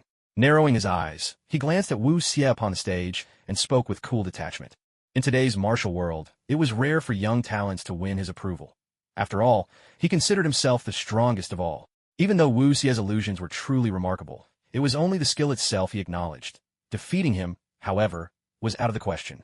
Contestant number 24, Wu Xie, your challenge is successful. Please choose your next opponent, the elder below the stage intoned, his gaze lingering on Wu Xie for a long moment. Still, he deliberately avoided meeting Wu Xie's eyes, wary of his formidable illusions. At the announcement, little Wu Xie closed his eyes once more, fingertips weaving deftly in the air. When he finally stilled his movements, the crowd in the stands broke out in excited exclamations before Wu Xie even opened his eyes. This time, the opponent Wu Xie pointed to was anything but ordinary. He was from Ye Kai's own group. Dressed in flowing white robes, a gentle smile on his face, he regarded Wu Xie with cheerful confidence.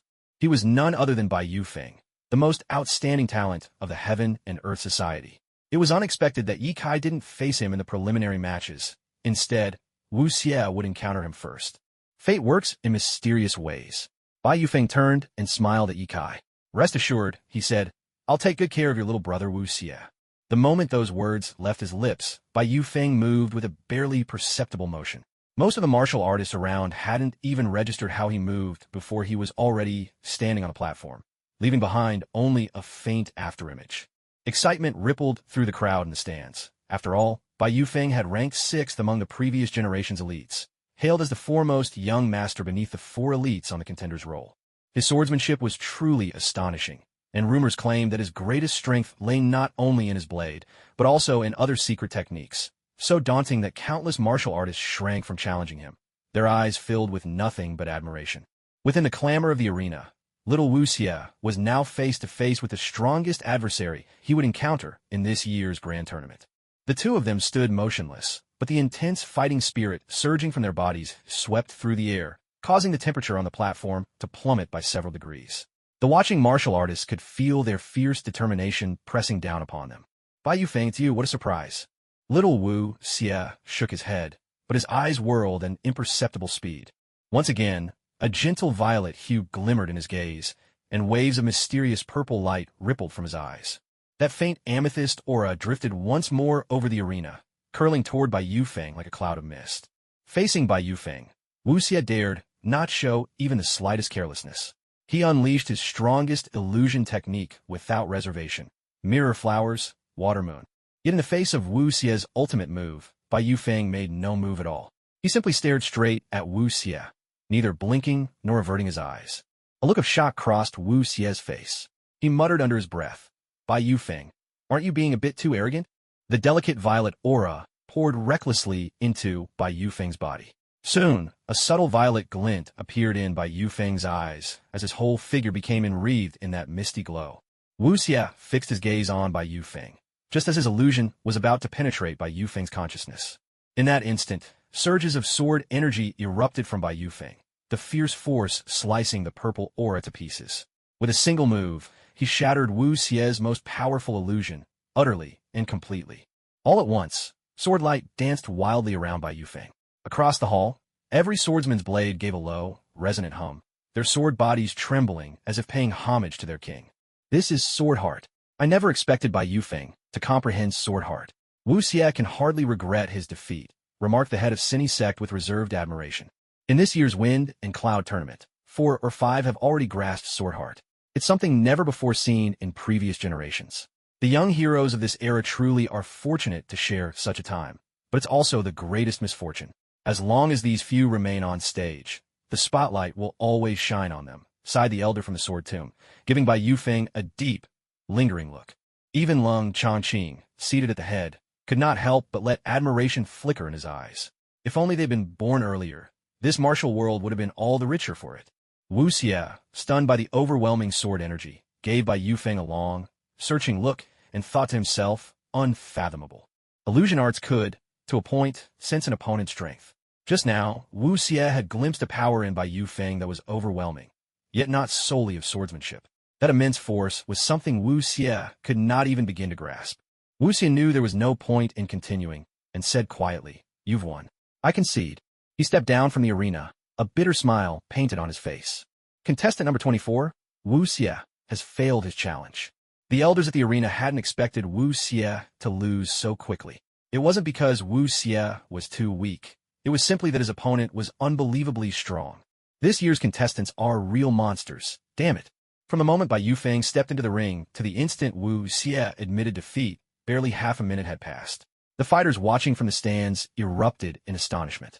Most had assumed that even if Wu Xie couldn't defeat Bai Yufeng, he should at least hold his ground for a couple of exchanges. Nobody had imagined that he'd be forced to concede after only a single move.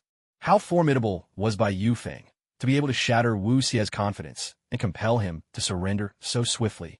This match sent Bai Yufeng's reputation soaring in an instant, placing him shoulder to shoulder with the likes of Chu Guangdao, becoming a top contender to win this year's Wind and Cloud Championship. Ye Kai saw Wu Xie walking over with a bitter expression and hurried to comfort him, saying, "Don't worry about losing. Big brother, Yi will get your revenge for you." He patted Wu Xie reassuringly on the shoulder. "Brother Yi, be careful. Bai Yufeng is hiding more than one trump card," Wu Xie replied, his tone grave. "Don't sweat it. No matter what card he's holding, I'll smash him to pieces for you," Ye Kai said with complete confidence. At those words, the bitterness on Wu Xie's face instantly faded away. He had absolute faith in Brother Yi, the strongest person in his heart. Challenger number 21, Ye Kai, please take the stage. The moment he heard the announcement, Ye Kai knew his time had finally come. He'd been watching from the sidelines long enough, his fighting spirit burning wild within him.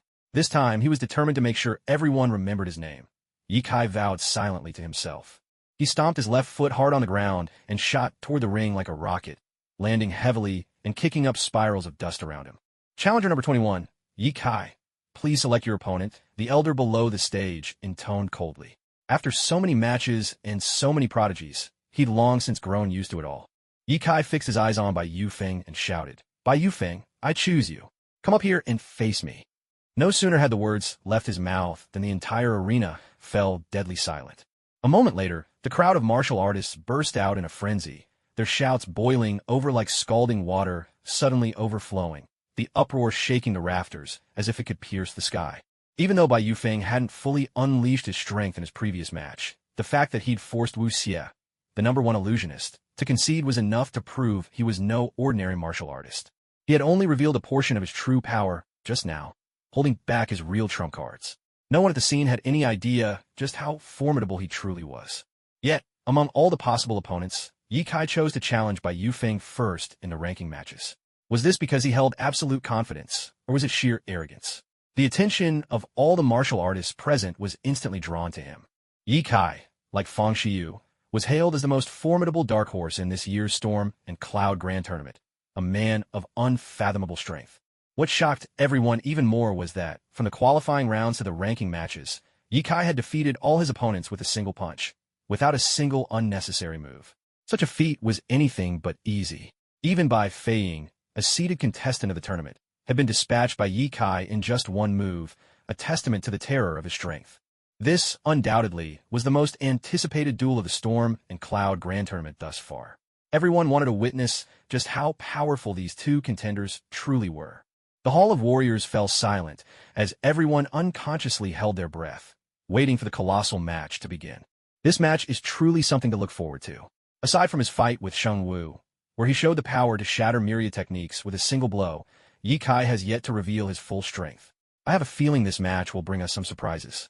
The master of the XANE sighed with feeling as he gazed at the two figures radiating overwhelming aura atop the arena.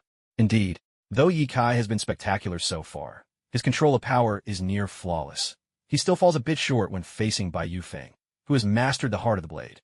That's why my money's on Bai Yufeng this round, retorted the old man from the sword tomb of Storm and Cloud, refusing to be outdone. Why do you always have to contradict me? It's like you can't rest until you argue with me. The XINE sect master shot him an annoyed glance. The old man simply shrugged helplessly. I'm just telling the truth. With a snort of mild irritation, the XINE sect master replied coolly, forget it. Let's stop bickering. The match is about to start. Bai Yufeng offered a faint, relaxed smile, and with a light, effortless leap, landed in the center of the stage, eyeing Ye Kai with keen interest. I was just about to look for you, and here you are daring to challenge me first. How very interesting. My opponent today isn't really you. I'm simply here to settle a score for Wu Xie, Ye Kai replied calmly, his gaze steady and unwavering. Let's see if you actually have the ability, Bai Yufeng answered, amusement dancing in his eyes. No sooner had his words faded than a milky white sword energy began to condense within Bai Yufeng. The aura did not rush towards Ye Kai, but instead swirled through the air above, radiating the intense intent of the blade's spirit. All the swords in the hands of the duelists on the field were startled by a surge of sword energy. As if no longer under their owner's control, they slipped free and, one after another, hurtled through the air, following that current of sword energy, rushing straight towards Ye Kai. This is the true heart of the sword. At its greatest level, even 10,000 blades bow in submission. The eyes of the elder beneath the arena flashed with disbelief. He had already labeled these youngsters as monsters in his mind, but he never expected Bai Yufeng to reveal such a consummate killing move, mastery of the sword heart, right from the start. It was truly terrifying. Meanwhile, on the dueling platform, Zhang Daoling, Lonely Sword, King Overlord Spear, Madman Shu, and the others all felt the chilling sharpness of Bai Yufeng's sword aura. Their eyes brimmed with deep wariness. None of them had expected Bai Yufeng, who had kept to the shadows before the match, to erupt with such overwhelming power now.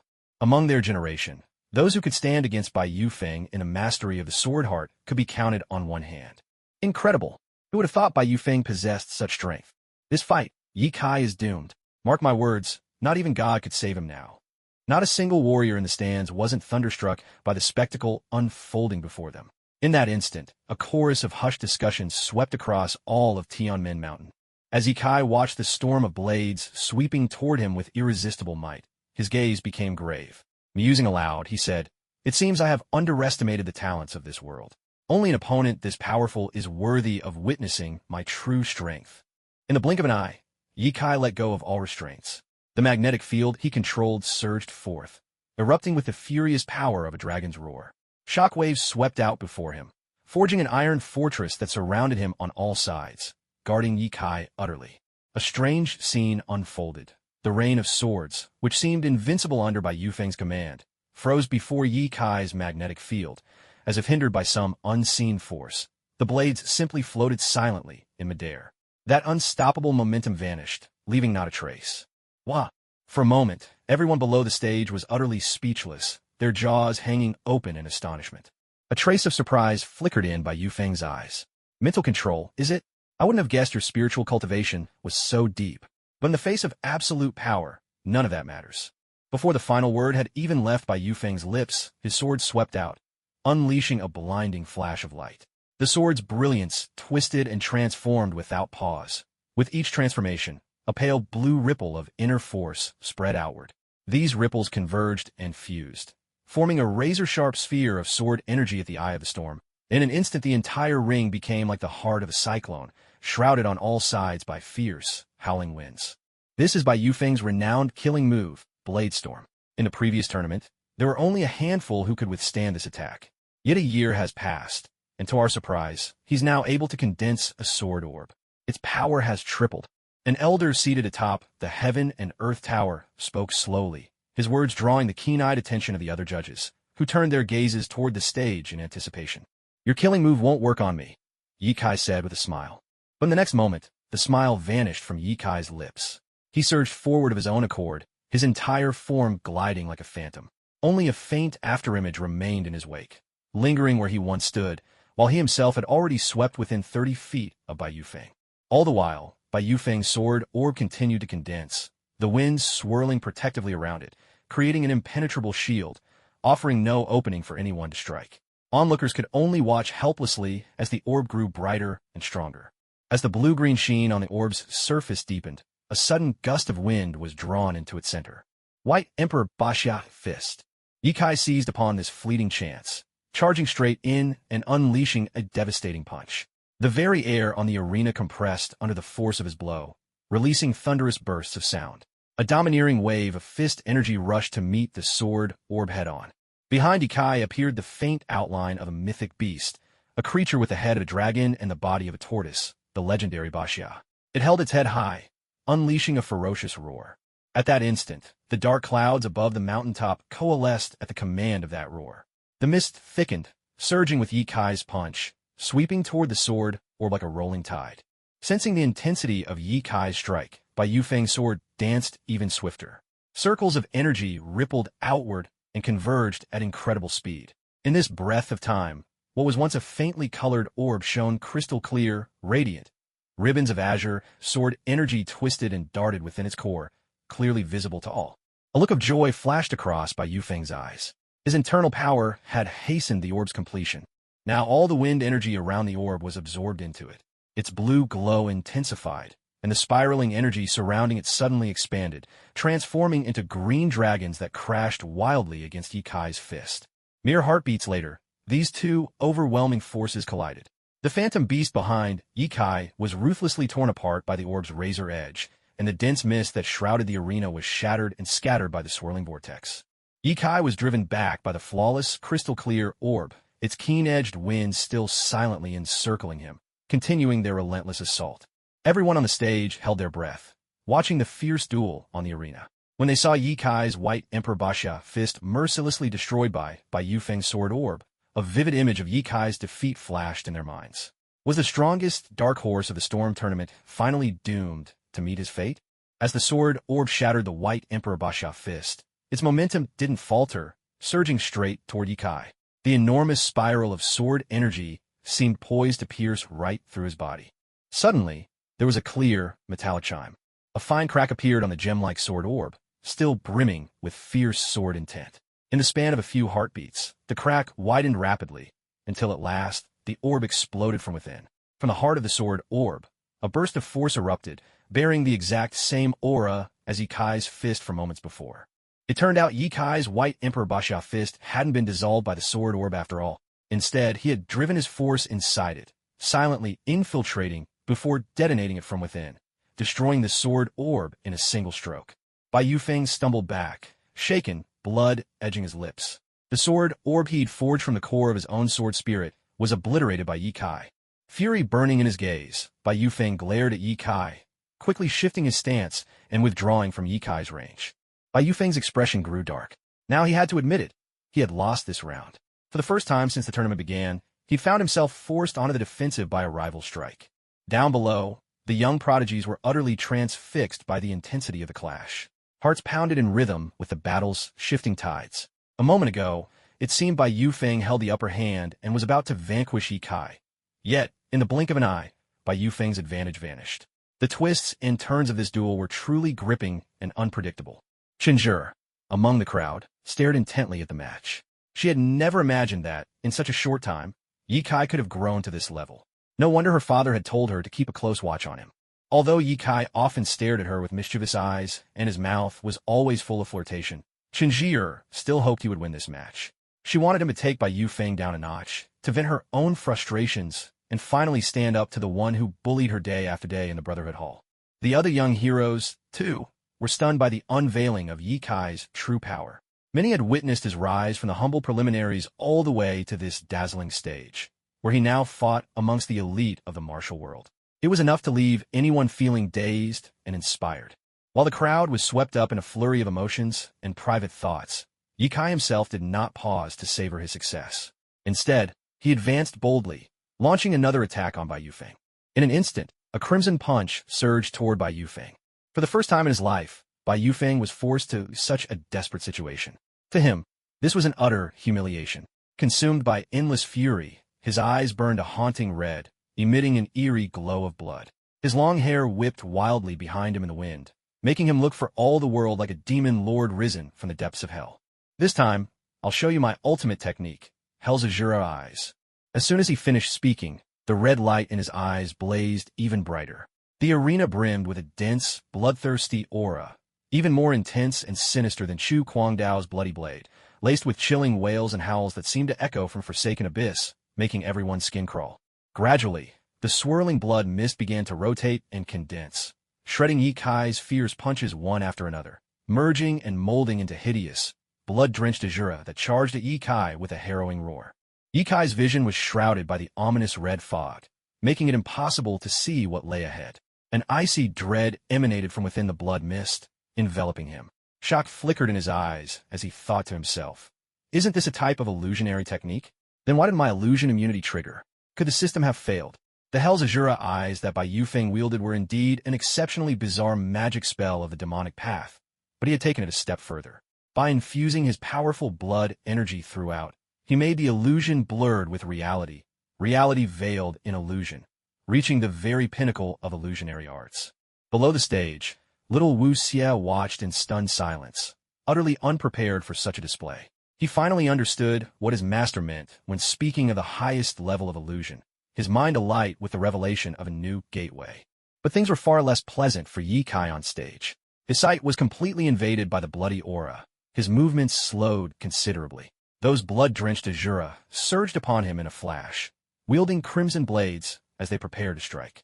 Ye Kai had no choice but to leap swiftly, intending to vault to the other side of the arena. Yet the very instant he left his spot, the place where he had just stood was pierced through by one of those blood-red blades, leaving behind a deep, several-inch hole. The spectacle left the audience below the arena reeling with shock. They had never imagined Bai Yufeng possessed such terrifying mastery of illusion, especially with a technique that one would only unleash in a fight to the death. After all, this move didn't just drain Bai Yufeng's mental energy. It also consumed his very life force. And such primordial power could only be replenished by the rarest of spiritual fruits under heaven. The destructive force of this technique was absolute. Weaker warriors caught in the thick of this bloody mist would likely be reduced to nothing more than a pool of blood in an instant. However, no one would blame Bai Yufeng for unleashing such a lethal technique. At the very last moment of a match, everyone gives their all for victory, especially now, when their strengths are so evenly matched. Injuries are common in the arena. Unless a competitor aims to kill, the referee seldom intervenes. Bai Yufeng truly deserves his reputation as the top prodigy of the Tiandi society. I wonder how Ye Kai plans to dodge this move. This isn't something that can be broken with just a simple fist technique. As a martial artist in the stands cheered wildly for this showdown, Chun Zhe and the fighters from Prince Gong's residence watched with deep concern, their worries pinned on Ye Kai. Meanwhile, those towering, blood-soaked Shura phantoms pursued relentlessly, howling as they swept after Ye Kai's moving figure. With no way to dodge, there was only one path left: meet the attack head-on and shatter the enemy's advance. Unleashing the full might within him, Ye Kai felt a surge of violet energy flooding his body. This was the mech energy born of his awakened racial talent. In an instant, mech energy coursed through him, and the gears within the mechanical arm on his left arm spun wildly. Energy crackled inside, shooting sparks, while a radiant violet light engulfed his entire arm, dispersing the thick blood mist on the stage with its brilliance. Ye Kai's vision finally cleared. The mechanical arm on his left side began to transform, reassembling itself under the endless influx of mech energy. It radiated a formidable power, steadily gathering at his command. Iron Fist Smash. In that instant, the violet energy in Ye Kai's hand exploded, spiraling with breathtaking speed like a thunderous dragon. It finally condensed into a seething green vortex. As he swung his left fist, it sent a crackling discharge through the air. Even the surrounding atmosphere shuddered, and Bai Yufeng's blood-red mist was ripped apart by the ferocious vortex. What just moments before seemed like an unstoppable tide of blood and wrath, now under the furious spinning of the violet vortex, shattered inch by inch, unable to hold for even a few heartbeats, leaving behind nothing but a faint trace of ash. The scarlet blood mist, shattered by Ye Kai's attack, surged straight toward Bai Yufeng's eyes. His gaze grew ever more bloodshot as the mist churned between his pupils, until it finally exploded. Bai Yufeng had to marshal every ounce of his strength to suppress that vicious force, but a faint line of blood still seeped at the corners of his eyes. "Take another punch from me." Ye Kai's voice echoed, calm and steady. He leapt high, descending from above and driving a mighty punch down at Bai Yufeng. The violet radiance was blinding, the force behind it raw and immense. Not the subtle flow of inner power, but sheer strength unleashed. It shot forth, faster than the sound itself. Bai Yufeng cried out, "This is bad." He hurriedly shifted his form, dodging again and again, barely escaping as the purple light brushed past him by a hair's breadth. Still, the fierce force of the punch tore his clothes and grazed his skin, leaving a few shallow bloody marks across his shoulder. There was a tremendous crash as the formidable punch struck the arena floor, sending a shower of sparks. Shockingly, the deadly force blasted a gaping hole straight through the cold iron that had endured for 100 years. The disciples of the Tianji Pavilion below the stage stared in astonishment. This was iron tempered by a century of chill. It was supposed to withstand the fiercest blow from anyone at the peak of the blood condensation realm. Yet now Ye Kai had just smashed a hole through it. His strength was terrifying beyond belief. Bai Yufeng's clothes, battered and torn by Ye Kai's relentless attacks, left him in a wretched state as he tumbled backwards across the arena. Slowly, he regained his footing. His eyes burned red as he glared at Ye Kai and roared, "I still have one last move. I'm the strongest here." Tossing his sword aside, he unleashed his inner energy, letting it surge wildly through his veins. Strands of vital energy began streaming from every pore of his body. In that instant, a chilling wind swept across the stage, prickling everyone's scalp with dread. The streams of Bai Yufeng's vital energy transformed into ghostly rain, lashing down upon stage. The arena hissed and sizzled wherever those drops landed, corroding the surface with a sinister sound. He struck his chest, shuddered, and spat out a mouthful of blood. To everyone's shock, the blood merged with the ghostly rain upon the stage, dyeing the ashen droplets a ghastly crimson. Despite the blood at the corner of his mouth, Bai Yufeng shouted at the top of his lungs, "Heaven and earth weep together." As his words fell, the blood rain engulfed the entire arena, focusing ever more densely above Ye Kai's head. Isn't that the Heaven and Earth Sutra, the ultimate technique of the Heaven and Earth Society's chief? How did Bai Yufeng learn it? At that moment, the sect leader of the Heart Intense sect atop the building asked in surprise, "Don't look at me. I'm not from the Heaven and Earth Society. Go ask Lung Chongqing," grumbled the old man from the sword tomb beside him. The chief has always kept the secret arts of heaven and earth to himself. He never taught anyone else, not even his own daughter. How could Bai Yufeng know it? This is truly bizarre. Lung Chongqing stared intently at Bai Yufeng, murmuring under his breath. The Heaven and Earth Sutra was an original creation of Chun Jinan, chief of the Heaven and Earth Society, after collecting countless martial arts texts throughout the land. It was considered one of the most formidable skills in the martial world today. There were only 5 forms in total, yet each one was astonishing in power, capable of stirring the very heavens and earth. The scripture of heaven and earth emphasized merging one's own strength with the forces of nature. When mastery was achieved, even the slightest movement could command the winds and clouds, and wherever one stood would become one's own domain, a realm where the primal energies of the world bent to one's will. The move Bai Yufeng had just unleashed was the second form of the heaven and earth scripture. He managed only to influence the small area around the arena, nowhere near the awe-inspiring feat of moving heaven and earth with a mere gesture. Even so, he had barely managed to execute the technique, and its power was far less than what the original was supposed to display. Each of those drops of blood-red rain seemed brilliantly vivid, but in truth, they were formed from the entirety of Bai Yufeng's internal vital energy. To compress one's true qi into so many minuscule droplets required a truly terrifying degree of control. Though a single drop of this blood-tinged rain was not especially lethal, when gathered together their force did not simply add up, it multiplied 100-fold. The resulting power was so overwhelming that not even a consummate expert at the blood condensation stage could necessarily withstand this tremendous assault. So this is your final trump card? Ye Kai watched the scarlet droplets, his hands not pausing in the slightest as he drew seamless circles in the air with his fists. The purple mechanical energy swirled above his head, weaving into a protective shield of violet light. The crimson rain shot toward the shield like a barrage of arrows. A sharp, corrosive hiss filled the air as the blood rain battered down on the purple shield, relentlessly eroding it. Yet, after a few heartbeats, the shield reformed, whole and unscathed. When Bai Yufeng finally exhausted the last of his true qi, his final attack ended in silence. What was this mysterious force? It wasn't martial chi, nor was it spiritual power. It was something altogether new, seamlessly switching between offense and defense with perfect adaptability. In that moment, countless spectators below the platform were left in awe at Ye Kai's new, versatile power, which utterly defied everything they thought they knew. What exactly is that purple energy? I've never seen anything like it before. Cold Elder Chongqing, observing from atop the Heaven and Earth Pavilion, couldn't help but grow curious, his interest in Ye Kai rising to a new level. He resolved then and there to seek Ye Kai out after the tournament and get to the bottom of this mystery. Bai Yufeng, having depleted every last drop of his true chi in that final desperate move, could no longer resist the backlash. With a violent cough, he spat out a mouthful of blood. His face turned ashen, tinged with a faint blue, and as he stared at Ye Kai, terror and disbelief filled his eyes. Before this match, he had never imagined that he could be defeated. With his swordsmanship reaching perfection and wielding the final secret technique entrusted to him by the leader of the Heaven and Earth Society, he never thought he would be bested by the unheralded Ye Kai. Bai Yufeng considered himself a favored son of destiny. In just 3 short years since joining the Heaven and Earth Society, he had already cultivated to the late stage of the blood condensation realm, just a step away from mastering it entirely. He was hailed as the leader of the new generation by the world of martial arts. How could he possibly be defeated? Yet, as fury surged within him, he suddenly coughed up several more mouthfuls of blood.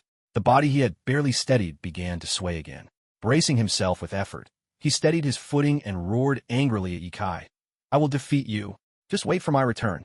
"I'll be waiting any time," Ye Kai replied, his tone calm as he gazed at Bai Yufeng. In that instant, Bai Yufeng felt the world spin around him. He could no longer support his body and collapsed onto the arena floor. 21st challenger, Ye Kai has won the match. Beneath the stage, the elder looked at Ye Kai in astonishment, his voice trembling as he announced the result. At that moment, the entire audience of martial artists was utterly shocked. No one had expected Bai Yufeng, so formidable and nearly invincible just moments before, to be defeated so completely by Ye Kai. A hush fell over the whole Tianmen mountain, but only for a few heartbeats. Suddenly, the crowd erupted like boiling water, shouting wildly. In that instant, Ye Kai's name resounded throughout the entire mountain, echoing between the cliffs. Ye Kai! Ye Kai! Below the stage, Chenjur let out a deep breath, but the bright light in her eyes could not be concealed. She had already suspected Ye Kai's strength was extraordinary, but his current performance far surpassed even her wildest imagination. Compared to him, every other prodigy in the tournament seemed dimmed and lackluster. In this very moment, Ye Kai was the brightest star on the arena, his entire being ablaze with a dazzling radiance that made it hard for any warrior present to look directly at him. Please choose your next opponent. By this point in the competition, there were few adversaries left for Ye Kai to challenge. Yet his ultimate goal was the finals, which meant he would have to face the top 4 young prodigies. Only the strongest opponents can ignite my fighting spirit. Without a trace of hesitation, Ye Kai fixed his gaze on the contestant most favored to win this year's grand tournament, a young genius known as Little Thunder Lord, Zhang Daoling. Sensing Ye Kai's fierce intent, Zhang Daoling lifted his eyes slightly. Yet his heart remained as calm as a placid lake, untroubled by Ye Kai's open challenge. He simply returned Ye Kai's look with serene equanimity. "I choose to challenge the top-ranked contestant, Zhang Daoling." What? The old man, standing below the ring, was utterly stunned by this declaration. He had never expected that, after defeating Bai Yufeng, Ye Kai would dare to challenge Zhang Daoling directly. Among the new generation of martial prodigies, Zhang Daoling was seen as the most formidable and fearsome. In the last Wind and Thunder tournament, he had overcome every obstacle with ease and claimed the championship. What shocked everyone even more was that he hadn't once used the thunder marks on his forehead throughout the entire competition. It was unfathomable how terrifying his strength must be. The martial artists beneath the platform were just as astounded by Ye Kai's bold move. Yes, he had bested Bai Yufeng, but to presume he could defeat Zhang Daoling? In their eyes, that was pure hubris. Zhang Daoling was a mountain peak none of the young warriors had ever managed to climb. Is Ye Kai really this arrogant? He actually dares to challenge Zhang Daoling outright. "I'm going to enjoy watching him crash and burn in a moment," someone scoffed. "Absolutely. I used to think Ye Kai was someone special, but now he's proving he has no sense of self-preservation. I'll bet a whole bag of spicy chips that Zhang Daoling will defeat him in under 30 moves," another chimed in. At this moment, the warriors in the stands hadn't even recovered from the thrilling match they had just witnessed, and already Ye Kai was presenting them with another spectacle. Countless eyes were fixed upon the ring, all eager to witness the champion's prowess firsthand. As for Ye Kai, He was already being relegated to the role of a mere background character in their minds. With a graceful leap, Zhang Daoling landed in the center of the ring. He gazed at Ye Kai in silence before speaking in a calm, placid voice. "You shouldn't have chosen me." A blaze of intensity flared in Ye Kai's eyes, and he smiled slightly. "There's no harm in trying, is there?" "You're quite an interesting one," Zhang Daoling replied. No sooner had the words left his mouth than a thunderous force burst forth from Zhang Daoling's body. The twin lightning scars upon his forehead unfurled slightly, tracing lines of violet light that flickered like living electricity. He stood there like the incarnation of a thunder god. A crackling, electric hum filled the arena. Countless arcs of indescribable purple lightning erupted from within Zhang Daoling, swirling around him in a slow, mesmerizing dance, like catkins drifting on a spring breeze or snowflakes falling in the depths of winter. Yet no one was fooled by the beauty of this purple lightning. Deep within, there lurked a dreadful, chilling power that made all who beheld it shudder with fear. Suddenly, Zhang Daoling flicked his hand forward, and those violet bolts began to whirl madly, merging into a deep purple longsword. Faint lightning marks shimmered around the blade as it shot toward Ye Kai, swift as a thunderclap. In that very instant, the treasured swords carried by countless prodigies below the stage began to tremble uncontrollably. Only by channeling their own energy into the hilts were they able to keep them in check and restore them to stillness. This is the Sword Heart. Who would have thought that the little Thunder Lord, Zhang Daoling, renowned for his mastery of thunder techniques, would also have comprehended it? The Sword Heart is the ultimate pursuit of countless swordsmen, and yet, in this year's Storm Tournament, it appears that everyone is achieving it like it's nothing more than a common cabbage. The warriors in the audience were all stunned by this spectacle. In previous matches, only sword energy could trigger the Sword Heart and induce a resonance with their swords. No one expected that Zhang Daoling would transform thunder into a sword, endowing his lightning forged blade with the power of the Sword Heart as well. It was evident that his command of the Sword Heart had reached a level where he wielded it with complete freedom. It was almost unimaginable how astonishing Zhang Daoling's mastery of the sword had become. The purple lightning sword swept toward Ye Kai with razor-sharp force. Though it seemed to attack from a single direction, the thunderous onslaught converged on Ye Kai from every side, leaving him with no chance to evade. The warriors below the stage held their breath, gazing intently at the arena, each wanting to see how Ye Kai would withstand this strike, a blow imbued with the power of the Sword Heart. Mechanical energy burst. A faint purple glow radiated from Ye Kai's body, and the muscles on his left arm hardened under this surge of power. Wisps of amethyst electricity darted across his form, stirring a furious tide of strength within him. With a low, resonant voice, Ye Kai unleashed an indomitable purple fist force from deep within, clashing headlong against the sword crackling with savage lightning. There was a resounding crash. The purple force of his fist began to crumble under the overwhelming might of the thunder. The power of the lightning kept rising, finally balling together like an explosion of electric energy that shattered Ye Kai's formidable attack in an instant. And it did not lose any of its momentum, rocketing toward Ye Kai so swiftly that he barely managed to gather all the mechanical energy within him, forging it into a shield just in time to withstand the crushing blow of thunder. Among the outstanding youths watching from below, no one's expression changed. Given how both had performed so far, it was clear that Ye Kai was nowhere near Zhang Daoling's level of strength. That he had fallen behind was only to be expected. "Stop holding back. I know you didn't use your full strength in the last match. Show us everything you've got." Zhang Daoling's voice was icy calm, his face so composed that it seemed not even the sky falling would disturb him. "Very well. Watch closely." As soon as Ye Kai finished speaking, the lightning swirling around Zhang Daoling began to whirl and surge out of control, threatening to break free. Only after Zhang Daoling changed his hand seals several times did he finally subdue the rampaging storm of thunder.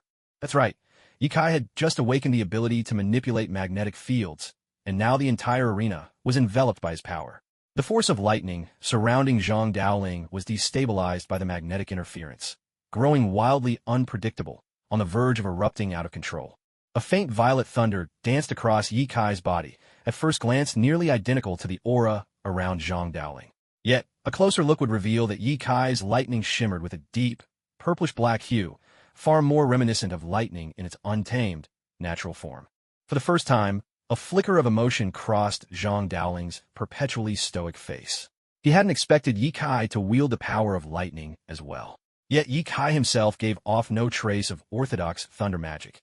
Could this be the work of that mysterious energy from earlier? Just a moment ago, Zhang Daoling had sensed the elemental lightning around him weakening, growing unsteady, so much so that chaos threatened to break loose. If not for his swift reaction, the lightning would have imploded right then and there. I didn't expect you to be able to disrupt my lightning. I must admit, the mystery of your power intrigues me. But now, it's time I use my true strength, Zhang Daoling said coldly, waving away the purple lightning that curled around him. I'll be waiting, Ye Kai replied, his aura surging outward while his expression remained calmly unwavering. Within Zhang Daoling's heart, a ripple of excitement stirred. Ye Kai's move had struck a nerve, propelling him into a heightened state. He felt as if every cell in his body had come alive, and his hands began to tremble ever so slightly. This was no sign of fear, but the thrill of facing a worthy rival, an elation, an eager anticipation coursing through him. A ghostly flicker of violet thunder flashed in Zhang Daoling's eyes. Lightning crackled from every pore of his skin, and with each movement of his hands, a fearsome, electric apparition materialized quietly behind him. The avatar sat cross-legged in a pool of deep violet lightning, its features twisted into a fierce grimace. In its grasp was a thunder tower, eyes closed, a picture of tranquil severity. The thunder pool beneath him was utterly still, as if under his total command, its surface smooth as glass. That's the legendary art of Wudong. The Thunder Lord descends. Isn't that technique reserved for the head of the sect alone?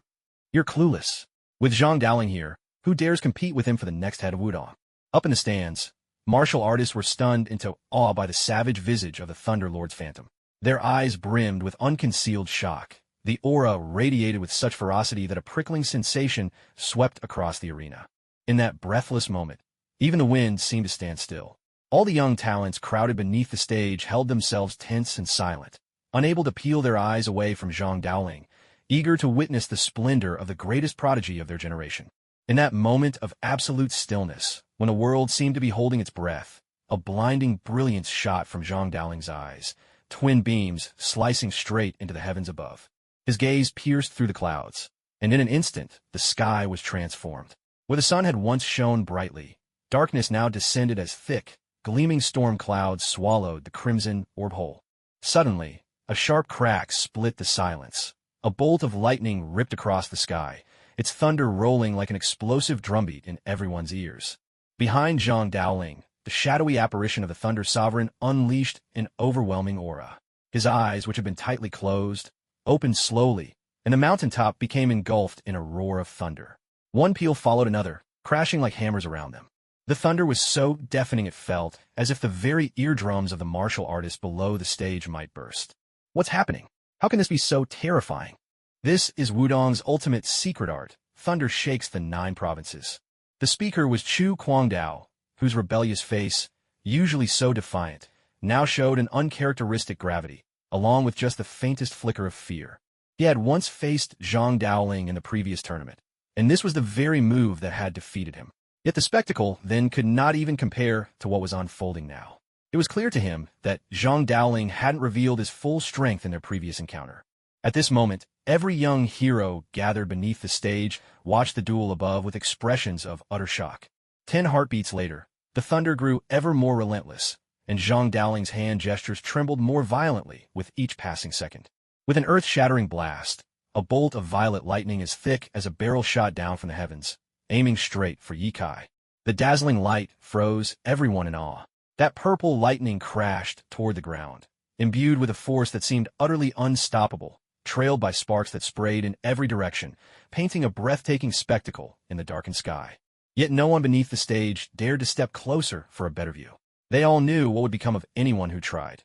The aftershock from that thunder would crush their very bones to dust. Staring up at the violet lightning streaking toward him, Ye Kai's gaze grew intensely focused. In that instant, he unleashed his spiritual power in full, and the magnetic fields around the arena erupted in bursts of crackling sparks. Energy flared in all directions, and above his head, a colossal magnetic storm whirled into existence, sweeping away everything nearby. Even the century-old cold iron lining the arena's edge was crushed to powder by the storm's savage force, and at its core, a faint purplish glow shimmered. Yes, Ye Kai had activated his mechanized energy charge ability, fusing the energy within his body perfectly with the swirling magnetic field. The power he generated was far beyond a simple sum of its parts. It multiplied manifold, becoming a force of unstoppable might. A few breaths later, the mighty, thunderous purple lightning collided with the magnetic energy storm above Ye Kai's head with unfailing precision, setting off a shockwave of astonishing power. The aftershock surged toward the young prodigies surrounding the stage, pulsing with an intense force of lightning, far beyond what any of them could possibly withstand. In the blink of an eye, Lung Chongqing moved. He appeared nimbly at the front of the stage, and with a gentle sweep of his sword, released a bone-chilling cold. At the tip of his blade, the Arctic energy condensed into a streak of white ice. The glint of frost tore through the air, unleashing a barrage of crystalline shards that shot toward the oncoming shockwave. In an instant, countless blocks of ice crowded the air, shattering the force that threatened the onlookers. With the sweep of his sword, Kam returned to the arena as if nothing had happened. The sword heart, at its pinnacle, man and blade as one. The solitary swordsman, Gu Dujian, was captivated by Lung Chongqing's sword aura. He had not anticipated that Lung Chongqing had attained such a realm. In that fleeting moment, his own desire to challenge Lung Chongqing faded like a snuffed candle.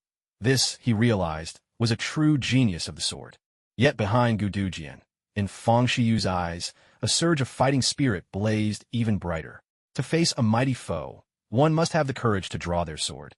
Without that courage, how could one even call oneself a swordsman with any sincerity? Meanwhile, on the stage, the two combatants remained wholly immersed in their duel, paying no heed whatsoever to Lung Chongqing's intervention. The magnetic storm above Ye Kai's head still spun furiously, while that pillar-thick bolt of lightning attempted to pierce his defenses in a single strike. But shockingly, the devastating force of the lightning only surged into the magnetic storm, failing to cause even the slightest ripple. It was simply shredded and devoured by the furious spinning of the tempest. Zhang Daoling sensed things turning dire. Instantly, the true energy within his body began to surge, gathering behind him and feeding into the illusory image of the Lord of Thunder. The vision grew more solid, and a deep purple glow flashed from his eyes, locking onto that vein of violet lightning. With renewed power, the lightning blazed ever brighter in vivid purple, flickering with threads of fiery sparks that sent a chill straight to the bones. In that moment, all the force of the lightning seemed to go berserk, pouring wildly into the spinning magnetic storm above Ye Kai. The tempest began to tremble violently, the surrounding magnetic field losing control, explosions echoing from all sides. Seeing this, Zhang Daoling poured even more frenzied thunder power into the storm. Bit by bit, the magnetic tempest started to collapse, slowly being devoured by the deep violet lightning. A faint smile traced the corner of Zhang Daoling's lips. Just as the violent power of thunder and lightning was about to engulf the core of the magnetic storm, a faint purple light pierced straight into the sky, breaking through the thick, dark clouds. That purple glow caused the surging thunder to freeze for a moment. Fueled by countless bursts of mechanical energy, the magnetic storm spun even more wildly, and within a few heartbeats, it crushed and extinguished all of the lightning's fury. A few wandering bolts of lightning tried to flee, but they simply couldn't break free from the storm's magnetic pull, each one shredded and destroyed in turn. For the first time, a ripple broke across Zhang Daoling's calm as water face. A glimmer of shock and gravity shone in his eyes. He hadn't expected Ye Kai to actually break through his thunder shakes the 9 provinces technique. It seemed he had underestimated his opponent after all. In the audience, the young heroes were utterly enthralled by this intense duel. They had all expected Zhang Daoling to achieve a landslide victory, yet now, Ye Kai had forcibly turned the tide and pulled the match to a draw. Ye Kai's strength was truly beyond imagination. Who do you think will win in the end? Seizing the moment while the two on stage were locked in a stalemate, the master of heart-intense sect, with a broad and knowing smile, posed the question to the elder of the sword tomb of wind and cloud beside him. It was as if he could already see the martial Dao peak beckoning him onward. The elder from the sword tomb of wind and cloud couldn't hide the awe in his eyes. That last collision of power just now, it was on par with the full-strength strike of a consummate blood condensation martial artist. This year's Storm Cloud tournament was proving to be full of unexpected wonders. When he heard the Heart Intent Master's question, he just let out a cold humph and replied, "Don't forget, Zhang Daoling hasn't even used the thunder mark on his forehead yet. I can sense the immense power sealed within those lightning patterns. There's no way Ye Kai could withstand it." The Heart Intent Master's laughter stopped abruptly. He hadn't considered that Zhang Daoling still had cards left to play, and he couldn't help but feel a slight pang of anxiety. Still, he forced a reply. "How do you know Ye Kai doesn't have something hidden up his sleeve as well? The outcome is still up in the air. I firmly believe Ye Kai will be the victor," though even he struggled to sound confident as he said it. The sword tomb, Elder saw no reason to bicker further. He fixed his gaze back on the tense and ferocious duel on the stage. Even Lung Chongqing's eyes flickered with a sharp gleam as he stared intently at the arena, a hint of a smile at the corner of his mouth as he murmured, "This match is getting more and more interesting." Yet again, the two combatants had fought each other to a draw. "To push me this far, you may lose, but you can still be proud," Zhang Daoling said coldly, his hand gently brushing the thunder mark on his forehead. But under that icy tone, his fighting spirit burned unmistakably bright. "It's never wise to tempt fate with big talk. Sooner or later, you'll pay for it," Ye Kai replied with a faint smile, his words calm but laced with a quiet confidence. Zhang Daoling didn't quite understand the modern nuances in Ye Kai's words, but he knew what it meant to be put in one's place. A fiery light glinted in his eyes. By now, the calm, placid state of his heart had become tinged with a trace of anxiety. He admitted that Ye Kai was the strongest opponent he had faced in this year's Grand Tournament of Heroes. Still, he possessed absolute confidence that he would emerge victorious in the end, not for any other reason, but simply because his name was Zhang Daoling. At this very moment, a stormy aura of thunder and lightning surged from Zhang Daoling's body, radiating across the entire arena. Centered on him, the power of thunder permeated the land for miles around, saturating the atmosphere with electric energy. He was finally about to unveil his ultimate technique, the descent of the Thunder Mark. Since childhood, the Thunder Marks had accompanied him, allowing him to master the thunder arts of Wudong with astonishing speed. Skills that took others years to master, he achieved in only a matter of months. Moreover, as he grew older, the power bestowed by those twin Thunder Marks only grew stronger. Yet every time he called upon their strength, his body suffered. The best physicians from across the martial world gathered at Wudong to treat him, but all were left helpless. In the end, it was the head of Wudong who used his own inner power to seal the Thunder Marks upon Zhang Daoling's forehead, halting the decline of his body and strictly forbidding him to ever use their power again. But now, he was determined to unleash the might of the Thunder Marks to defeat Ye Kai. This was not for the hollow fame of being champion. It was a battle for his own dignity, one he had to win. Around Zhang Daoling, the electric field swelled and churned with frantic energy, each surge imbued with boundless power. As the aura grew ever denser, bolts of lightning converged, coalescing into a pillar of dazzling light that pierced the clouds above. The pillar continued to draw in the lightning power from the air, growing stronger and larger until it swelled into a glowing mass several meters across. This storm cloud of energy slowly poured into Zhang Daoling's forehead. At that moment, Zhang Daoling began to levitate, suspended midair as he welcomed the baptism of countless bolts of lightning. In this instant, he became the incarnation of the Thunder Lord himself. Every flash and crackle of lightning across the land obeyed his will. He hovered amid seething pools of thunder, where few martial artists would dare set foot. To be struck by a single bolt of that violet lightning would, at best, shatter one's meridians, and at worst, leave only bones charred and broken beneath its might. Ye Kai watched all this in silence, his expression unreadable. He merely observed quietly, making no move at all. Beneath the stage, the young heroes gazed on, awestruck. Now, with the overwhelming force of countless bolts of lightning flooding Zhang Daoling's body, his aura became almost tangible in intensity. It had already surpassed the oppressive might of a martial artist at the peak of the blood condensation realm, falling just a fraction short of the legendary perfection stage. Chun Zhe furrowed her brows slightly, her gaze filled with surprise as she looked at Ye Kai standing on the stage. Confronted with a force that seemed almost suffocating in its hopelessness, Ye Kai's utter lack of response was uncanny. His calmness simply felt unnatural.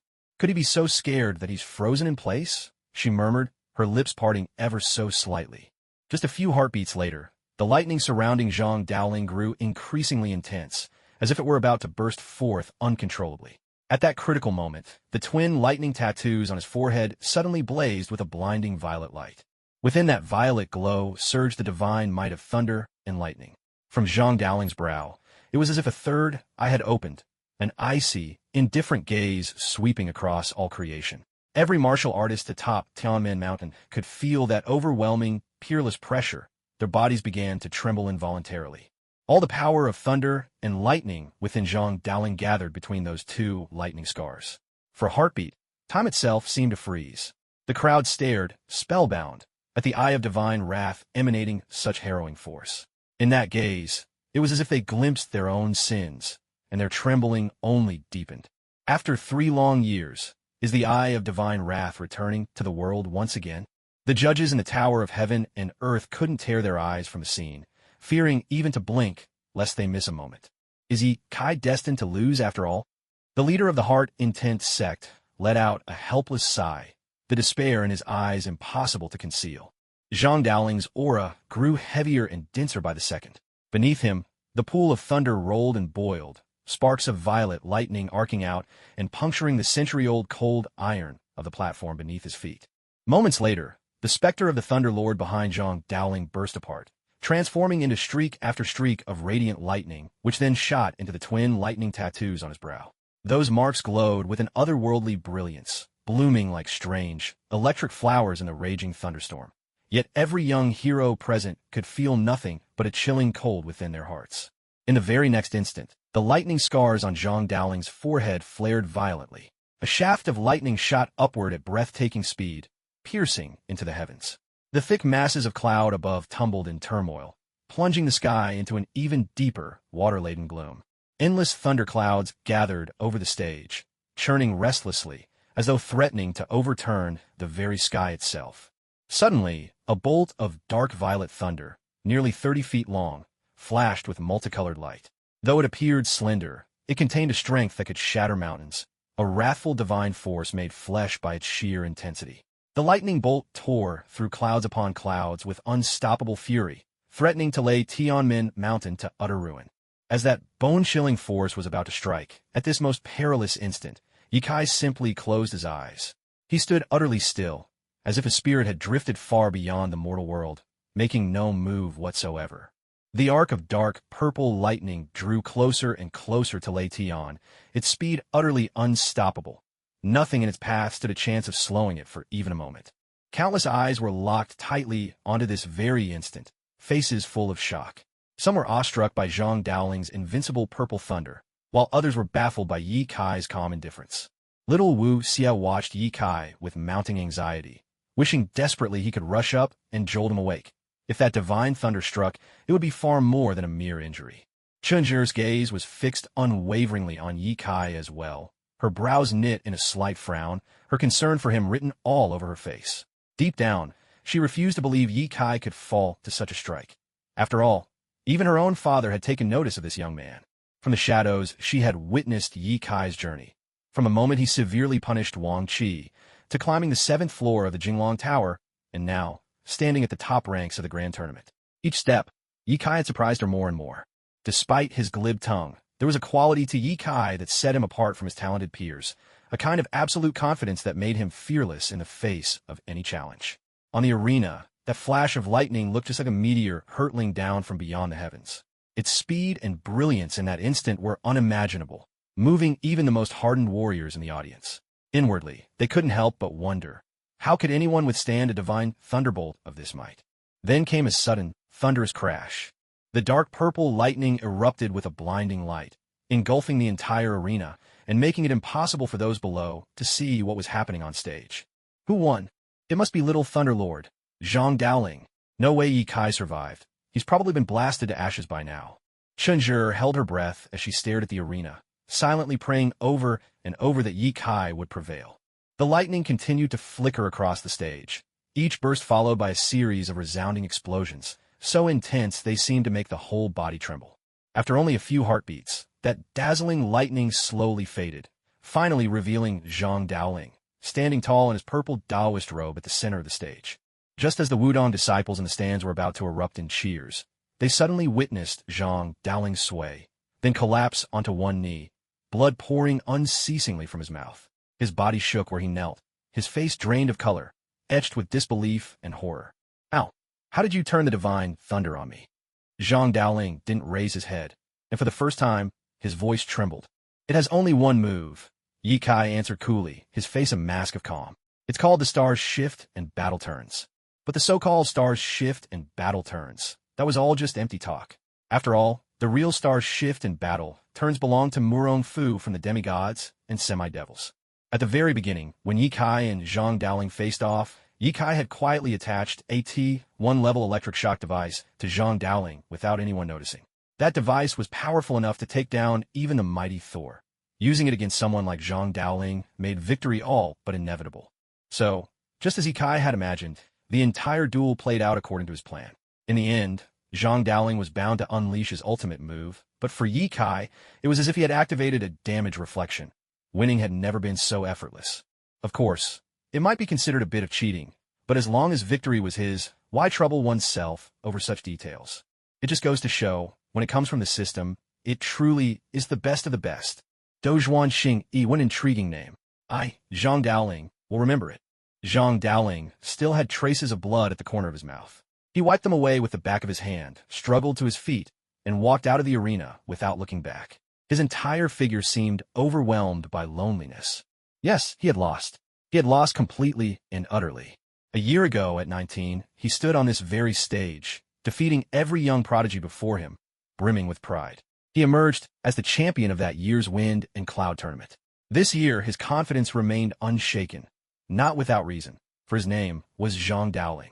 For countless young talents, just hearing his name was enough to give them pause. None dared unsheath their swords against him. But now, he had lost to someone even younger and more unassuming than himself. Perhaps this is the way of the martial world. There is never an absolute number one. No matter how high you rise, someone will surpass you, and one day, you must step off the stage. What?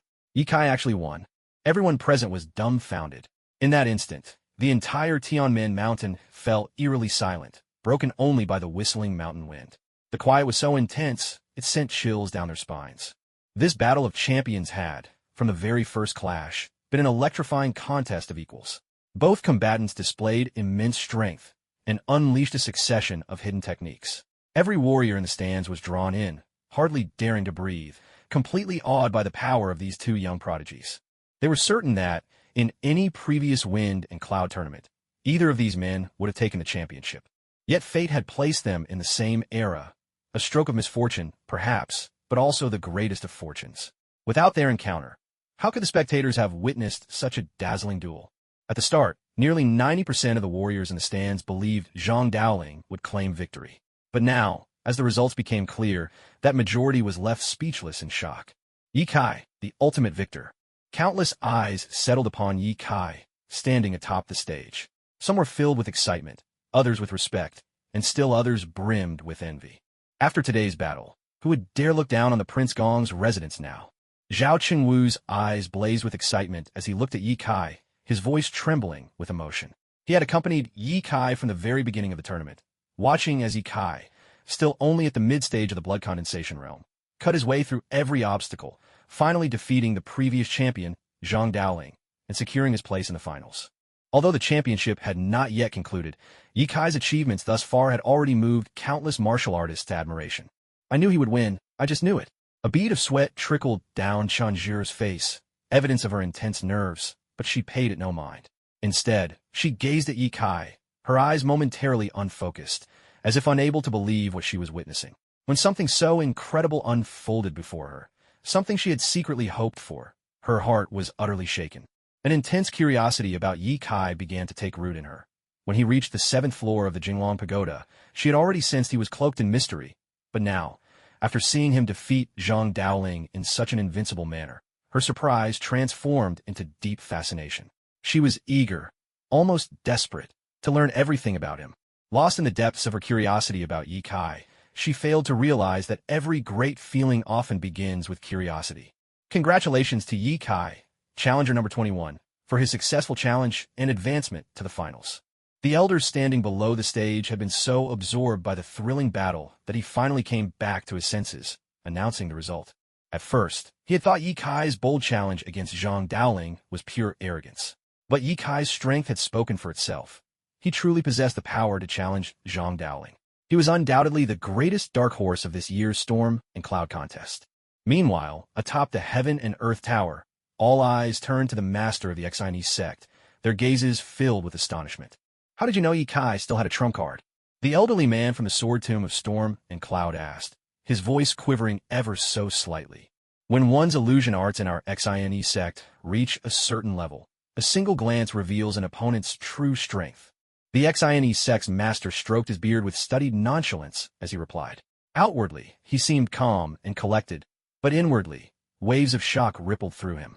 He had no idea Yi Kai still had a hidden card left to overturn the situation. Those earlier words were just something he said to suit the moment. Now that everyone believed him, he couldn't help feeling rather proud of his acting skills, and a faint smile crept onto his lips at the thought. With Ye Kai's victory over Zhang Daoling, he claimed the top spot in the rankings, replacing the former champion. As long as he maintained his position and didn't fall to 5th place in the next round, he would be guaranteed a steady advance to the finals. Of course, after Ye Kai defeated Zhang Daoling with absolute strength, no one else dared to challenge him, for who would willingly bring humiliation upon themselves? Ye Kai slowly stepped down from the arena. Every martial artist present watched him in awe, as if they were witnessing the birth of a new legend. Little Wu Xie rushed over and threw his arms around Ye Kai, tears of excitement welling up in the corners of his eyes. Ye Kai gently touched his head and said kindly, "See, I'm perfectly fine. Your brother Yi is no pushover. If anyone ever bullies you in the future, just mention my name." Hearing this, little Wu Xie couldn't help but burst into laughter. With his current level of illusions, who would even dare bully him? As long as he didn't pick on others, he was already grateful enough. Chen Jier's favorability towards you has increased by 40. Current favorability, 30, originally -10. Just then, a system notification rang in Ye Kai's mind, prompting him to turn and look at Chen Jier. At that instant, their gazes locked, and sparks seemed to fly between them. Chen Jier, noticing that Ye Kai was looking her way, quickly shifted her eyes elsewhere, but the faint blush on her cheeks betrayed her true feelings. Could it be that this woman's been captivated by my dashing figure on the stage just now? Ah, what a troublesome charm I possess. Ye Kai sighed to himself. After the stunning duel from earlier, the following matches felt dull by comparison. Each fight pitted rising stars against those ranked just above them, but with no real hope of reaching the finals. Only the chance to climb a little higher in the standings. Finally, after 4 or 5 rounds of such routine challenges, an enticing battle emerged. Standing in the arena now were 2 similarly imposing figures. Waves of powerful sword intent surged from them, and their sharp gazes met in midair, brimming with a mutual edge. "Fang Shiyu, I've long awaited the chance to cross swords with you," Lonely Sword said, gently stroking his weapon as he addressed Fang Shiyu in an unhurried tone. "My swordsmanship knows no equal," Fang Shiyu replied, his face utterly composed, with just a hint of pride and serenity flickering in his eyes. "Arrogant, are you? Let's see your sword." No sooner had the words left his mouth than a piercing whistling sound tore through the air. Lonely Sword's blade flashed, striking swiftly at Fang Shiyu's eyes, its tip radiating a chillingly lethal aura. Though the sword had yet to reach its mark, a formless current of sword energy shot forth, splitting the air with a fearsome noise as it barreled toward Fang Shiyu. A sharp glint flashed in Fang Shiyu's eyes. His azure sword, no one could say when it appeared in his hand, met the invisible blade with a precise clash of light, sending a spectacular shower of sparks into the air. "If this is all you've got, I'll be sorely disappointed." Fang Shiyu slung his sword across his back and spoke coolly to Lonely Sword. "Such arrogant words. I'll give you a real taste of my strength." The sword in Lonely Sword's hand began to tremble rapidly, blurring into a sweep of shadows. In just a few heartbeats, those sword shadows filled the entire arena. Every inch of air glittered with their brilliance. A torrent of sword images surged toward Fang Shiyu, so densely packed that there was nowhere to dodge. Within this storm, reality and illusion twisted together, weaving a maze that confounded the senses and left no chance for clear judgment. "Tricks for the amateurs," Fang Shiyu said coldly, his expression as calm as ever as he stared at the flurry of blades. Then, with a single thrust, he unleashed an invisible wave of sword energy. Compared to the churning mass of sword shadows, that ethereal stroke seemed feeble, but the force it carried was undeniable. Suddenly, that sword energy erupted in a dazzling flash, striking through Lonely Sword's swirling storm, unraveling the torrent into chaos. Sword shadows veered aside, scattering harmlessly to either side of Fang Shiyu. Without pause, Fang Shiyu's figure blurred, and in a blink he appeared 5 inches from Lonely Sword. The blade in his hand shimmered with a cool blue brilliance. Another surge of turquoise sword energy shot forth, multiplying into a series of afterimages, each one driving mercilessly toward Lonely Sword. Lonely Sword reacted in haste, his eyes narrowing to see faint lines of insight. Every detail of Fang Shiyu's stance unfolded in his mind. With a deft flick, he countered, his sword glinting as it found the crux of Fang Shiyu's assault. Like striking a snake at its weak point, the flurry of sword images vanished instantly. Only 2 sharp streams of sword energy remained, colliding in midair. A moment later, with an explosive crack, those energies burst apart, sending a powerful shockwave rolling through the arena. Below the stage, martial artists had to summon their own inner strength to withstand the blast, barely managing to stay upright. Against the reverberating boom, the two sword masters leaped backwards, landing 10 paces apart. They eyed each other through the trembling air, their swords humming with anticipation, and the sword energy around them thickened with every breath. A hush fell over the crowd. Their swordsmanship has truly reached the pinnacle. Every invisible stroke contains a sword intent so chilling it makes your hair stand on end. I get the feeling they're only testing each other for now. Neither has shown their trump card. But even that last shockwave just now nearly overwhelmed us. This really is a duel between the best. The young heroes in the audience trembled subconsciously, while the seasoned martial artists on the dais watched in growing excitement. This was the clash of the two mightiest swordsmen. The anticipation in the air was electric. Breaking sword technique. A sharp glint flashed in Solitary Sword's eyes, and the sword in his hand began to tremble madly. Countless waves of sword intent surged from his body, coalescing behind him into the shape of a gigantic sword. That colossal sword was mottled with rust, its appearance ancient and battered. Yet no one dared underestimate it, for the oppressive force it radiated made even the swords of the spectating swordsmen below quiver in their sheaths. A heavy sword without an edge, the greatest artistry lies in apparent clumsiness. The aura surged forth like a tidal wave, threatening to shatter the sky above and rend the earth below, pressing down on Fang Xiu with an unmatched, overwhelming force. From the great sword energy swept out in intersecting, savage arcs, wild and unrestrained, causing even the century-old cold iron composing the arena to shudder.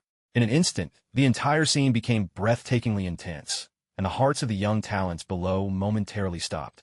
So, this is the broken sword technique of Myriad Sword's manner? In his day, the solitary sword demon wielded this very heavy sword, cutting down adversaries across the land, defeating every hero, unconquered and unrivaled, until at last he had no worthy foe and vanished into seclusion, making his art his only companion. Alas, a lifetime spent seeking a single worthy rival, but never finding one. An elder from Sword Tomb in the Tower of Heaven and Earth could not help but cry out in awe. And what connection does that heavy sword have to the legend? The head of the Heart Intent sect asked with suspicion. That great sword is no ordinary blade.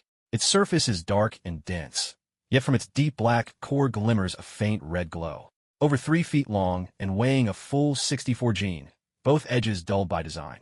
Yet one swing can cleave mountains and part rivers, bring ruin to all. Who would have thought that at just 20 years old, Solitary Sword could comprehend the third realm of the broken sword technique? A true genius of the sword. That surging sword intent crashed down with unstoppable force, erupting into a blinding flash of light, leaving the young heroes below wide-eyed and speechless. No one could survive that. Fang Xiu is finished. This thought echoed in the minds of every prodigy watching below. The disciples of Myriad Sword's manner burst into cheers. Their manner truly reigned supreme in the art of the sword, and Solitary Sword was now the greatest sword master of his generation. If the Solitary Sword demon himself unleashed such a strike, even I could not withstand it. But from you, you still lack what it takes to defeat me. Fang Xiu gazed coldly at the incoming, all-crushing heavy sword and replied calmly. The moment he spoke, a green brilliance erupted from the sword in his hand. That dazzling light soared across the sky in a manner unseen before, and in that instant, Fang Xiu's entire being seemed to merge with the blade, his body brimming with an endless, sharp sword intent. Below, the swords in the hands of the other swordsmen could no longer bear it. There were sharp cracks, and one after another they snapped in two. That pure azure sword light drew forth countless intersecting forces in the air, weaving them into a massive net of sword energy, which surged forth to meet the unstoppable great sword head-on. In an instant, the heavy sword behind Gudu Jian began to break, inch by inch, under the relentless assault of the great net, until it was finally crushed to powder. What is this? A look of utter shock flashed across Gudu Jian's eyes. As if suddenly recalling something, he shouted in terror. This is the unity of man and sword. Yes, this is true unity between sword and master. To a true swordsman, it is not their level of cultivation that brings them pride, but the realm they have achieved in the way of the sword. Comprehending the heart of the sword is merely the first hurdle for any swordsman, while the state of unity between sword and self is the ultimate aspiration for all in pursuit of the sword. Grasping the essence of the sword's heart may take 5 years, or even a decade, but reaching the realm of oneness with the blade requires something beyond time. It depends on the swordsman's own insight.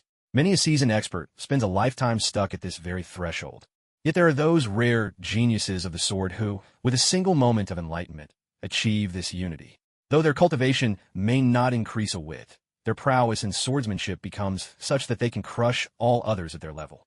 Such is the importance of the sword's true realm. Gudu Jian never imagined that Fang Shiyu, someone even younger than him, had already reached this unity of man and sword.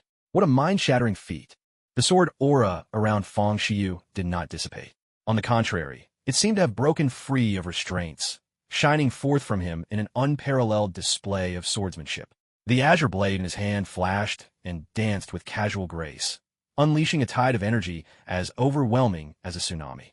That sword intent surged forth, transforming into a dragon that darted straight for Gudu Jian. All Gudu Jian could do was desperately parry. But as the sword aura grew in force, dozens of dragons roared down upon him, each strike battering his blade and rending cracks deep into it. Within moments, the shock reverberating through his hands tore open the skin at the base of his thumb, trickling blood down his palm. With a crash, his sword was blasted from his grip. The next wave of sword force struck him and sent him flying from the stage. Fifth-ranked Gudu Jian's challenge has failed. Fang Shiyu is victorious. Below the stage, the elder's voice rang out, trembling with awe as he announced the results. The unity of man and sword. That realm is distant and elusive. Yet Fang Shiyu has mastered it at only 20. His affinity with the way of the sword is truly exceptional. He cannot help but mutter in disbelief. A loss to a swordsman who has realized unity with his blade. There is no shame in that. Gudu Jian struggled to his feet, feeling the last shards of his pride slowly crushed by this duel. Only now did he realize just how arrogant he had been. Slowly composing himself, Gudu Jian turned to Fang Shiyu and said, "1 year from now, shall we meet again for another match?" A hint of a smile flickered across Fang Shiyu's cold expression as he spoke. "A year from now, right here, I want to see if you can surpass me." All the martial artists beneath the stage were moved by this swordsmanship pact between the two. Their unwavering dedication to the way of the sword was clearly a key reason behind their remarkable prowess. What a prodigy this Fang Shiyu is! To have grasped the unity of man and sword at just 20. That's 2 years ahead of Lung Changqing, the reigning #1 swordsman. If anyone calls him the leading swordsman of the new generation, who could disagree? On the rooftop of the Tiandi Pavilion, the master of the Cine sect watched the duel, his blood racing with excitement. He couldn't help but exclaim in admiration. Absolutely, and nobody seems to know which faction he's from. His name was unheard of in the martial world till now. He must be a disciple of some reclusive sect among the martial stars. His mastery of swordsmanship is truly terrifying. An elder from the Fengyun sword tomb responded, eyes wide and barely contained astonishment. Even Lung Changqing, standing atop the Tiandi Pavilion, was taken aback by that last strike. The sword on his back vibrated ceaselessly, as if eager to leap forth and contend with Fang Shiyu. Pressing his restless sword to stillness, Lung Changqing spoke with cool composure. Let him grow a few more years. For now, he's not yet worthy of making me draw my blade. Below the platform, Gudu Jian nodded deeply, his face returning to tranquility. In that instant, he felt a subtle shift in his own state of mind. Everything around him began to blur. His eyes involuntarily closed as a wondrous aura radiated from his entire being, making him appear almost transcendent, standing still and motionless where he was. This is the epiphany state. Remarkable. Though Gudu Jian lost the duel, his inner devotion to the sword has only grown stronger. This year's grand tournament is truly the most spectacular yet. An elder at the edge of the platform looked on, speaking softly as he watched Gudu Jian. At this moment, all the martial talents under the stage took notice of the scene. In a rare show of understanding, everyone waited silently, careful not to break Gudu Jian's moment of insight. A true epiphany is a rare chance, perhaps coming only a handful of times in a martial artist's life, and anyone who dare interrupt would find themselves an instant enemy. Slowly, streams of sword energy flowed from his body, swirling around him in elegant motions, like a flurry of snowflakes. The sword chi spun ever faster until, in a heartbeat, it condensed into a milky white sword image, brimming with a razor-sharp intent that made the surrounding warriors' eyes sting with pain. The swords hanging at their waists could not withstand such formidable sword intent and began to resonate softly in response. The milky white sword aura circled in the air before dissolving into wisps of white mist that drifted back into Gudu Jian's body, with several strands lingering and dispersing into the air. They couldn't help but notice that the very air around them seemed to grow richer with energy, A gentle warmth spread through their bodies, filling them with a newfound vigor. At that moment, Dugu Jian slowly opened his eyes. There was a sharp and imposing sword intent in his gaze, so intense it made others avert their eyes. He cupped his hands in respect toward Fang Shiyu, then turned and strode away. From this experience, his understanding of the way of the sword had advanced yet another step. While he had not yet reached the realm where man and sword became one, he could sense with certainty that, within 3 months, he would attain that very state. As this battle drew to a close, the hearts of the young heroes below the stage were left in restless turmoil.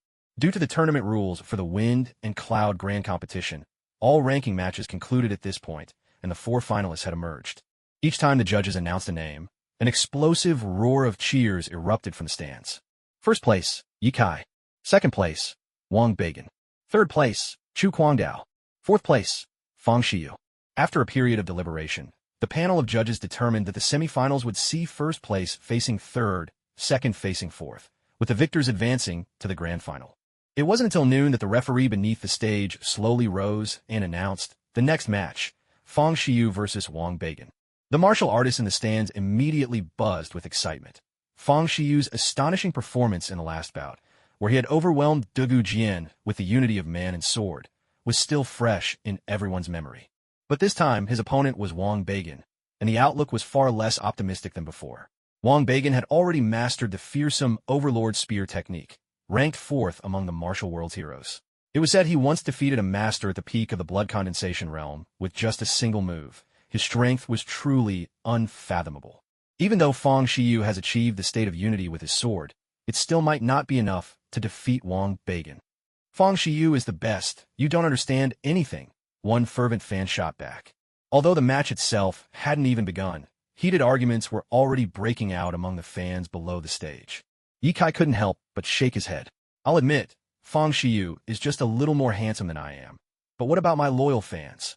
He firmly believed Fang Shiyu would emerge victorious in this match, for the final showdown was destined to be between the two of them, the transmigrator and the chosen son of this world, the very confrontation so many people were eager to witness.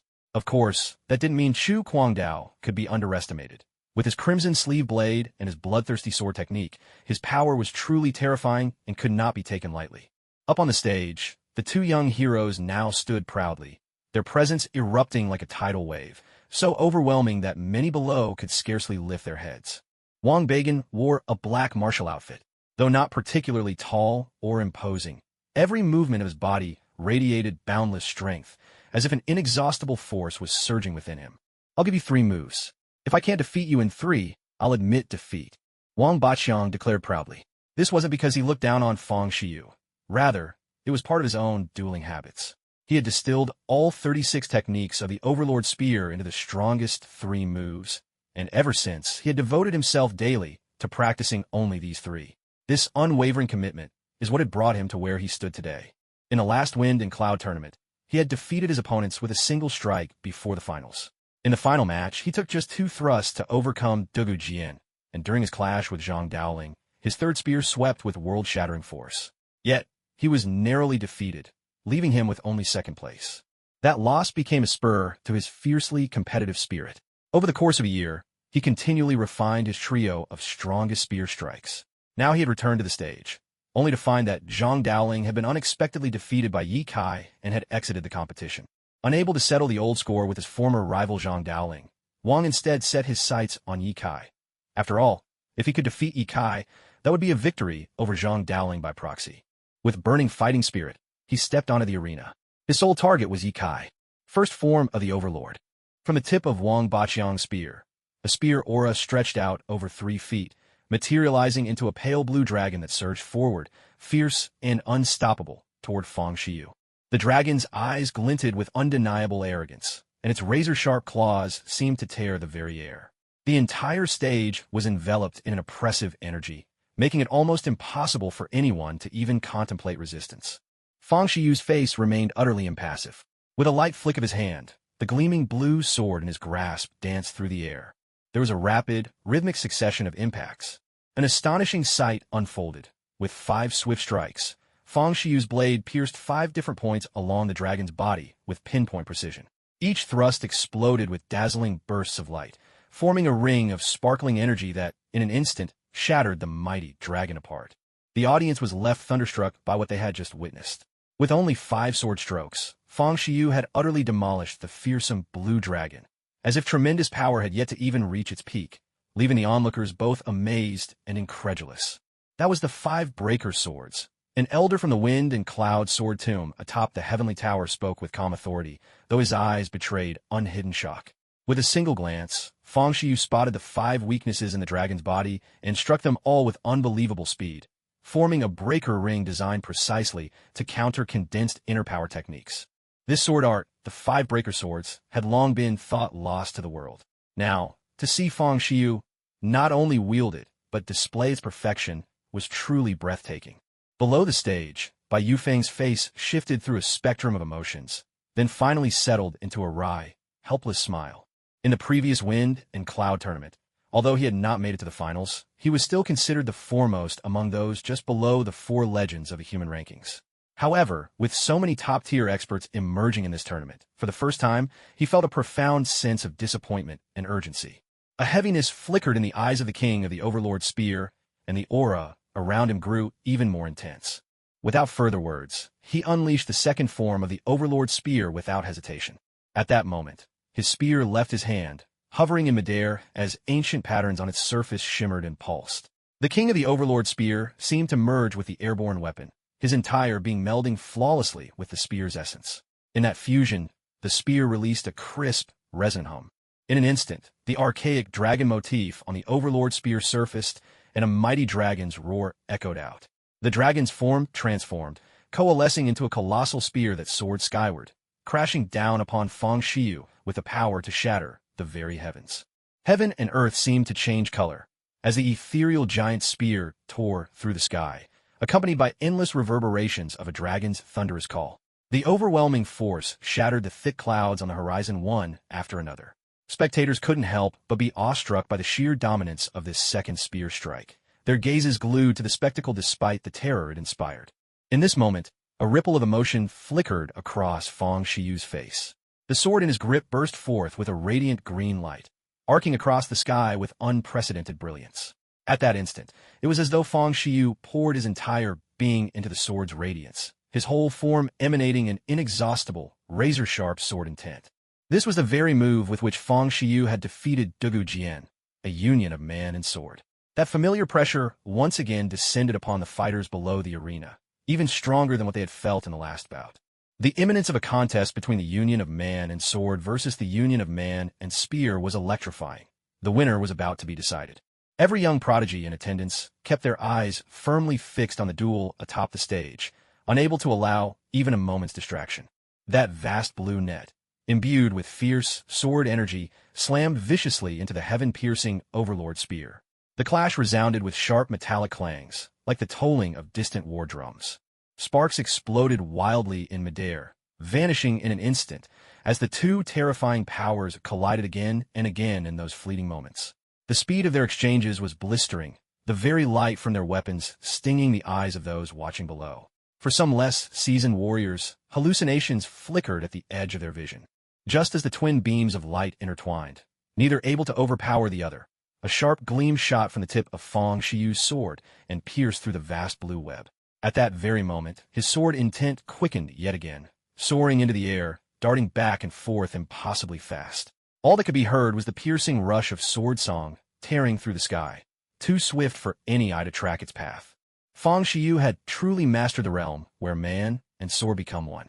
This mastery was not only evident in the formidable power of his strikes, but also in his profound understanding of the sword Dao and his seamless control of sword energy. Take his recent attack as an example. It sent shivers down the spines of countless swordsmen below the stage, leaving them with a deep sense of inadequacy and awe. So this is the perfection of a unity between man and sword? Who could possibly withstand such an overwhelming force?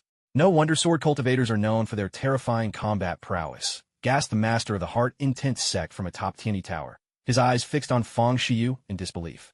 The path of the sword is as arduous as climbing to heaven, sighed an elder from Wind and Cloud Sword Tomb, unable to conceal his admiration as he watched the spectacular duel unfolding in the arena. Though the sword was the most commonly wielded weapon in the martial world, truly mastering it required exceptional intuition and unwavering will for the sword Dao.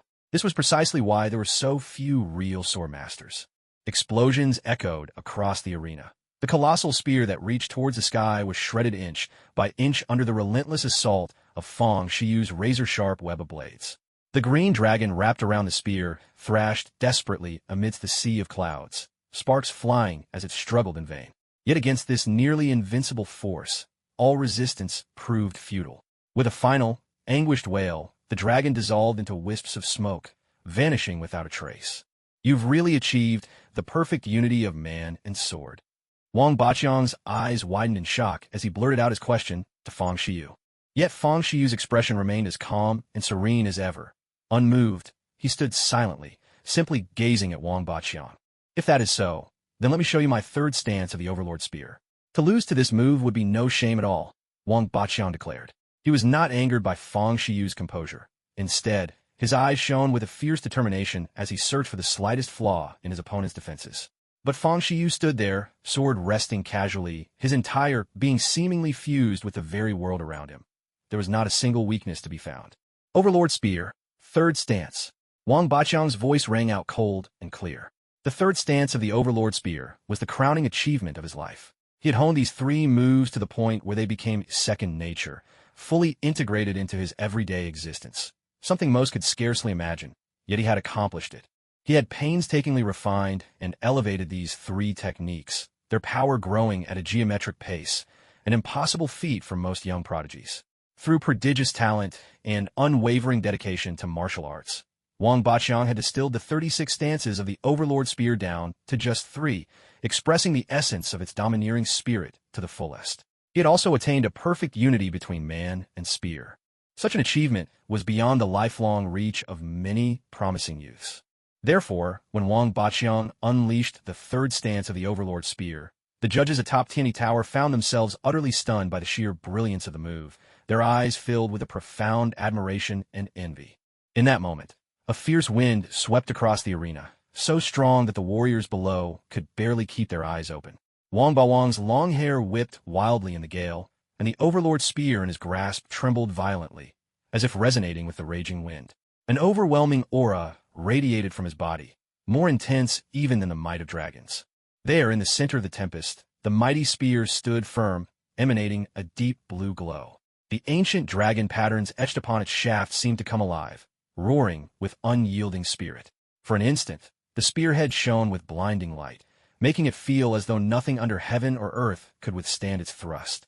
As the spear moved, a wave of chilling, bone-deep power surged toward Fang Shiyu.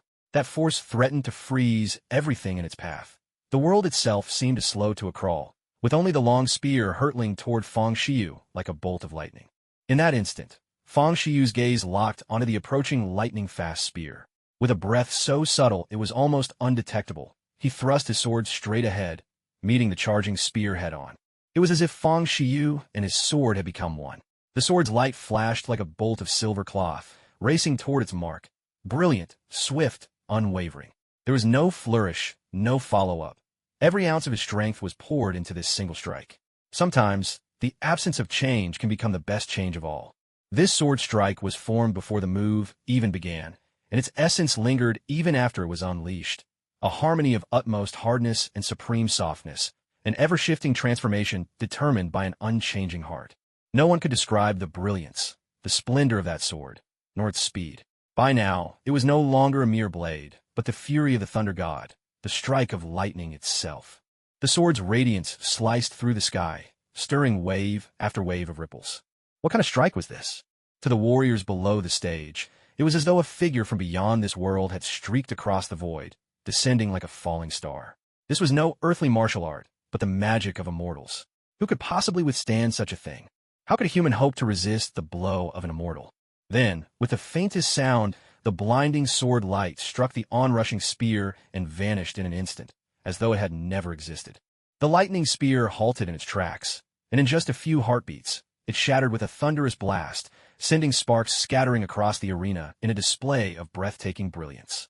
All the young heroes below the stage held their breath, watching as the last sparks faded away. Fang Shiyu's face had turned deathly pale, and his sword hand trembled uncontrollably, a clear sign that the sword strike had consumed every last ounce of his inner strength.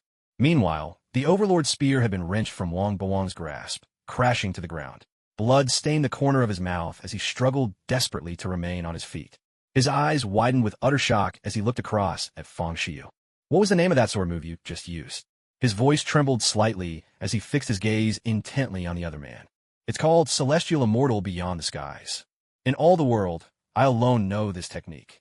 Fang Xiyu slowly sheathed his sword behind his back, not even casting a glance at Wang Baqiang, who was still frozen in place, and stepped off the stage without looking back. Celestial Immortal Beyond the Skies? Isn't that Yi Guqing's ultimate technique? How on earth did Fang Xiyu learn it? This doesn't make any sense. Weren't they supposed to be in a low martial world? That sword strike was nearly on par with actual immortal spells. Below the stage, Ye Kai was utterly stunned by that one line. Curse this system. If Celestial Immortal Beyond the Skies is already showing up, what's next? Will someone unleash the 18 dragon-subduing palms too? Sure, they said when entering this world the difficulty would be increased by 200%. But this is nothing like the Fang Xiyu universe I imagined. A perfectly good external arts master has been forcibly recast as a sword master. Fine, so be it. And just now, what was that lightning summoning all about?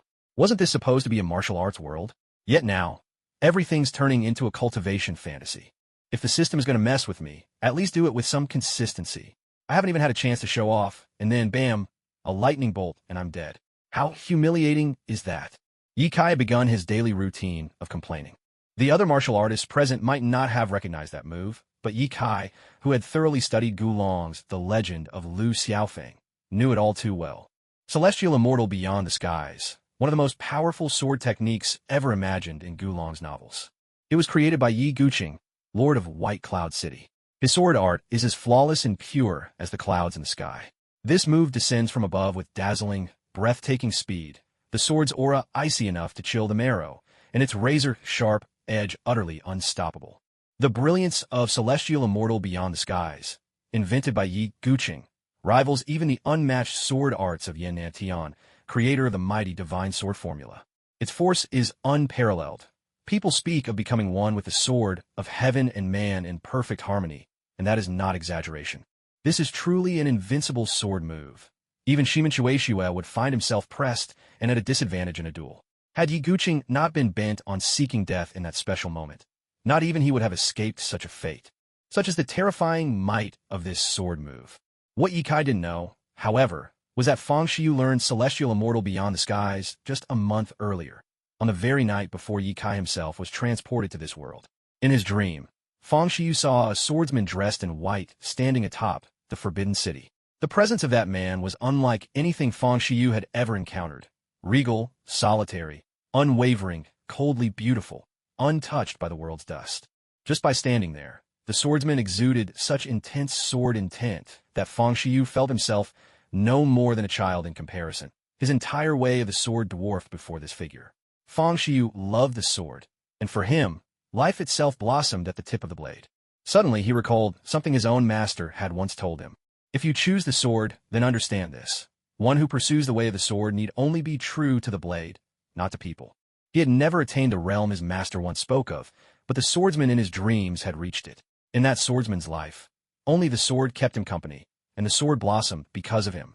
Suddenly, he swung his sword, and a radiant arc slashed across the air, swift and startling as a flash of lightning, as magnificent as a rainbow stretching across the sky. This fluid and unrestrained style was precisely the ultimate realm of swordsmanship he had always pursued, a technique worthy of being called peerless under heaven. Yet, the swordsman across from him showed no awe in the face of this matchless sword technique. He simply waited in silent calm, patiently seeking the perfect moment to draw his own sword. His mind was utterly transfixed by that sword move, yet the impression lasted only an instant. Before he could see how the other swordsman would counter the peerless technique, the entire dream world collapsed, leaving only a cold, distant voice echoing in his mind. A sword from the west, immortal beyond the heavens. Ever since that night, that unrivaled stroke would surface in his mind again and again. Fang Xiyu had always considered his own comprehension of swordsmanship to be profound, but faced with that seemingly immortal move, he found himself utterly incapable of unraveling its mystery. He could only imitate the outward form, unable to capture even a hint of its immortal essence. Nevertheless, even the slightest touch of that beyond the heavens feeling transformed Fang Xiyu's swordsmanship entirely, leading to a rebirth of his skills. He achieved the great unity of man and sword, a level of mastery in perfect harmony. When he unleashed that technique, even his master was astounded, as if witnessing a power beyond the reach of mortals, a stroke that belonged only to legendary immortals. He had performed this move only twice in his life, once before his master, and now, here and now. Some deep sense told him that the white-robed swordsman was aware of him, but because his own abilities were still too weak, he was not even deemed worthy of notice. Afterwards, Fang Xiu silently vowed that no matter what hardships he faced, he would find that man and ask to become his disciple. Thinking of the white-robed swordsman, Fang Xiu couldn't help but smile and shake his head, leaping gracefully down from the stage. This year's Fengyan tournament is full of surprises. There's so much potential for the unexpected. Someone sighed from below the stage. Absolutely. Of the top 4 from last year, only Chu Guangdao remains. Now, facing the unpredictable Yi Kai, his chances don't look good at all. Before the tournament began, everyone assumed Zhang Daoling would be champion, but out of nowhere Yi Kai appeared, and Zhang Daoling defeated him with that storm-like burst of power. That should mean Yi Kai has a great chance of winning the championship now. But who would have expected another sword master, Fang Xiu, to defeat Wang Ba Spear, the runner-up of the last Storm and Cloud tournament, with a single strike? That move, named Celestial Descent, truly lived up to its name. With a sword like that, imbued with immortal spirit, how could mere mortals like us ever hope to withstand it? It seems the champion of this Storm and Cloud tournament remains uncertain after all. A talented onlooker nearby spoke with a hint of resignation. At this moment, it wasn't just those below the stage who felt swept up by the drama. Even the judges, standing atop the Tower of Heaven and Earth, experienced the same roller coaster ride of emotions. Just as everyone thought Zhang Daoling was invincible, he was unexpectedly defeated by the dark horse, Yi Kai. And while all eyes were set on Wang Ba Spear to make it into the finals, he, too, fell, beaten by the swordsmanship prodigy, Fang Xiu. The new generation always overtakes the old. I suspect the martial world of tomorrow will be more thrilling than ever. The head of the XNE sect, standing atop the Tower of Heaven and Earth, let out a wistful sigh. I think we're growing old, mused another judge on the tower, echoing the sentiment of many. Though the cruel and unforgiving nature of the martial world loomed large, a subtle surge of excitement crept into their hearts. What joy could there be in a stagnant world? The presence of heroes clashing, champions contending for the crown. This was precisely what everyone wished to witness. And, as spectators, savoring tea, sipping on wine, exchanging philosophies as they debated who among the young heroes was strongest. Wasn't this one of life's great pleasures? Meanwhile, perched atop the tower, Lung Chongqing, a solitary figure, stood with his eyes closed, allowing the biting mountain winds to toss his hair into wild disorder. Over and over, his mind replayed Fang Xiu's sword strike. The blades flash, splitting the dark like a bolt of lightning, arching across the sky like a rainbow bridging sun and horizon, while the ethereal form of an immortal flickered in and out of existence beyond the void. Wasn't this extraordinary stroke the ultimate realm of swordsmanship he had so painstakingly chased his whole life? For the first time in ages, a look of astonishment broke through his perpetually stoic expression. With eyes ablaze, he stared at Fang Xiu below the stage. He knew that such a sword technique could not have originated with Fang Xiu himself. He was desperate to discover the true creator of the move, for only that figure would be worthy of facing Lung Chongqing's own sword. If not for the tournament's continued proceedings and the important responsibilities entrusted to him by Chief Chun, he would have descended right that moment to question Fang Xiu. But for now, he suppressed his burning curiosity, telling himself there would be time enough for answers once the Storm and Cloud tournament concluded. Beneath the stage, Chu Guangdao clenched his fists so tightly that his knuckles popped. A flush of anger rose on his handsome face. When had he ever been so thoroughly overlooked? Quietly, he swore to himself. In the next bout, he would defeat Yi Kai and let everyone know that he, Chu Guangdao, was truly the strongest among the young talents of this generation. Victory to Fang Xiu. It was a long while before the old man, beneath the stage, finally announced the result of the match. In his mind, the memory of that single sword light lingered on and on. As a swordsman himself, he knew well what that moment represented. It was an extraordinary comprehension of the way of the sword, the pinnacle that countless swordsmen earnestly pursued, yet none had ever reached. Even Lung Chongqing, acclaimed as the greatest swordsman under the heavens, had long hovered at the threshold of that realm, endlessly searching for a way to cross over, but to no avail. Yet now, within that single stroke from Fang Xiu, he tasted a strange kind of familiarity. Yes, it was the flavor of the sword's highest peak. Though faint, that feeling was unmistakable. But now he no longer had the courage to step past that threshold. All he could do was turn his gaze to the new generation of young swordsmen, hoping that one among them might fulfill the longing he could not, to stand atop the summit of swordsmanship and witness those rarefied sights on their behalf.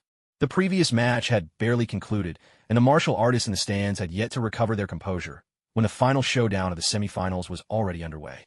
Ye Kai and Chu Kwangdao stood opposite each other on the stage, hands behind their backs, bodies brimming with potent energy. Invisible surges radiated between them, colliding in the air and erupting into dazzling bursts of light that scattered over the arena. A gentle breeze brushed past, refreshing and cool. Suddenly, a flicker crossed Ye Kai's vision. Chu Kwangdao had made his move.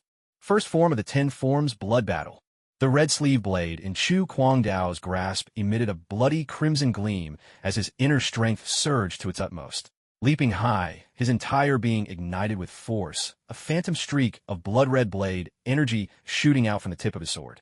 That bloody radiance drew in energy from all around as it surged forward, extending ever longer.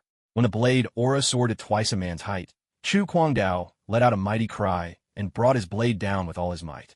There was a tremendous, metallic crash. A single strike of the crimson energy split the very air, the sheer force of it making the earth itself seem ready to break apart. Ye Kai watched that sharp, merciless strike with calm eyes. His fists clenched, his entire presence exuding a fierce, dominating aura. And yet, within that dominance, a certain fluid grace lingered. He faced the towering blade energy head-on and launched a punch. The two forces met with the savage fury of rampaging wolves, striking with an impact that sent stones flying through the sky. One explosion after another echoed through the arena, reverberating in the ears of the onlookers and making their chests grow tight with awe. Ye Kai had many ways to counter that blade, but he refused to use them. He wanted to defeat Chu Kwangdao with the purest strength. Only then would the victory be complete, and only then would he truly earn his opponent's respect. At this moment, the two figures wove around each other on the fighting stage, dazzling flashes of blades slicing through the air and whipping up fierce gusts. Chu Kwangdao's attacks alternated between hacking down and sweeping horizontally, but each time, Ye Kai responded with that overwhelming, domineering fist. The thunderous sounds of their clash rang through every corner of the stage, endless and surging, like a relentless downpour striking upon giant banana leaves. Chu Kwangdao was shaken by a tremendous force with each of Ye Kai's blows, his grip on his blade growing less steady. Shock surged within him. How can Ye Kai possess such astonishing strength? He blurted out in disbelief. Little did he know, the D-grade Marvel character cards Ye Kai drew earlier all carried skills that boosted physical power. The superhuman serum from the director of S.H.I.E.L.D. had multiplied Ye Kai's strength several times over, while the innate muscle mastery of Kingpin amplified his base power more than 30-fold. And that wasn't even counting the Baidi Bashia manual that Ye Kai had recently mastered. Once activated, it turned him into a primordial beast in close combat, unstoppable and fierce beyond reckoning. Seeing himself steadily losing ground in the contest of strength, Chu Kwangdao wrested free from Ye Kai's onslaught, twisting and darting across the ring to the far side. He prepared to reveal another technique, hoping to turn the tide against Ye Kai. Ye Kai, watching Chu Kwangdao evade relentlessly, made no move to interfere. Instead, he quietly landed on the opposite side of the stage, gazing over calmly, curiosity dancing in his eyes. He wondered what trump cards Chu Kwangdao still had hidden. Arrogant fool. Now I'll show you what I prepared for this year's Storm Tournament. Chu Kwangdao shouted in a chilling voice. Suddenly, two invisible yet razor-sharp beams of blade light shot from Chu Kwangdao's eyes, slicing through the air straight toward Ye Kai. That's the most enigmatic technique in all of swordplay, the eye blade. The patriarch of the Tiandi Towers Exen sect exclaimed in sheer disbelief, eyes wide as he fixed his gaze on those formless blades of energy. What's an eye blade? Is it some sort of illusion? The elder from Wind and Cloud Sword Tomb, standing nearby, asked in confusion. The eye blade is one of the most mysterious ocular techniques in sword arts. Its rarity surpasses many secret arts of even the great sections. Precisely because it's an eye technique, it's even harder to find, and its power is truly staggering. There's an old saying in the martial world about it. Exchange glances all your life, yet none may fathom you. Only D-Phaging in all under heaven possesses this art. This ultimate technique was created by D-Phaging himself. Its terror lies in channeling one's inner energy through the gaze, shaping it into blade energy even more fearsome than the real thing. Just imagine. Who would expect that a mere glance could unleash a blade's edge? When one's gaze locks onto you, the blade energy has already shot forth from their eyes, piercing into your very being. Many heroes had fallen tragically to this very move in the past, and what was most terrifying was that, although these twin blades of energy were unleashed stealthily from the eyes, their power was undiminished. In fact, strengthened by sheer force of will, they became even more formidable. Yet this ultimate technique was not without its flaws. It could not be used more than 3 times in a single day. Any further, and the strain would overwhelm the eyes, leading to total blindness. The master of the Xin sect patiently explained this to the elder from the Stormcloud sword tomb. A martial art so fierce truly exists in this world. Who could possibly defend against such an eye-blade attack? Exclaimed the elderly swordsman in awe, a new wariness of Chu Guangdao glinting in his eyes. Suddenly, there was a sharp, sizzling sound. Before Ye Kai could react, those 2 spirit blades struck fiercely at his eyes. A spike of pain shot deep into his mind, twisting his vision into a swirling mirage. From within his body, a ghostly violet light began to surge forth, slowly gathering before him to form a resilient shield. Seeing his eye blade seemingly take effect, Chu Guangdao seized the moment, loosing another pair of invisible blades from his gaze before Ye Kai could recover. These new blades were even sharper than the last, their edges tinged with a faint purple glow as they hurtled at breakneck speed toward Ye Kai. With a deafening crash, the 2 razor-sharp currents of energy smashed against the mechanical shield before Ye Kai. In an instant, cracks spread out like a spiderweb, growing deeper and threatening to shatter the barrier. But just then, a ghostly purple light shone from Ye Kai's eyes, instantly restoring the battered shield before him as though it had never been attacked at all.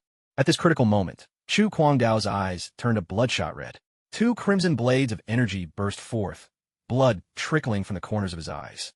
With every ounce of his spirit poured into this final assault, the blood-red blades shimmered with a baleful light, radiating a lethal aura. He forced himself to withstand the excruciating pain and weakness gnawing at his mind as he unleashed this formidable eye-blade attack. The twin crimson streaks tore through the air as if shattering the very void, splitting left and right as they sped toward Ye Kai. Wisps of psychic energy overflowed from the blades, whistling sharply as they sliced through the silence. Seeing the deadly crimson blades approach, Ye Kai's eyes grew grave. This mechanical shield could not withstand their onslaught. Would he have to play his final card? All at once, Ye Kai remembered the illusion immunity skill he had gained while passing through the Samsara illusion array. It became clear Chu Guangdao's eye technique was, in essence, a kind of illusion as well. System, didn't you promise immunity to all illusions? Then how is this still hurting me? Are you defective or what? Ye Kai asked in a tense, hushed voice. Ding. First of all, let me clarify. This system is officially certified by the authorities and is a genuine product, serial number 156-626-2262.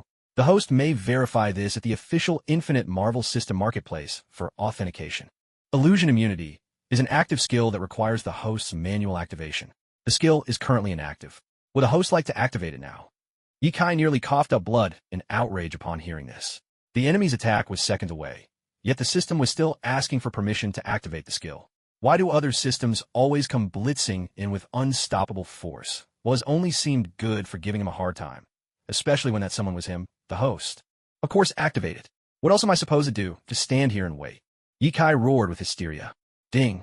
Illusion immunity skill activation in progress. 10%, 20%, 30%, 40%.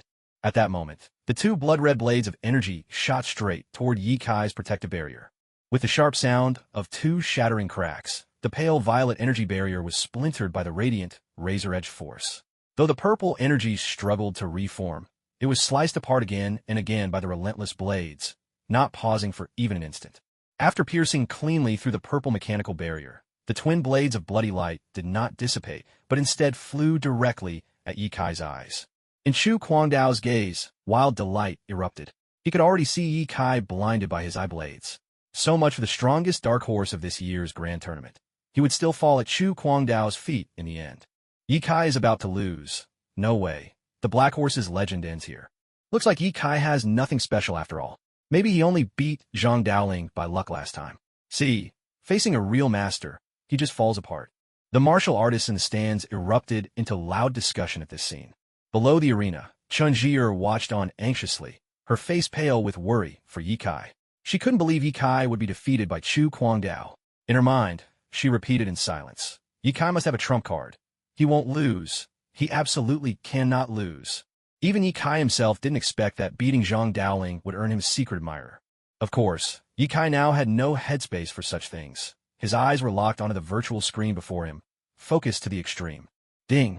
Illusion immunity activation at 80%. 90%. Skill successfully activated. Just as the two blood-red blades of energy were about to graze Ye Kai's eyes, his skill that grants immunity to illusion attacks finally activated. Ye Kai could feel the sharp aura of the sword brushing right past his eyelashes, prompting him to close his eyes on instinct. At that very moment, when everyone beneath the stage thought Ye Kai was about to lose, a trace of faint blue light suddenly burst forth from within him.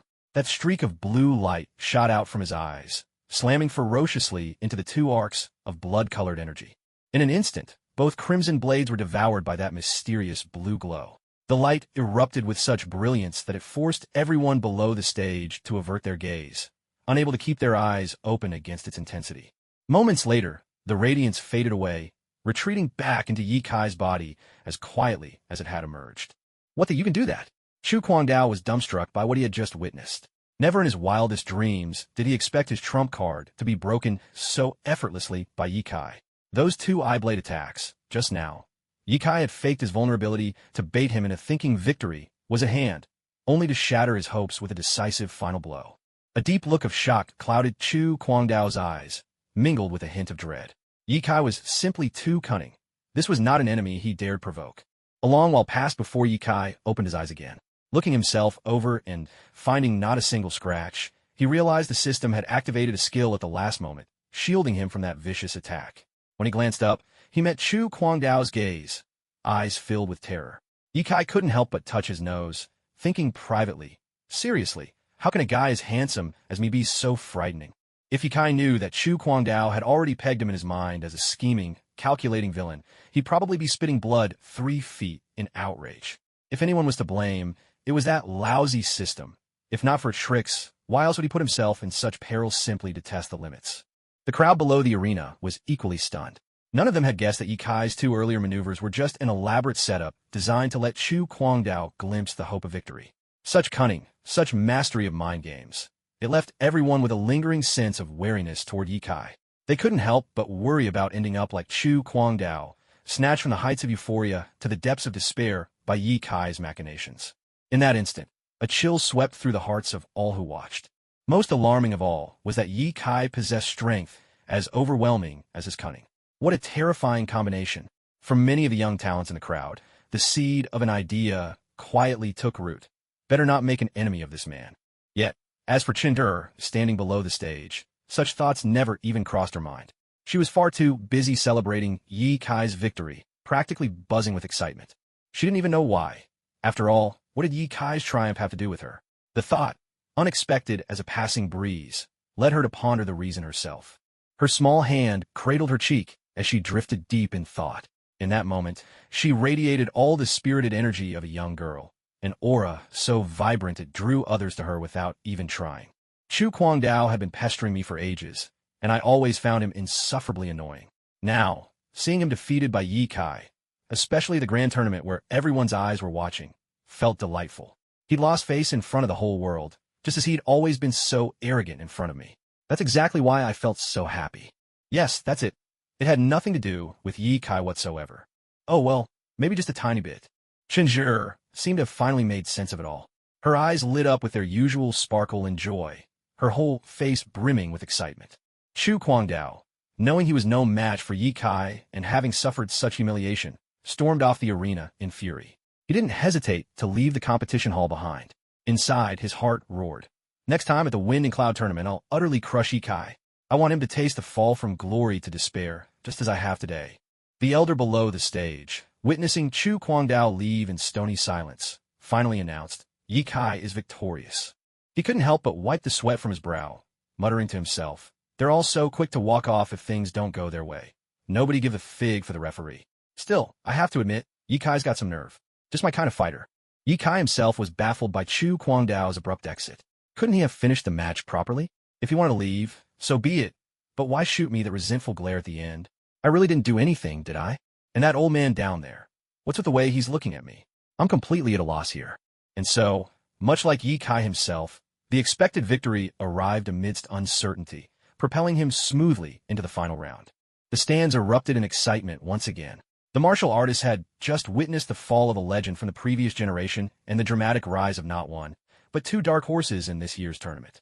There's always a higher peak.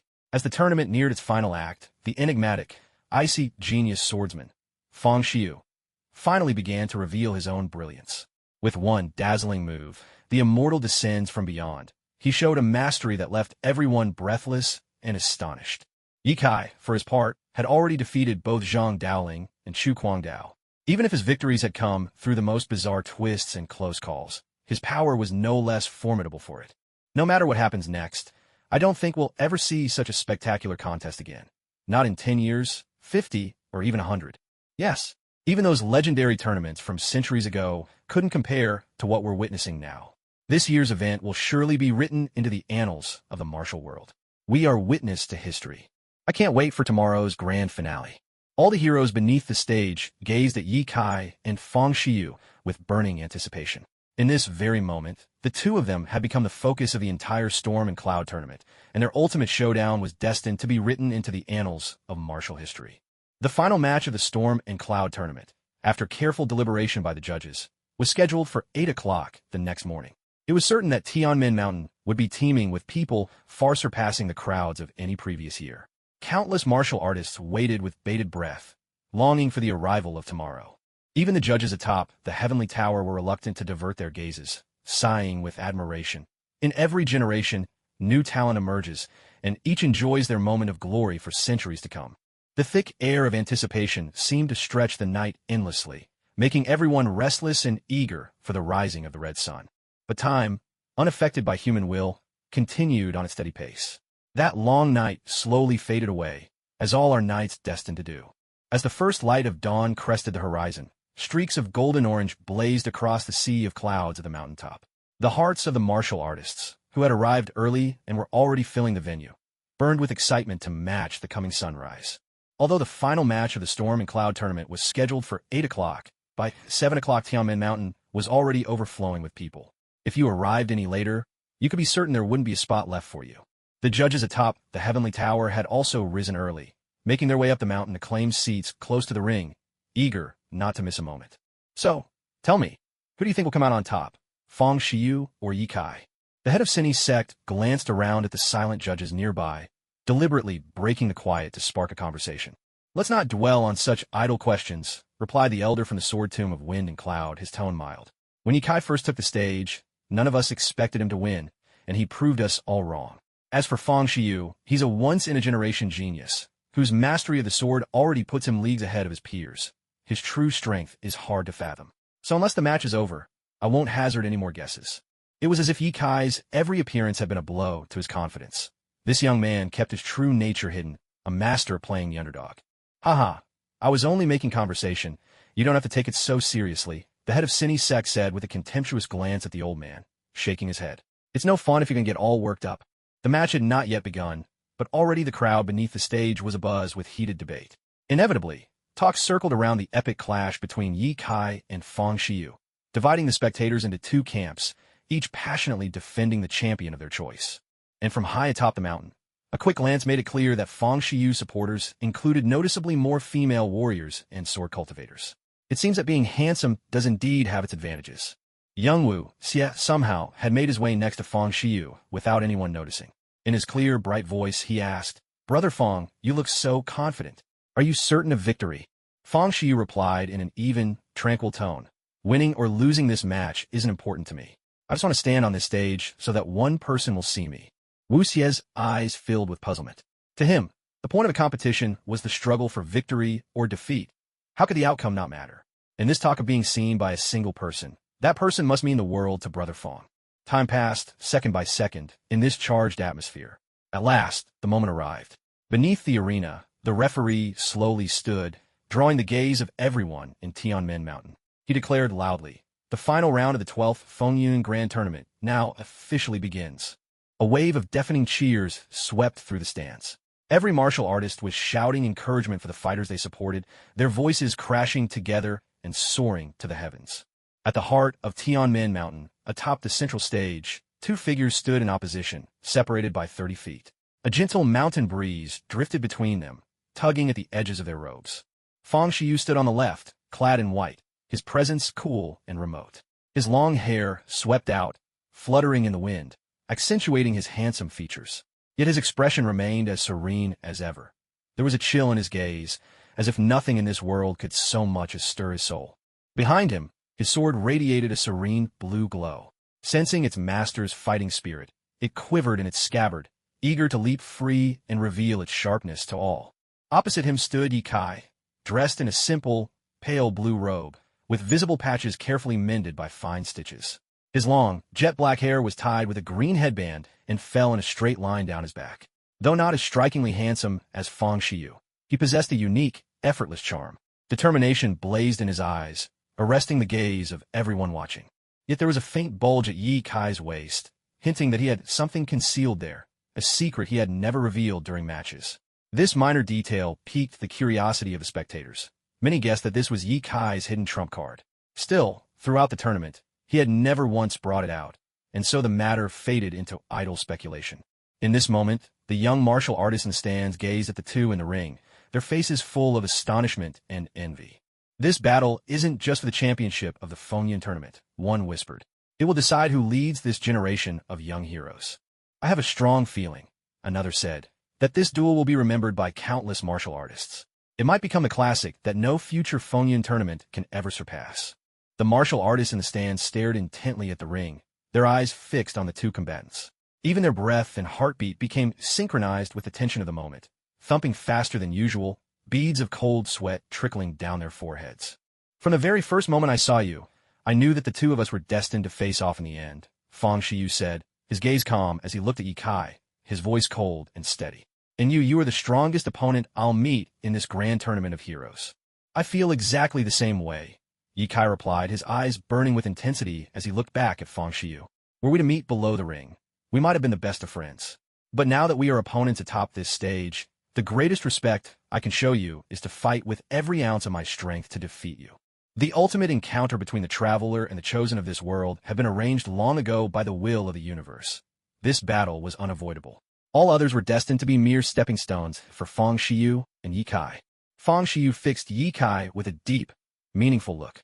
From him radiated an overwhelming aura, sharp, unmistakable, the presence of a master swordsman. Countless sword intents seemed to gather and swirl before him. A crisp, metallic shudder pierced the air. No one knew exactly when Fang Xiyu's azure blade had found its way into his hand, but now it gleamed, humming with an indescribable sword energy that flowed forth from its tip. Ribbons of this blue sword essence danced wildly through the air, like strands of silk twisting in the wind. A flash of brilliance shone in Fang Xiyu's eyes, and those swirling threads knit themselves together, suddenly bursting into a radiant arc of sword light. For a moment, that blade of light was blinding, stinging the eyes of even the most talented warriors below the stage. Many of the swordsmen in the crowd felt their weapons tremble wildly in their hands in response to that blinding sword energy, and it was only through pouring all their inner strength into their swords that they managed to regain control. I never expected that even a casual strike from Fang Xiyu could unleash such power. He truly is a prodigy of his sword, the judges below the arena exclaimed in admiration. In the minds of most martial artists, only true sword aura could trigger the resonance of the heart of the sword. But what they saw now left them utterly astonished.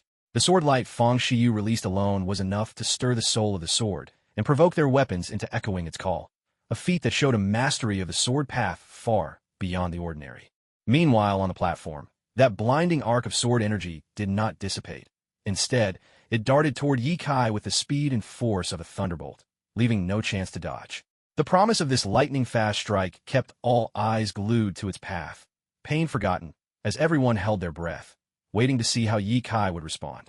Sword radiance and sword chi are fundamentally different. Sword chi is unleashed through the blade, powered by the practitioner's own cultivation. Its force depends on the depth of one's inner strength. But sword radiance is altogether different. It draws on the swordsman's understanding of the way of the sword and the force of his spirit, in other words, his mental prowess. This makes such an attack something more than a physical blow. It weaves in a contest of wills, catching opponents unawares and leaving them defenseless. That blinding blade of sword radiance cut through the air, hurtling straight toward Ye Kai with a shrill, cutting sound. Yet Ye Kai's face remained as calm as ever. Within him, the eerie violet energy surged furiously, and his mechanical left arm pulsed with an indescribable power. Ye Kai threw a powerful punch straight at the oncoming sword radiance. His fist churned up a fearsome gust, like a roaring tide, intent on sweeping that sword radiance away. Yet the sword radiance was not so easily subdued. Instead of weakening before the storm of striking force, its intent soared ever higher. In the blink of an eye, it tore gaping holes through Ye Kai's tidal punch. The crowd below the platform watched with shock in their eyes. No one had expected that Ye Kai, the man who had defeated last year's champion, would be put on the back foot so soon in his duel with Fang Shiyu. No wonder sword cultivators had a reputation for being the most formidable offense among martial artists. A heavy look came over Ye Kai's eyes. Behind him appeared the spectral form of Baxia, a dragon-headed, turtle-bodied beast, its head held high, its gaze full of proud arrogance, as though all of heaven and earth were beneath its feet. Its mouth was open in a savage, silent roar. A domineering, almost overwhelming power burst from within Ye Kai, erupting like a flood breaking through a dam, surging forth to meet the relentless sword radiance head-on. A thunderous barrage of impacts echoed around the arena. Two immense forces collided, triggering a shockwave that swept toward the assembled warriors below. Such power was far beyond what anyone at the blood condensation stage could withstand. At the front of the platform, Lung Chongqing sighed softly, then slashed his sword. Icy chi carved lines of frost across the air, striking against the wave of force. Under this chilling sword technique, the shockwave didn't even stir. It simply fractured into countless flakes of snow, drifting quietly to the ground. The heroes beneath the stage were stunned by this blade, which seemed to freeze all warmth, a strike worthy of the snow sword immortal, without a doubt. Yet what astonished them even more was yet to come. Behind Ye Kai, the silhouetted Baxia erupted in another fierce roar. Its overbearing aura grew heavier still, churning into a pitch-black vortex that swallowed Fang Shiyu's sword radiance whole, grinding it to nothing within that swirling darkness. In that very instant, the wind seemed to fall dead, and all movement on the dueling stage ceased. Only the black vortex, radiating boundless power, remained, devouring everything in its path. Man and sword as one. The sword in Fang Shiyu's hand erupted with a burst of azure light, a light that swept across the sky with an unprecedented brilliance. In that moment, his entire being seemed to meld with the radiant blade, his body and soul exuding an endless, razor-sharp sword intent. Beneath the stage, many swordsmen lost control of the weapons at their waists, unable to resist the pressure. One after another, with a series of crisp, snapping sounds, their swords broke in response. That vivid, blue sword light hung high, weaving countless intertwined forces in midair, forming a massive net of sword energy. With a swift, unstoppable momentum, it rushed toward the menacing black vortex swirling on the stage. This move was used by Fang Shiyu in his battle against Wang Baqiang. One observer murmured, unable to hide his awe. But every time I see Fang Shiyu unleash the unity of man and sword, the feeling never fails to stun me. Perhaps this is the true power of the sword, a force that transcends explanation. The head of Xian's sect revealed a barely restrained excitement, his breathing turning quick and shallow. The unity of man and sword isn't just an ordinary technique, he continued. It represents the true essence of swordsmanship. Each swordsman displays their own style in achieving this unity, but what sets Fang Shiyu apart is a faint resonance with the Tao itself, a sublime quality that no one else can replicate. An elder from the sword mound of wind and cloud showed a hint of doubt in his eyes, but refused to be outdone, responding with resolute conviction. Amid the varying reactions of the duel spectators, the battle above continued unrelentingly. The massive net of sword energy collided with the vortex directly, unleashing a surge of fierce blue sword aura that clashed and ricocheted inside the swirling darkness. With every impact, dazzling bursts of sparks flared magnificently, painting a scene of breathtaking beauty. But that beauty was swiftly shattered by wave after wave of thunderous explosions that rang through the arena. The eyes of the crowd turned skyward.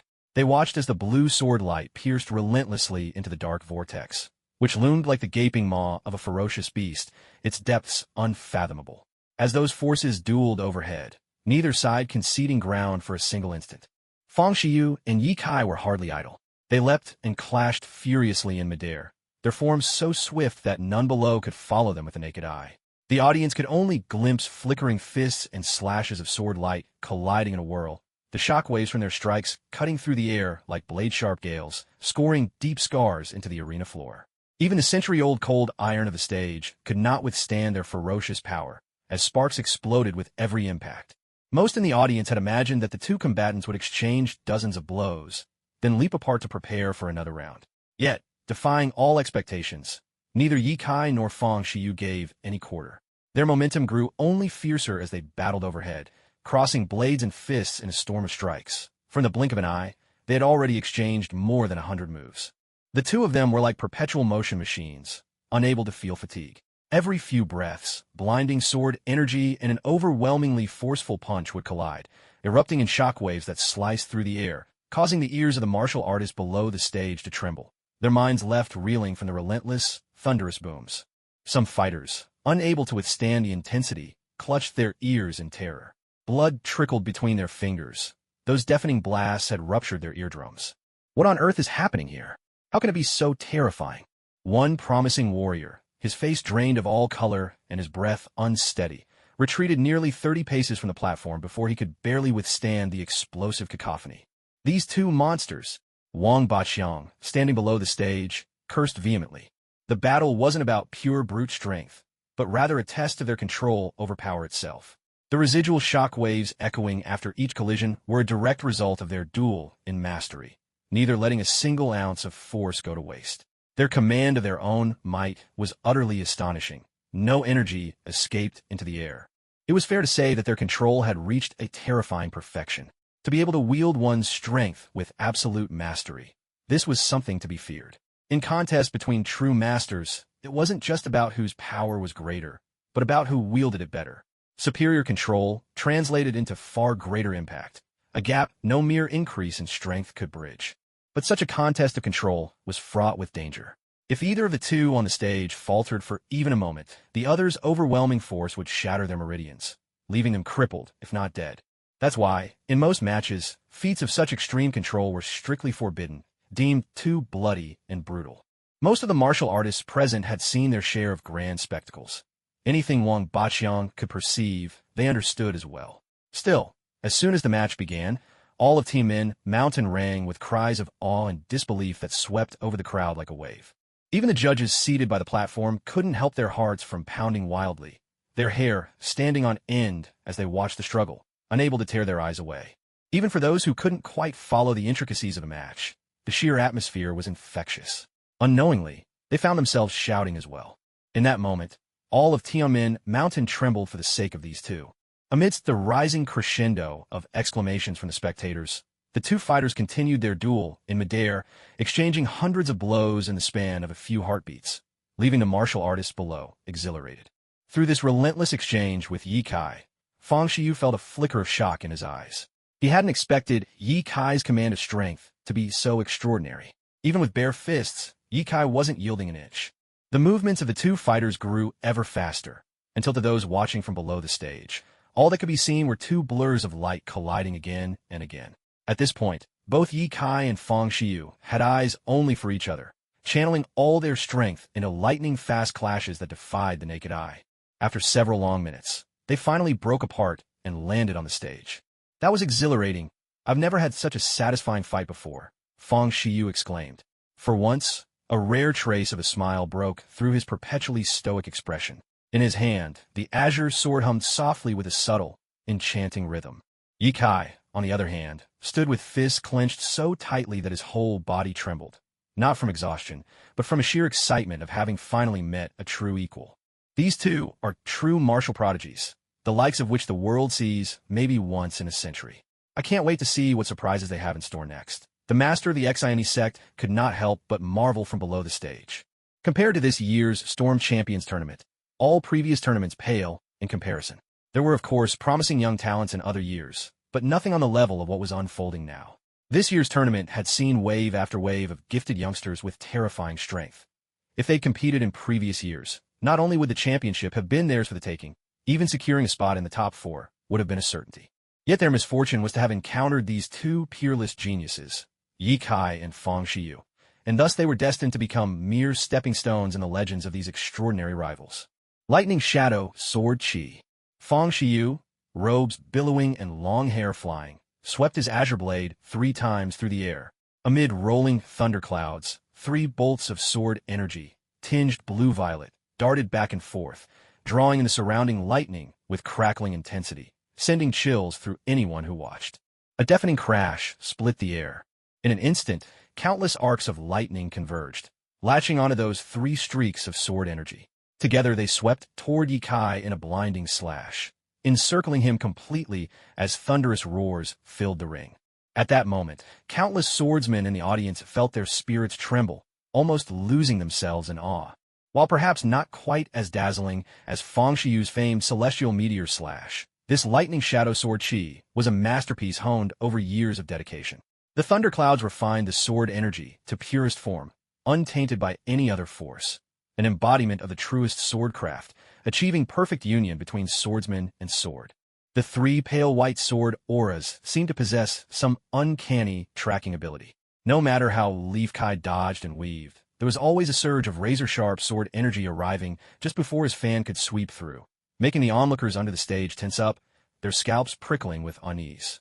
In just a few short breaths, Leaf Kai was still unable to shake off the relentless pursuit of that sword aura.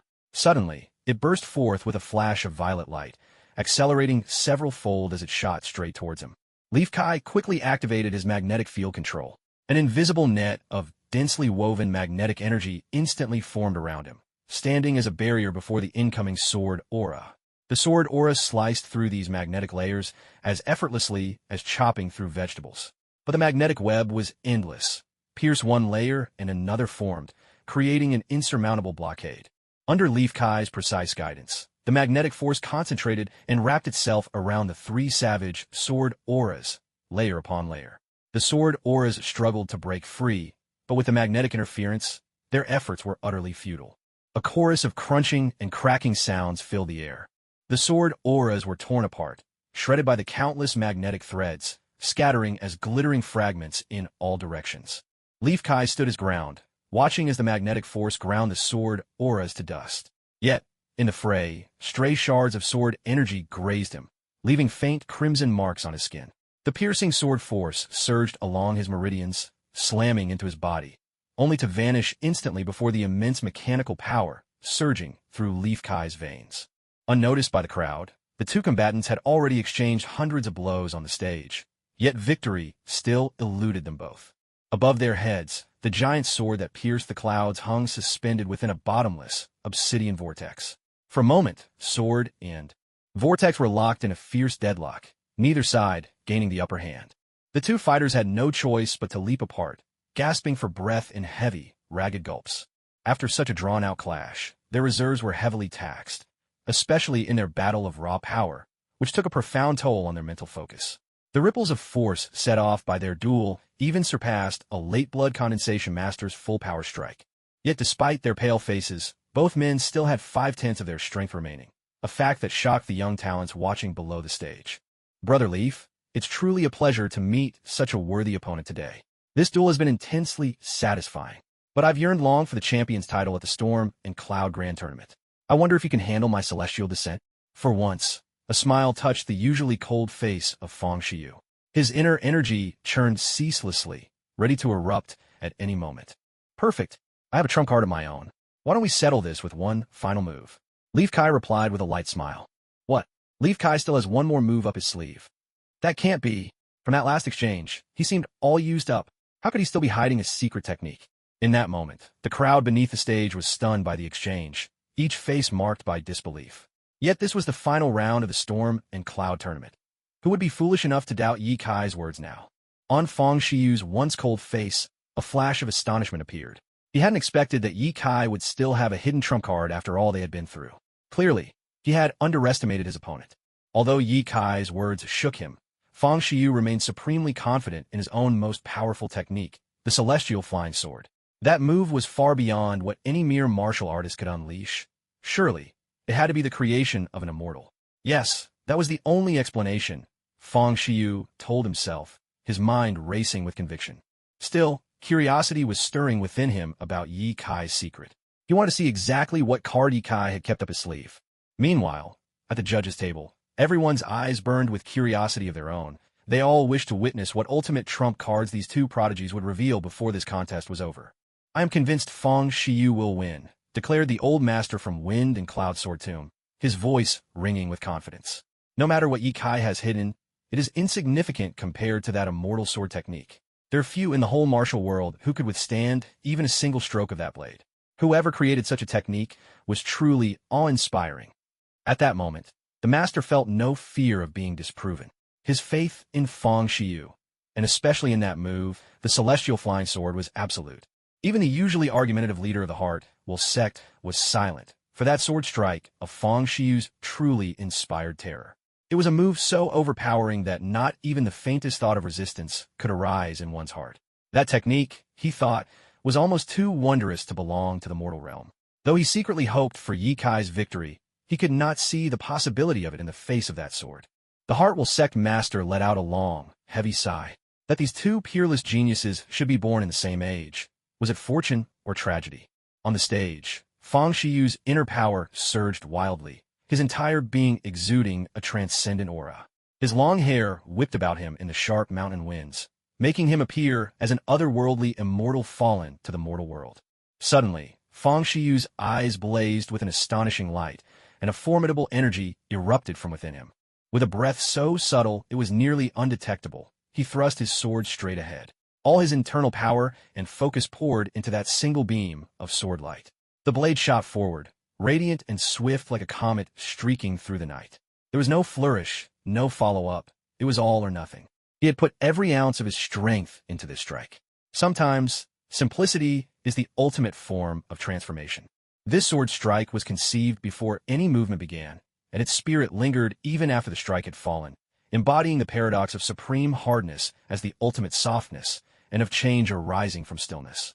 No one could truly capture the brilliance and splendor of this sword, nor its lightning-fast speed. It was no longer just a sword. It became the wrath of the thunder god, a bolt of lightning unleashed. The sword's radiant flash tore through the sky, stirring countless ripples in its wake. That gleam of the blade streaked across the darkness like a shooting star, unimaginably bright, hurtling toward Ye Kai with the ferocity of a thunderclap. Even the heroes below the stage, though they had witnessed this spectacle once before in the previous bout, could not help but yield to the awe-inspired wonder evoked by such grandeur. Their hearts could not suppress a surge of genuine admiration. What sort of sword strike was this? A sword stroke like this should not even exist in this world. It was as though before their eyes, an immortal had stepped out from a broken void, casting a cold, emotionless gaze upon the realm. Then, with the lightest swing of his sword, moved the heavens themselves. Having witnessed such an unparalleled move, countless young champions could only breathe a collective sigh of amazement. Such was the power of this strike. It transcended the boundaries of the mortal world. Ye Kai, it seemed, would finally fall to the hand of Feng Shiyu. On the judges' platform, a collective sigh escaped the panel. They lamented the caprice of fate, but the two extraordinary talents had already given them a match that would be recorded in the annals of history. What was there truly to regret? While everyone below the stage was heaving sighs for Ye Kai's fate, Ye Kai himself showed no hint of emotion as he faced the world's unrivaled sword, only a subtle tremor in his right hand. It was the tremor of excitement, the exhilaration of meeting a worthy opponent. He watched quietly as the luminous blade carved through the sky, and just as it was about to pierce through the void and reach him, in a moment so subtle it was almost imperceptible, a throwing knife materialized in his right hand, and he flung it straight at the incoming sword light.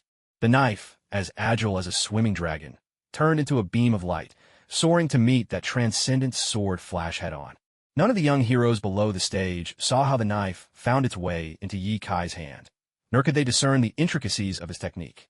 All they saw was a streak of light meeting the blade's brilliance.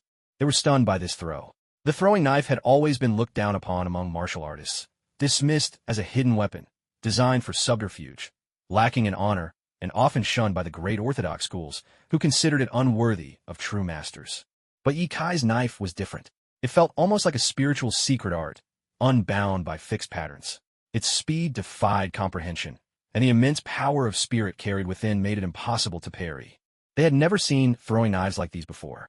Nowhere in heaven or on earth had anyone ever guessed where his knives came from, nor how they were unleashed.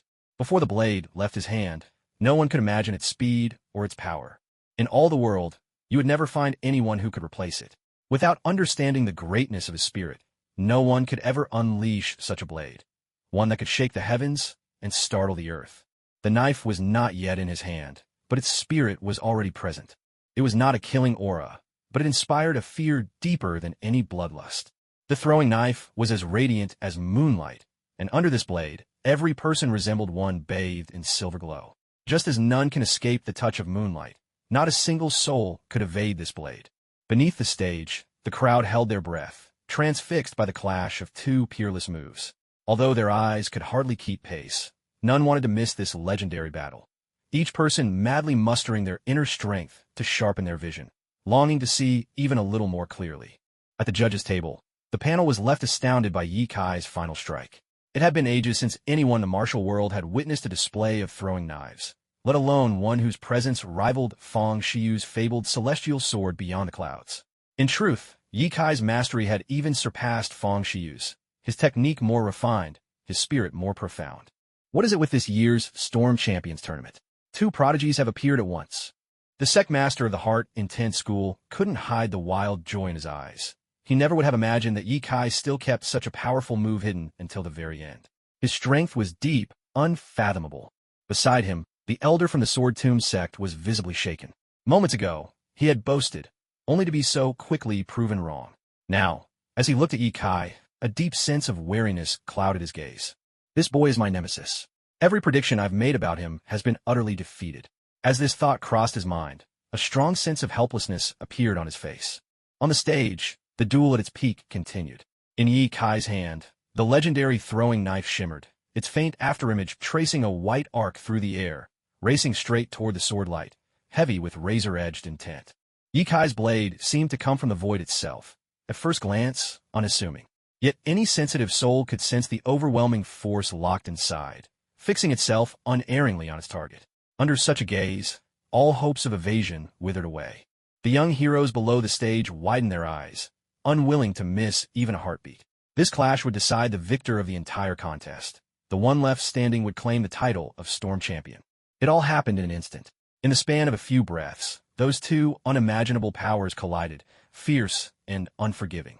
At that moment, there was none of the violent shockwaves they had imagined, nor any grand scene of utter devastation.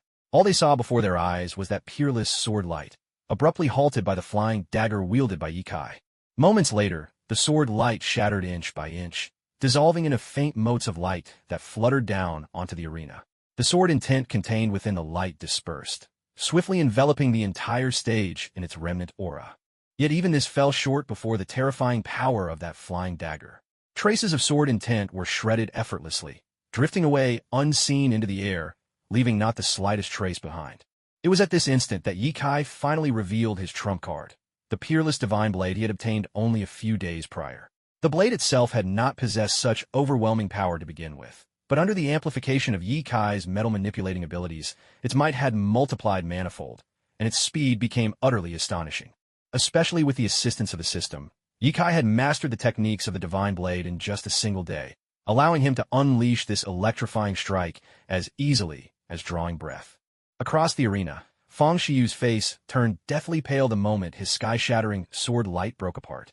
He could not help but cough up blood, a clear sign of suffering backlash from his own unreined technique. Fang Shiyu had never fully mastered the legendary, heavenly flying immortal sword move. It had been forcefully imprinted into his mind. Impressive though his comprehension of the sword was, this transcendent technique was simply not something he could command at this stage. It was like trying to teach a caveman modern technology. He might be the smartest among his peers, but he could not break the shackles of his lowly realm.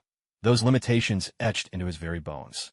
Thus, Fang Shiyu's rendition of the heavenly flying immortal possessed not even a tenth of Yi Guqing's true strength, merely a frail shadow of the original. The instant his sword light was shattered, the resulting backlash struck him, and with his current cultivation, he was powerless to withstand it. Fang Shiyu stared incredulously at Ye Kai. Terror and disbelief fluttered in his eyes. He simply could not accept that his strongest sword move had been vanquished so easily. Suddenly, drained of strength, he fell to one knee on the arena floor, a faint trail of blood at his lips. Leaning on his sword for support, he struggled back to his feet. Gazing at Ye Kai, he erupted in hearty laughter. We are not alone on this path. Though I lose to you today, when my mastery of the sword is complete, let us meet and cross blades again. What do you say? Hearing this, Yikai smiled softly and called out, his voice ringing clear, I'll be waiting. This was the true Feng Shiyu, a swordsman in every sense, a true warrior. No matter how many times he was knocked down, he would always rise again. As long as he lived, the spirit of martial arts within him would never be extinguished. Feng Shiyu cast a long, searching look at Yikai before turning away without another glance. He stepped down from the stage, his silhouette stretched further and further by the setting sun behind him. In the final round of this grand martial arts tournament, he had lost, completely and utterly lost. Thinking back to the day he finished his studies and walked down from the mountain, he remembered how confident he had been. He believed, without a doubt, that he would make it to the end, claim the title of heaven and earth's hero, and then find the one who would save his life, Nie Feng, as well as the mysterious swordsman who had taught him peerless swordsmanship in his dreams. But now, reality stood before him. He was defeated. After overcoming all the other favorites to win the championship, he ultimately fell to Yikai. The scene of their eyes locking during the match replayed in his mind. At that instant, he had sensed with piercing clarity the immense power in Yikai. He realized that Yikai would be his greatest rival this year. Yet, having mastered immortal sword beyond the heavens, he hadn't truly regarded Yikai as a threat. And because of that, he lost completely and irrevocably. Nevertheless, this setback did not shake his unwavering martial spirit. Instead, it only steeled his resolve. He could not help but feel grateful to have such a formidable opponent in Yikai. It was exactly this kind of rival that could unlock his true potential, spurring him onward toward the very summit of the sword path. As Feng Shiyu stepped off the stage, the spectators beneath it watched stunned. In that moment, the mighty Mount Tianmen stood silent and still. Only the sound of the mountain winds and the occasional call of a bird drifted through the air. Every martial artist in the stands was left in awe by the epic duel they had just witnessed. The silence on Tianmen Mountain felt almost eerie. From the very first exchange, the clash between these two prodigies was razor-sharp, with neither able to gain an advantage. Those below the stage watched in rapt fascination, not daring to miss a single second.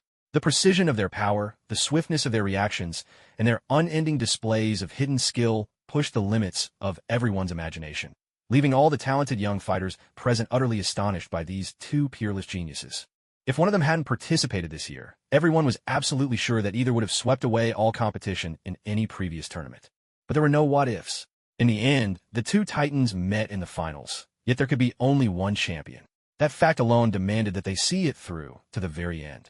Now, the outcome had been decided, but none of the martial artists present could find words for their shock. Feng Shiyu's sword technique, immortal sword beyond the heavens, had already made them taste the power of a celestial being, something no human should be able to rival. Yet, it was Yikai's unadorned, almost humble flying dagger that proved it could be overcome, earning him the well-deserved title of the new generation's unrivaled prodigy. At this moment, all the martial artists watching atop Tianmen Mountain turned their eyes to Yikai, who still stood in the arena. Some were thrilled, others amazed, and still others consumed by jealousy. Yikai, the final champion of this year's Wind and Cloud tournament. A martial artist not even at the peak of the condensed blood stage, had time and again defied everyone's expectations. Through each twist and turn, he triumphed against the odds, overcoming every challenge with poise and confidence. In the end, he claimed the championship, silencing the doubters with his unbelievable strength and proving himself the ultimate dark horse. After today's battle, there is not a single soul in the martial world who doesn't know the name Yikai. The rest of this year's prodigies have been reduced to mere stepping stones in his ascent. He truly deserves the title of the greatest genius of his generation. Moreover, Yikai's duel with Feng Shiyu will be forever recorded in the annals of history, an enduring legend for generations to witness their extraordinary prowess. A spark of irrepressible joy gleamed in the eyes of the master of the heart-intense sect, unable to hide his delight, especially since Yikai had helped him win his wager against the elder from the Wind and Cloud Sword Tomb. The more he observed Yikai, the more favorable his opinion became. As for the old man from the Wind and Cloud Sword Tomb beside him, today was anything but a good day. Each time his expectations were shattered, he found himself increasingly uncertain in his own judgment. Yikai's lightning-fast throwing knife left him engulfed in a sense of powerlessness. He felt deeply unsure that he could have caught that deadly blade. What's more, Yikai had not used his knife as a hidden weapon. He unveiled it boldly in front of the crowd, and the impact was astonishing. If this were a private encounter, the result would be simply unimaginable. Utterly convinced by Ye Kai's ability, the old man couldn't help but exclaim, "Ye Kai truly deserves to be called an unparalleled prodigy." But the judges weren't the only ones stemming with admiration for Ye Kai. Down below the arena, Zhao Chengwu and Luo Buping gazed on with excitement, their mouths agape in disbelief. Lord Yi has won the championship of this year's Wind and Cloud tournament. Doesn't that mean he's also at the very top of this year's Wind and Cloud fame ranking? Isn't it? Who could have imagined our Prince Gong's manor would see a day when one of ours rises to claim this title? In previous tournaments, we couldn't even crack the top 30. Yet today, Lord Yi has taken first place. Am I dreaming right now? Before Luo Buping could say more, Zhao Chengwu gave him a solid rap on the head. Luo howled in pain, which made him realize that this was indeed no dream. It was reality. Everyone in Prince Gong's manor was more dazed than excited. It wasn't that they didn't hope for Ye Kai to make it to the Final Four, but none of them had expected him to break through every obstacle, defeat Fang Xiyu with absolute strength, and finally seize the championship. In this moment, it was as if they were witnessing something that should have been impossible, yet it had unfolded right before their eyes. Their minds were left reeling, shaken to the core. The number one prodigy of this new generation. Chunjur gazed intently at Ye Kai, her face unable to hide the joy that blossomed there. It was a happiness that seemed even greater than if she had triumphed herself, a gladness that welled truly from her heart. In her mind, she kept replaying the scene of Ye Kai on the stage, that serene, unruffled look he wore when facing Fang Xiyu's unrivaled sword. It was as if everything had been within his grasp from start to finish, and especially the final moment, when that legendary throwing knife flashed from the void. Ye Kai's heroic elegance was etched deeply into her memory. Just thinking of that moment made Chun Jir's cheeks flush a soft red. She dared not look directly at Ye Kai again, ducking her head in embarrassment like an ostrich, though her eyes couldn't help but sneak glances at him. That rosy glow painted her features with an added allure, her beauty now radiating a charm that made it difficult for anyone to look away. A tone sounded beep. Chun Jir's affection increased by 30. Her affection for the host is now 70, heart given in secret. Standing atop the stage, basking in the cheers of victory, Ye Kai suddenly heard the system's notification and hurriedly checked it. What? Chun Jir's affection for me has gone up again. She must have been swept away by my dashing presence on the stage. Ah, sometimes being handsome really is a troublesome fate. Ye Kai lifted his head high with a deep sigh. Ye Kai is victorious. At last, the official announcement echoed across the arena. Below the stage, even the elder tasked with refereeing had been left numb by the string of extraordinary matches. He barely dared meet Ye Kai's gaze as he hesitated, then bellowed the verdict aloud. In that instant, the whole of Tianmin Mountain seemed to erupt in jubilation. Down in the spectator stands, warriors went wild, shouting and chanting at the tops of their lungs. Ye Kai! Ye Kai! With his astonishing strength, Ye Kai had utterly convinced the crowd. The climactic battle between Ye Kai and Fang Xiyu would be forever chronicled in the annals of martial history by the Pavilion of Fates. By unanimous decision of the judges, the rankings for this year's grand tournament will be officially entered into the historical records. Standing at the front of the stage, Chief Judge Lung Chongqing announced this in a calm, measured voice. The warriors below the stage erupted in excitement. The chronicles of Jianghu had always been under the stewardship of the Pavilion of Fates, and Lung Chongqing had another identity as one of the official record keepers of those chronicles. With his approval, it was certain this year's tournament would be forever immortalized in history. Thus, the curtain finally fell on this year's grand tournament. After the epic showdown between Ye Kai and Fang Xiyu, it was time for the final proceedings. The judges beneath the stage hustled to tally the points of each competitor, preparing to determine the final rankings. The stands were shrouded in silence as all the martial artists waited anxiously for the announcement of the final rankings. At last, after a full quarter of an hour, the chief judge of the Storm Contest received this year's final list. With a graceful leap and nimble steps, he drifted to the center of the arena. Without toying with suspense, he looked solemnly at the booklet in his hand and began to read aloud the rankings. The eyes beneath the stage burned with anticipation as countless martial artists stared intently at his lips, afraid to miss even a single word. 64th place this year, Zhang Daoxiang. 63rd place, Zhao Ping. 62nd place, Sheng Wu. 23rd place, Shangwan Xiao. 22nd place, Lung Xinyu. 10th place, Bai Feiying. 9th place, Wu Xia. 8th place, Chun Zhi. 7th place, Bai Yufeng. 6th place, Degu Jian. 5th place, Chu Guangdao. 4th place, Wang Baqiang. Third place, Zhang Daoling. Second place, Fang Xiyu. First place, Yi Kai. With every name cold Chongqing announced from the stage, a fresh wave of cheers erupted from the crowd. Each young champion, when their name was called, could not help but tremble with pride. Even those ranked lower felt no disappointment. Only exhilaration welled up within their hearts. In that instant, the whole of Tianmen Mountain seemed to explode with ecstasy. The thunderous cheers were so fierce, it was as if they could shatter the heavy clouds above. To be among the top 64 in this year's Storm contest meant being recorded in the annals of the martial world. A glorious distinction indeed. Countless young aspirants in the world of martial arts have dreamed of earning a place in history. Yet how many truly achieved that dream? So very few. But this year, all 64 top contestants would be immortalized, a lifelong honor, enough to boast about to their descendants forever. More than that, this year's Storm contest brimmed with prodigies. Even last year's undefeated champion, the Little Thunder Lord, Zhang Daoling, could only settle for third place, not to mention the fate of all the other hopefuls. Thus, the prestige of this year's contest far surpassed those before. Any contestant making it into the top 30 could rival the top 10 from previous years. Under such fierce competition, those who earned a spot in the top 64 were filled with unmistakable pride. What's most important, and not many people realize this, is that not every top 64 finalist in past Storm and Cloud tournaments was ever recorded in the annals of martial history. In the past, only the top 3 finishers enjoyed such an honor. But this year, things are completely different. All 64 champions will be immortalized in the Jianghu Chronicles. This is a rare opportunity that only comes around once in a century. As all the young talent cheered for the 64 prodigies of this year's Storm and Cloud tournament, 2 figures stood quietly atop a mountain peak behind the grand tournament stage. Chief, this Yi Kai is truly something.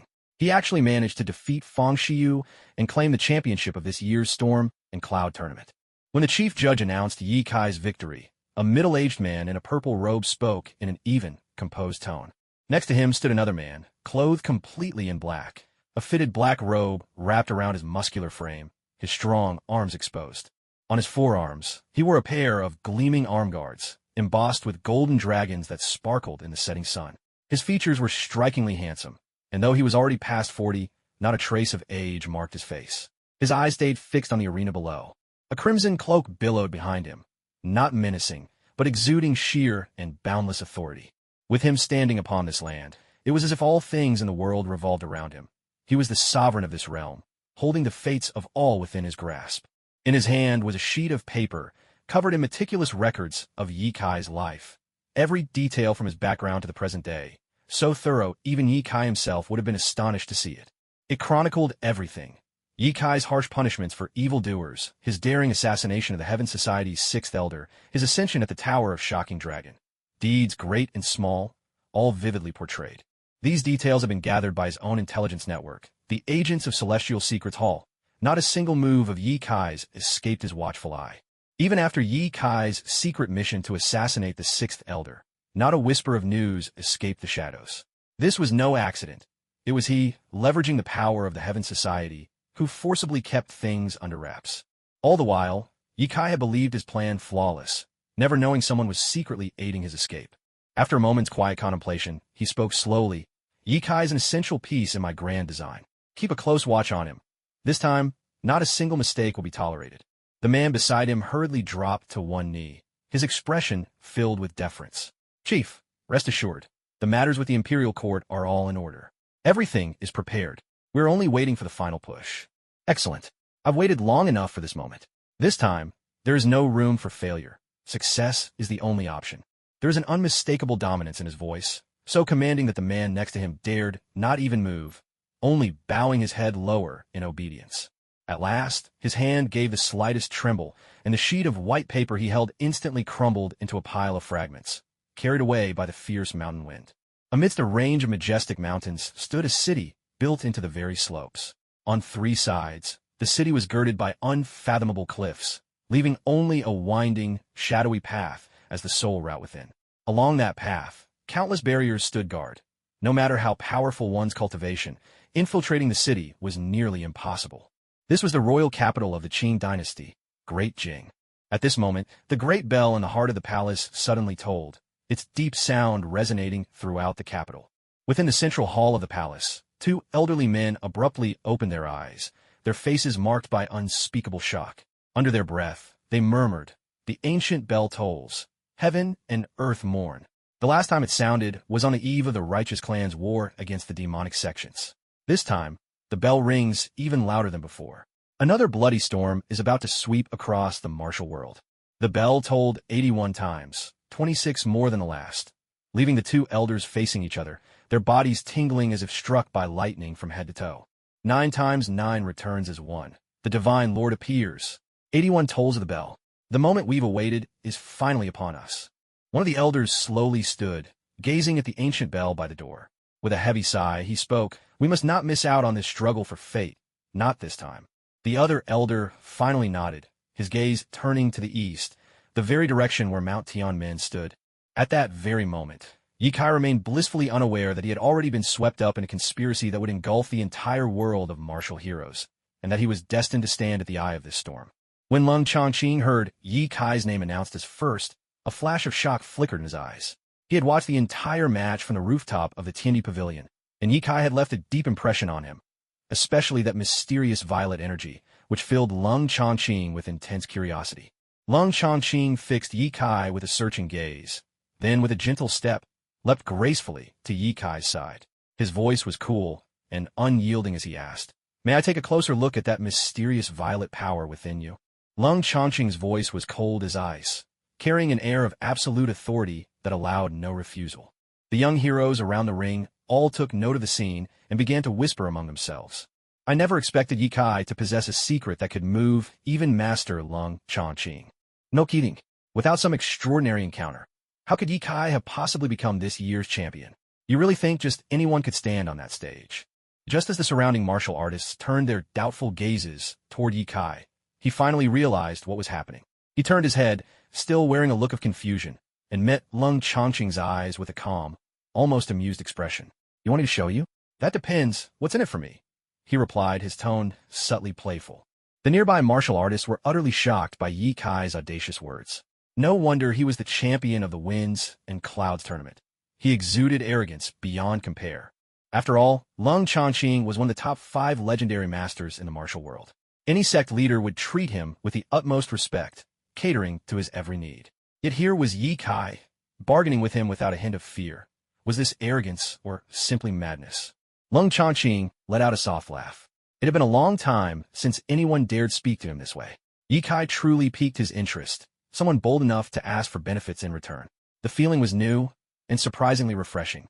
"If you demonstrate for me, I'll take you as my disciple and personally teach you the art of the sword," Lung Chongqing said calmly. What? The legend of the martial world, Lung Chongqing, who is said to never accept disciples, actually wants to take Ye Kai under his wing? This is sensational news in the martial world. The crowd had expected Lung Chongqing to chastise Ye Kai for his insolence, but instead, he seemed unfazed by Ye Kai's demand for benefits. On the contrary, he wanted to take Ye Kai as his student. This sudden twist was more than they could comprehend. Ding! Host has triggered a hidden quest. Absolute refusal. As the master of the mightiest Marvel system, how can you ever become someone else's disciple? That is impossible. Your ambition should not stop here. Your journey reaches for the stars and the boundless sea. The task: refuse the offer outright, and within 3 months, make him your disciple instead. Only then can you prove the authority of this system. Quest reward: one-dimensional key to the Young Wang Fei Hung world. Failure of the quest will result in immediate erasure. As Ye Kai heard the system's cold and merciless voice, his expression faltered. Inwardly, he grumbled at the wretched system. Trash system. Always trying to mess me up. What nonsense about dignity. Honestly, if the price is right, who cares about dignity? And what's with making him my disciple in 3 months? Are you kidding me? Lung Chongqing is at the peak of the blood coagulation stage, just a step away from perfection. I can't even withstand one move from him right now. Ye Kai kept up his silent tirade against the system in his mind, but dared not utter a word aloud. He certainly didn't want to find out whether erasure was an empty threat. Composing himself, Ye Kai looked at Lung Chongqing and replied evenly, "I'm sorry, but I already have a master. It's simply impossible for me to join another school." Those watching, the talents gathered around Ye Kai, were stunned. None of them had expected Ye Kai to turn down Lung Chongqing's offer, and to do so with such conviction. If it had been any of them, they would have been beside themselves with joy. Yet Ye Kai remained utterly unmoved, which inspired in everyone a deep respect for his character, and, naturally, a growing curiosity about the master he had spoken of. Lung Chongqing fixed Yikai with a penetrating gaze and said coldly, "If that's your decision, then I won't press you further." With that, he drew from his hand a square token, about 3 inches across, and handed it to Yikai. The hero's command token of heaven and earth. Yikai studied the token in his hand, puzzled. 3 ancient characters were boldly inscribed upon it, hero's command. Around the border, 6 dragon-like patterns coiled magnificently, intricate and lifelike. It was unmistakably a work from a master's hand. With this token, Lung Chongqing stated icily, "You may pose one request of our heaven and earth society. As long as it does not violate our rules, we will honor it." This was the legendary hero's command token, renowned throughout the martial world. Although Yikai had never seen a genuine token before, he had no doubt this was real. The Heaven and Earth Society would never dare issue a counterfeit to the champion of the Wind and Cloud tournament. There were only 3 such tokens in circulation throughout the martial world.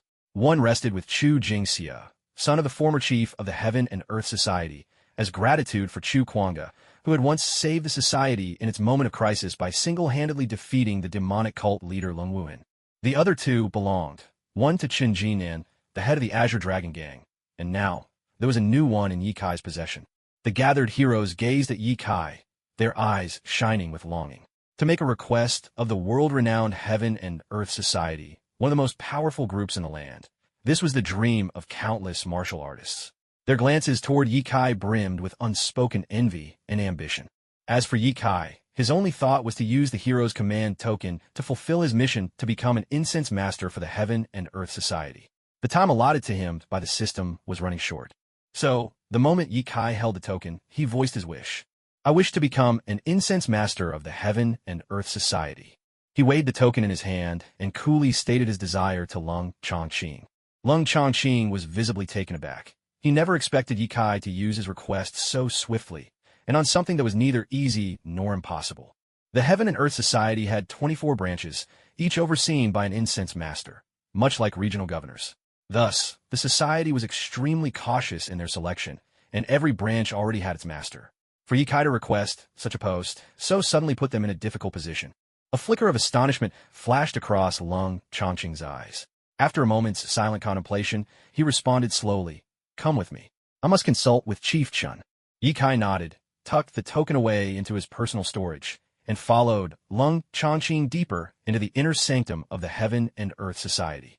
The real stronghold of the Heaven and Earth Society lay behind Tianmen Mountain, hidden among layers of towering peaks.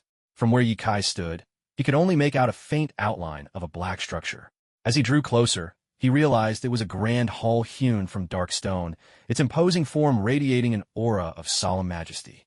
Lung Chongqing led Yikai to the entrance and gently struck an ancient bell by the door. The bell's deep, resonant chime echoed through the innermost depths of the palace. After a brief wait, the massive, weighty doors slowly creaked open, and standing just inside was an elderly man with snow-white hair. Upon seeing the old man, Lung Chongqing respectfully cupped his hands in greeting and then announced, "I have brought the champion of this year's Wind and Cloud tournament to meet the chief." Only then did the elder open his eyes, responding in a calm, measured tone, "Come in." Without another word, he led Yikai to the threshold of a magnificent golden hall, its brilliance overwhelming to the eyes. Signaling Yikai to wait for a moment, he raised his voice and announced, "Champion of the Wind and Cloud tournament, Yikai humbly requests an audience with the chief."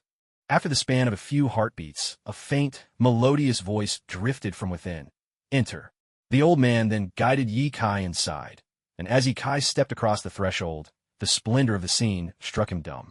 He had believed the grand hall of Prince Gong's mansion was the pinnacle of luxury, yet what lay before him now eclipsed it in magnificence. Rare treasures, each considered legend in the martial world, adorned every corner of the hall. Yikai was captivated by the sight, momentarily forgetting to regain his composure. "You are Yikai?" A commanding voice rang in Yikai's ears, snapping him back to his senses. He looked up to see a middle-aged man standing before him. It was clear at a glance. This stalwart, striking figure could only be none other than Shun Jinan, chief of the Heaven and Earth Society. Yikai had glimpsed him from afar at the opening of the Wind and Cloud tournament, but the view had been distant and indistinct. Now, standing face to face, Yikai could feel the formidable presence that radiated from Shun Jinan. Not the oppressive aura typical of martial strength, but an innate sense of power that pervaded his very being. Chun Jinan wore a simple black robe, his demeanor unassuming, almost that of an ordinary man. And yet his eyes shone with a piercing sharpness, as if one glance could lay bare even the deepest secrets of a man's heart. On his arm, Chun Jinan wore a vambrace that shimmered with a faint violet light. Dragon patterns across its surface seemed to writhe and dance with his movements, lifelike and magnificent. Rumor had it that this very arm guard was forged from starstones fallen from the upper realm. Dozens of times stronger than the coldest iron tempered for a century, ranked third among all famed weapons of the martial world. A deep wariness flashed in Ye Kai's eyes. He cupped his hands in a formal gesture and said in a calm, measured voice, "I am Ye Kai." Chun Jinan gazed intently at Ye Kai, studying him for a long moment. Then he descended the steps at an unhurried pace, his lips curling into a faint smile. It seems that heroes keep emerging in the martial world. Someone so young with such astonishing skill. When I was your age, I had only just reached the early stage of blood condensation and would never have even dreamt of competing in the storm contest. You flatter me, Chief Chun, Ye Kai replied, unable to conceal a ripple of pride mixed with humility at the praise from the illustrious leader. No need for modesty. I heard from Lung Changqing that you wish to exchange the Heaven and Earth Hero token for the position of Incense Master in the Heaven and Earth Society, Chun Jinan said, his eyes glinting with sharp intelligence.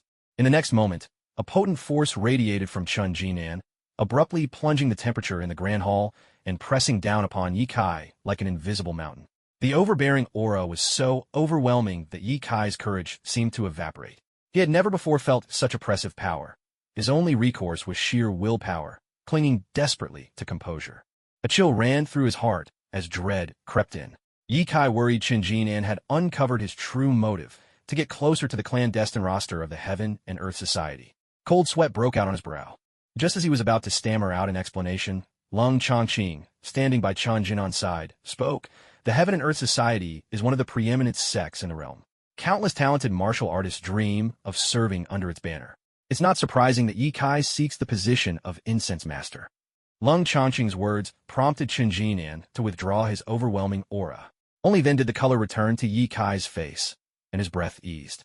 Our Heaven and Earth Society gladly welcomes young heroes of the martial world to join us, especially a prodigy like you, Ye Kai. We be honored. As for the position of Incense Master, with your ability, I'm sure you're more than qualified. Coincidentally, the post of Hall Master for the Hall of E Wood is still vacant. Why don't you take up that position?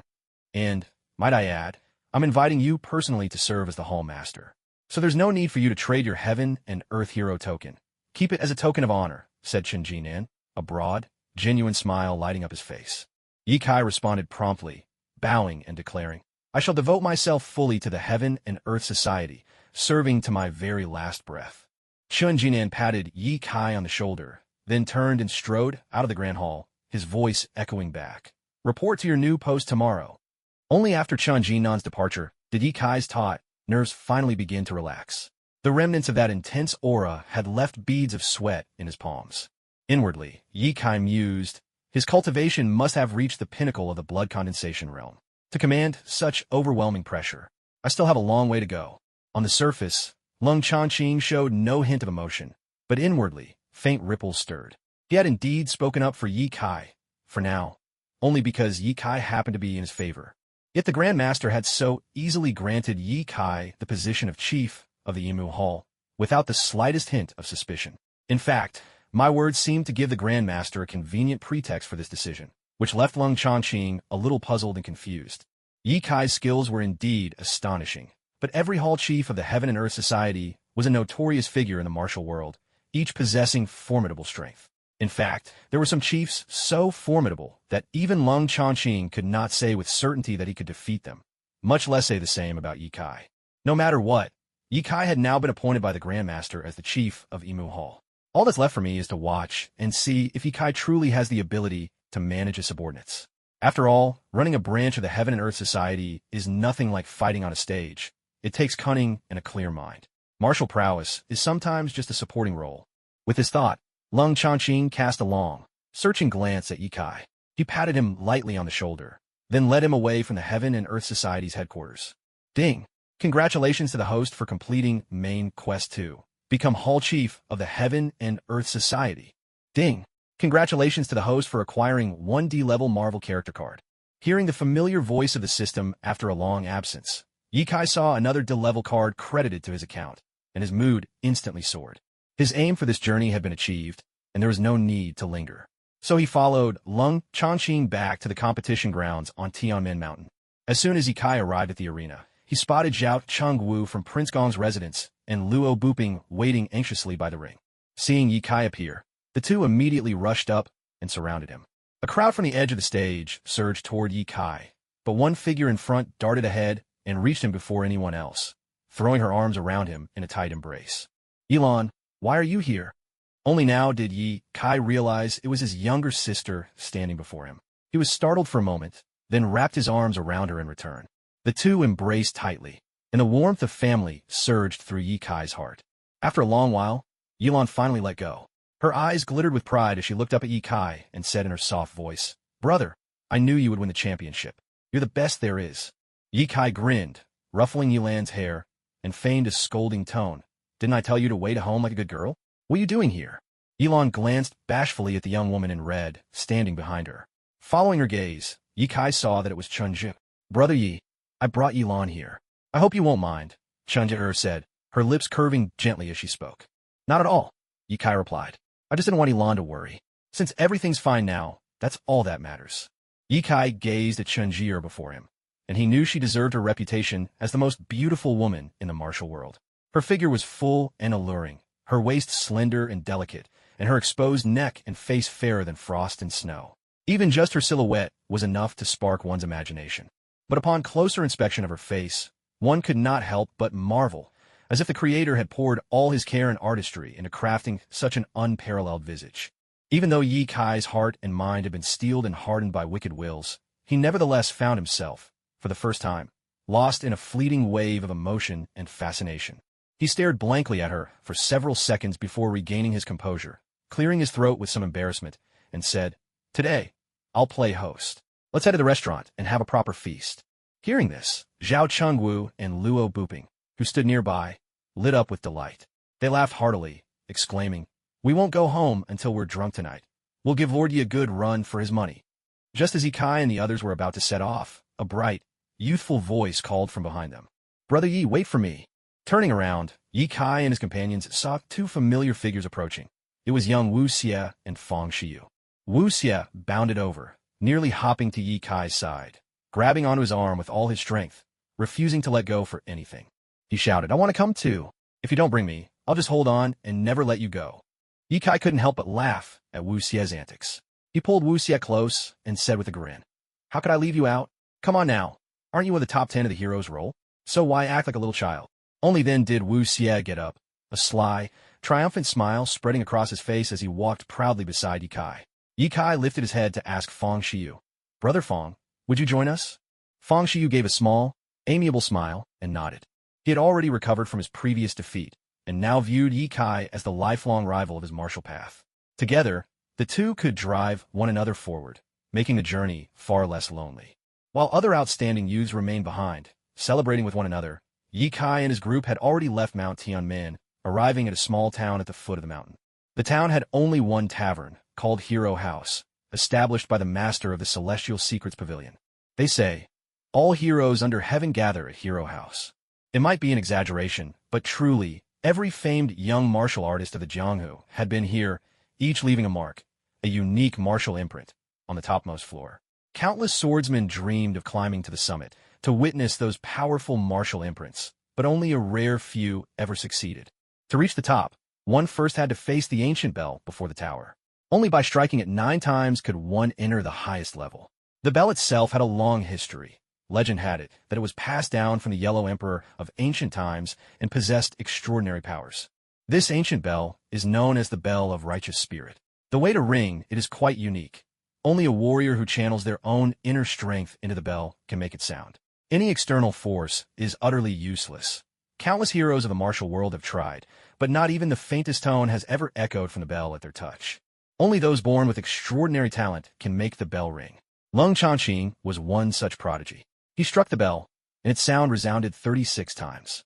Ascending to the highest level of the Tower of Heroes, he meditated there for 3 days, and when he finally descended, he had reached the latter stage of the blood-congealing realm. Yet, the one who has rung the bell more than any other is Chun-Ji Nan, the present Grandmaster of the Heaven and Earth Society. He struck the bell 64 times, its peals soaring into the sky. In that awe-inspiring moment, every bird dropped silently to the ground, not daring to take flight, a spectacle that has become legendary in the martial world. Just as Ikai and his companions stepped into the tavern, they saw the place packed with fighters of every kind, the air thick with heated discussion about this year's Storm and Cloud tournament. "Apologies, honored guests," said the waiter with a sheepish smile as Ikai and company entered, "but all our tables are taken."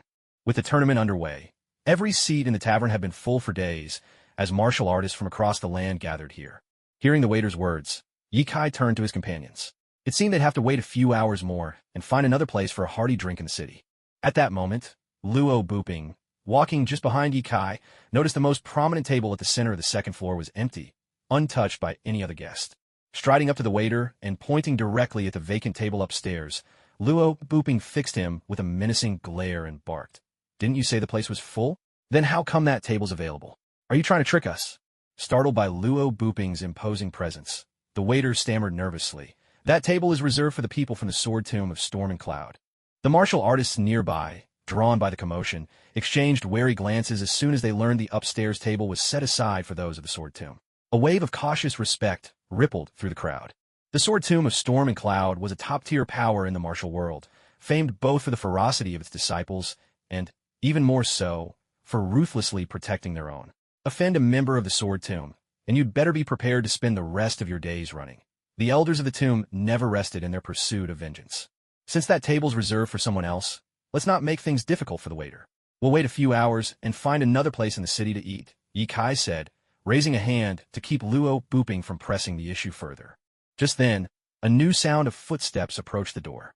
A group of white-robed swordsmen, their air commanding and unmistakable, strode confidently into the tavern. "Where's the spot you prepared for me?" one of them intoned. The leading swordsman spoke calmly to the innkeeper, then slapped the table with force.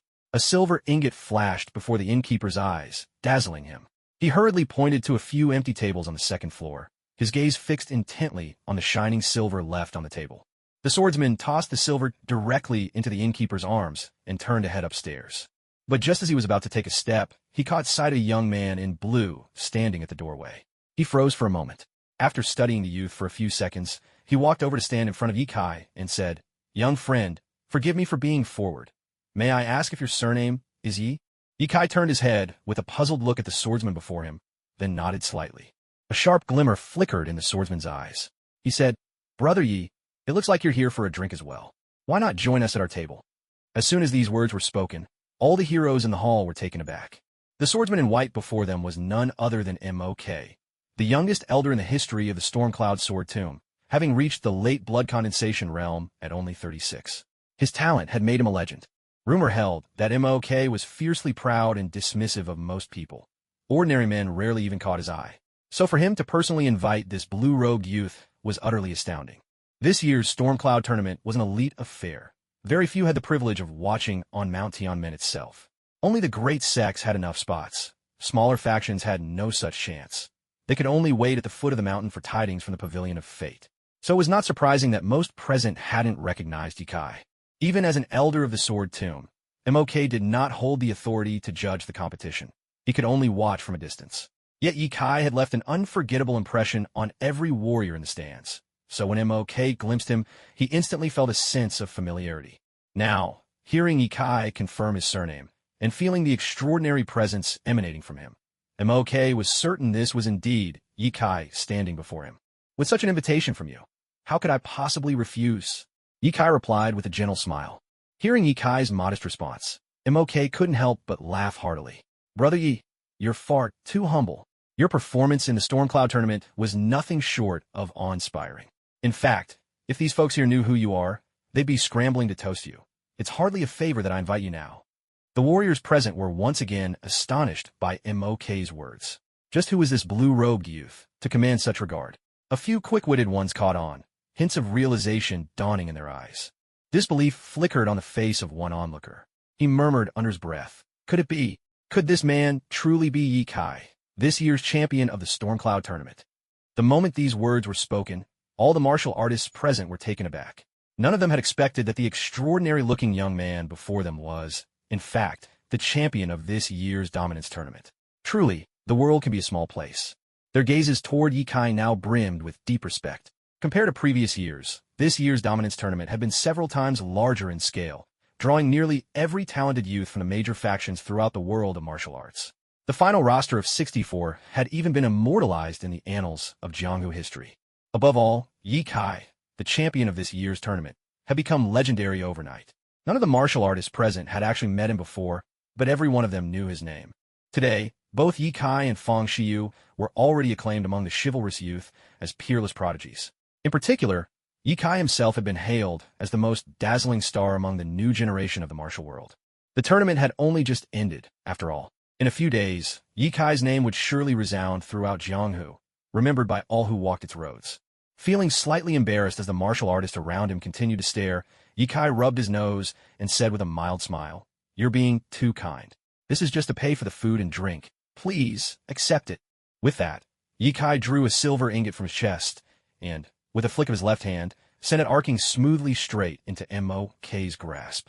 M.O.K caught the silver in his hand, feeling not the slightest force or disturbance. A ripple of astonishment passed through his heart. Ye Kai's control over strength was truly remarkable.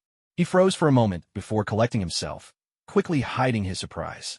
"You're too courteous, young friendy. My name is M.O. Quebec. If you don't mind, just call me Brother M.O." He finished by making an inviting gesture toward Ye Kai. Ye Kai led his party upstairs to the second floor of the Hero's Tower. Downstairs, the martial artists watched as Ye Kai and his companions ascended, but the tension dissolved as soon as they disappeared. The lively chatter resumed, the room once again abuzz with spirited conversation.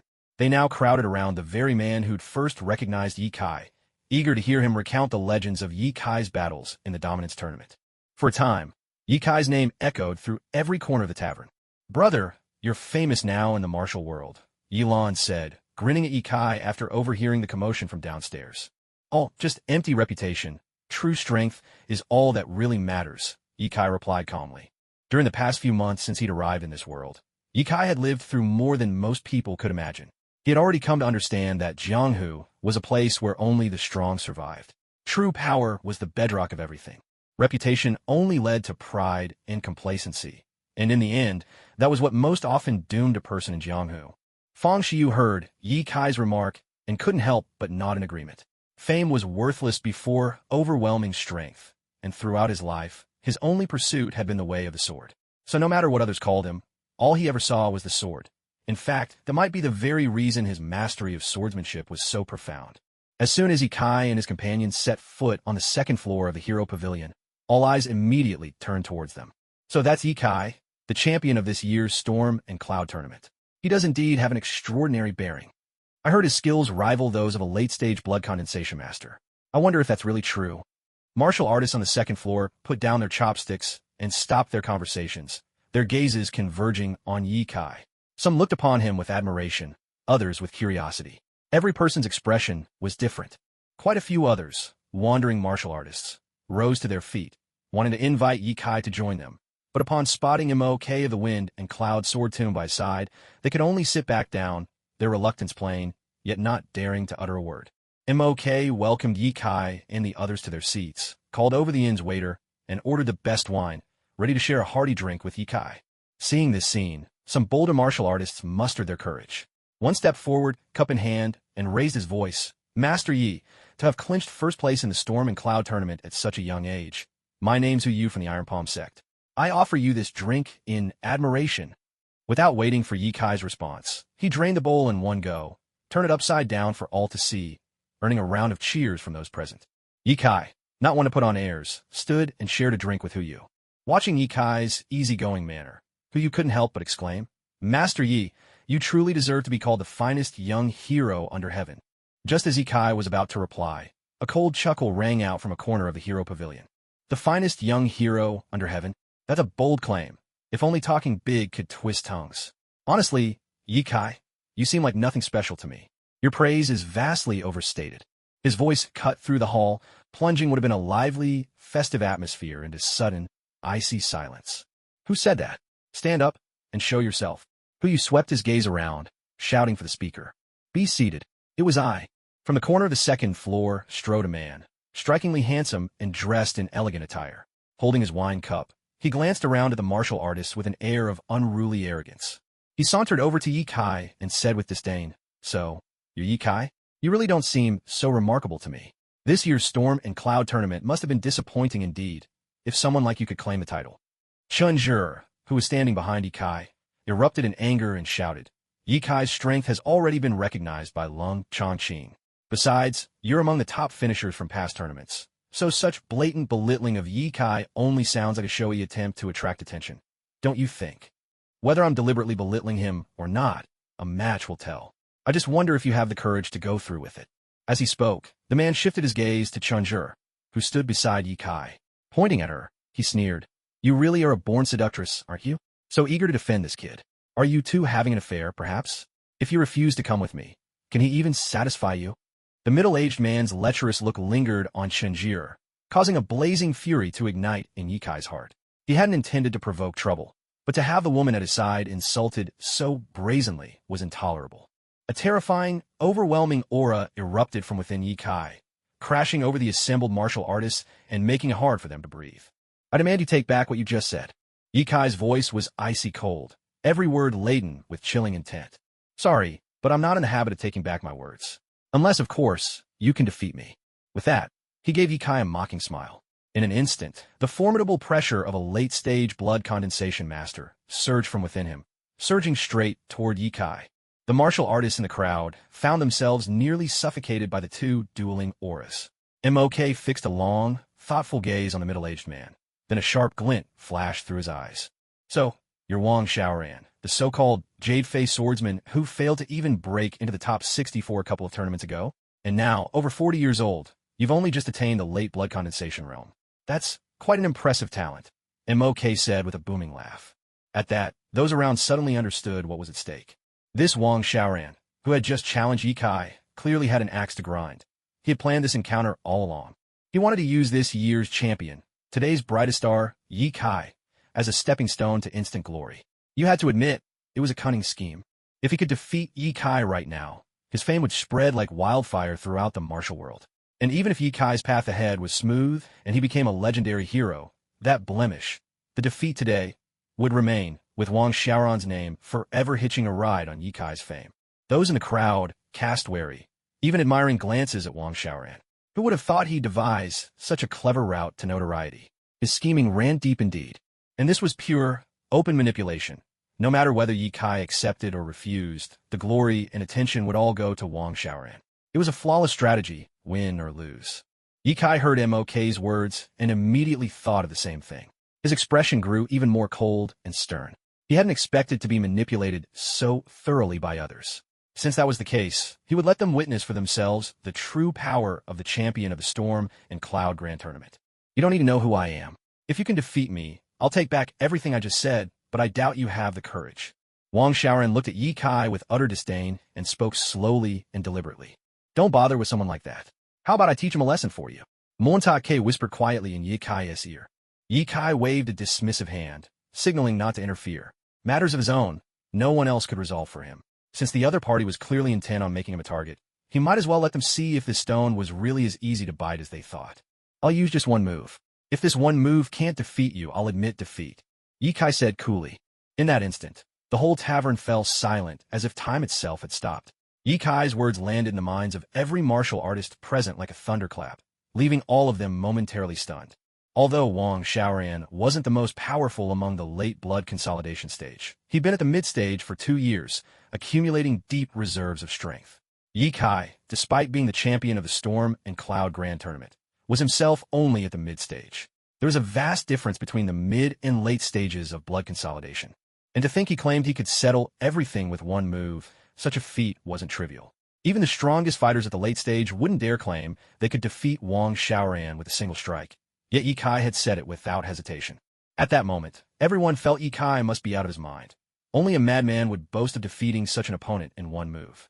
Only those standing at Yi Kai's side remained unperturbed. Their trust in him was absolute. Especially after witnessing his performance at the Grand Tournament, their confidence in Yi Kai's abilities was unshakable. Wang Xiaoran burst out laughing as he heard Yi Kai's words. He hadn't expected Yi Kai to be so obliging, to be so wildly arrogant as to think he could end things in a single blow. At least now, Wang Xiaoran wouldn't need to waste much effort. You defeating me in one move? That's the best joke in the martial world this year. Wang Xiaoran's gaze brimmed with ridicule and disdain. Remember this. The one who defeats you is Skyfall's sword, Wang Xiaoran. With those words, the middle-aged man drew his sword and charged at Yi Kai.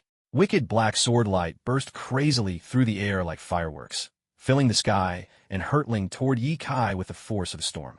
Though Wang Xiaoran didn't truly believe Yi Kai could possibly defeat him in a single attack, he still unleashed his most powerful move. Each streak of inky black sword energy radiated immense power, sending chills down the spines of all the martial artists watching around them. M.O.K. gazed at the blinding sword light filling the air, a flicker of worry in his eyes that Yi Kai might not be able to withstand the attack. Somehow, without realizing it, he already held his own long sword, its radiant gleam hinting at hidden danger. He stood ever vigilant, ready to step in and shield Yi Kai the moment that inky black sword light swept toward him. Yet, just as the walls of sword light tore through the air, Yi Kai acted first. In his hand appeared a slender and peerless flying dagger, which he hurled in a streak toward the menacing sword energy. At the same instant, a faint violet shimmer flickered in his eyes, and the magnetic force around him churned into a furious storm. A hush fell over the watching martial artists as, all around them, the vital energy in the air suddenly spun out of control. The flow of inner power within their own bodies ground to a crawl, and shock flashed in their eyes. None of them could have imagined Yi Kai would have mastery over the powers of heaven and earth themselves, a strength said to belong only to those who had perfected the blood coagulation stage. Wang Xiaoran cried out in alarm. No. He had only just begun to call forth his full strength when, to his horror, a flying dagger shot straight through the air and impaled his hand. In the blink of an eye, the swirling sword light that had filled the sky was torn to shreds by that single blade, vanishing without a trace. The dagger pierced right through his palm, embedding itself deep into the wall, its blade untouched by the slightest drop of blood. He was defeated with a single stroke. Everyone in the tavern was struck dumb by what they saw. They gasped for breath, awe and disbelief written across every face as they stared at Wang Xiaoran sprawled on the floor. Even M.O.K., who stood behind Yi Kai, was left speechless by the astonishing strike. At first, he hadn't believed Yi Kai could defeat a mid-stage blood coagulation expert in just one move, but reality had proven him wrong. Clearly, Yi Kai truly had the power to back up his words. Suddenly came the metallic clang of a blade. Wang Xiaoran's sword slipped from his numbed fingers, clattering to the floor. A torrent of blood burst from his mouth, and his left hand, transfixed by Yi Kai's dagger, revealed bone gleaming white in the wound. With bloodshot eyes, he glared at Yi Kai, the words bursting from his throat in a hoarse roar. Such a proud youth. So this is how you humiliate your elders? Yi Kai stepped forward slowly, his voice cold as frost. You insulted me first. You still have the gall to call yourself a senior? One last time, will you take back your words or not? Wang Xiaoran struggled to rise, a mocking smile twisting his lips. You think I'll take it back just because you tell me to? What am I pride then? What of the reputation of Wang Xiaoran? He raised his chin defiantly, locking eyes with Yi Kai. In his mind, surely Yi Kai wouldn't dare humiliate him further, not in front of so many witnesses. After all, he was a veteran of the martial world, a figure worthy of respect. A newcomer like Yi Kai ought to show him some deference. If it's your pride you want, then pride you shall have, Yi Kai replied, an eerie smile curling his lips, his voice as cold as mist. At that moment, Wang Xiaoran suddenly sensed that something was terribly wrong. He feared he just crossed the wrong person. With a sudden burst of force, Yi Kai kicked the unsteady Wang Xiaoran clear across the dining hall, sending him crashing into the wall. Wang Xiaoran stared at him in utter disbelief, unable to fathom that Yi Kai dared to subject him to such public humiliation. Yi Kai paid no heed to the unspoken rules of the martial world. Did he not care about reputation at all? Yi Kai's kick landed squarely on Wang Xiaoran's abdomen, and a powerful surge invaded his body, aggravating his wounds even further. Warm blood welled up, and he coughed up a mouthful onto the floor. But Yi Kai didn't relent. In a swift, predatory movement, he closed the distance and brought his foot down harshly upon Wang Xiaoran's dantian. With a cold sneer, Yi Kai pressed down with the slightest bit more force. Wang Xiaoran felt a fierce, penetrating energy erupt and rush into his core, tearing through his reserves. The inner energy in his dantian splintered and scattered under the onslaught, completely falling apart in an instant. Now, Wang Xiaoran's face turned deathly pale as he felt his core breach and a torrent of uncontrolled power spill away. Panic threatened to overwhelm him. How do you like the respect I've shown you? Ye Kai's foot still pinned Wang Xiaoran's dantian, ready to shatter it at any moment. You actually dare treat me like this? Have you no regard for the laws of the martial world? Wang Xiaoran managed to glare up at Ye Kai, his tone filled with resentment. No sooner had he raised his head than he met Ye Kai's cold, merciless gaze. A chill surged from the soles of his feet up to his spine, forcing a shudder out of him. Regret flooded his mind. How foolish he'd been to provoke a demon like this for the sake of hollow prestige. One grim thought consumed him. If he kept pushing his luck, Ye Kai would truly end him. In Ye Kai's eyes, he saw only the promise of deadly intent. I'll take back what I said earlier. I take it back. Wang Xiaoran hurriedly bowed his head in shame and defeat, his voice trembling. Good. Since you're retracting your words, I'm done making trouble for you, Ye Kai said coldly, eyeing the cowering Wang Xiaoran with undisguised contempt. The instant Wang Xiaoran heard Ye Kai say he'd let him go, joy flashed in his eyes. I won't dare cross you again. Not ever, he blurted. But beneath his subdued demeanor, hatred simmered. The moment he got the chance, he swore to himself he would settle the score with Ye Kai. His gaze was veiled with venomous resolve. Master Yi, since you're willing to forgive this, could you move your foot now? Wang Xiaoran forced a pitiful, fearful expression in an attempt to coax Ye Kai into releasing him. Ye Kai looked down at Wang Xiaoran at his feet and gave a sly, eerie smile. Smiling, he said, It's true that I won't pursue this any further, but as for whether Miss Chan will let this go, I'm afraid I can't speak for her. With that, Ye Kai turned and glanced back at Chenjie, who had been watching the scene unfold from behind. Chenjie cast a cold, indifferent glance at Wang Xiaoran, her voice calm as she spoke. Men like him. Who knows how many people have fallen for his schemes in the world of martial arts? Why not finish what we started and cripple him now? That way, he won't have the chance to harm others in the future. The chill in Chenjie's words was palpable, sending a shiver through those present. The onlookers found themselves feeling a new level of wariness toward Ye Kai and his companions, inwardly vowing never to cross people like them. The wild delight in Wang Xiaoran's eyes vanished in an instant as the realization struck him. It had all been a cruel game between them from the beginning. Fury and venom twisted his expression. You too. Just as Wang Xiaoran was about to erupt in curses, a piercing coldness appeared in Ye Kai's eyes. With a subtle movement, he pressed his left foot down harder. A sharp, cracking noise echoed through the silence. Blood sprayed from Wang Xiaoran's mouth. Unable to withstand the onslaught of force at his dantian, that vital spot was completely crushed. The shattering of his dantian meant Wang Xiaoran could no longer control his inner strength. His martial arts were ruined. He was now barely stronger than an ordinary man. There was no hope for recovery. Only an incredibly rare elixir might let him rebuild what was lost, but such a treasure was nearly impossible to find, especially for someone with his current skills and reputation. Overwhelmed by excruciating pain, Wang Xiaoran's eyes rolled back, and he collapsed into unconsciousness. Seeing this, Ye Kai removed his foot, turned away, and left without granting Wang Xiaoran another glance. Every martial artist present was left stunned by the sight. Their eyes were fixed warily on this remarkable young man, unable to utter a word. Some were awestruck, some filled with admiration.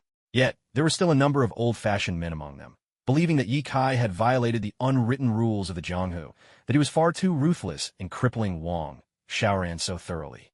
Ye Kai couldn't care less about the opinions of the other warriors. He simply followed his heart. Why constrain oneself with those so-called rules of the martial world?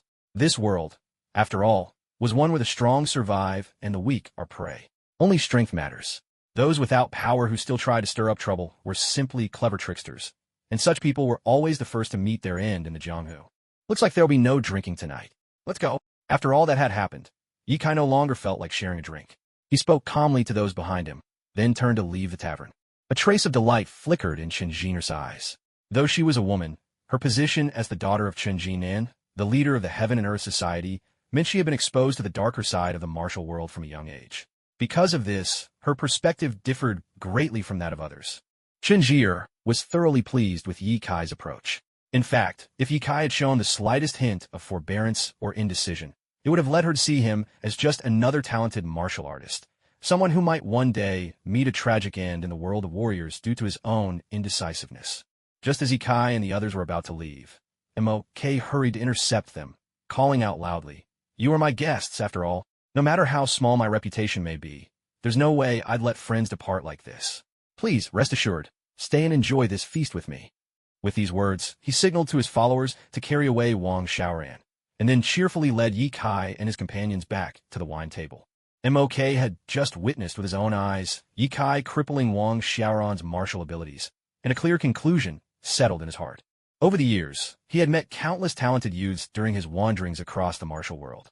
Some were two-faced, while others found themselves shackled by the unspoken rules of society. The former he kept at arm's length, treating them with cautious politeness. The latter group, he pitied, those bound tightly by convention never amounted to much in the end. But it was the likes of Yi Kai, the true prodigies, who were often met with the most admiration. They adhered to their own code, walking their own path, unswayed by those around them. This, in Mok's eyes, was the mark of a true young hero. With a sincere sigh, Mok thought to himself, if this man manages to avoid an early demise, his achievements in the future will surely be remarkable, perhaps even enough to command his own power in the martial realm. So, Mok made up his mind then and there to cultivate a genuine friendship with Yi Kai. This wasn't about the social niceties of inviting someone for a drink. It was a bond born out of true respect and camaraderie. That was why he insisted that Yi Kai stay, and why he had Wang Xiaoran carried away, to make it clear to everyone present that he stood firmly on Yi Kai's side. Yi Kai, hearing Mok's earnest invitation, found it hard to refuse politely, and so he remained, and together they feasted and drank heartily in the hero's tower. Mok became the life of the party, witty and convivial, easily winning the affection of those around him. It wasn't long before he and Yi Kai, buoyed by the wine, grew remarkably close. As the night wore on and the wine flowed freely, Mok even invited Yi Kai and the others to visit the legendary sword tomb of Wind and Cloud as his guests. Yi Kai, always intrigued by the great powers of the martial world, was piqued by curiosity. Fang Xiu, who was at the table with them, also fancied a visit. He longed to witness for himself the sword aura that had become famous throughout the land.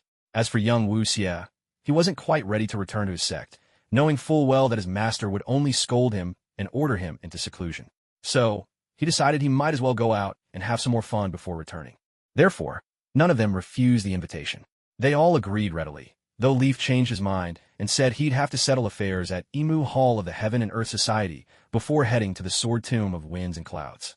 As such, their departure had to be delayed for a few days. In the end, their conversation was so lively and pleasant that they nearly became sworn brothers. Fortunately, Fang Xiu managed to keep a clear head and tug Leaf back to his senses just in time. Otherwise, who knows what kind of scene they might have caused. It was only as night fell that Leaf and his companions finally took their leave. After days of weariness, everyone returned home to rest, leaving only Chenjur and Fang Xiu behind. Over in the restaurant, when Yilan took a small sip of wine, it went to her head. She clung to Chenjur and Fang Xiu, insisting cheerfully that they should come home with her. Fang Xiu, without a place to stay in Liangzhou City, didn't mind at all. As for Chenjur, she hadn't touched alcohol in ages, so being coaxed into drinking so much left her cheeks flushed with a gentle rosy glow. The pink tint on her face, set off by her smooth, fair neck, made her appear exquisitely beautiful, so much so that Li found himself lost for a moment, his gaze fixed on Chenjur. Noticing her brother's dazed stare, Yilan burst out joyfully, "Sister, look at the way my brother's looking at you. Why don't you just become my sister-in-law?" Leaf snapped out of his trance at Yilan's words. He rubbed her head, feigning annoyance, and spoke to Chenjur with an awkward smile. "Kids always talk nonsense. Please don't take her seriously, Miss Chun." Hearing this, Chenjur's cheeks turned even redder. She shyly lowered her head, a subtle joy fluttering in her heart. Did Leaf really have feelings for her? Should she say yes? Would agreeing now be a little too hasty? Unable to help herself, she became lost in the tangle of her thoughts. Eventually, under Yelan's persistent tugging, they surrendered to her cheerful insistence and had no choice but to accompany Leaf to his home. Xiao Wuxie, upon seeing the others all heading to Leaf's house, happily followed as well. For him, any place away from his sect was a paradise. Not long after, Leaf and the rest arrived at his residence. Having finally gotten Yelan settled, Leaf walked into the courtyard. Watching through the window as Yelan drifted into a deep sleep, a wave of warmth washed over his heart. At the same time, his determination to become stronger, to protect his family, grew even more resolute. Yet, the more Leaf experienced in this world, the more he realized how insufficient his own power was. Despite having won the Grand Wind and Cloud tournament and basking in the glory of that achievement, when facing Chun Jinan, the head of the Heaven and Earth Society, he had struggled even to withstand the aura the man exuded. Not only was Chun Jinan a formidable force, but Lung Chongqing was just as terrifying. Though he only unveiled 3 sword strikes during the Wind and Cloud tournament, he left a deep impression on all the heroes present. His strength was second only to Chun Jinan, and even Ye Kai's most powerful move, the matchless flying dagger, could not guarantee victory over Lung Chongqing. With such mighty rivals, how could Ye Kai hope to seize the final quest item, the Heaven and Earth Society's register, and protect his own family? He could not help letting out a deep sigh. The most urgent task now was, without a doubt, to quickly raise his own power. Fortunately, thanks to the tournament's trigger quest, he had obtained 1 D-rank Marvel quest card and 2 D-rank Marvel item cards. They still rested quietly in his system inventory. Ye Kai intoned silently, and 3 palm-sized cards shimmered into being, each one aglow with dazzling violet light. He moved his left hand slightly, channeling power to crush the cards. They transformed into a shower of starlit purple lights, drifting away in every direction. After a few breaths, a square virtual screen of violet appeared before Ye Kai, blazing halos shifting madly across it. The halos spun faster and faster until Ye Kai almost felt dizzy, and then, at last, they slowed and settled upon a mysterious black halo. Would you like to know what my next card will be? Before Ye Kai appeared the image of a weathered man, tightly gripping a card in his hand. What drew the eye most were his peculiar red pupils, radiating with immense power. Suddenly, he flicked the playing card, sending it whistling toward Ye Kai. The card exploded into a burst of sparks right before his face. It was only a virtual projection, but Ye Kai could clearly sense the man's overwhelming might. There was no doubt, this was the Marvel superhero known as Gambit. Gambit, Remy Etienne Lebeau. Explosion factor. The host can infuse objects with energy, turning them into potent explosive weapons. He can also directly awaken stored potential energy within objects, converting it into other forms of kinetic force. Hypnotic shock. The host can use hypnotic powers to influence the minds of living beings, bringing them under his control. Success depends on the opponent's level. Precognition. By using playing cards to divine the near future, the host can foresee upcoming events. The detail and accuracy of the revelations depend on the host's enhancement level. As Ye Kai gazed at Gambit's spectral image, joy and excitement welled up inside him. Such powerful abilities were in no way inferior to those of Polaris. What's more, that explosion factor seemed tailor-made for his matchless flying dagger, allowing Ye Kai to imbue it with explosive might and dramatically amplify its destructive force. Moreover, that hallucinogenic impact has compensated for Ye Kai's weakness in mental attacks. Although Ye Kai himself is immune to all forms of mental assault, the best defense is still a good offense. Hence, this psychic shock is one of Ye Kai's hidden trump cards for catching opponents off guard. As for the power of foresight, Ye Kai hasn't fully figured it out yet. It seems to resemble something like tarot cards, but since he doesn't possess any cards at the moment, he hasn't had the chance to test it out properly. If he did, he would certainly want to experiment extensively. It seems that his luck is finally turning around. No wonder Ye Kai was so meticulous about washing his hands several times before drawing cards. Turns out it paid off. Ye Kai crushed the Royal Transformation card in his hand. It turned into a cluster of purple light, slowly drifting into his eyes. His pupils gleamed with an enchanting purple, casting a bizarre and mysterious aura. Abruptly, Ye Kai felt as if his mind were being torn apart. A surge of overwhelming power poured into his brain. In that instant, his thoughts became extraordinarily lucid, and magnetic waves danced across his vision. Nothing could escape his gaze. Those magnetic waves surged into his mind, violently colliding with a force brimming with explosive energy. Cold sweat broke out on Ye Kai's forehead, and he nearly fainted from the searing pain, but he gritted his teeth and held on with sheer martial determination. Gradually, the pain intensified. The two currents of energy churned around his mind like crashing tides. Just as Ye Kai was on the verge of losing consciousness, a crystalline cube emerged within his mind. It emitted a gentle, purple glow that enveloped the warring energies. Instantly, both forces became motionless, as if encountering their natural nemesis. They hovered in place, completely at peace. The next moment, under the caress of that soft violet light, the two energies began to intertwine, slowly merging together. After a brief span of heartbeats, they completely fused, unleashing a vast power that surged through Ye Kai's body. At that moment, Ye Kai felt that a formidable energy was coursing within him. He was now confident that, even if faced by Feng Xiu's legendary Celestial Sword Strike, he could block it without resorting to his own unmatched flying dagger technique. As it turns out, fusing mutated powers is extremely perilous. Had it not been for the system's assistance, Yikai would have been torn apart by those two forces just now. A trace of solemnity appeared in Yikai's eyes. From now on, before attempting to merge any powers, he must first temper his body thoroughly. Only then can he withstand the collision of two such energies. With the support of spiritual power, final fusion will be possible. Yikai slowly rose to his feet, wiped the sweat from his forehead, and looked down to find that his whole body was soaked. The force he just experienced had been truly terrifying, far more than he could handle in his current state. Fortunately, the system appeared just in time. Thinking of this, Yikai couldn't help but let out a wry chuckle. It seemed the system did have its uses after all. Next were those two D-level Marvel item cards. Maybe his luck was really in today, because he actually drew a D+ item that looked absolutely spectacular. Future World T500, the Batmobile Replica. System evaluation. This is simply the ultimate weapon of war. The Batmobile has two modes, cruise mode and combat mode. In combat mode, the Batmobile moves more slowly, but its agility is unmatched. Equipped with machine guns, grappling hooks, and a 60mm main cannon, among other heavy weaponry, it can charge up after destroying enemies and unleash a barrage of missiles against multiple locked targets at once. In cruise mode, the Batmobile can travel at the speed of sound with great maneuverability. It boasts powerful jumping capabilities, allowing it to use thrust to leap over chasms and obstacles, or even between the rooftops of tall buildings. With rocket boosters engaged, it can surge forward with bursts of speed. Yikai gently caressed the Batmobile he'd just drawn.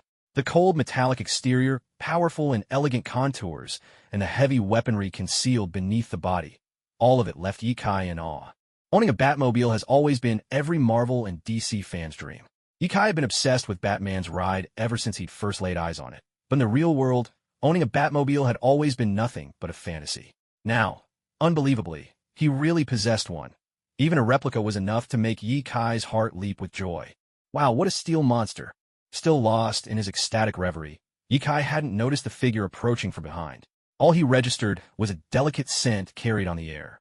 This wasn't the fragrance of cosmetics or perfume, but something far more alluring, the unique scent of a woman. Yikai couldn't help but turn around. A flash of red entered his vision. It was Chinjir. After all, Chinjir was a martial artist, and her resistance to alcohol was strong. In just a short time, her body had dispelled the effects of the drink.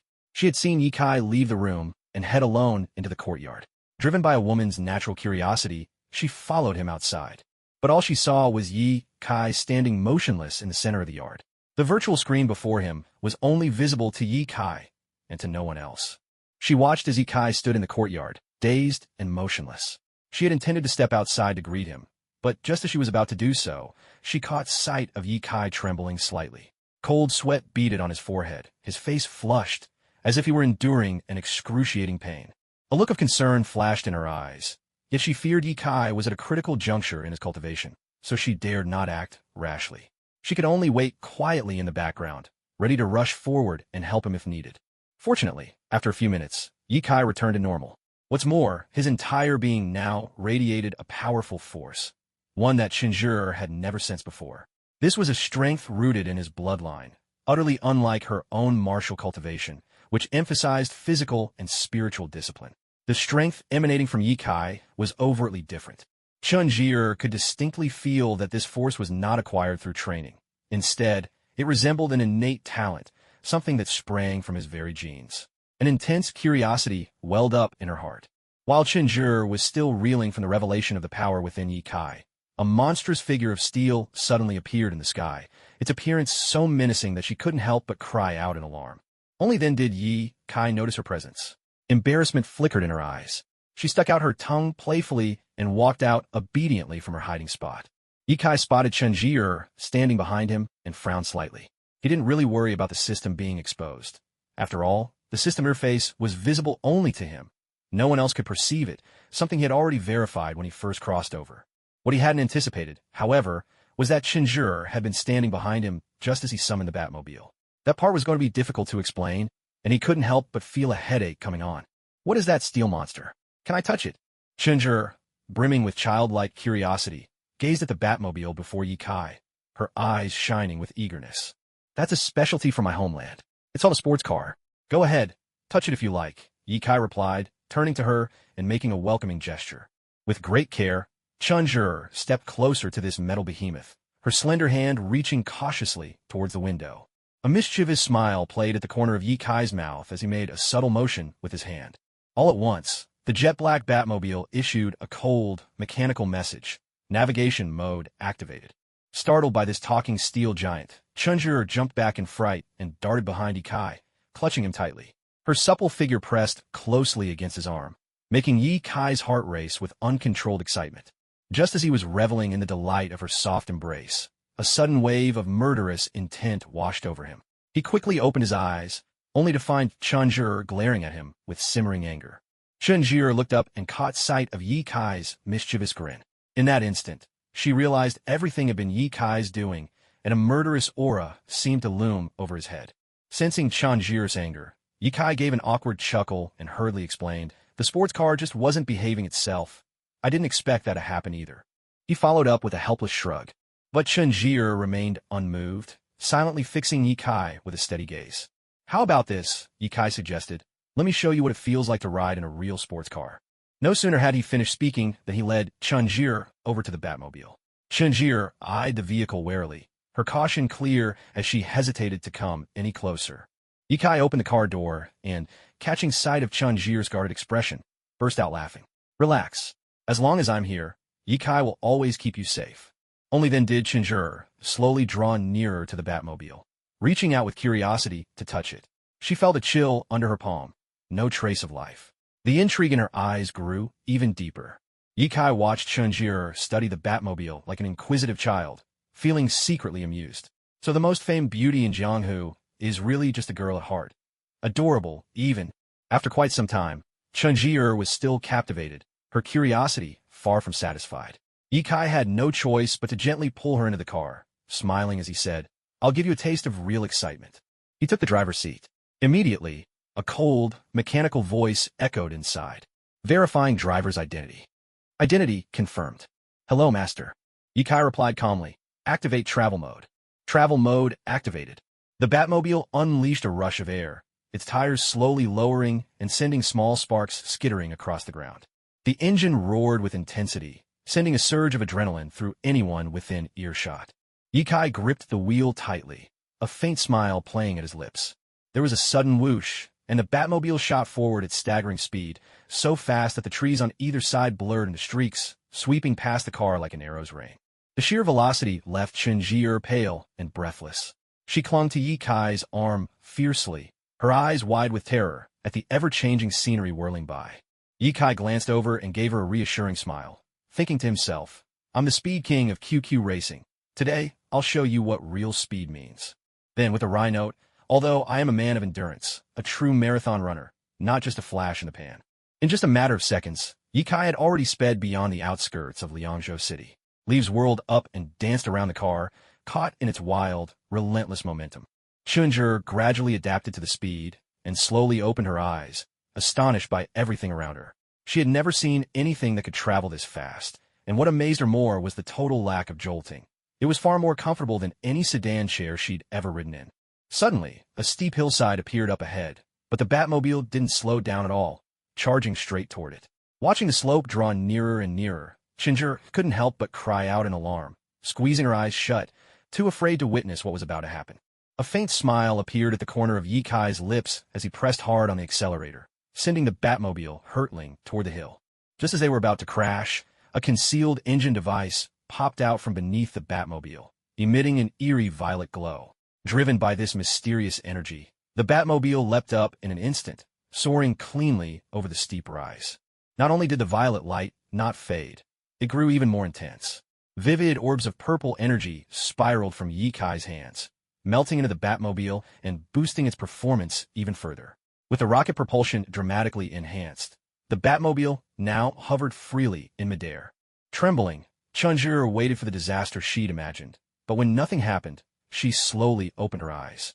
To her amazement, it was as if she were floating high above the ground, while everything below looked impossibly tiny.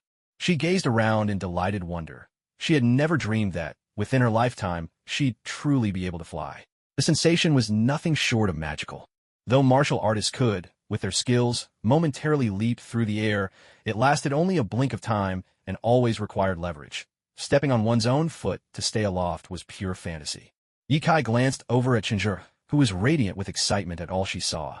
He slowly lowered the car's roof, allowing gentle threads of wind to brush softly past their ears. Chenjie stretched her arms wide, closed her eyes, and reveled in the pure joy of the moment.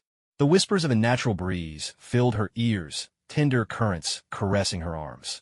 She felt as though she had truly taken flight, gliding through a fairyland that stirred the soul to rapture. Ye Kai watched from beside her as Chenjie basked in this happiness. Not wanting to interrupt, he quietly piloted the Batmobile through the sky.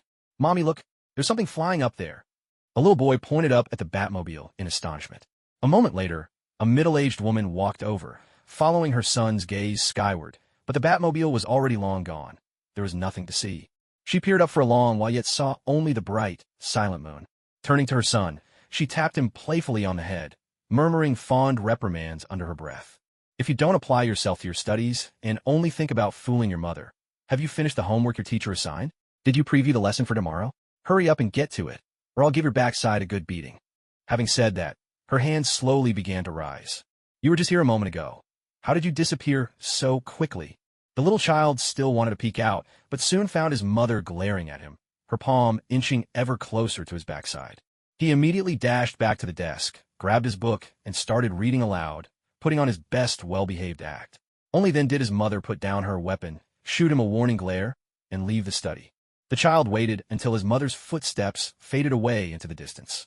Then he got up and looked out of the window, spotting a twinkling light darting across the sky, flickering briefly before vanishing without a trace.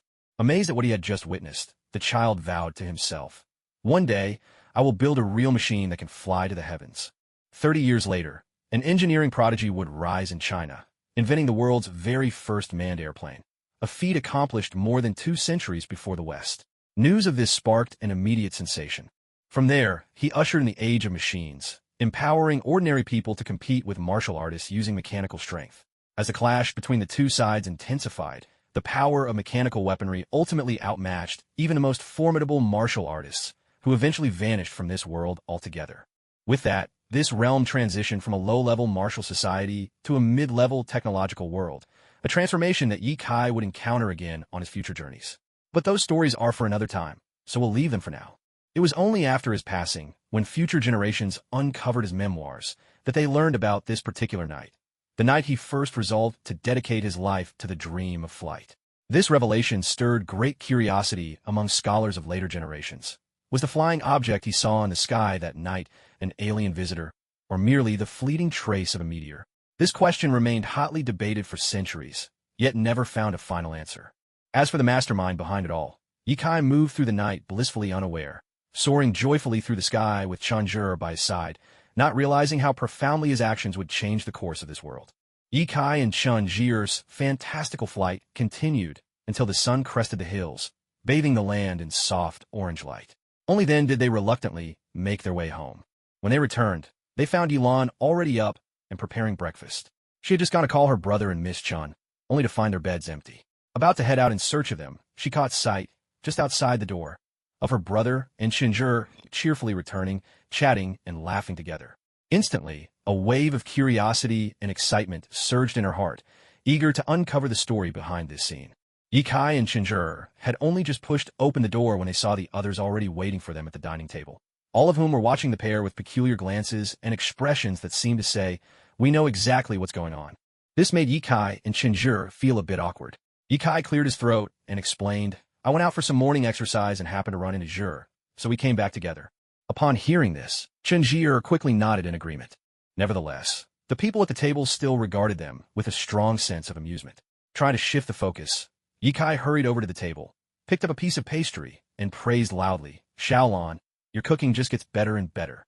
Yilan pursed her lips and muttered under her breath, "That's a very clumsy way to change the subject." Ye Kai deliberately steered the conversation away, and the others had no intention of pressing further. After all, they were all adults. Sometimes it's best to leave things unsaid, sparing everyone the embarrassment. "Brother Yi, did you not sleep well last night? Those dark circles under your eyes are really awful." At that moment, little Wu Xie piped up, gazing at Ye Kai with curiosity. A spasm of exasperation crossed Ye Kai's face, while Chenjie, unable to help herself, burst into laughter. She thought to herself, how adorable Wu Xie is. Then Wu Xie turned to Chinzhi, her voice crisp and innocent. Sister Zhi, you've got big dark circles under your eyes too. Did you? And before Wu Xie could finish, Ye Kai flicked her forehead, cutting her off mid-sentence. Eat your breakfast. You're too young to be poking your nose into grown-ups' business, Ye Kai reprimanded, feigning sternness. Under his warning gaze, Wu Xie had no choice but to lower her head and obediently eat her meal. Yet her eyes kept darting toward Ye Kai and Chinzhi, her little face scrunched in thought, amusing everyone around the table. Even Fang Xiyu, who rarely betrayed any emotion, couldn't suppress a smile. After breakfast, Fang Xiyu and the others said their goodbyes to Ye Kai and took their leave, until only Chinzhi and Fang Xiyu remained. Chinzhi, reluctant to part, blushed slightly and said, Young Master Yi, I can't be away from home too long, so I must take my leave now. If you ever wish to see me, just carve a mark into the big tree by West Lake in Liangzhou City. I promise I'll be there within the hour. She turned away bashfully as soon as she finished speaking and hurried off. Ye Kai gazed at her retreating figure, fully understanding the meaning behind her words. He realized that Chinzhi had already given her heart to him. But as soon as he thought of Lei Tingting, a headache crept over him. For both women were dear to his heart, and he couldn't bear to disappoint either one. Ye Kai shook his head. This was just too troublesome, and he decided to take things one step at a time and not bother thinking about it anymore. He turned his gaze to Fang Xiyu, who was still standing nearby, and asked offhandedly, Brother Fang, what are your plans from here on out? Fang Xiyu pondered for a moment, then replied slowly, I left my mountain this time to seek out 2 masters. But now I have no clues whatsoever, so I'll have to try my luck here in Liangzhou City. Would it be convenient for you to tell me the names of these 2 people? Who knows? I might actually know them, Ye Kai said, watching Fang Xiyu with a look of curiosity. It's no big secret who I'm looking for, so there's no harm in telling you. The 2 people are Nie Feng and Yi Guqing, Fang Xiyu answered slowly, a touch of nostalgia surfacing in his eyes. Ye Kai felt as if he'd just been struck by lightning. What? Nie Feng from the world of Storm Riders and Yi Guqing from the legend of Lu Xiaofeng both have connections to Fang Xiyu? This is way too unbelievable. Can a system please just give me a normal dimensional plane? This is getting out of hand. This is your own doing. You insisted on having all these worlds intersect, which threw the system into chaos. It took a lot of effort to patch things together and create this hybrid plane as a test for you. And you still have the nerve to blame me. Infinite Marvel system. Fang Xiyu noticed the puzzled look in Ye Kai's eyes and began to explain gently. Nie Feng was the one who saved my life when I was a child. I remember how mischievous I was back then. Once I snuck off to play in the small woods behind the mountain. Dusk crept in, and when I tried to head home, I found myself hopelessly lost. Terrified, I started shouting for help. Little did I know that my cries would attract a ferocious tiger. When the beast saw me there alone, it lunged at me in an instant. Just as I was about to perish at the tiger's jaws, a rush of wind swept through the woods. A tall figure appeared out of nowhere and, with a single airborne kick, struck down the tiger and saved my life. He even took me home safely and taught me a chant called the Frozen Heart Formula. His name was Nie Feng. Ever since I grew up, I wanted to find Brother Nie and thank him in person, but after searching for so long, I've yet to uncover even the faintest trace. Ye Kai let out a long sigh. The protagonists of these worlds are just something else. No matter how dire the situation, someone's always there to save them. Truly living up to the title of Child of the Plains. Catching the confusion in Fang Xiyu's eyes, Ye Kai immediately composed himself and asked, Don't tell me. Yi Guqing is another one of your lifesavers? Fang Xiyu shook his head. Actually, I've never even laid eyes on Yi Guqing, nor have I ever heard him speak. But I am certain this man truly exists. Fang Xiyu's words left Ye Kai more bewildered than ever. What on earth was he talking about? Fang Xiyu noticed the confusion in Ye Kai's eyes, and with a smile, he said, To tell you the truth, I first encountered Yi Guqing in a dream. There was a swordsman dressed in white standing atop the Forbidden City, giving off an extraordinary aura. He seemed noble, solitary, unwavering, and ethereal, as if untouched by the mortal world. Just by standing there in silence, he radiated an overwhelming sword presence. My own way with the sword, when compared to his, is nothing more than child's play.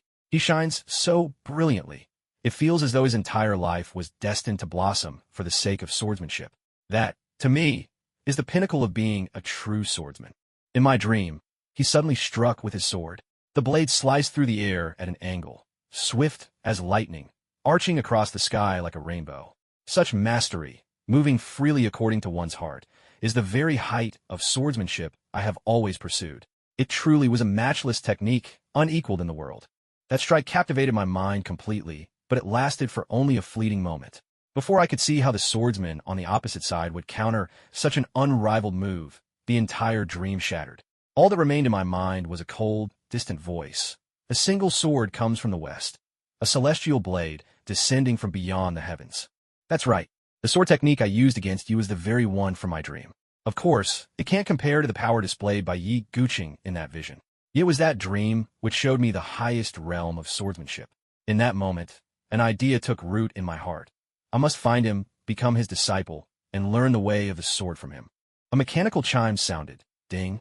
Host has activated a hidden quest. Companion system is temporarily unlocked. Hidden quest. A companion's wish helped Feng Xiyu seek out Nie Feng and Yi Guqing, and successfully witness Feng Xiyu becoming Yi Guqing's disciple. Quest reward.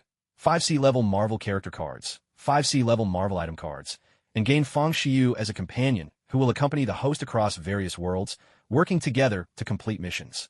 Quest failure penalty. Erasure. Ding. As this quest spans a long period, Host Protection Protocol number 35 is invoked. The host may earn Feng Shiyu's trust in advance. Companion system is now unlocked. A hint of hesitation appeared in Yi Kai's eyes. Clearly, this quest would be quite difficult, spanning 2 separate worlds. But the reward was simply too tempting. 5 C-level Marvel quest cards.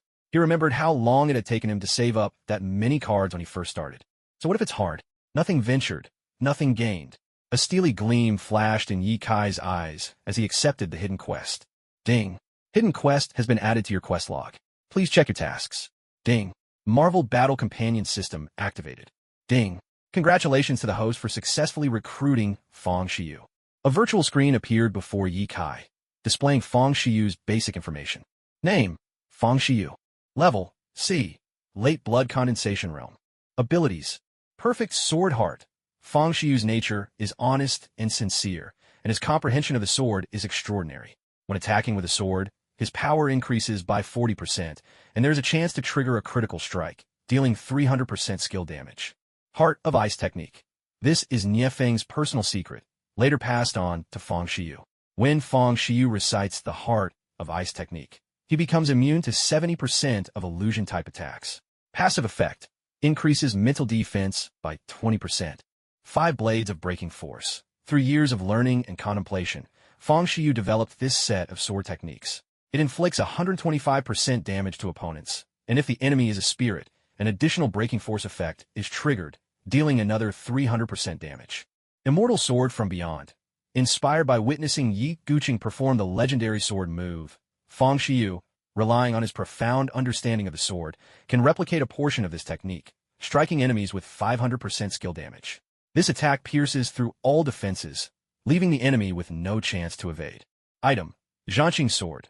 Forged from celestial meteorite and later refined by a master swordsmith, this blade unleashes a remarkable blue sword aura with every swing. It delivers multiple damaging strikes and inflicts severe wounds upon its target. As Kai read through Feng Shiyu's stats, he couldn't help but draw a sharp breath. Feng Shiyu's abilities rivaled those of the C-level Marvel missions, perhaps even surpassing them in all aspects. What's more, Feng Xiyu seemed to possess the potential for growth, a rare quality in itself. This acquisition, Yi Kai thought gleefully, was a sure-win deal. Yi Kai closed the projection screen. The streams of data transformed into bands of violet light that shot swiftly into Feng Shiyu's eyes. At that moment, a violet radiance shimmered within Feng Shiyu's eyes, his whole body trembling as his energy surged higher and higher. After a little more than a minute, the glow gradually faded from Feng Shiyu's gaze. He slowly opened his eyes and looked respectfully at Yi Kai. He said, "If you can help me fulfill my wish from now on, I, Feng Xiyu, will serve as you command." With that, he cupped his hands together in a formal salute.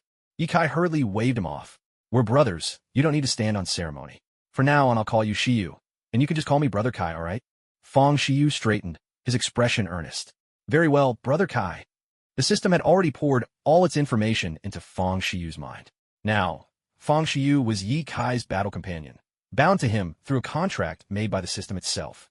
Before completing his quests, Yi Kai could ask Feng Xiyu to do various things, but Feng Xiyu retained the right to decline, with one ironclad exception. He could never harm Yi Kai under any circumstances. What's more, Feng Shiyu's life was now tied to Yi Kai's. If Yi Kai were to die, Feng Xiyu would also vanish from this world. However, if Feng Xiyu were to perish, Yikai could use a special item to bring him back, though that relic was extremely rare, rumored to exist only in the highest level realms. And so, Yikai gained a new companion, Fang Shiyu.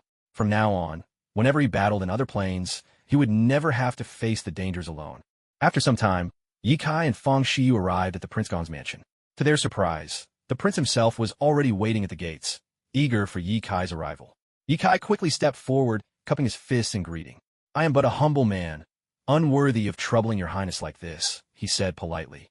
Prince Gong waved his hand with a smile. "Young Yi, you represented my household and won the championship at this year's Wind and Cloud tournament, helping me vent a great deal of frustration. With a youth as talented as yourself, what harm in standing at the gates a little while to greet you?" Without waiting for Yikai to protest, Prince Gong seized his arm and drew him eagerly into the mansion. Returning to the prince's estate, Yikai found the experience quite different from his first visit. Back then, he'd been awestruck by the artificial rock formations in the courtyard. But now, having seen the far grander headquarters of the Heaven and Earth Society, those gardens seemed a mere trifle by comparison.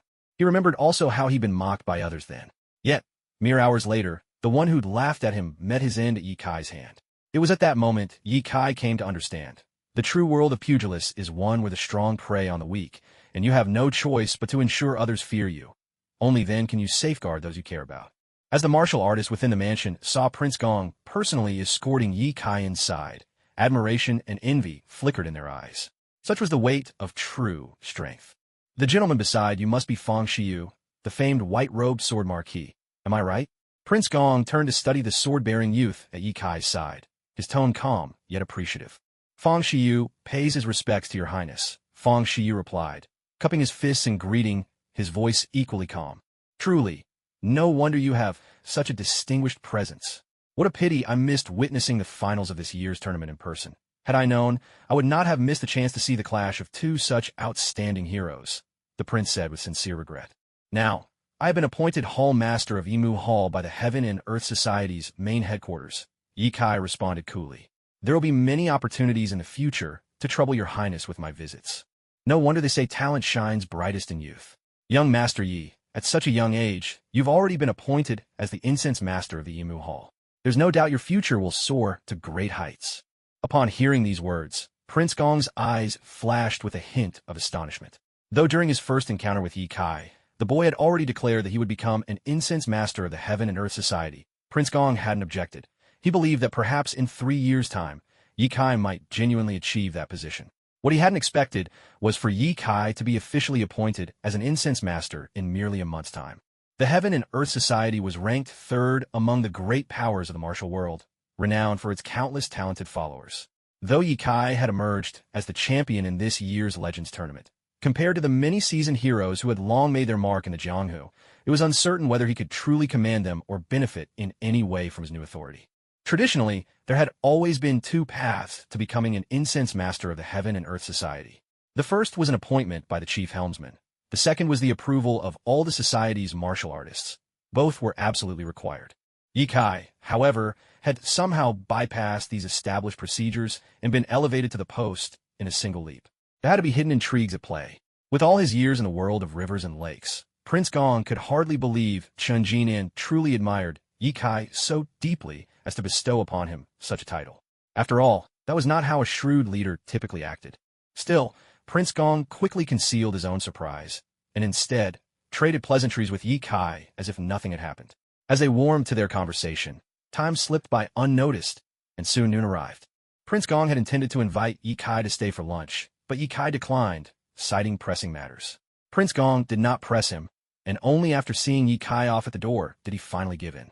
Yikai declined Prince Gong's invitation because he needed to visit the Heaven and Earth Society headquarters at midday to collect his official letter of appointment as the incense master of Imu Hall directly from Chief Helmsman Chen Jinan. Only then would his new position be truly confirmed. Doesn't it seem like Prince Gong is hiding something from us? Walking side by side down the street, Fang Shiyu's gaze grew thoughtful as he mused aloud.